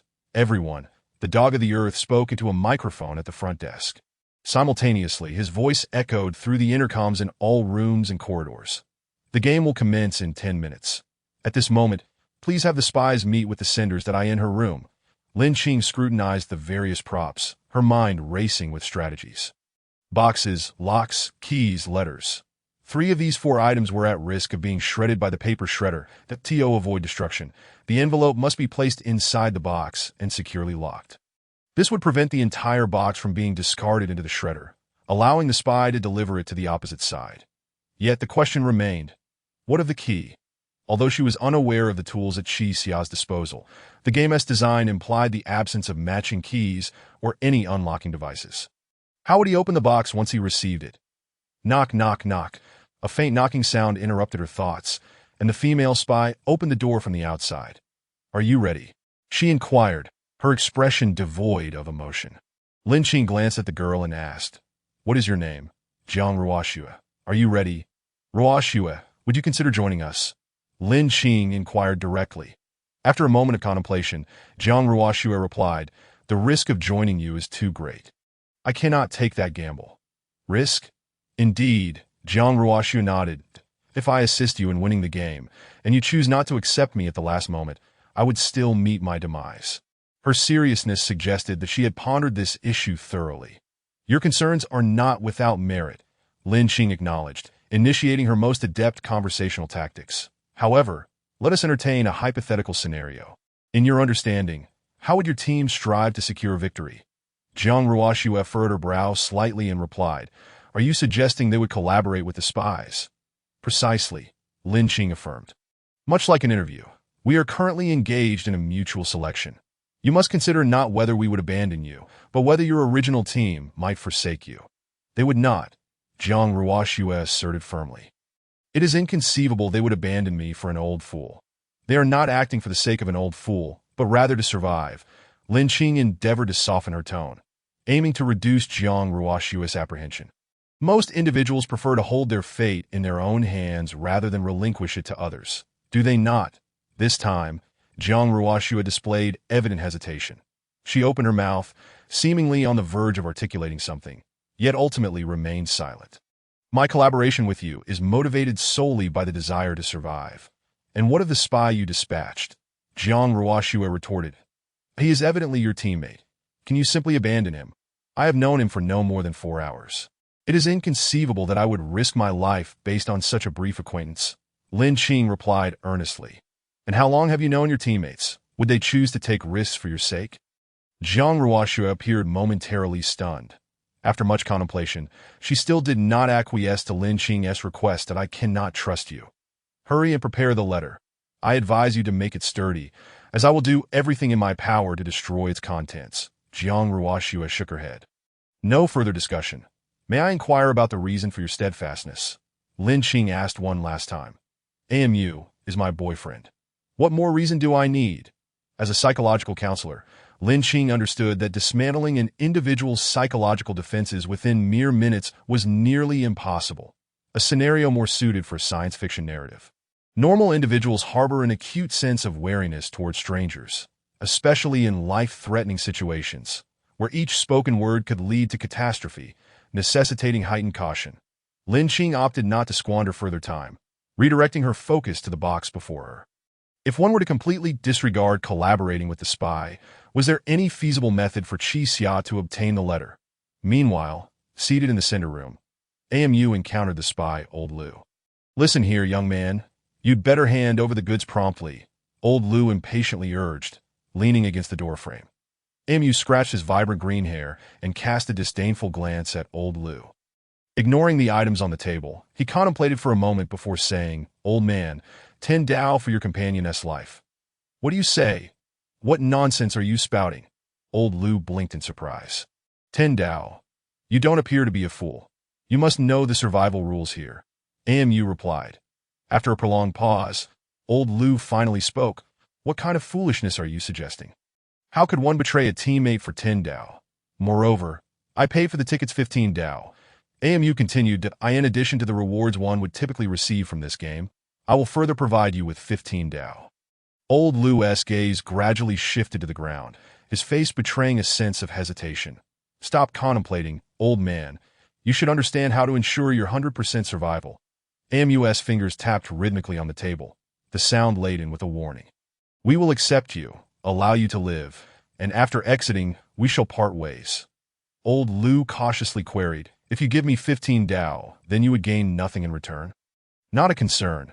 AMU nonchalantly shook his head to be why taking each other's lives. We can claim the spoils from one another. It cannot be said that we leave with nothing. And what of that woman? Old Lu inquired further. Is she not your partner? She is merely a woman. AMU leaned in, glaring fiercely at Old Lu. Women can be replaced. However, if I die, the situation becomes rather dire. Old Lu sensed an indescribable danger emanating from this man before him. Yet upon reflection, it dawned on him that Qi Xia and the others could not possibly muster 15 Dao, making it advantageous for him to acquiesce to the request and reap substantial rewards. I require a deposit, Old Lu declared. You shall provide me with 5 Dao now. What? Thus, you would be unable to kill me. Old Lu grinned, beads of sweat trickling down his face. Killing for Dao is not permissible, is it? Chapter 76. A moment of insight. Old dog. You are quite clever, remarked Mu, his countenance darkening instantaneously. Of course. That I possess a certain cunning in critical moments, Old Lu replied, a grimace plastered across his face. I truly hope your teammates can witness this expression of yours, Mu stated, extracting 5 Dao from his pocket and scattering them across the ground like breadcrumbs for pigeons. Old Lu hastily knelt to gather the Dao, pocketing each one with fervor. He, My teammates will surely understand my actions. He dusted off his hands. I had previously warned them. I am quite clever at pivotal moments. They never anticipated my betrayal. And what could I do? Amu wore a sardonic smile as he handed over the locked chest along with the golden key to old Lu. Well then, the ensuing matters are now in your hands. In another room, designated for the recipient, Chi Xia sat in a chair, his eyes closed in contemplation.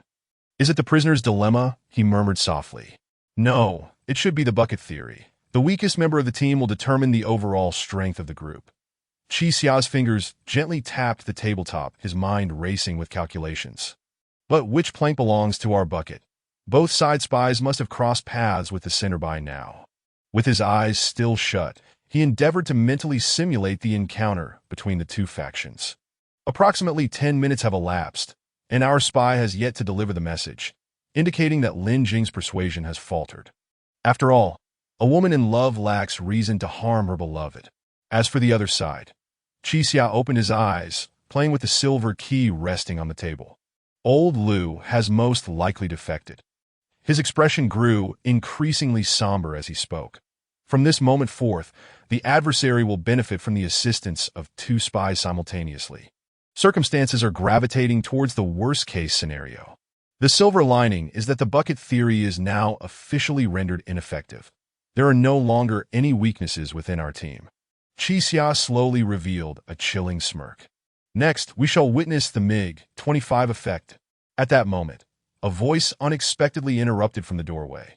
When the Soviet Union was developing the MiG-25 fighter jet, despite all its components being inferior to those of the United States, it achieved world-class status through enhanced overall performance.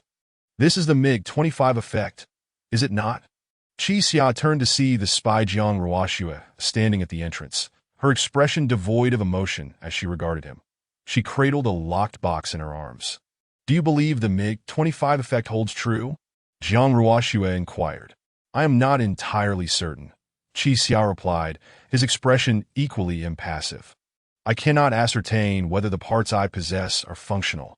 Yet the moment you appeared, all my doubts dissipated.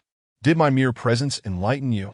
You must truly be a once-in-a-century genius, Jiang Ruoxue retorted with a hint of sarcasm as she placed the box before Chi Xia. Now, please employ your MiG-25 effect to unlock this box. Chi Xia scrutinized the box intently. The golden lock secured it tightly, and he attempted to use the silver key at hand, but it proved ineffective. He then lifted the box and gently shook it, confirming the presence of a rustling sound within.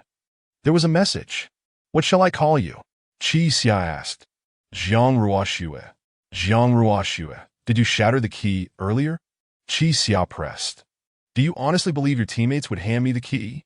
Jiang Ruoxue crossed her arms, as if watching a captivating performance. Someone like you, who considers themselves clever, cannot open the box without a key. She did not give the key to you.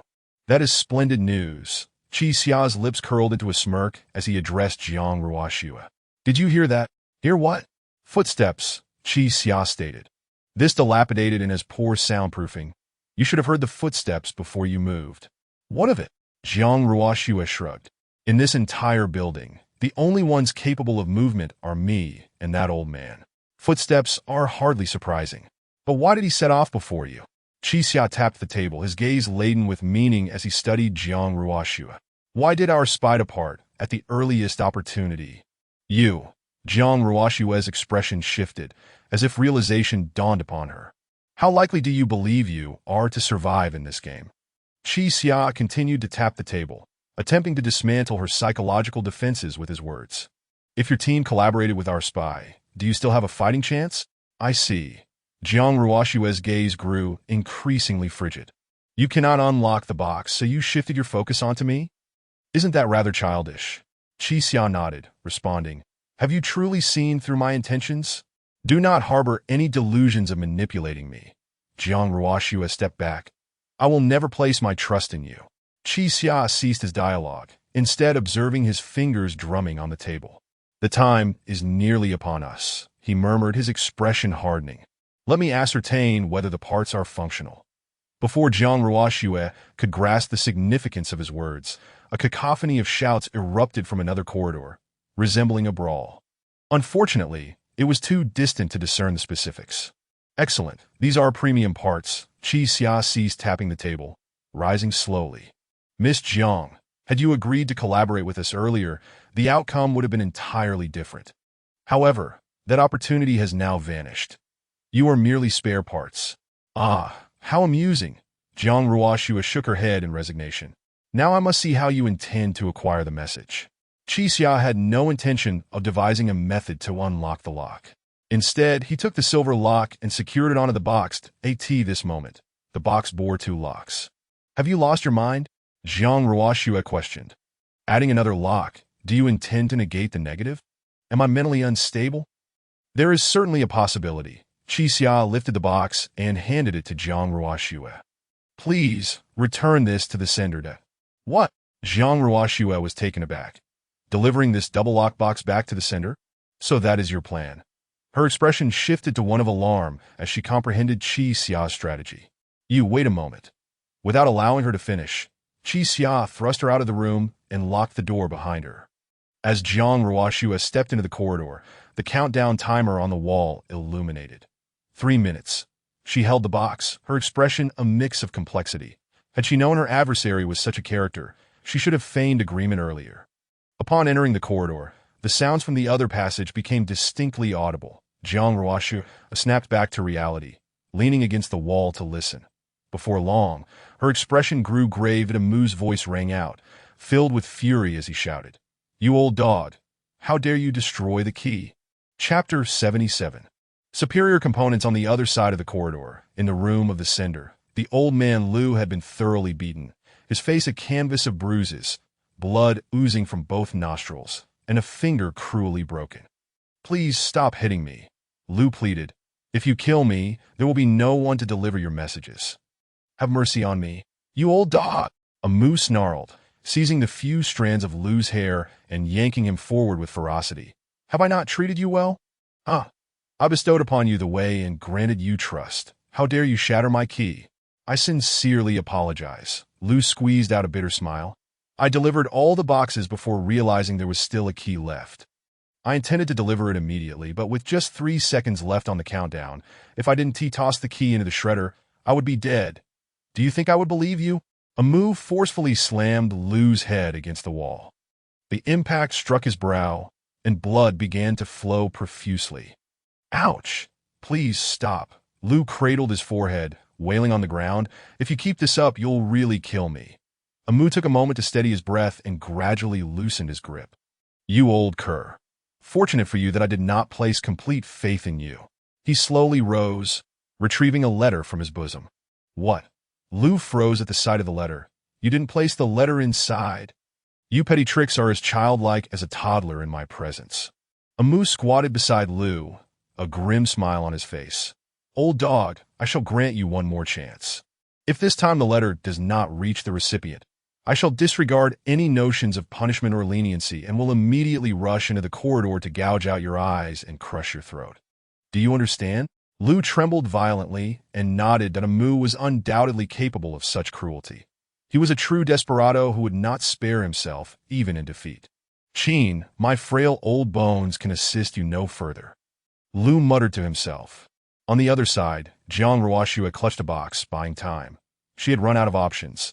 She never anticipated that the young man would be so unexpectedly clever. The 2 locks on the box in her hands being unlocked was merely a matter of time. All she could do now was delay as much as possible. Hoping her team could secure victory with the precious seconds she bought them, that as time ticked away. When only 10 seconds remained on the countdown, Jiang Ruoxua knocked on Lin Qing's door. Lin Qing appeared taken aback to receive a reply, her expression one of confusion. She had just sent out the locked box, hoping that Qi Xia would have suitable tools to open it, yet now the box had returned intact, even with 2 locks still attached. Take this quickly. I have no time left, Jiang Ruoxua urged, fearing that if the spy perished, there would be no one to deliver messages. Lin Qing hurriedly accepted the box. She gazed at the 2 locks on it, her eyes widening in realization. So that's how it is. He has a second lock? I understand now. Lin Qing quickly produced her golden key and removed the golden lock.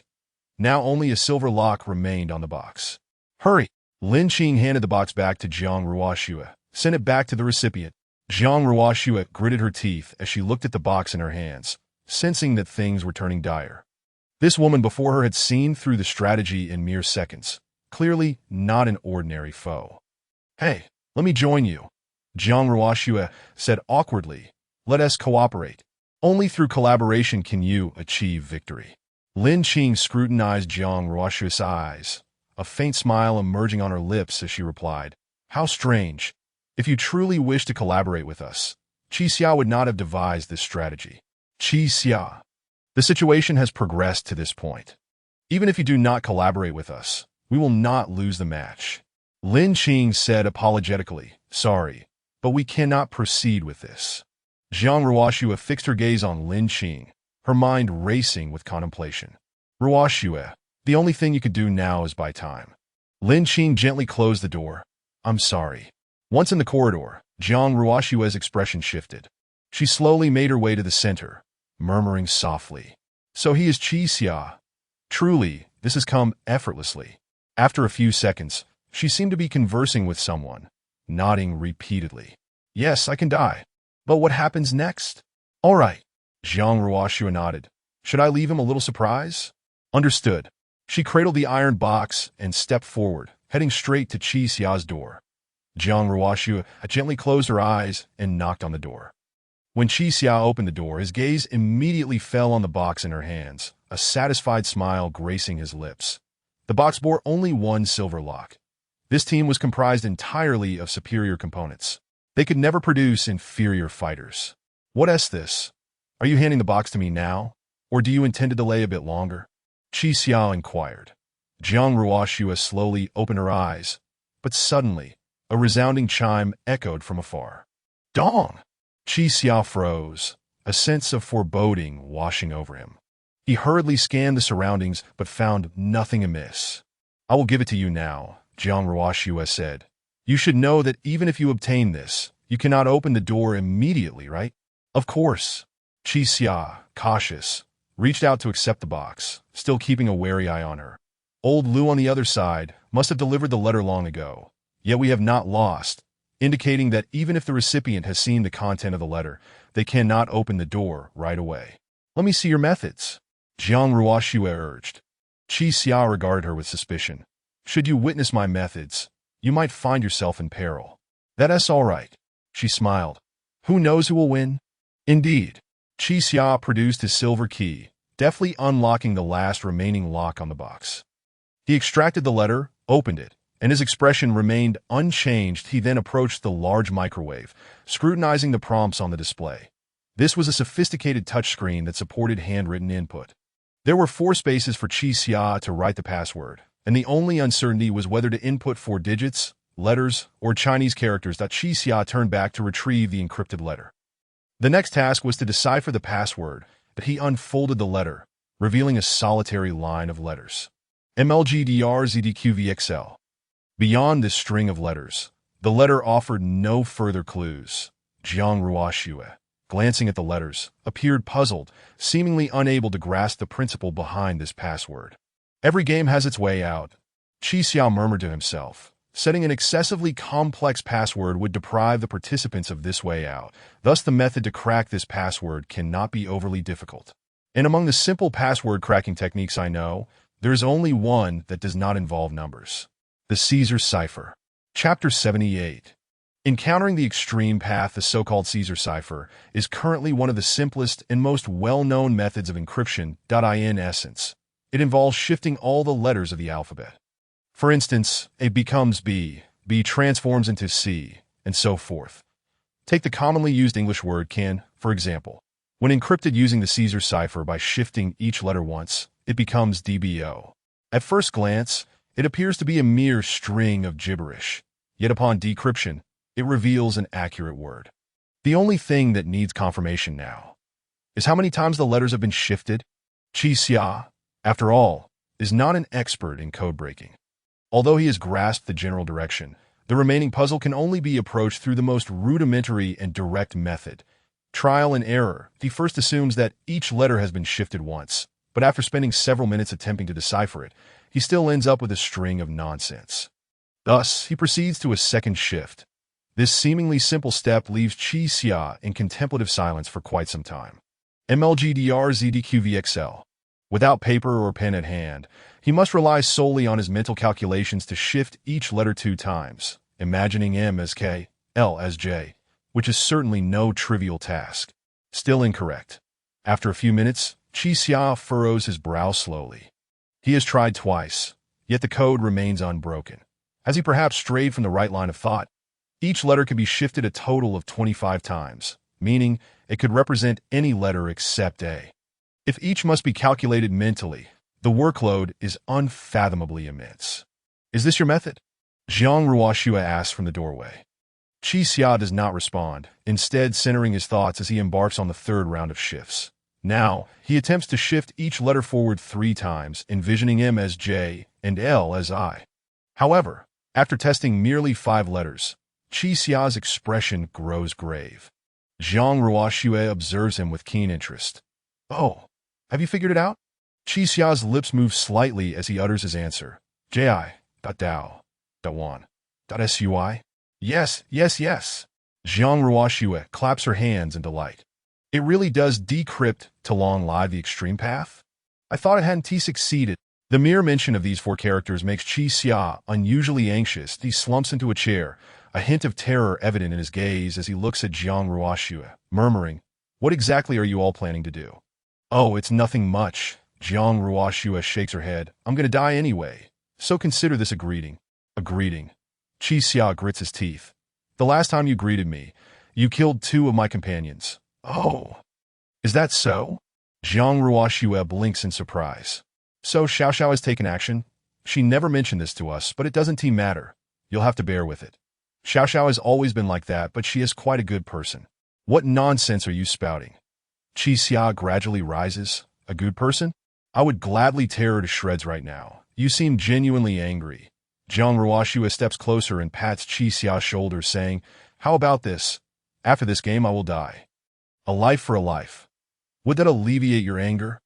Qi Xia does not respond to her question, only feeling that Zhang Ruoxue appears rather strange, or rather, those from the extreme path all seem peculiar. He pauses, turns, and picks up the letter on the table, inquiring, "What about the original password? If you change the password, won't it endanger my teammates?" "What are you talking about?" "This is the password," Zhang Ruoxue replies, puzzled as she looks at Qi Xia. "ISNT, this a letter sent by your teammate?" "You." Qi Xia also feels somewhat confused. "You mean long live the extreme path is the password? Are you all in cahoots with Earth Dogs?" "Not exactly. We have no connection to the Zodiac." Zhang Ruoxue shakes her head. "Qi Xia, you must understand a logical relationship. Since the Earth Dogs say the letter is the password, and the letter is long live the extreme path, then long live the extreme path is indeed the password." "What?" Qi Xia feels as though this is an exceedingly bizarre logical connection. Zhang Ruoxue does not seem like a completely irrational madwoman. Yet her words remain perplexing. Qi Xia slowly approaches the cabinet, hesitantly handwriting the 4 characters, "Long live the extreme path," on the touchscreen.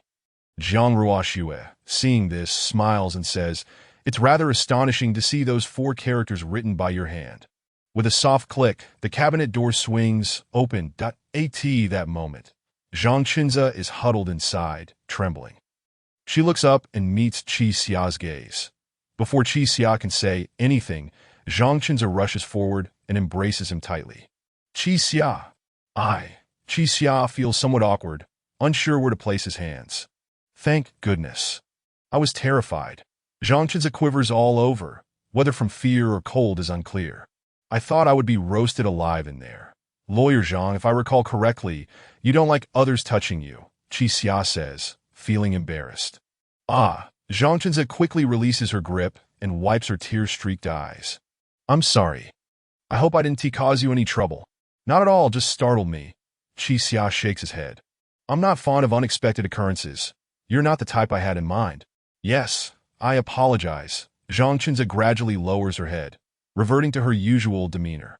As the two sit in silence, the intercom in the room crackles to life once more. A team has successfully rescued their teammate. The game is over. Instantly, the entire building erupts into noise. As the saying goes, Some are elated while others are distressed that Qi Xia hears a cacophony of footsteps approaching, as though someone is rushing towards the room he occupies. Sensing something amiss, he quickly steps outside to investigate. He sees old Lu, battered and bruised, sprinting towards him as if fleeing for his life. Qi Xia, help me! Qi Xia furrows his brow, noticing a green-haired figure hot on old Lu's heels, chasing him like a rabid dog. Old dog! Didn't I tell you? If I die, you'd pay for it with your life. The green-haired individual appears crazed, relentlessly pursuing old Lu. Isn't your boyfriend? Qi Xia turns to ask, are all those from the extreme path this deranged? He is not part of the extreme path. Jiang Ruoxue crosses her arms. My role-playing game ends here. It is exhausting to act like a lovesick woman. Are you saying you want to intervene in what happens next? Qi Xia inquires. Not at all. I'm awaiting my doom. Jiang Ruoxue retreats into the room, closing her eyes to rest. Qi Xia nods and grabs the iron box from the table. Chapter 79. Peculiar logic. Old Lu, cornered and on the brink of being pursued, finally reached Qi Xia's side. Qi, my boy, I've committed murder. Old Lu shoved Qi Xia forward. You must save me. What has happened? Qi Xia inquired, puzzled. Upon seeing Qi Xia block his path, Mu was evidently furious. Get out of the way! Qi Xia stood his ground, extending his arm to halt Mu. Hey, let us talk this out. What exactly transpired? He asked, a hint of urgency in his voice. Did my teammate offend you? Mu gradually halted, casting a suspicious glance at Qi Xia. Are you their leader? Qi Xia scratched his head in response, offering no answer to Mu's question, but instead said, for now, don't act rashly. Tell me what is going on.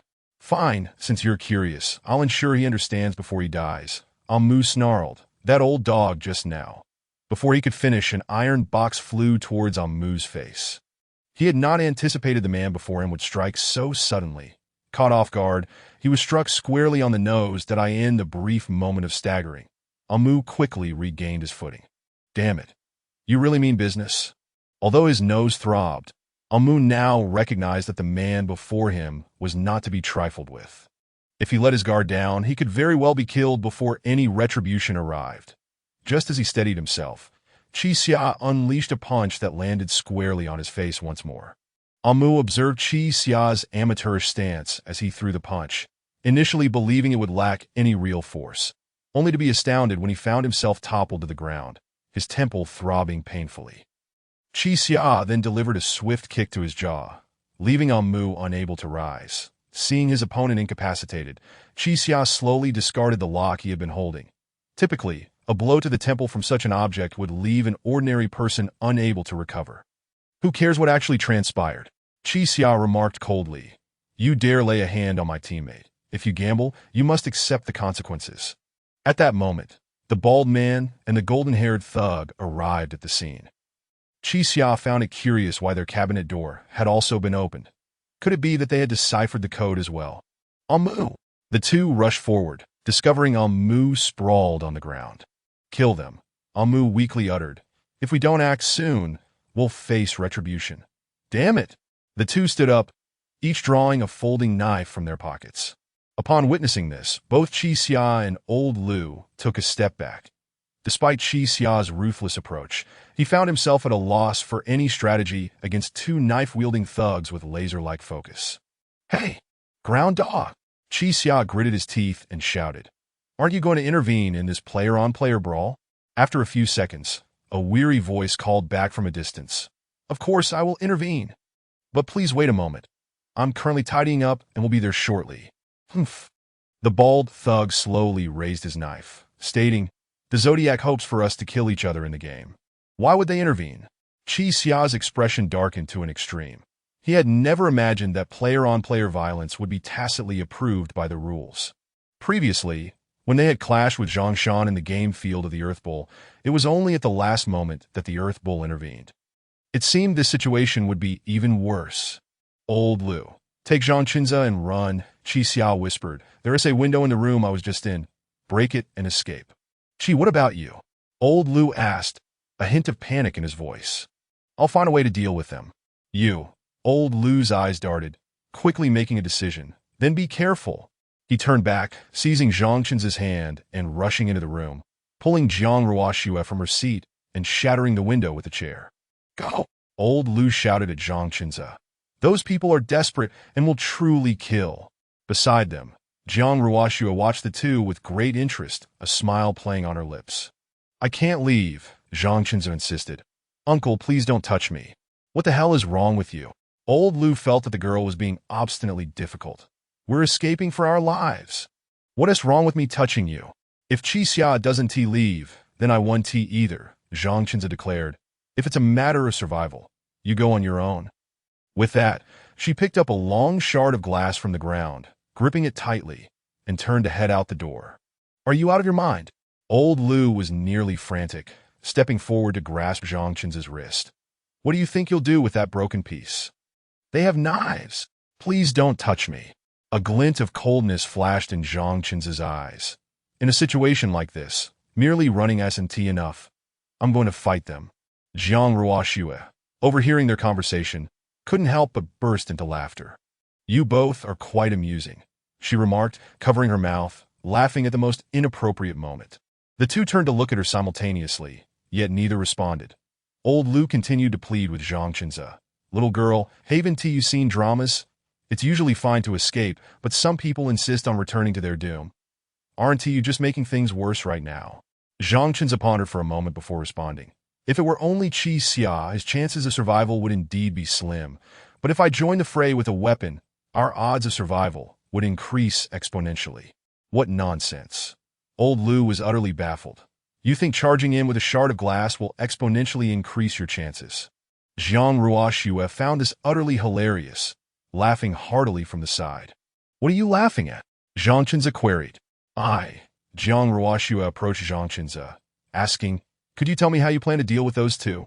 I don't know, Zhang Chenza admitted, glancing at the shard of glass in her hand. If luck is on my side, I might be able to slit one of their throats with this. Jiang Ruoxue slowly extended her hand, clasping Zhang Chenza's, and said deliberately, Sister, you must understand the logical relationship at play here. Logical relationship? Zhang Chenza was somewhat perplexed. Indeed, just as you stated. Jiang Ruoxue smiled at Zhang Chenza. It is precisely because of your involvement that the chances of survival for you and Qixia increase. Therefore, your presence will inevitably lead to the demise of one of them. And to kill one, you must pierce his throat with the glass. All of this is predestined, so do not speak of if luck is on my side. What do you mean? Zhang Chenza still didn't comprehend. Madam, aren't you on the same side as them? Do I care about who my allies are when death is imminent? Jiang Ruoxue slowly released Zhang Chen's hand, saying, Go now. A life awaits your claim. Chapter 80. The Living Legend of El, with the words spoken by Jiang Ruoxue, left both the elder El and Zhang Chenza in a state of bewilderment. However, given the urgency of the situation, there was no time for extensive contemplation. Taking a deep breath 3 times, Zhang Chenza brandished a shard of glass and dashed outside, that moment. Qixia was tying her outer garment around her arm, attempting to negotiate with the two men. Qixia, I'm here to help you. Zhang Chenza raised the shard of glass and positioned himself beside Qixia. Help me. Are you out of your mind? Qixia gritted her teeth, urging, just go. It's going to be fine. Zhang Chenza seemed to be reassuring himself. We will be all right. The blonde thug, noticing Xia's distraction, charged forward, intent on plunging his knife in her chest and ending everything in that split second. Xia, be careful. Zhang Chenza stepped forward, tightly shutting his eyes, and recklessly thrust the glass shard ahead. The blonde thug found the scene amusing. Did they truly believe they could kill with that shard of glass? He sidestepped, aiming to bypass the woman before him, only to inadvertently step on a metal box that had fallen to the ground. His balance faltered, and he stumbled forward, colliding his throat against the glass shard. Cough, cough. A copious amount of blood gushed from his mouth. Qixia was momentarily stunned and hurriedly shoved the blonde thug away. Free from the shard, his throat gushed blood like a broken faucet. Ali, the bald man bellowed, rushing to support his companion. The bald man frantically pressed his hands against the wound on the blonde thug's throat, appearing visibly distressed. Qixia, still shaken, watched the unfolding scene. The metal box had been dropped during her previous attack on the green-haired thug. Who would have thought it would prove fortuitous at such a critical moment? At that instant, Zhang Qinze finally opened his eyes, only to discover his hands drenched in blood. Ah! He gasped, dropping the glass shard in fright. Having previously proclaimed intentions to kill, he now found himself in a horrifying reality that left the lawyer Zhang Qinze pale with fear. Without hesitation, Qi Xia seized the fallen dagger from the ground as Zhang Qinze discarded the glass shard. The battle was far from over. They could not afford to let their guard down. "You bastards are asking for death!" The bald man roared in a frenzy, raising the dagger and swinging it towards them.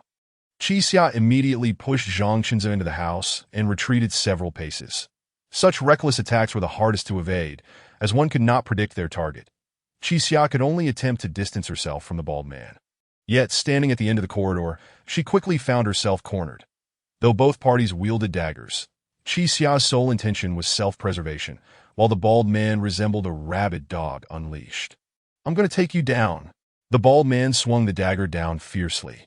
Qi Xia swiftly sidestepped. Seizing the opportunity, she decisively slashed at his arm, realizing the cut was deep, possibly even reaching the bone. "If you seek death, come at me," Qi Xia threatened. The bald man disregarded the pain of his wound, lifting the dagger and turning to stab Qi Xia's heart. Realizing she had no time to evade, she lowered her body, and the blade destined for her heart instead pierced her shoulder. She stifled a grunt of pain and immediately retaliated by plunging her dagger into his abdomen. Yet in the next moment, the bald man extended his left hand, firmly blocking Qi Xia's blade, which mercilessly pierced through his palm. "You think you can kill me?" The bald man glared menacingly. "Have you ever taken a life?" Before Qi Xia could respond, he twisted the dagger in her shoulder with force, tearing through flesh and causing excruciating pain. "Ugh!" Qi Xia cried out in agony, feeling herself on the verge of fainting. At that moment, a portly figure suddenly charged in from behind, clamping onto the bald man. The bald man was taken aback, and the dagger slipped from his grip. Damn it. He realized that the one holding him was the traitor L, and his anger surged. "You are the one who ruined our key, aren't you?" Though L was terrified, he clung tightly, knowing that if he let go, Qi Xia would surely perish. The bald man flipped his left hand, extracting the dagger from his flesh, and stabbed it into L's ribs. Ha! L was momentarily stunned, feeling a cold object penetrate his flesh, an experience he had never encountered before. The bald man gritted his teeth, withdrawing the dagger and stabbing him multiple times. Only then did L begin to sense excruciating pain. Trembling all over, he still did not release his grip. He opened his mouth and bit down on the bald man's shoulder, tearing away a significant chunk of flesh.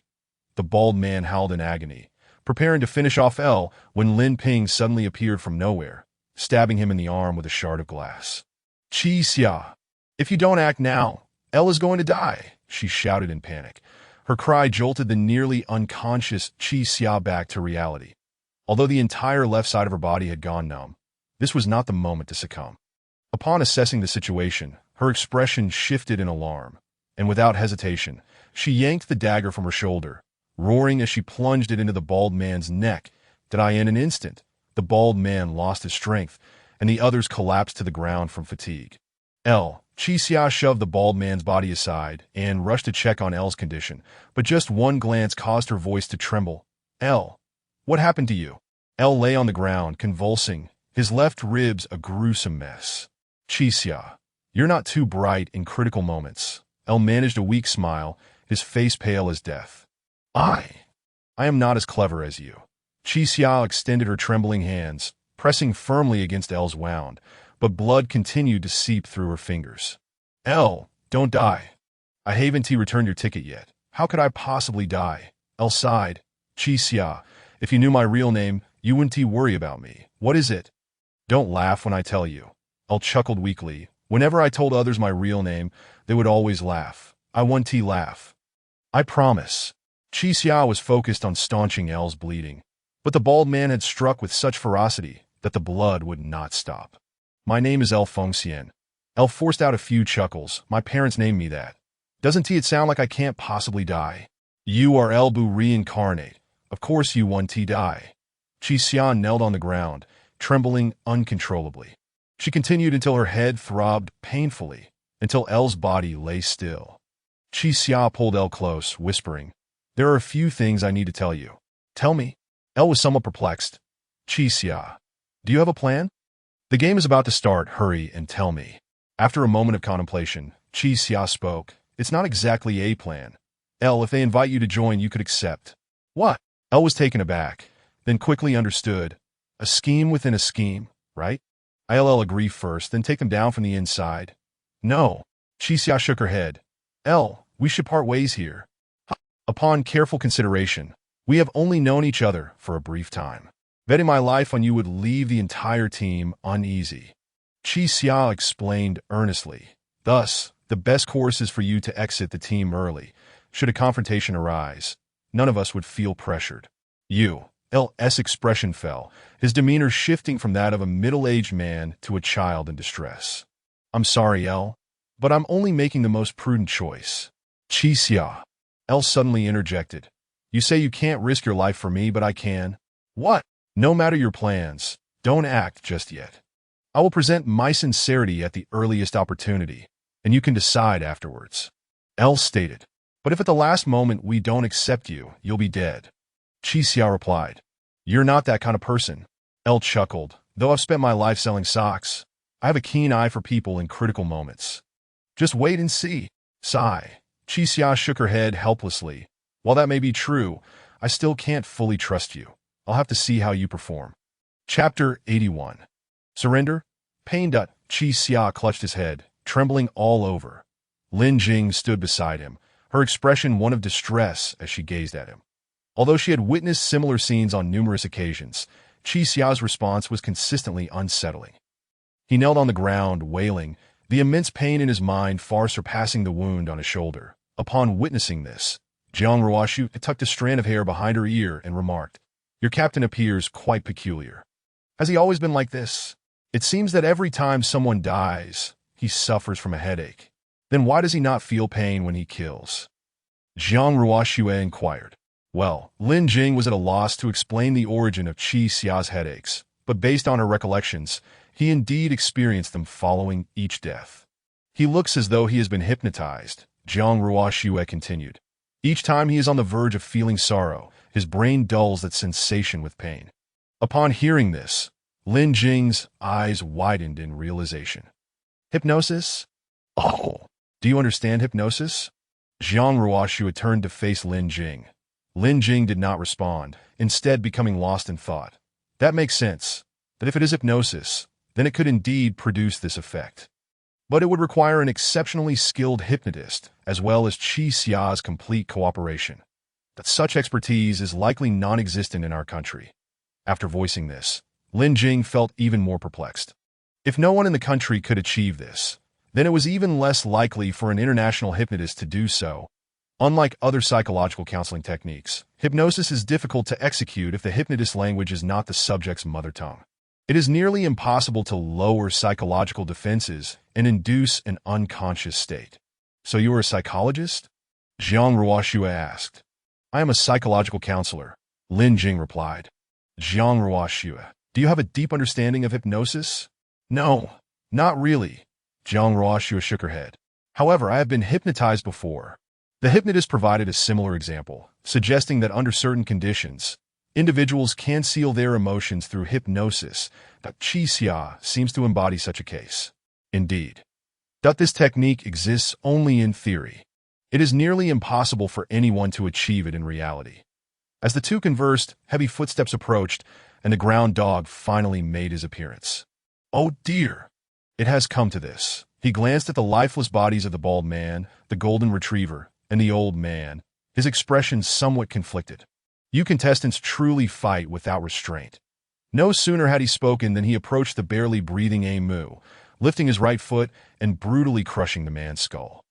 Vivid red brain matter, mixed with emerald green hair, splattered across the ground like fireworks. Zhang Qinze and Lin Jing turned their faces away. Despite having witnessed death numerous times, they could not bear to see lives extinguished like livestock. "I suppose it is time for me to depart."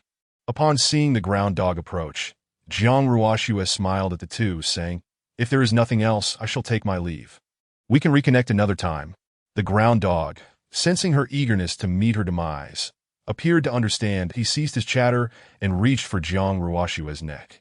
"Wait." Qi Xia slowly rose to his feet, his expression indicating that the headache had subsided. "What are you doing?" The ground dog turned to face him. "We have accepted this spy," Qi Xia said, grasping his shoulder.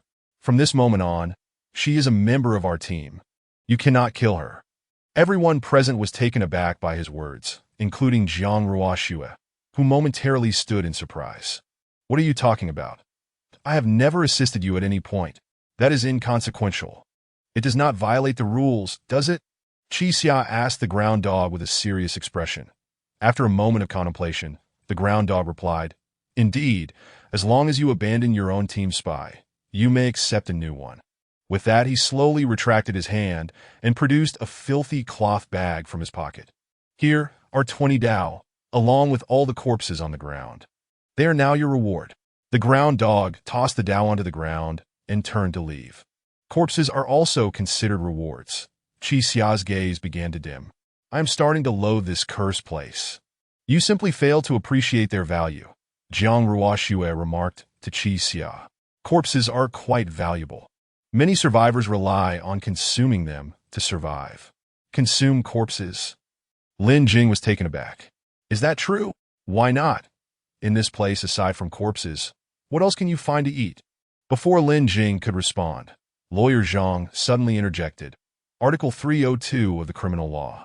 The crime of insulting corpses. Those who steal, insult, or intentionally destroy a corpse, remains, or ashes shall be sentenced to imprisonment for less than 3 years, criminal detention, or control. "Are you all right?" Jiang Ruoxue looked at Lawyer Zhang quizzically. "Does the law still hold here?" Lawyer Zhang appeared somewhat dazed. She gazed at her blood-stained hands and continued. Article 232 of the Criminal Law. Intentional homicide is punishable by death, life imprisonment, or imprisonment for more than 10 years. Jiang Ruoxue and Lin Jing exchanged glances, shaking their heads in unison. "You were merely defending yourself," Qi Xia asserted. "I witnessed that man collide with the glass. It had nothing to do with you." Only then did Zhang Qinza regain her senses, her expression filled with concern as she approached Qi Xia and examined his wound.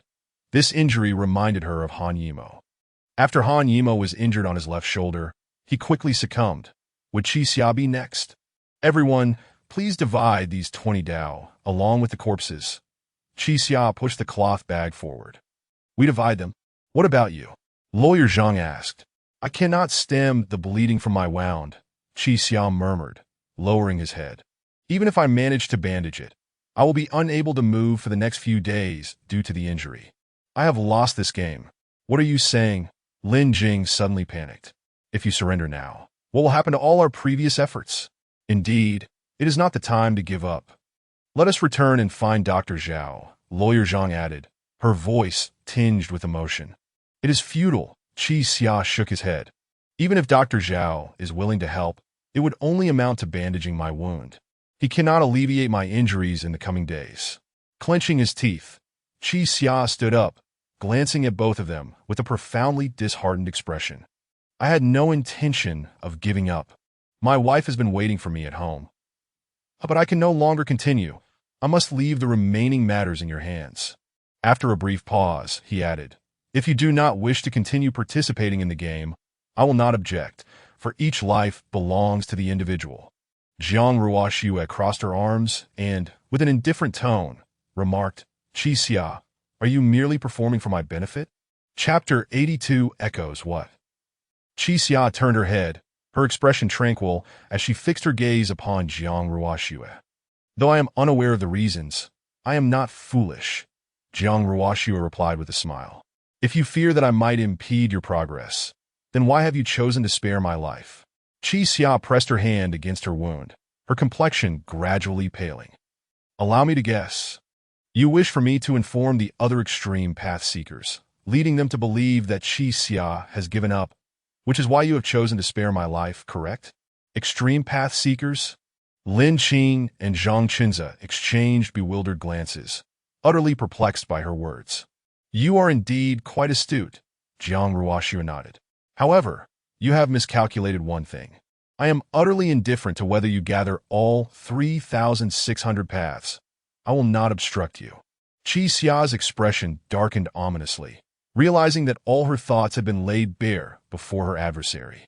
Though we are both extreme path seekers, our pursuits are vastly different. Jiang Ruoxue removed a hair tie from her wrist, gathering her disheveled hair into a bun, before adding, "Some revel in sabotaging the competition, others delight in destroying paths, and still others masquerade as locals to swindle on the streets. But I am not one of them. What sets you apart?" Qi Xia inquired. "I relish the experience of diverse games, observing the machinations of others," Jiang Ruoxue candidly replied. "Although the extreme path seekers are a madcap assembly of deceivers and gamblers, each one strives to protect this place in their own way. My method of safeguarding it is by inciting the virtuous to participate in the game."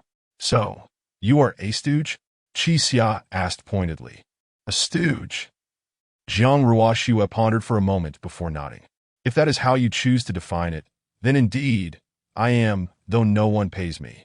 At a loss for words, Qi Xia could only ruminate on one question. What exactly is the extreme path? "And what of you?"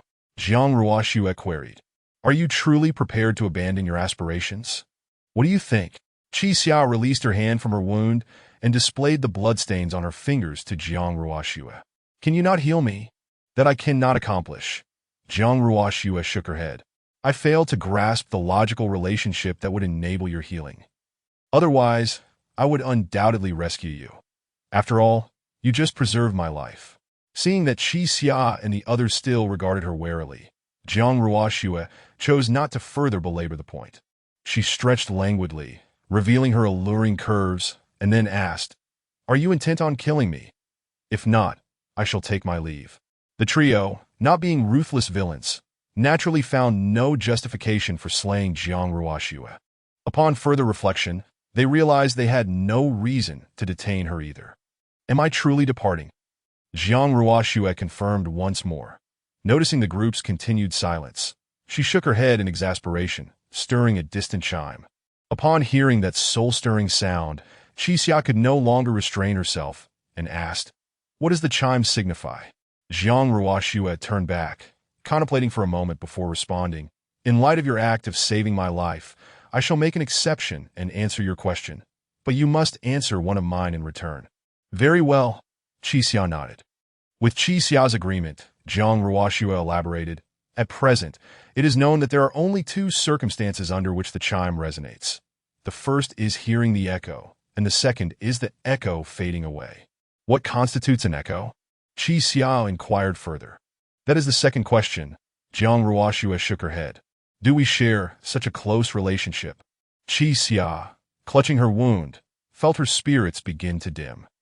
Jiang Ruoxue, sensing her discomfort, added, "Qi Xia, this time I will make an exception and answer one additional question, that an echo is a highly abstract concept. Some individuals never comprehend it throughout their lives, while others, even if they do understand it, cannot harness the power of the echo. Today, fortune smiled upon me, as I successfully resonated twice, which is why you are still alive." Zhang Qinze seemed to have an epiphany. "Indeed. The person I killed with the glass was manipulated by you. If your understanding remains confined to manipulation, you shall forever be unable to fathom the echo," Jiang Ruoxue declared, turning to leave. After taking 3 steps, she suddenly recalled something and halted, saying, "Qi Xia, do not suppress your sorrow. It is only in extreme emotional states that one can truly hear the echo." With that, Jiang Ruoxue pushed open the door of the inn and stepped onto the street. "Hey, did you not have questions to ask me?" Qi Xia called out from a distance. "Save them for later," Jiang Ruoxue replied without looking back, merely waving her hand. Her words left the others in a haze of confusion, yet Qi Xia felt as though she had grasped a vital clue. In her understanding, the echo appeared to be a form of superpower, manifesting randomly in certain individuals. At that moment, the great bell would toll, and the screen would indicate, "I have heard the echo." In other words, each previous chime signified that someone had acquired this power known as the echo, while the subsequent chime indicated that the user had concealed their power or had perished. Officer Li is an echo user, Qi Xiao muttered to herself. Officer Li? Lin Qing and Zhang Qinze simultaneously turned their attention to Qi Xiao. The first chime sounded just before Officer Li's demise, and the second toll occurred after his death. Qi Xiao attempted to correlate Officer Li's bizarre behavior with his superpower. This suggests he acquired the ability just prior to his death, yet his actions were quite peculiar. Qi Xiao retrieved the old metallic lighter from her pocket, addressing Lin Qing and Zhang Qinze. At that moment, he resembled a magician, producing cigarettes from an empty box and a lighter from his empty pocket. What? Zhang Qinze looked at Qi Xiao in confusion. Were those not items you provided him? Absolutely not. Qi Xiao shook her head. At the time, I feared that you would become overly fixated on those details, so I withheld the information. But now I realize he indeed briefly possessed this superpower. So you are suggesting. Lin Qing gestured with her hand, that this ability, known as Echo, allows one to conjure objects from thin air. No, Qi Xiao shook her head once more. Upon a closer examination of Jiang Ruoshua's words, combined with all that has transpired previously, we might dare to posit a bold hypothesis. This so-called Echo encompasses various categories, with each individual possessing different abilities. Currently, we know of disaster summoning and framing, as well as Officer Li's remote object retrieval. At that moment, Zhang Qinze chimed in. Jiang Ruoshua's ability also differs from Officer Li's. She seems capable of manipulating the logical relationships of events. Chapter 83 Signs of Abandonment. The logical relationship. Regardless, this so-called ability known as resonance has transcended the comprehension of the masses. In this bizarre locale, there exist not only godlike beings, but also lunatics scattered throughout the streets. Countless participants have been ruthlessly slaughtered here, and now, the prospect of acquiring superpowers seems almost surreal. If this were not a dream, who would dare to believe it? Qi Xiao. Zhang Qinze gazed at Qi Xiao's wounds, his expression fraught with concern. You did not deceive Jiang Ruoshua earlier. What shall we do next? Deceive? Qi Xiao shook his head, clutching his injury. I did not lie. I truly intend to give up. What? Both of them were taken aback. You really mean to surrender? Indeed. Qi Xiao's eyes resembled a stagnant pool, devoid of life. I have been pierced through by a substantial wound. It is impossible for me to continue participating in this game. Zhang Qinze and Lin Qing had not anticipated Qi Xiao's resolute decision to relinquish his efforts, leaving them momentarily at a loss. Do not be disheartened. I possess some knowledge of bandaging, Lin Qing said. Let us first find a place to staunch your bleeding. There are still many days ahead. To speak of giving up seems rather premature. Staunch the bleeding. Qi Xiao raised his head to observe the sky. This day had dragged on interminably, and it was only now dusk. Yes, Qi Xiao, Zhang Qinze echoed, you have a greater chance than any of us to gather 3,600 Dao. If you give up, we truly do not know what we would do. The trio found refuge in a dilapidated massage parlor. Zhang Qinze reasoned that the parlor had separate rooms and beds, which would at least allow Qi Xiao to recuperate properly. The establishment, like many others, was nearly in ruins, yet they managed to find some fabric drapes. Lin Qing tore the drapes into thin strips, preparing to bandage Qi Xiao's wounds. Zhang Qinze also uncovered a clean single sofa, and together they assisted Qi Xiao onto it, removing his shirt. Qi Xiao's shirt was thoroughly soaked in blood, heavy in their hands, and with the slightest movement, the blood would cascade down that moment. They finally comprehended that, as Qi Xiao had stated, his injuries rendered him incapable of even standing, let alone continuing in the game. Lin Qing examined Qi Xiao's wound, her expression growing grave. The bald assailant had twisted the blade of the dagger as it pierced Qi Xiao's shoulder. This action transformed what should have been a clean cut into a blossoming crimson wound, tearing through the flesh and potentially damaging the internal muscle tissue. We cannot stitch the wound, Lin Qing remarked. Endure for a moment. I shall bandage you. Merely bandaging is futile. Qi Xiao retrieved a weathered metal lighter from his pocket. Find a piece of dry wood. Igniting it can help staunch the bleeding. This, Lin Qing hesitated as she accepted the lighter. It may hurt quite a bit. Not a problem. Just as Qi Xiao was about to continue, he suddenly heard a faint noise nearby. The sound resembled something rhythmically striking against the wall. What is it? Qi Xiao urged the two to silence, straining to listen. It seems there are people within this building. People? The two quickly hushed their voices, listening intently, and indeed, there was a noise emanating from inside. It could be the locals. Qixia slowly stood, speaking, "I do not know if there is danger. Let us change our location." "No, your injuries do not permit you to move about," Zhang Qinze insisted. "We have been here for quite some time. If there were danger, we would have perished long ago. That will not do." Just as Qixia reached out to stop Zhang Qinze, she was always decisive, already dashing out. Seeing this, Qixia could only turn to Lin Qing and implore, "Hurry, stop her. There is no need to take such risks." Lin Qing nodded and hurried after her. However, the massage parlor was quite small, with only 4 rooms lining the corridor. In mere moments, Zhang Qinze discovered the source of the noise. After a brief contemplation, she knocked on the door. "Qinze," Lin Qing whispered anxiously, "be careful of the locals. The locals should not harm us." Noticing no response, Zhang Qinze pushed the door open. As she swung the door ajar, a foul stench wafted out, causing both girls to recoil. Inside, a gaunt man stood with his back to the door, administering a back massage to a customer on the bed. Upon glimpsing the scene before them, both gasped in horror. Indeed, the locals would not inflict harm. However, their actions could chill one to the bone. The figure sprawled on the bed was nothing but a desiccated corpse, while the emaciated man continued to press down on its back, his hands crossed. He appeared to have been doing so for quite some time. The corpse's back flattened, and noxious fluid splattered across the bed. "Customer, is the pressure satisfactory? Customer, is the pressure satisfactory?" The gaunt man inquired lifelessly as he pressed down with force. His hand struck the bed frame, producing a dull thud. The two girls stood frozen, unable to move. Qixia slowly approached, extending his hand from behind them to close the door. "Do not be affected." With that, Qixia found a relatively clean room and entered, sitting on the bed. "Go find a piece of wood." Lin Qing snapped back to reality, realizing that staunching Qixia's bleeding was of utmost priority, and swiftly turned to search for dry wood. Meanwhile, Zhang Qinze stared contemplatively at the previous room. After a few moments, she asked, "Qixia, do you think these people were once like us?" Qixia did not respond, but instead addressed Zhang Qinze, saying, "Lawyer Zhang, you must refrain from such impulsiveness in the future. If the room had not been inhabited by locals, but rather a group of desperate individuals like that bald one, what would you do?" Zhang Qinze slowly lowered her head and replied, "I became a bit flustered with concern. If we cannot rest here, your injuries will worsen." Flustered with concern?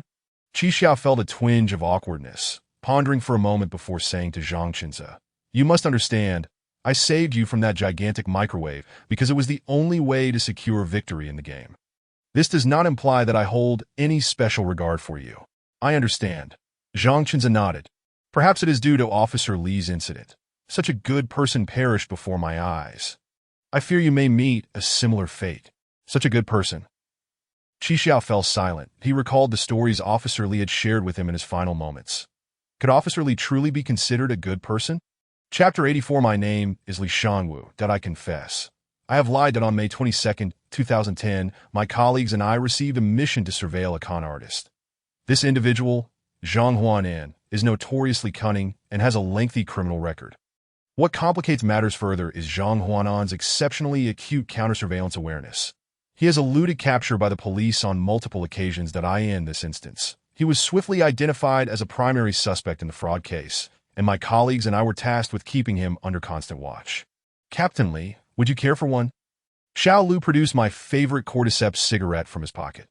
Although he is not particularly affluent, he often carries around cigarettes worth over 50 yuan, which he never smokes himself, but frequently offers to me. "Xiao Lu, how much do you earn each month?" I declined the cigarette and instead pulled out a packet of Hong Jiangjun, which costs 8 yuan, a bargain, yet potent. 2007, Xiao Lu replied, "You already know that, Captain. With a monthly income of 2007, you indulge in cordyceps?" I took a drag from the Hong Jiangjun, and Xiao Lu hastily handed me a lighter. "Captain Li, what are you saying?" Xiao Lu laughed nervously. "I could never afford to smoke cordyceps. I merely keep it for you." I shook my head helplessly and said, "We are detectives. The one who can solve the case is the real deal. Spare me your workplace antics." Yes. You are right, Captain," Xiao Lu replied. tucking the cordyceps back into his pocket and pulling out a pack of Chongbai Mountain cigarettes, priced at 6 yuan. I am merely learning how to handle cases from you. Truth be told, Xiao Lu is quite intelligent and possesses a sharp acumen. I've heard he excelled in police academy, but I wonder how his parents raised him, as he has adopted all the oily tricks of bureaucratic maneuvering at such a young age, causing headaches for us seasoned officers since he joined the force. Captain Li, do you think we will actually catch Zhang Huan in? Well, I pondered briefly. Why do you concern yourself with such things? We are instructed to remain here. We should simply obey orders. We parked across the street from Zhang Huanan's residence, our attention fixated on the sole entrance. Typically, surveillance is conducted in pairs, allowing one officer to rest while the other remains vigilant. However, we were uncertain how long we would be here, and this uncertainty only heightened our cravings for cigarettes. I should have brought an extra pair of underwear, Xiao Lu remarked. What for? Are you planning to change here? Huh? Xiao Lu chuckled nonchalantly. I was just joking, Captain. How about another one? In this confined space, we smoked one cigarette after another. Hesitant to open the car windows, the air quickly became hazy. Xiao Lu occasionally turned on the air conditioning to refresh the air, for in such an environment, the risk of lung cancer escalates to nearly 100% that a full day passed without either of us closing our eyes. I, accustomed to late nights, felt I could endure, but Xiao Lu was already on the verge of sleep. You should rest for a bit, I suggested. I can keep watch alone. Captain Li, is that really all right? You haven't rested either. How can I sleep first? Though he feigned bravado, his eyelids were already fighting a losing battle. Don't worry, go ahead and sleep that I'll wake you up tonight. Then, all right. I'll just doze for half an hour. In less than 20 seconds, Xiao Lu's snoring filled the air. Clearly, the boy was utterly exhausted. Once I confirmed he was fast asleep, I slowly retrieved my phone from my pocket and glanced at my unread messages. Among the 4 messages, 3 were from Xian. Daddy, are you coming home for dinner tonight? Daddy, Grandma said you were on a mission these days. Please be safe. Daddy, there is a parent-teacher meeting next Friday afternoon. Will you be able to return? I frowned slightly, but decided to reply to Xian. I'll be home in a couple of days. Remember to eat well. After sending the message, I opened the 4th unread message. A stranger had simply texted, "Still on watch." I glanced at the sleeping Xiao Lu beside me, then shifted my body slightly to respond quickly. Stop the nonsense, stay hidden. Having completed this task, I tucked my phone away and gradually reclined my seat, preparing to steal a moment of rest. The new car purchased by the team was quite luxurious. The seat reclined electronically, unlike the old vehicles that would suddenly collapse, risking injury to one's back. As for surveilling Zhang Huanan. Please, with me here, he could not possibly show up. I lost track of time until I was abruptly jolted awake by vigorous shaking. I opened my eyes in a panic, finding Xiao Lu looking at me with alarm. Captain Li, how could you fall asleep? Huh? Still groggy from sleep, it took me a moment to comprehend the situation. Oh, you're awake? This is bad. Captain Li, we both fell asleep. What if that Zhang Huanan shows up? It's fine. He won't escape. I rubbed my eyes and returned the seat to its upright position. You want to escape? Oh, that I meant I just fell asleep. The odds of it being so fortuitous are slim. Ugh. Xiao Lu still bore a look of unease that he slapped his cheeks vigorously and said, I knew I shouldn't have slept. This is terrible, making a mistake on my first mission. Don't worry, kid. I patted his shoulder. I'll take the blame if anything goes wrong. Strangely enough, from that moment on, Xiao Lu seemed invigorated, remaining awake for the next 2 days straight. I managed to sleep several times, but each time I awoke, Xiao Lu was still fixated on the building across from us. Are you trying to work yourself to death? I asked with concern. Now that I'm awake, you should rest a bit. No way. Xiao Lu's dark circles were profound, and he looked rather haggard. Captain Li, I want to rest this time. I must wait for Zhang Huanan to appear. Just then, my phone buzzed in my pocket. Even my Nokia 6300 was running low on battery. I opened it to find yet another message from Zhang Huanan. I discreetly shifted my body to see what the message contained, but Xiao Lu suddenly asked from behind, Is there an order from the team? Oh no! I smiled and discreetly moved the phone aside. Not from the team? Then who sent it? He stared blankly at the phone in my hand, and I knew that typically one wouldn't ask such an impolite question. But Xiao Lu, deprived of sleep for so long, seemed a little dazed. Seeing his expression, a plan formed in my mind that I reached into my pocket, moved the cigarettes from the box into my pocket, and then pulled out the empty cigarette box, waving it in front of him. Xiao Lu, go buy a pack of cigarettes. Buy cigarettes? There's no convenience store around here. He looked puzzled for a moment. But I am completely out of cigarettes. I tucked the empty box and my phone back into my pocket and said, if there is nothing nearby, go a bit farther. It is crucial to have cigarettes during long nights. Also, the bottled water and bread in the car are running low. If you can pick some up. He pondered for a moment before nodding. All right, Captain Lee, I'll be back soon. Chapter 85. High-end goods. Upon witnessing Xiao Lu gradually vanish into the distant street, a surge of frustration welled up within me, prompting an immediate response to Zhang Huanan. Are you out of your mind? Do not contact me again. To my surprise, there was no reply from Zhang on the other end of the line after my message was sent. Resigned, I retrieved a cigarette I had stashed away earlier and lit it. As time ticked by, my agitation mounted. Waiting for someone who would likely never show up felt like an egregious waste of my time. Just as the cigarette in my hand was nearing its end, I suddenly heard the sound of a car door opening. I initially assumed Xiao Lu had returned, only to find a figure settling into the back seat. Officer Lee, how have you been? A voice I had not heard in ages reverberated from behind me, causing me to shudder. It was Zhang Huanan. Have you lost your mind?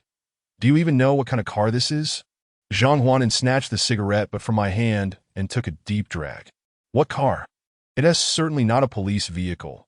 I retorted, my anger intensifying as I caught a glimpse of his nonchalant demeanor in the rearview mirror. Aren't you afraid I might drive you straight to the station right now? Oh. Old Lee, we're in this together, aren't we? Zhang Huanan scoffed, his gaze fixed on me. Remember 7 years ago when you arrested me? I handed over 100,000 for Xianxian's treatment. You ought to be grateful. I've long since repaid that debt. I gritted my teeth, feeling a tumult of emotions within me. Had I known, I would never have involved myself with this scoundrel. I advised you to lay low, yet you keep getting embroiled in trouble. I should have personally delivered you to the police. Is that how you speak to Xuanxuan's benefactor? Zhang Huanan tossed the spent cigarette out the window. Xianxian is in elementary school now. ISNT Xi. If memory serves, Xi SN. Grade 4, Class 6. You. Hearing Xianxian's name uttered by this vile man ignited a fury within me. If you dare harm Xianxian, I will ensure you meet a gruesome end. It's mutual. Zhang Huanan chuckled. You help me evade capture, and I want to touch her. Deep down, I realized that once I boarded this treacherous ship, there would be no escape. 7 years ago, when I captured Zhang Huanan, he suddenly offered me 100,000 for his own life. Though I have always detested evil, my daughter Xianxian suffered from an exceedingly rare condition.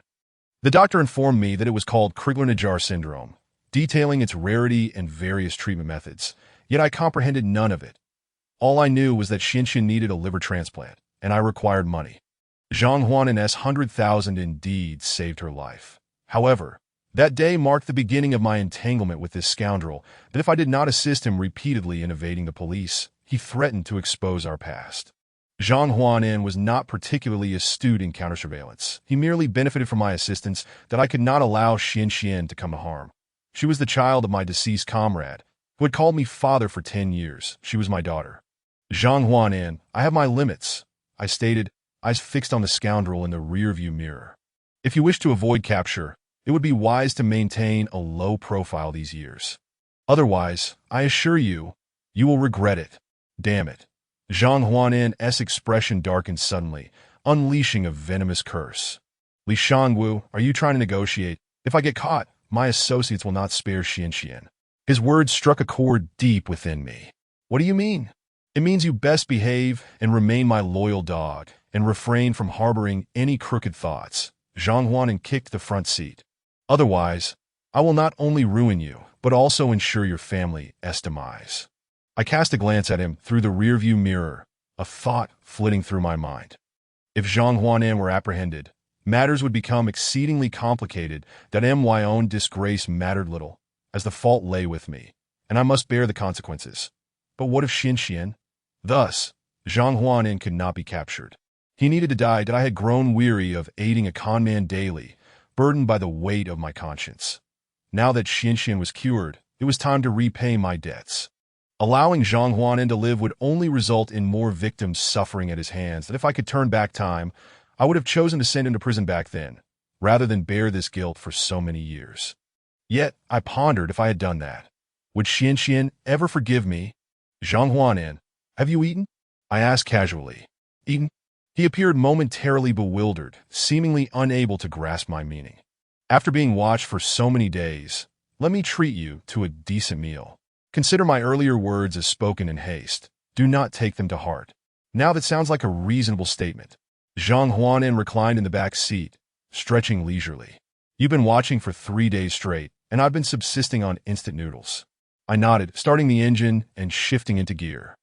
Now, I needed to find a secluded spot where Zhang Huanan's body would not be discovered for several days. Though I was certain I would be apprehended, I must secure Xianxian's safety first. As I drove slowly, I disengaged the safety on my firearm. Zhang Huanan had been dozing in the back seat, eyes half closed, that I carefully steered the car into a narrow alley. However, before the vehicle came to a complete stop, Zhang Huanan suddenly struck. He extended a rigid wire, swiftly encircling my neck, that a sense of foreboding washed over me. This scoundrel intended to kill me. Zhang Huanan, you're courting death. I grunted, desperately tugging at the wire around my throat, trying to turn, but my legs were trapped by the steering wheel. You're quite the planner, Officer Li. Zhang Huanan grunted with effort. I assume you're not alone on this stakeout, yet you drive me out for a meal. Doesn't that seem suspicious? Wouldn't the other person notice your absence and alert the team? In mere seconds, I felt darkness closing in. Zhang Huanan truly intended to take my life. I knew that if I died, Xianxian's situation would become perilous. Realizing this, I quickly drew my sidearm and fired 3 shots blindly behind me, uncertain if I hit anything. In the enclosed confines of the vehicle, the deafening gunfire rang in my ears. I damn well gave you money to spend. And you still want to kill me? Zhang Huanan shouted, tightening his grip. The pressure was unbearable. As if my veins were about to rupture, that in a moment of desperation, I pressed the button on my seat, that if I could recline the seat, perhaps I might have a chance to escape. But I had forgotten. This luxury vehicle would recline the seat at a leisurely pace, either for comfort or to allow one to rest when fatigued. Under such a slow tempo, darkness enveloped me completely. Indeed, one gets what one pays for. Luxury comes with its own rationale that my back, however, felt no pain. Chapter 86. My mission, Father. Can you return for the parent-teacher meeting next Friday afternoon? As I abruptly opened my eyes in a daze, the searing pain in my neck reminded me that I could not afford to surrender at this moment. Although the reclining of the seat was excruciatingly slow, I had fully laid back. Zhang Huanan, from this angle, was utterly unable to exert force and could only continue to retreat. Once I had reclined the seat completely, my left hand continued to grope around until I swiftly located another button. Once pressed, the entire seat would gradually slide back. You son of a b. The Zhang Huanan was being incessantly pushed back by my seat, and soon there was no space left for him to maneuver. I finally broke free from the wire's constraints, feeling a dull ache in my throat, but in this life-and-death moment, non-fatal injuries were merely trifles that I immediately raised my pistol and turned around, but the world before me was shrouded in darkness, my brain still reeling from the lack of oxygen. Guided by sound and instinct, I aimed my gun straight ahead, preparing to eliminate Zhang Huanan. Yet at that instant, the entire vehicle began to shake violently. It took a few seconds for me to realize that it was an earthquake. Having lived in Inner Mongolia for over 30 years, I had never experienced one before. However, this tremor was so vivid that it exacerbated my dizziness, making it even more difficult to maintain my balance. After firing 2 shots into the void, Zhang Huanan suddenly sprang up and seized my hand that I had sparred with him before. This trickster lacked strength, yet his moves were treacherous. With one hand pressing down on my pistol, he reached for my left pinky, gripping it tightly and twisting it brutally. Caught off guard by this maneuver, I instinctively retracted my hand, and in the next moment, my vision returned to me, revealing Zhang Huanan producing a hammer from seemingly nowhere. Before I could react, the hammer soared towards my head. In an instant, I felt as though the world was spinning. My very soul seemed on the verge of departing from my body. Recognizing this as the precursor to unconsciousness, I understood that the next few seconds would be my last chance. The vehicle, now careening wildly due to the intense earthquake, allowed me to glimpse through the window the buildings on either side of the alley crumbling, walls cracking, and even the distant sky appearing to fracture. Wait, the sky is splitting? Before I could process this, Zhang Huanan's hammer descended once more, and I narrowly avoided it. Regaining my focus, I realized that if I did not end Zhang Huanan's life here, he would take Xuanxuan's life, and many more would fall victim to his deceit. Even if I were to perish here, I would ensure Zhang Huanan was dragged down to hell with me. That I thrust a finger viciously toward Zhang Huanan's eye, feeling a sudden warmth as my finger pierced through his eyeball. He howled in agony, releasing his grip on my gun, and I immediately aimed for his chest and fired. The bullet unmistakably penetrated his lung, yet simultaneously, his hammer swung towards me, striking my temple. The subsequent shots I fired, whether due to the intensity of the earthquake or the impact to my temple, lost all direction.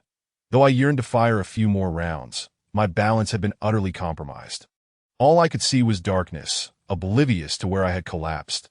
The hammer seemed to continue its descent upon my head, but I felt nothing but a warm liquid soaked my eyes, and all I could hear was the sound of my skull reverberating.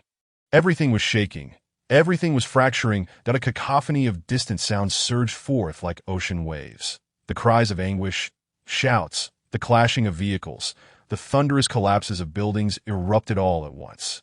No, I could not die yet, that I needed to deal with Zhang Huanan swiftly, then exit the vehicle to save others, that I needed to call for backup, to request assistance.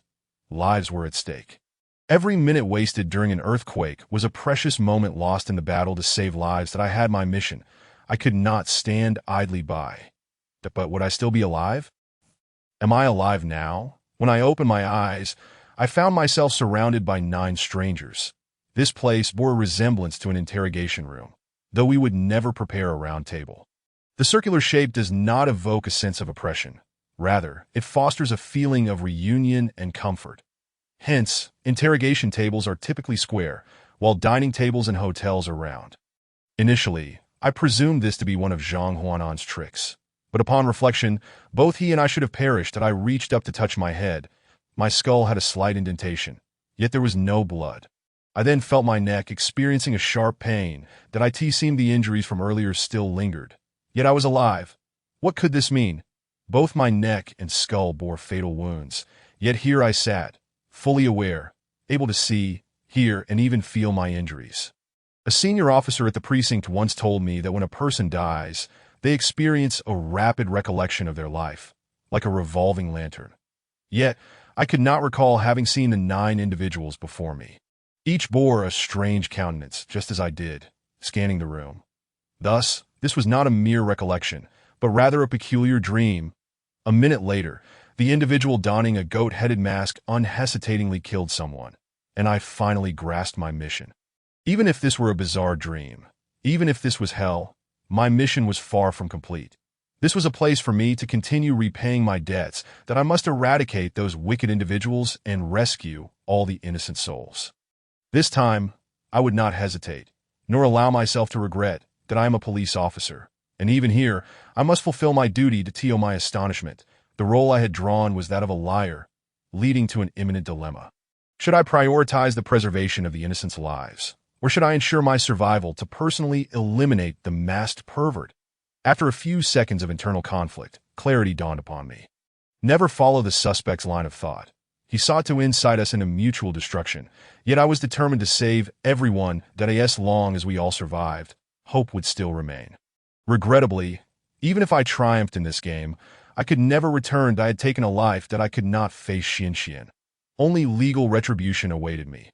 Thus, my journey must conclude here. Life offers no second chances. I cannot alter my past. Alas, my pockets contained not even a single cigarette, and the lighter that Xianxian had gifted me with her pocket money was nowhere to be found. The days ahead would surely be unbearable, that if only I could indulge in just one more winter worm summer grass. Therefore, let me fulfill my obligations, and then I shall depart in peace. My name is Li Shangwu. It is time for me to begin lying. Chapter 87. The kings do not meet, as the earthy yellow sun of the third day ascended once more into the dark red sky. It should have heralded yet another day of stench and tranquility. However, within the massage parlor, Lin Qing and Zhang Chenze were engulfed in a state of panic, for Qi Xia had vanished. They scoured every nook and cranny of the establishment, even perceiving the chilling remnants of Qi Xia's blood on the bed, swept cold by the wind, yet his figure remained elusive. At the farthest reaches of the corridor, the indigenous man continued to massage a lifeless corpse, instilling a sense of deep unease. He has left. Zhang Chenze gazed despondently towards the door, just as he remarked, he is tired and has given up. No, surely not. Lin Qing found it hard to believe. Perhaps he was merely too worried about us both and decided to participate in the games himself. All 20 dao are right here. Zhang Chenze lifted a small cloth pouch from the bed and waved it at Lin Qing. Qi Xia did not take a single dao with him. How could he possibly join the games? Lin Qing was momentarily speechless, utterly at a loss for words. Where could Qi Xia have gone? He was injured and possessed no dao. What could he accomplish in such a weakened state? Lawyer Zhang, would you be willing to join me in participating in the games? Lin Qing steadied her nerves and spoke slowly. Just the two of us? Zhang Chenze looked momentarily taken aback. Are you confident? I may not possess strength akin to Qi Xia's, so we should opt for human-level games. If we succeed, it will be a gain, and if we fail, our lives will not be forfeit. Should Qi Xia return one day, we will have enough dao to welcome him back. After a brief moment of contemplation, Zhang Chenze nodded slightly. Could Qi Xia truly return? With only 7 days remaining until annihilation, Qi Xia's injuries would only worsen in the coming days, making recovery utterly impossible. Could he genuinely come back? The two gathered their belongings and stepped into the embrace of the new sun, emerging from the massage parlor. In the grip of a blood-drenched map, Qi Xia staggered along the street, but he had never anticipated that losing too much blood would render his limbs unresponsive. After merely an hour of walking, he was already drenched in sweat. He glanced down at the map in his hand, aware that this was his last hope, Paradise's Gate. After 3 days of probing, Qi Xia had gained a general understanding of the situation here. To amass 3,600 dao through these games was akin to attempting to ascend to the heavens from the ground. After all, the rewards from each game were alarmingly scarce. Even though human-level games could potentially amplify rewards through life-or-death wagers with the Zodiac, Earth-level games offered no such opportunities. Participants faced mortal peril simply by partaking in the games that in other words, whether in human-level or Earth-level games. Acquiring substantial rewards necessitated a willingness to stake one's very life. The most perilous game Qi Xia had encountered thus far was the Black Bear Hunt in the Earth Bowl game. Without the presence of Qiao Jiajin and Zhang Shan, it would have been a guaranteed death sentence. Yet, in such a treacherous scenario, the maximum reward for each participant was a mere 20 dao. If Qi Xia truly wished to collect dao through game participation, he would need to continuously engage in 180 of such perilous games under a complete victory condition. How many lives would be lost during that span? How many injuries would be sustained? And what guarantee did he have of enduring until the very last moment? Qi Xia pondered throughout the night, unable to deduce a viable probability of survival. After much contemplation, he concluded that Paradise's Gate was the most promising destination. Zhang Shan had once mentioned witnessing individuals escaping from this place, even discovering the notes of the escaper, which now lay in the hands of the leader, Chu Tianxiu. Following the map left by Zhang Shan, Qi Xia pressed onward, finally arriving at the headquarters of Paradise's Gate. At midday, it was an abandoned school. The sign had deteriorated beyond recognition, leaving Qi Xia uncertain whether it was a primary or secondary institution, with only the buildings and basketball court coming into view. A young man stood vigil outside the school gate, alert and scanning the surroundings. He wore a sleeveless sports shirt, his hair braided, appearing no older than 15 or 16. That Qi Xia tightened the bandage on his shoulder and approached the young man. Upon noticing Qi Xia's approach, the boy heightened his vigilance and inquired, "Are you the good man?" "The good man?" Qi Xia found the man's accent peculiar but nodded. "I am the good man. Do you require assistance?" The young man's phrasing was as odd as his accent. Qi Xia contemplated briefly before articulating, "I wish to see Chu Tianxiu." "See Brother Chu." The young man furrowed his brow slightly. "May I ask your name?" "Qi Xia." After a moment of thought, the boy nodded to Qi Xia and stated, "Brother, please wait a moment." He entered the school gate, locking it behind him, then hurried towards the teaching building. In the southernmost classroom on the first floor, a man clad in a black shirt and spectacles was fervently writing on the blackboard. Not far from him, an exquisitely beautiful woman sat at her desk, painting her nails. "Brother Chu, Sister Yun Yao," the braided youth called from the doorway. "Come in," Yun Yao replied, her head remaining down, her tone indifferent. The boy entered, glanced at the two, then bowed, addressing the man in black. "Brother Chu, there is someone outside who wishes to see you." Chu Tianxiu continued his writing, casually inquiring, "What is their name?" "Qi Xia." "Qi Xia." Chu Tianxiu paused his writing and shifted 2 steps to the left, searching through the densely packed text on the blackboard. Soon he found a particular line, ID 87 liar springing up after rain, death from the heavens, cunning snake. He drew a line beneath it and lowered his head, deep in thought. "What is it?" Yun Yao asked. "Have you heard of this name? This is an exceptionally formidable individual." Chu Tianxiu smiled. "The 3 Zodiac members responsible for the interview of number 87 are all half a step into the earth. What sort of game do you suppose they would design?" Yun Yao appeared momentarily stunned. "Then wouldn't that be a guaranteed wipeout in the interview?" "No." Chu Tianxiu shook his head. "Because this young man named Qi Xia managed to survive with 9 others during this interview." "Everyone survived?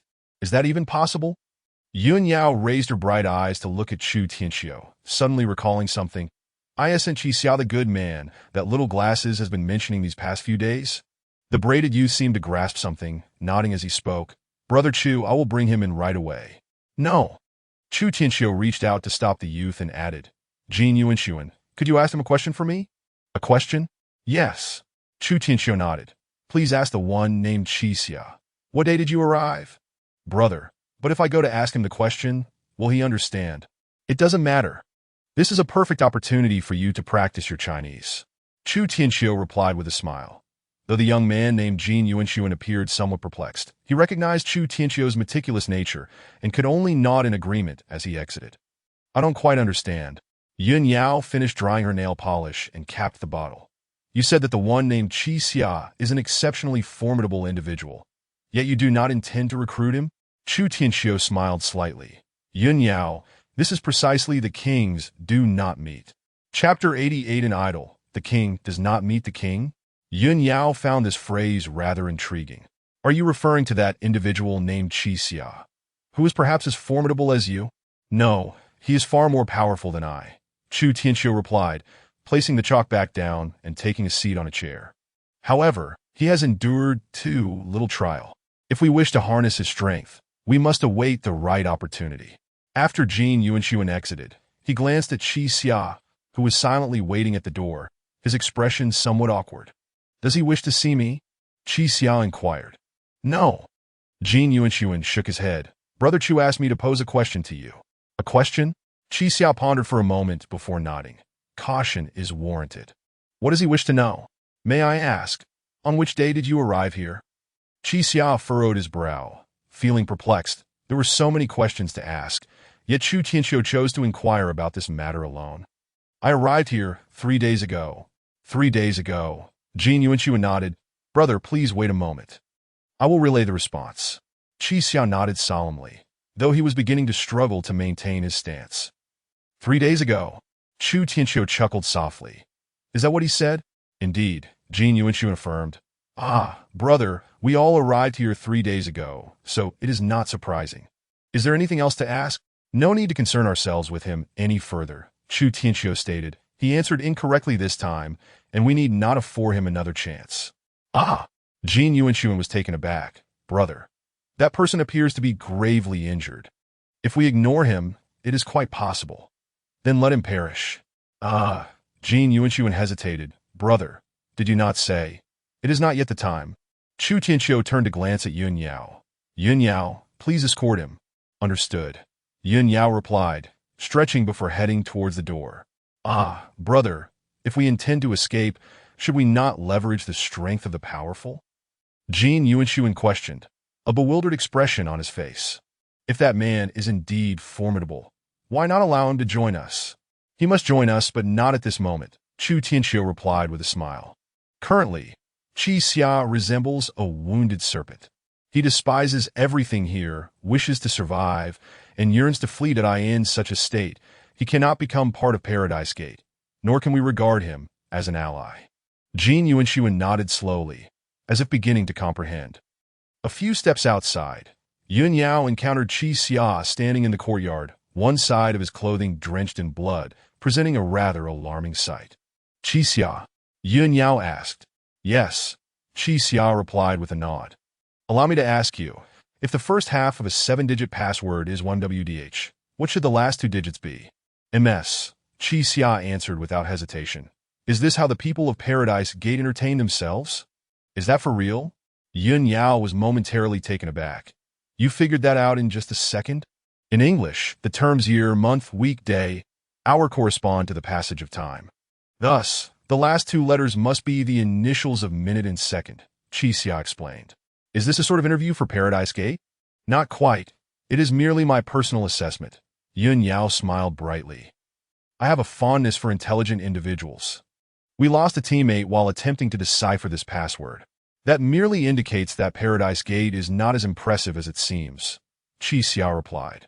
No, it simply reflects my lack of skill. Yun Yao shook her head, correcting him. If Chu Tianxiu were present, he would likely resolve it in a second. So when can I meet Chu Tianxiu? Qi Xia inquired. He has kept me waiting for 20 minutes. You shall not meet him. Yun Yao replied with a radiant smile, her eyes narrowing playfully. You did not pass the interview. Hence Paradise Gate has no intention of accepting you. Qi Xia displayed a look of disbelief upon hearing this. So, the first question was indeed the interview, he remarked, fixing his gaze on Yun Yao. Did I answer that question incorrectly? I cannot say. Yun Yao pouted. If Chu Tianxiu claims you were wrong, then you were wrong. I understand. Qi Xia nodded, turning to leave. Wait, Yun Yao called out. Although Paradise Gate does not plan to accept you, I find you quite likable. I enjoy helping down on their luck handsome men. Would you consider remaining as my rumored boyfriend? I believe Chu Tianxiu would not refuse. Qi Xia glanced back at Yun Yao, a hint of mockery in his expression. Message received. So cold. Yun Yao remarked, scratching her head as she produced a bottle of mineral water from behind her. Here, take this. Let us be friends, shall we? Upon seeing the plastic bottle in Yun Yao's hand, Qi Xia swallowed hard. He had not had a sip of water for nearly a day. I shall consider this bottle of water a debt owed to you, Qi Xia said as he accepted it, twisting off the cap and closing his eyes as he gulped it down in one go. Given his severe injuries, he had little to fear even if it were poisoned. So sweet. Qi Xia exhaled. It seems I have been deprived of water for far too long. The sweetness arises because I took a sip from this bottle. Yun Yao responded with a knowing smile. So now we have shared an indirect kiss, right? Thank you for the water. I shall repay you when the opportunity arises. Qi Xia casually tossed the bottle onto the ground and turned to leave. Watching Qi Xia's retreating figure, Yun Yao felt a twinge of irritation. What rudeness. Even a popular idol is rebuffed when extending goodwill. Has he departed? Chu Tianxiu asked as he appeared behind Yun Yao. Yes. Has he given up? His expression does not suggest defeat. Rather, it seems he has resolved something. Yun Yao shook her head. This person is truly remarkable. I find myself starting to like him. Oh, just a couple of days ago, you claimed to prefer me. How swiftly you have shifted your affections. Chu Tianxiu chuckled wryly. I truly cannot decipher you. Do not presume to understand the heart of an idol. Yun Yao shrugged. I look forward to the next chance to meet Qi Xia. The two departed through the entrance, and the dilapidated campus once again fell into silence. Meanwhile, the youth named Jin Yuanshuan resumed his position at the door, cautiously surveying his surroundings as if nothing had transpired. Qi Xia located a fractured wall, settled down for half an hour, and then stood once more, proceeding along the road. Following this indirect encounter with Chu Tianxiu, he gained a clearer understanding of the rules governing this eerie place. The situation was likely far more complex than he had initially imagined at a tea present. He was left with a singular thought. To venture to the outskirts of the city, surely, if there remained any means of escape from this place, it would be found at the periphery.